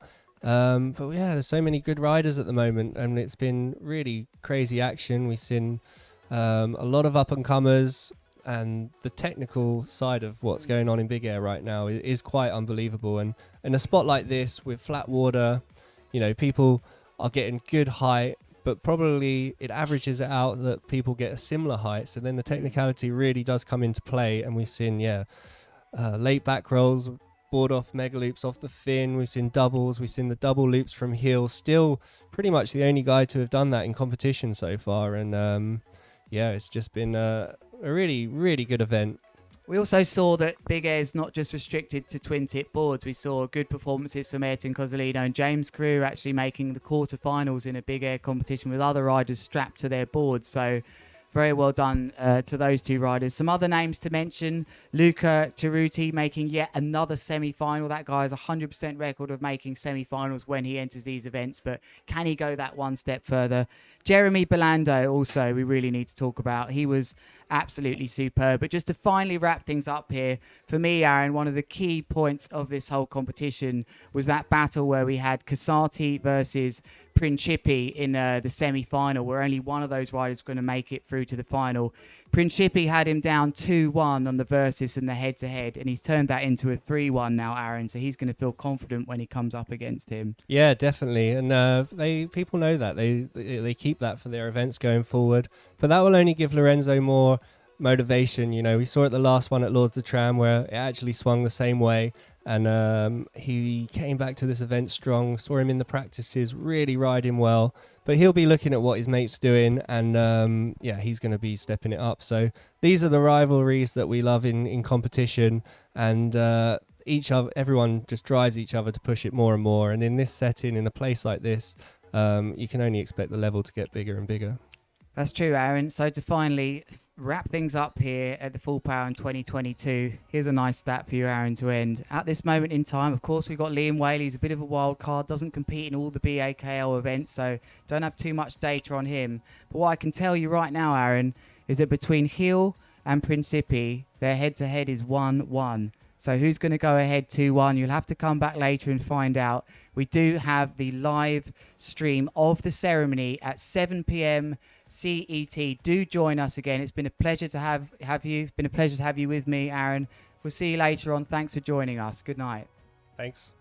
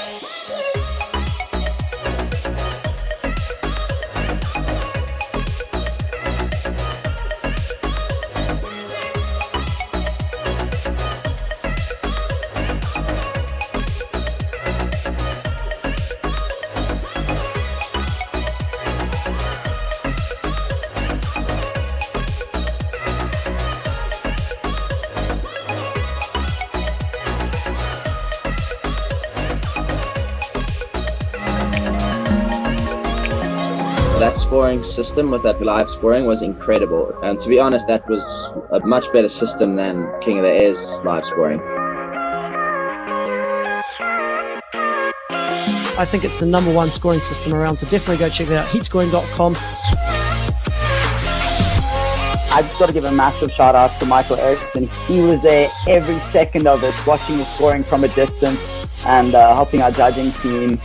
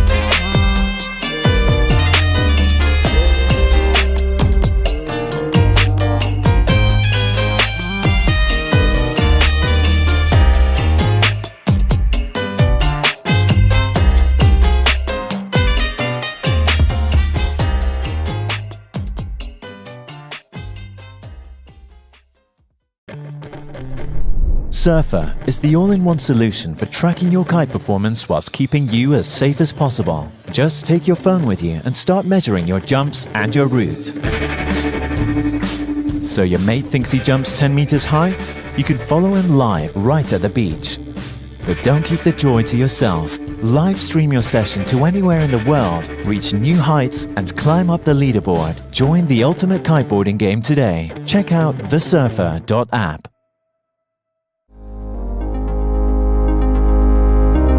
Tried fighting it off, but it just keeps on calling, calling.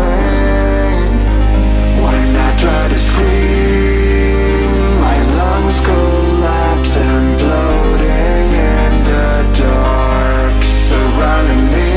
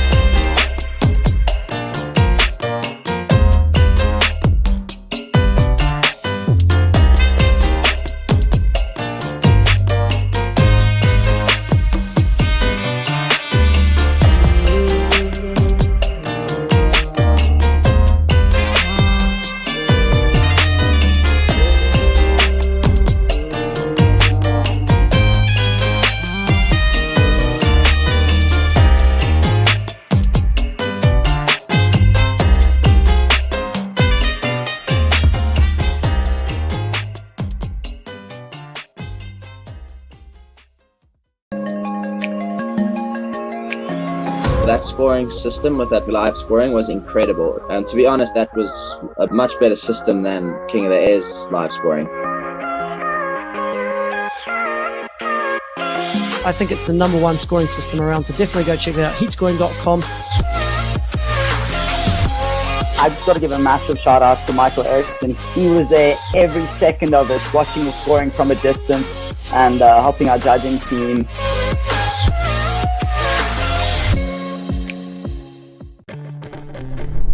Surfr is the all-in-one solution for tracking your kite performance whilst keeping you as safe as possible. Just take your phone with you and start measuring your jumps and your route. So your mate thinks he jumps 10 meters high? You can follow him live right at the beach. But don't keep the joy to yourself. Live stream your session to anywhere in the world, reach new heights and climb up the leaderboard. Join the ultimate kiteboarding game today. Check out thesurfr.app.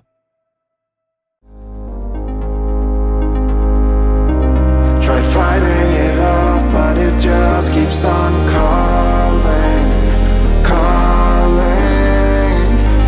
When I try to scream, my lungs collapse, imploding in the dark surrounding me.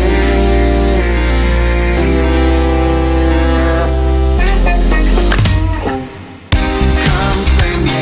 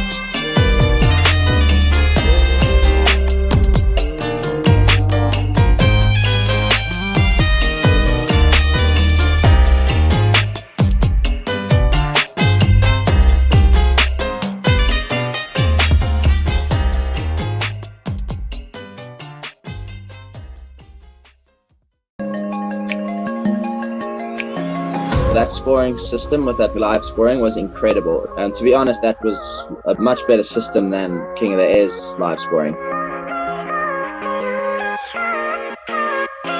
I think it's the #1 scoring system around, so definitely go check it out. Heatscoring.com. I've got to give a massive shout out to Michael Airton. He was there every second of it, watching the scoring from a distance and helping our judging team.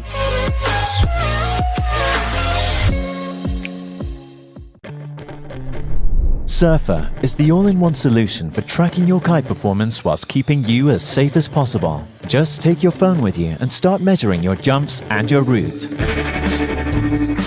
So your mate thinks he jumps 10 meters high? You can follow him live right at the beach. But don't keep the joy to yourself. Live stream your session to anywhere in the world, reach new heights and climb up the leaderboard. Join the ultimate kiteboarding game today. Check out thesurfr.app.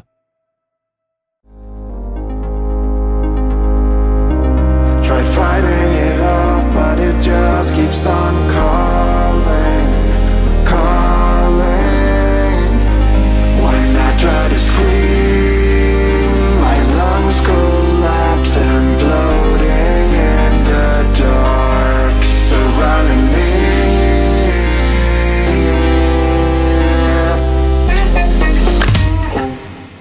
Come save me.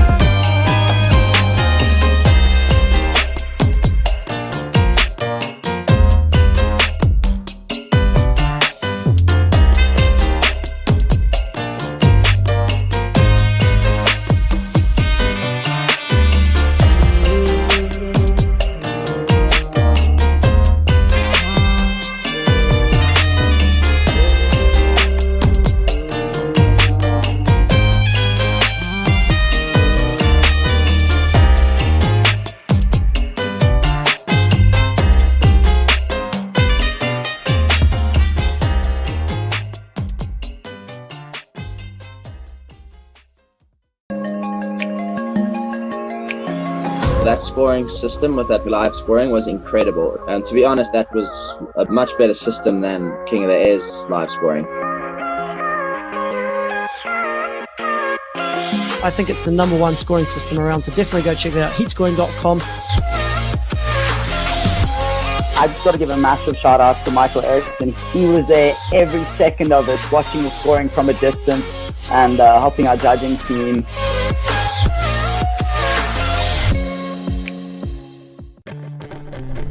Surfr is the all-in-one solution for tracking your kite performance whilst keeping you as safe as possible. Just take your phone with you and start measuring your jumps and your route.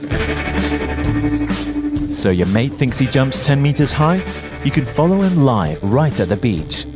But don't keep the joy to yourself. Live stream your session to anywhere in the world, reach new heights and climb up the leaderboard. Join the ultimate kiteboarding game today. Check out thesurfr.app.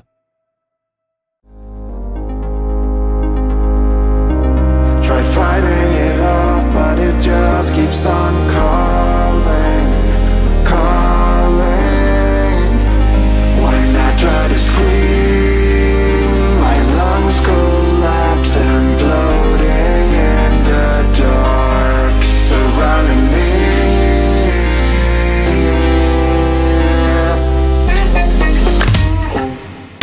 Come save me.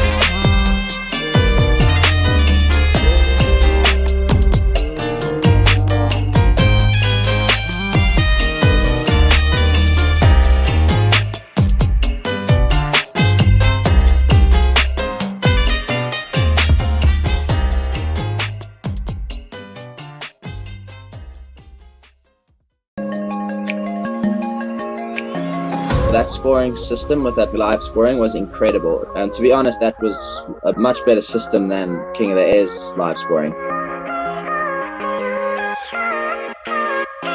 I think it's the #1 scoring system around, so definitely go check it out. Heatscoring.com.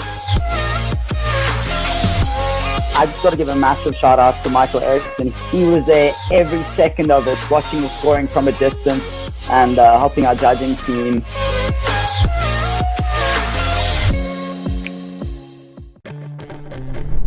Surfr is the all-in-one solution for tracking your kite performance whilst keeping you as safe as possible. Just take your phone with you and start measuring your jumps and your route. So your mate thinks he jumps 10 meters high? You can follow him live right at the beach. But don't keep the joy to yourself. Live stream your session to anywhere in the world, reach new heights and climb up the leaderboard. Join the ultimate kiteboarding game today. Check out thesurfr.app.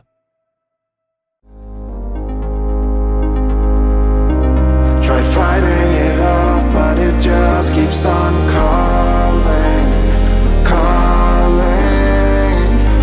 When I try to scream, my lungs collapse, imploding in the dark surrounding me.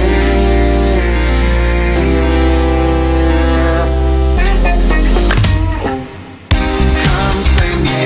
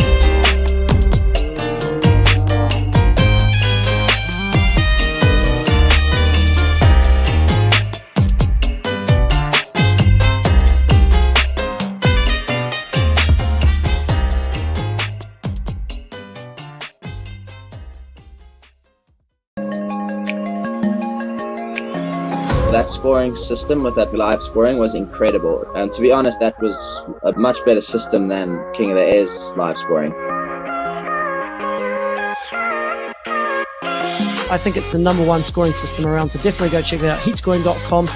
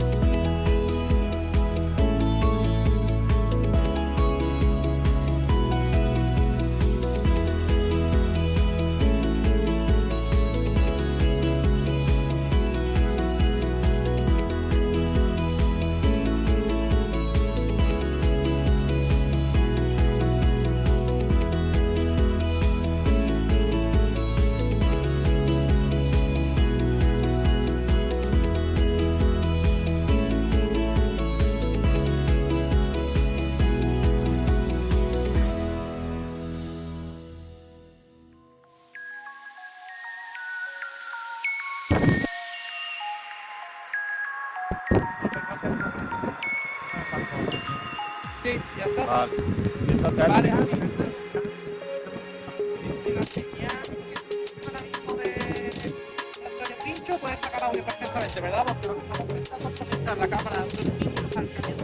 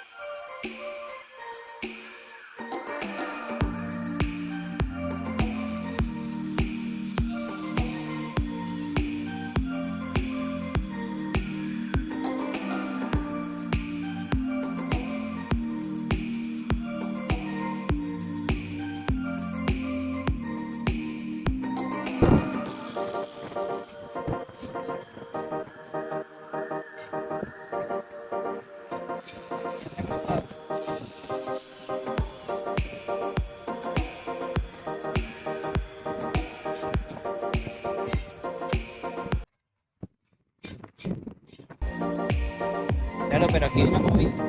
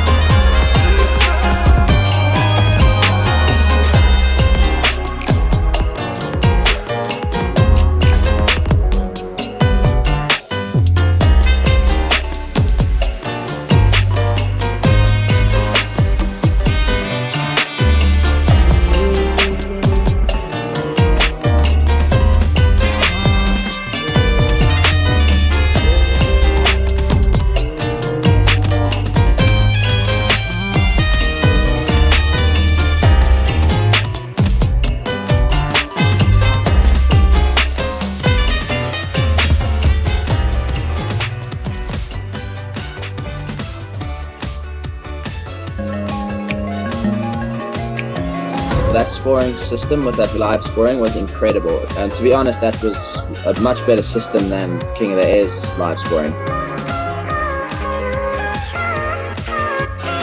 I think it's the #1 scoring system around, so definitely go check it out. Heatscoring.com. I've just got to give a massive shout out to Michael Airton. He was there every second of it, watching the scoring from a distance and helping our judging team.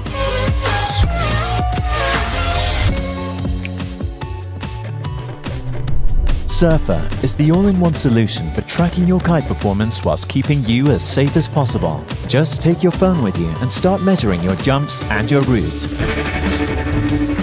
So your mate thinks he jumps 10 meters high? You can follow him live right at the beach. But don't keep the joy to yourself.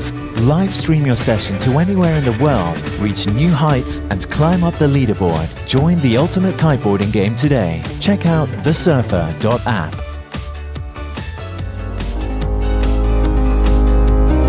Tried fighting it off, but it just keeps on calling, calling.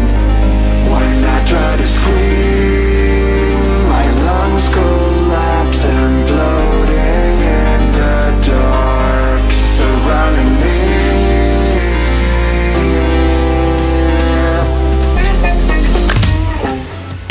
Come save me.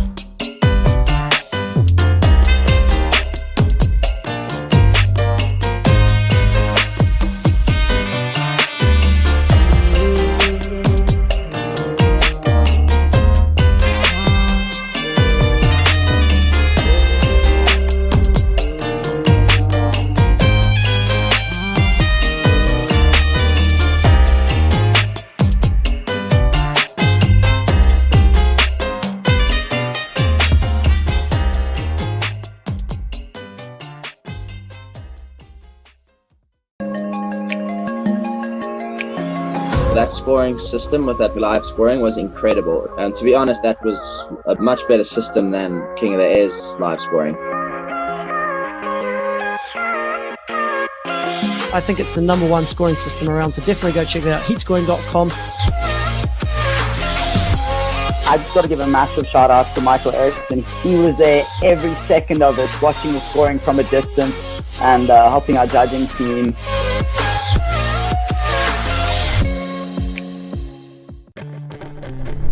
Surfr is the all-in-one solution for tracking your kite performance whilst keeping you as safe as possible. Just take your phone with you and start measuring your jumps and your route. So your mate thinks he jumps 10 meters high? You can follow him live right at the beach. But don't keep the joy to yourself. Live stream your session to anywhere in the world, reach new heights and climb up the leaderboard. Join the ultimate kiteboarding game today. Check out thesurfr.app.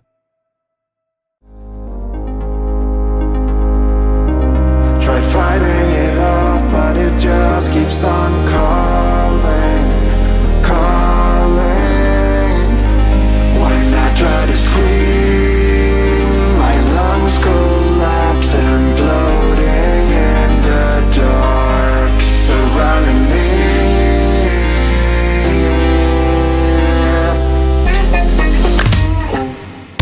Come save me.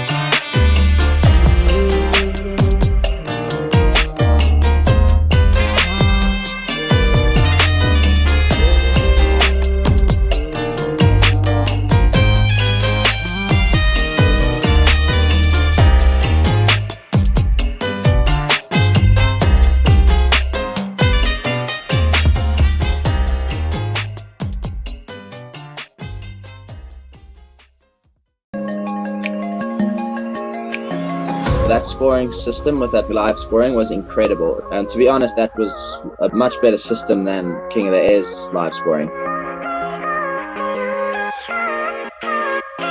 I think it's the #1 scoring system around, so definitely go check it out. Heatscoring.com. I've got to give a massive shout out to Michael. He was there every second of it, watching the scoring from a distance and helping our judging team.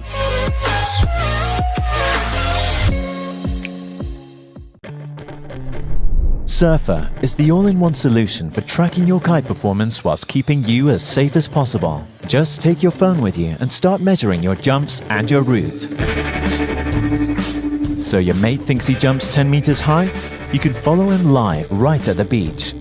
But don't keep the joy to yourself. Live stream your session to anywhere in the world, reach new heights and climb up the leaderboard. Join the ultimate kiteboarding game today. Check out thesurfr.app.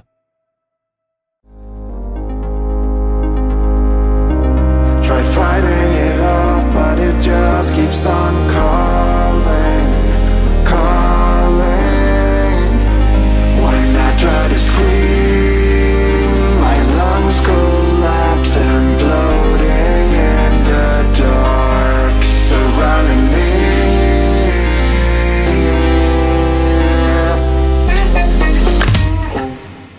Come save me. I'm still alive. The nights are getting longer.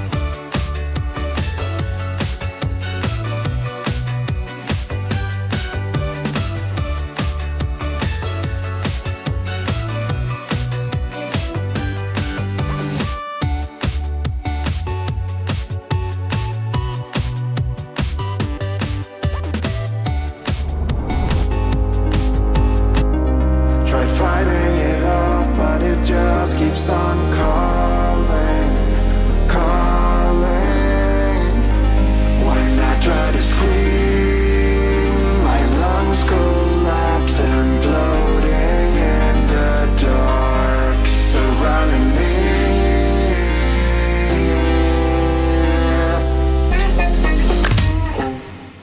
Come save me.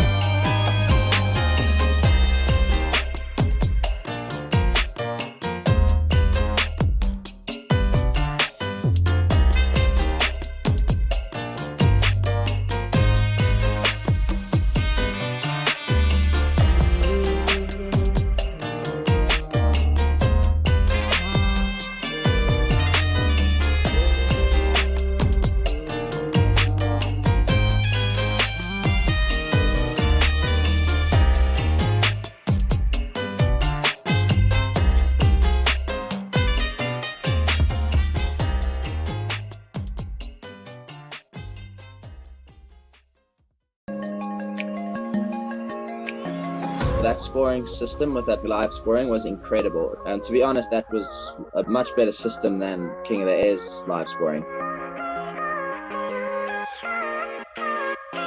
I think it's the #1 scoring system around, so definitely go check it out. Heatscoring.com. I've got to give a massive shout out to Michael Airton. He was there every second of it, watching the scoring from a distance and helping our judging team.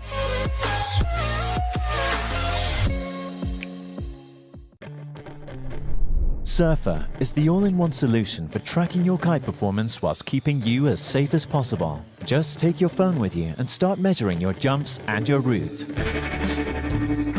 So your mate thinks he jumps 10 meters high? You can follow him live right at the beach. But don't keep the joy to yourself. Live stream your session to anywhere in the world, reach new heights and climb up the leaderboard. Join the ultimate kiteboarding game today. Check out thesurfr.app.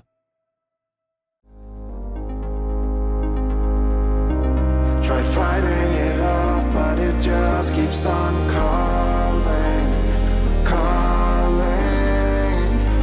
When I try to scream, my lungs collapse, imploding in the dark surrounding me.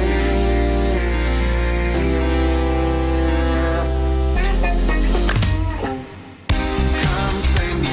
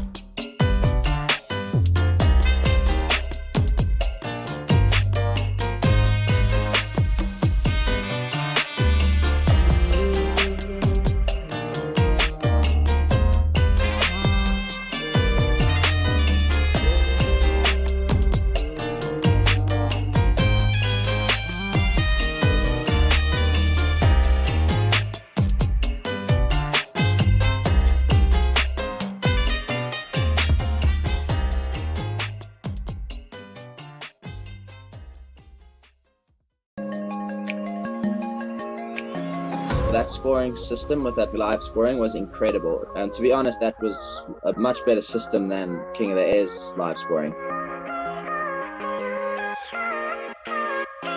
I think it's the #1 scoring system around, so definitely go check it out. Heatscoring.com. I've just got to give a massive shout out to Michael Airton. He was there every second of it, watching the scoring from a distance and helping our judging team.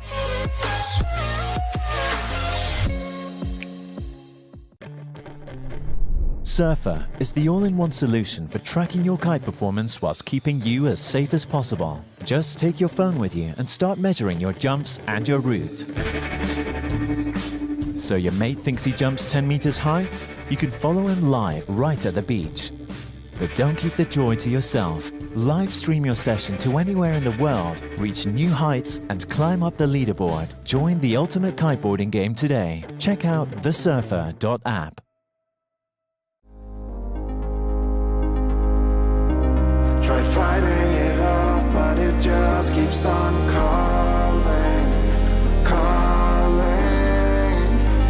When I try to scream, my lungs collapse, imploding in the dark surrounding me.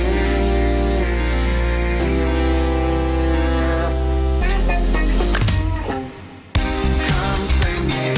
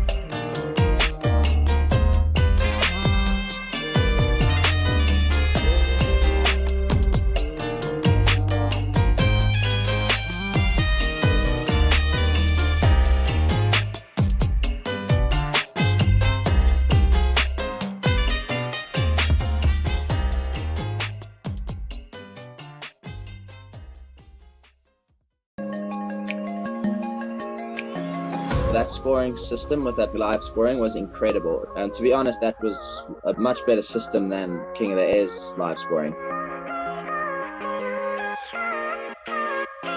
I think it's the #1 scoring system around, so definitely go check it out. Heatscoring.com.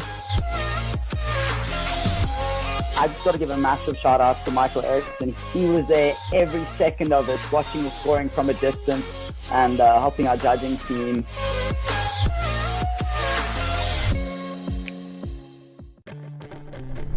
Surfr is the all-in-one solution for tracking your kite performance whilst keeping you as safe as possible. Just take your phone with you and start measuring your jumps and your route.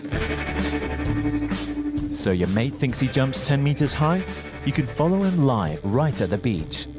But don't keep the joy to yourself. Live stream your session to anywhere in the world, reach new heights and climb up the leaderboard. Join the ultimate kiteboarding game today. Check out thesurfr.app. Tried fighting it off, but it just keeps on calling, calling. When I try to scream, my lungs collapse, imploding in the dark surrounding me.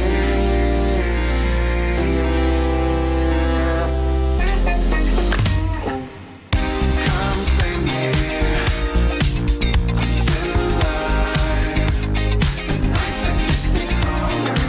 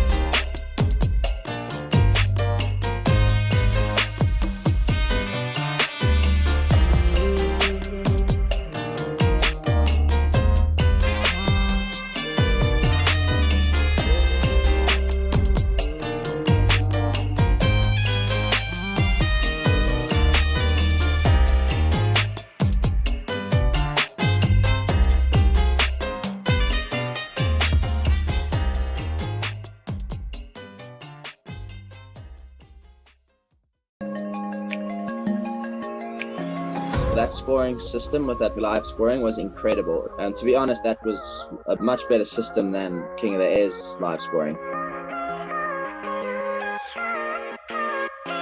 I think it's the #1 scoring system around, so definitely go check it out. Heatscoring.com.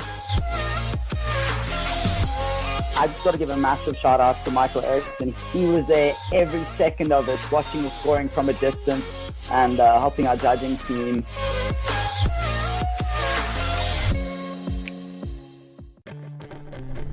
Surfr is the all-in-one solution for tracking your kite performance whilst keeping you as safe as possible. Just take your phone with you and start measuring your jumps and your route.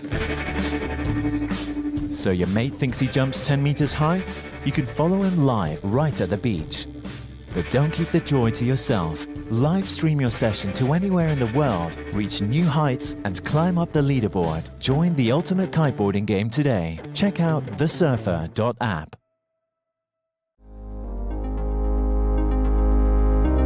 Tried fighting it off, but it just keeps on calling, calling.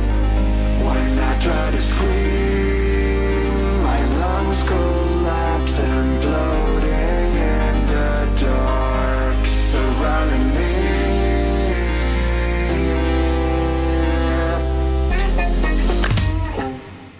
Come save me.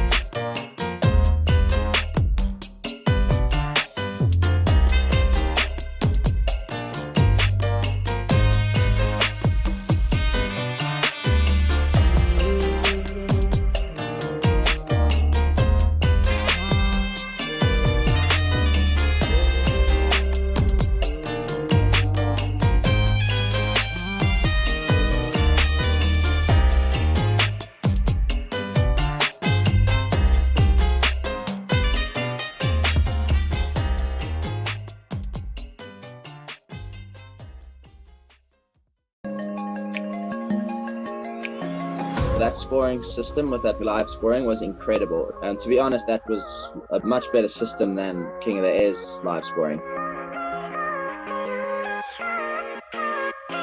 I think it's the #1 scoring system around, so definitely go check it out. Heatscoring.com. I've got to give a massive shout out to Michael Airton. He was there every second of it, watching the scoring from a distance and helping our judging team.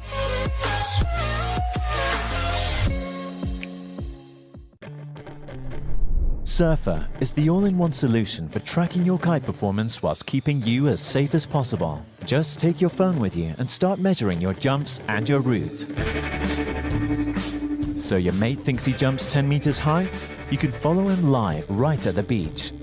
But don't keep the joy to yourself. Live stream your session to anywhere in the world, reach new heights and climb up the leaderboard. Join the ultimate kiteboarding game today. Check out thesurfr.app.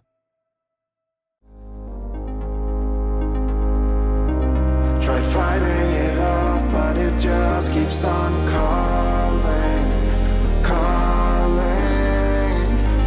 When I try to scream, my lungs collapse, imploding in the dark surrounding me.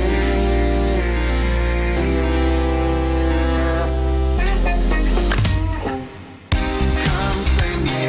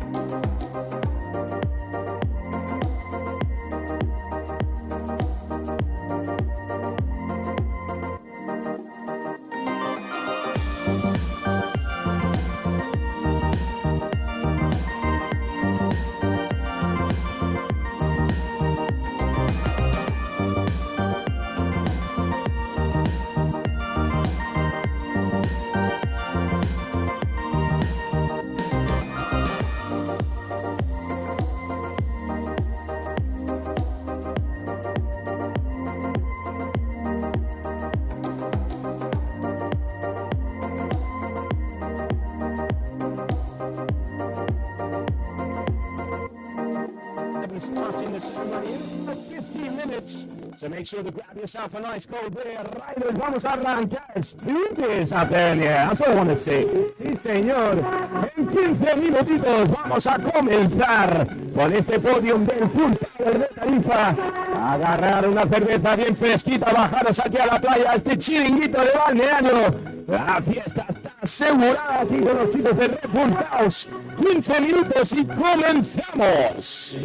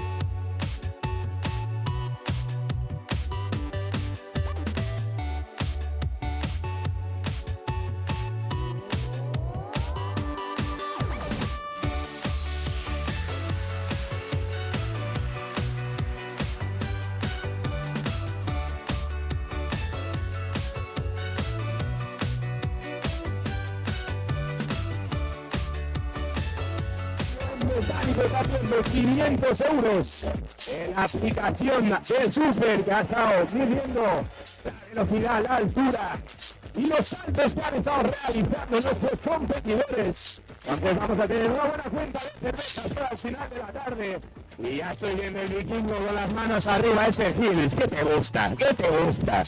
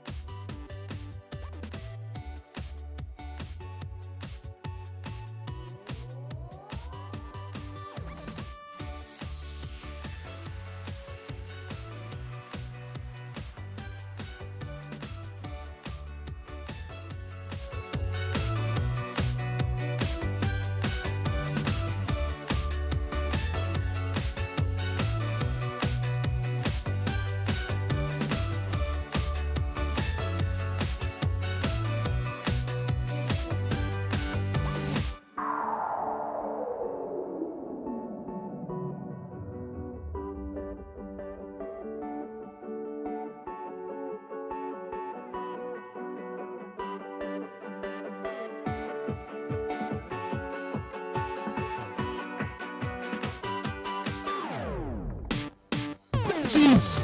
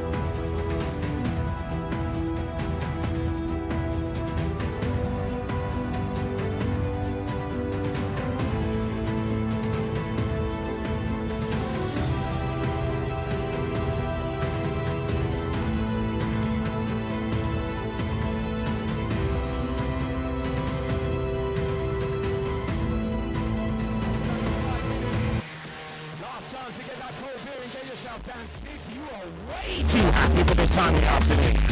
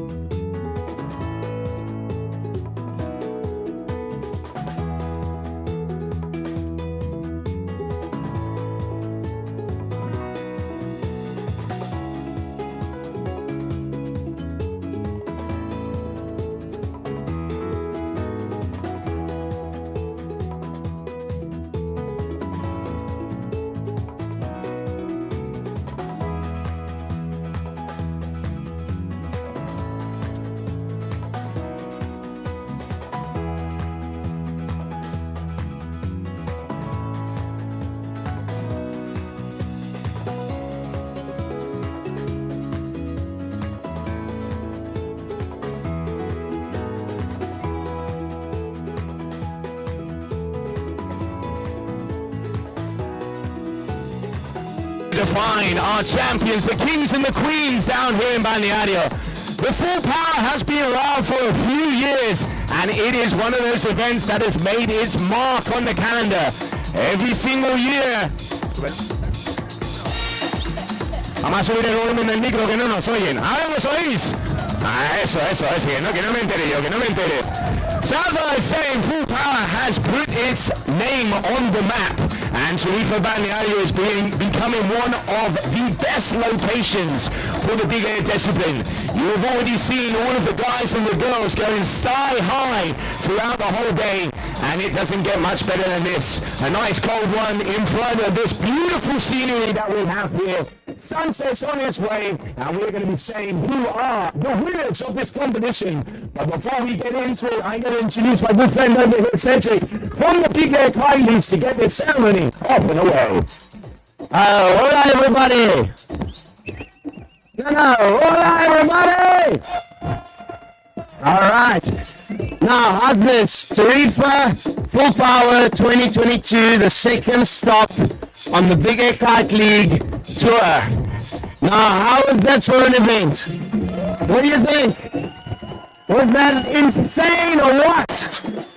Okay, so you got to understand that an event like this doesn't just happen. So there are two people that the Big Air Kite League would really like to thank, and that's Bloody and Ian for putting this thing together. I want you to make a whole lot of noise for them. Come on!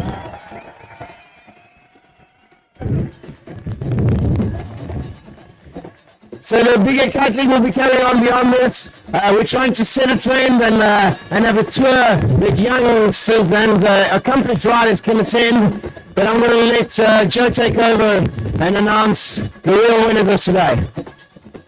Thank you very much, Cedric. The Big Air Kite League, we cannot do it without these guys. I'm throwing up the second event of the season down here in Tarifa, and what a success it has been. So before we get into the podiums, we have a few prizes. Tenemos varios premios aquí durante el campeonato.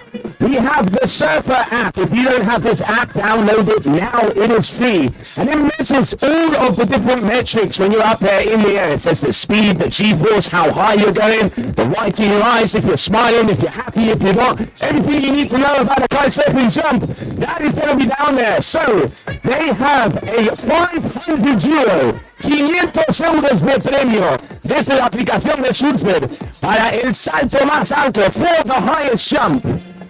So we are first going to see who was in third position. We had with a 17.1, Lorenzo Casati. In second position with a 17.2, Luca Ceruti. And your winner, el salto más alto, the highest jump of the competition. Here in for your current leader, Andrea Principe.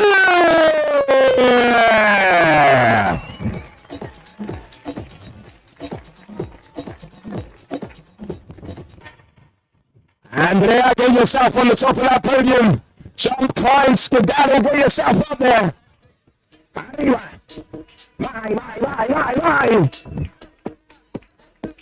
Karen, that is a bright t-shirt.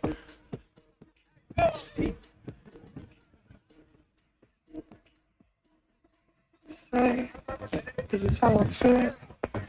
What you talking about for love, and I can hear what you say. What you say? This is how I feel. I'm okay. I'm not sorry. Give him some room, give him some room. But you're talking about for love, and I can hear what you say. Not saying, this is how I feel. Oh, he's getting up there. I know if there was a free beer, he'd be going up there past there. There he is. Nuestro campeón, Andrea Principe. Grande maestro. Sí, señor, el salto más alto, 17,4 metros, nada más y nada menos. Ese es el río que queremos escuchar, que se note que estamos en Tarifa. Okay, so all podium riders, the podium is going to be on the top of Balneário. So if you're down here on the beach, get yourself to the top so we can keep it nice and sharp. So the next prize that we are going to be giving out, Kitemana has been doing the rider of the event. Throughout the whole competition, you've been able to vote on kitemana.com to see who is the most popular rider, which was a rider that had the most style, which was the rider that made you cheer the hardest. And it was very, very close in between them. But I reckon this is definitely the right decision out there, with only about 4 votes difference. El Colombiano, Beto Gomez, €1,000 prize. Beto, te toca la primera ronda a ti, ¿eh? 1.000 euritos de premio, nada más y nada menos. Beto.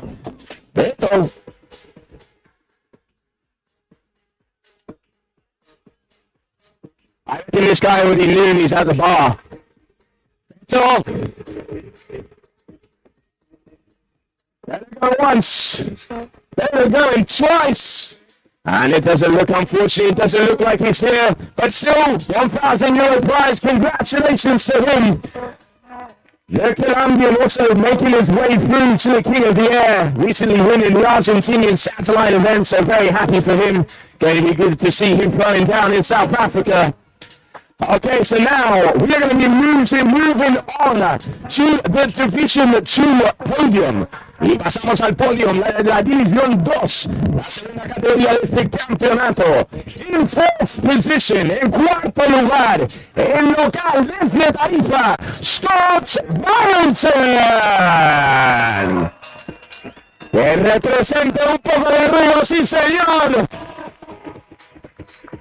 Scott also one of the riders consistently jumping the highest out there. Obviously local knowledge knows this place like the back of his hand. A well-deserved 4th position.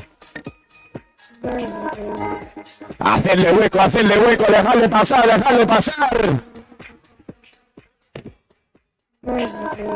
Y ahí está una vez más con cerveza en mano, así sí me gusta. Un aplauso para Scott.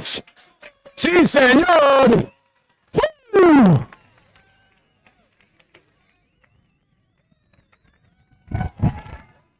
Ahí está ese trofeo bien arriba,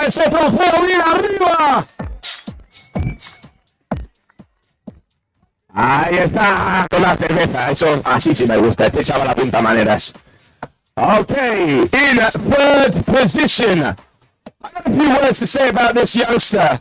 He is one of the up-and-coming riders here, coming out of Spain, already putting his mark on the podiums. So in 3rd position, desde España, otro tarifeño, tenemos a Valentín Tomás.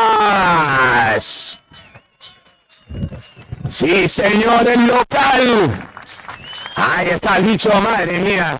3er lugar en este campeonato. Y ahí tenemos a nuestro concejal de deporte, Francisco Araujo, haciendo entrega de ese premio. Manos arriba, Valentín, arriba.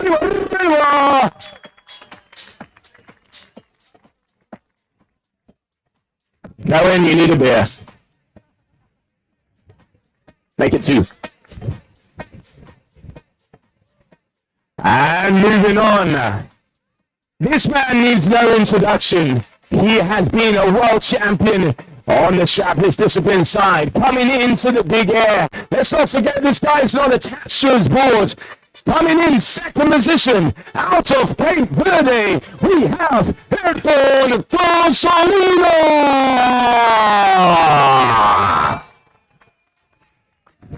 Grande Airton Cozzolino, recordando que va con una tabla sin anclaje, sin straps.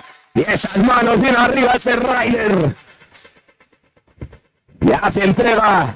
Ahí tenemos a María Manera, teniente alcalde de Tarifa.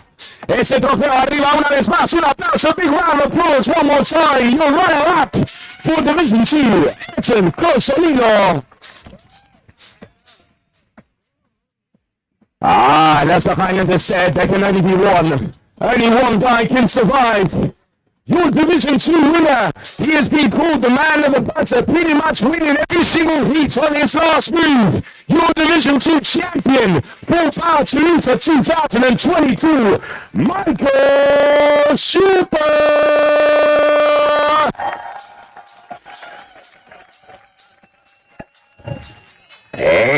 lo tenemos nuestro campeón llevando al podio, Michael Schipper. Eso es, arriba, arriba, arriba, arriba, arriba.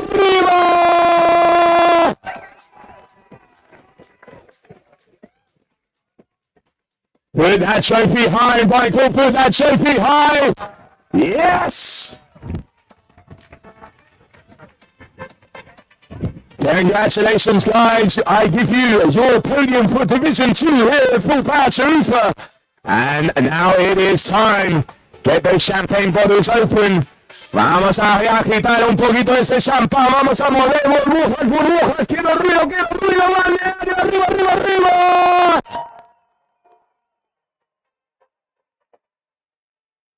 Michael's done this before. Professional drinker up there on the podium. Watch it out. And there it is! Sí, señor! It's on the bench. There it is, your winners.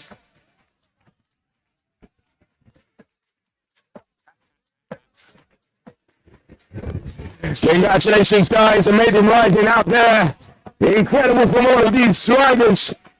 Pushing it down as hard as possible, and there you can see, just enjoying the vibes down here at the beautiful Balneário Chiringuito. Full Power Tarifa 2022. What an event!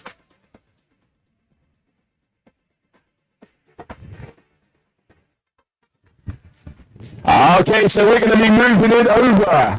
As we're going to go over to the ladies. Que no se diga que las chicas no son guerreras, porque madre mía, el nivel de las mujeres en este campeonato nos ha sorprendido a todos. 35 nudos.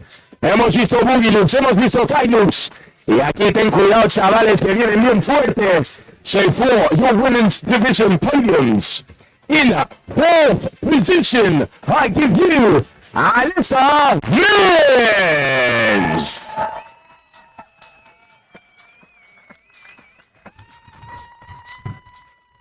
Make some room, make some room.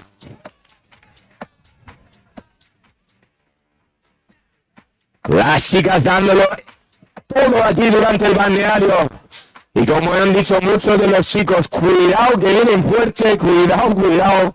Y lo han demostrado aquí en este spot de balneario, 35 nudazos. In 35 knots out there. And then you can see 4th position, Alyssa Lynch. Y hace entrega del premio la teniente alcalde de Tarifa, María Manera.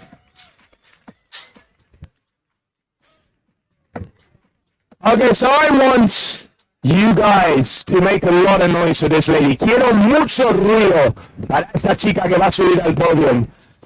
In 3rd position, sustaining an injury but staying in the water. She has come back. She's going to have to rest for a little while, but I know she is going to be back bigger and stronger. One of the most talented riders we have out there today. In 3rd position, coming out of Holland, I give you Barendsen.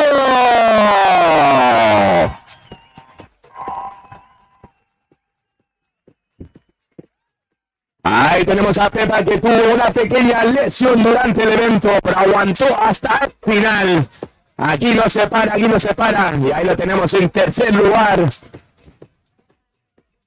Ahí está, que capo to the sky. Pepa Vanessa, sí señor. Y hace entrega el premio Francisco Araujo, concejal de deportes de Tarifa.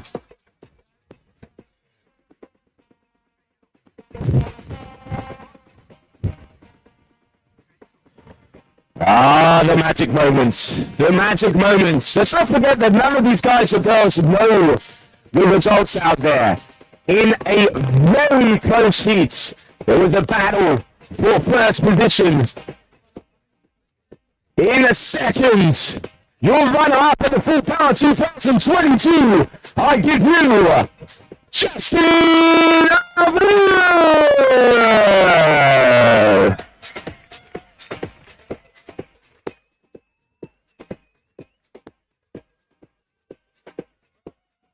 Oh, I can hear noise. I can hear some noise making out down there. Just get yourself up on that podium, playing that 2nd position. Ahí la tenemos en 2º lugar. Justin llegando para recibir su premio, sí señor. Y ahí tenemos a María Manera haciendo entrega de ese segundo lugar.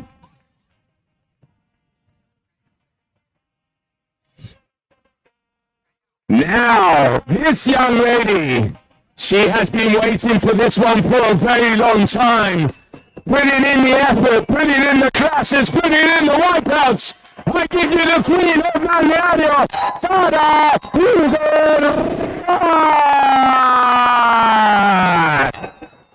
Eso sí.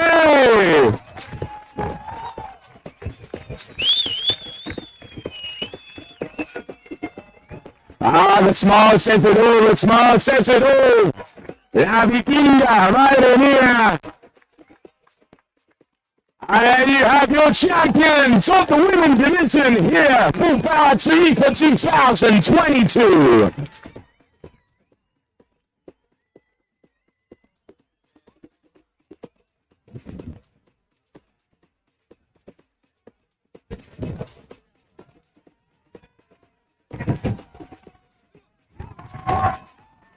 Ya os dije que eran guerreras, madre mía, cómo dispara.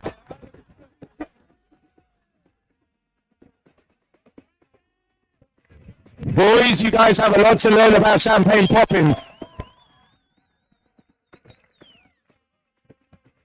¡Qué grande! Sí, señor, sí, señor.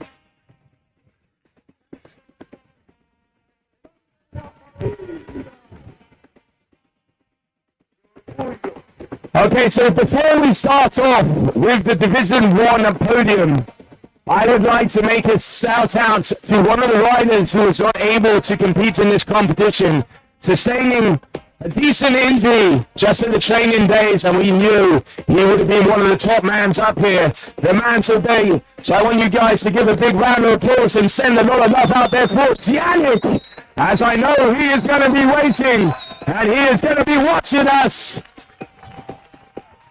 And if I know Yannick, watch out guys, he is definitely going to be back.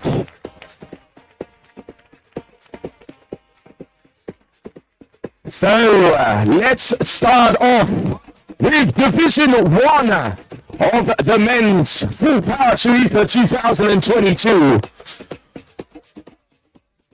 In cuarto lugar, in fourth position, coming all the way from the Canary Islands, I give you Jeremy Bono.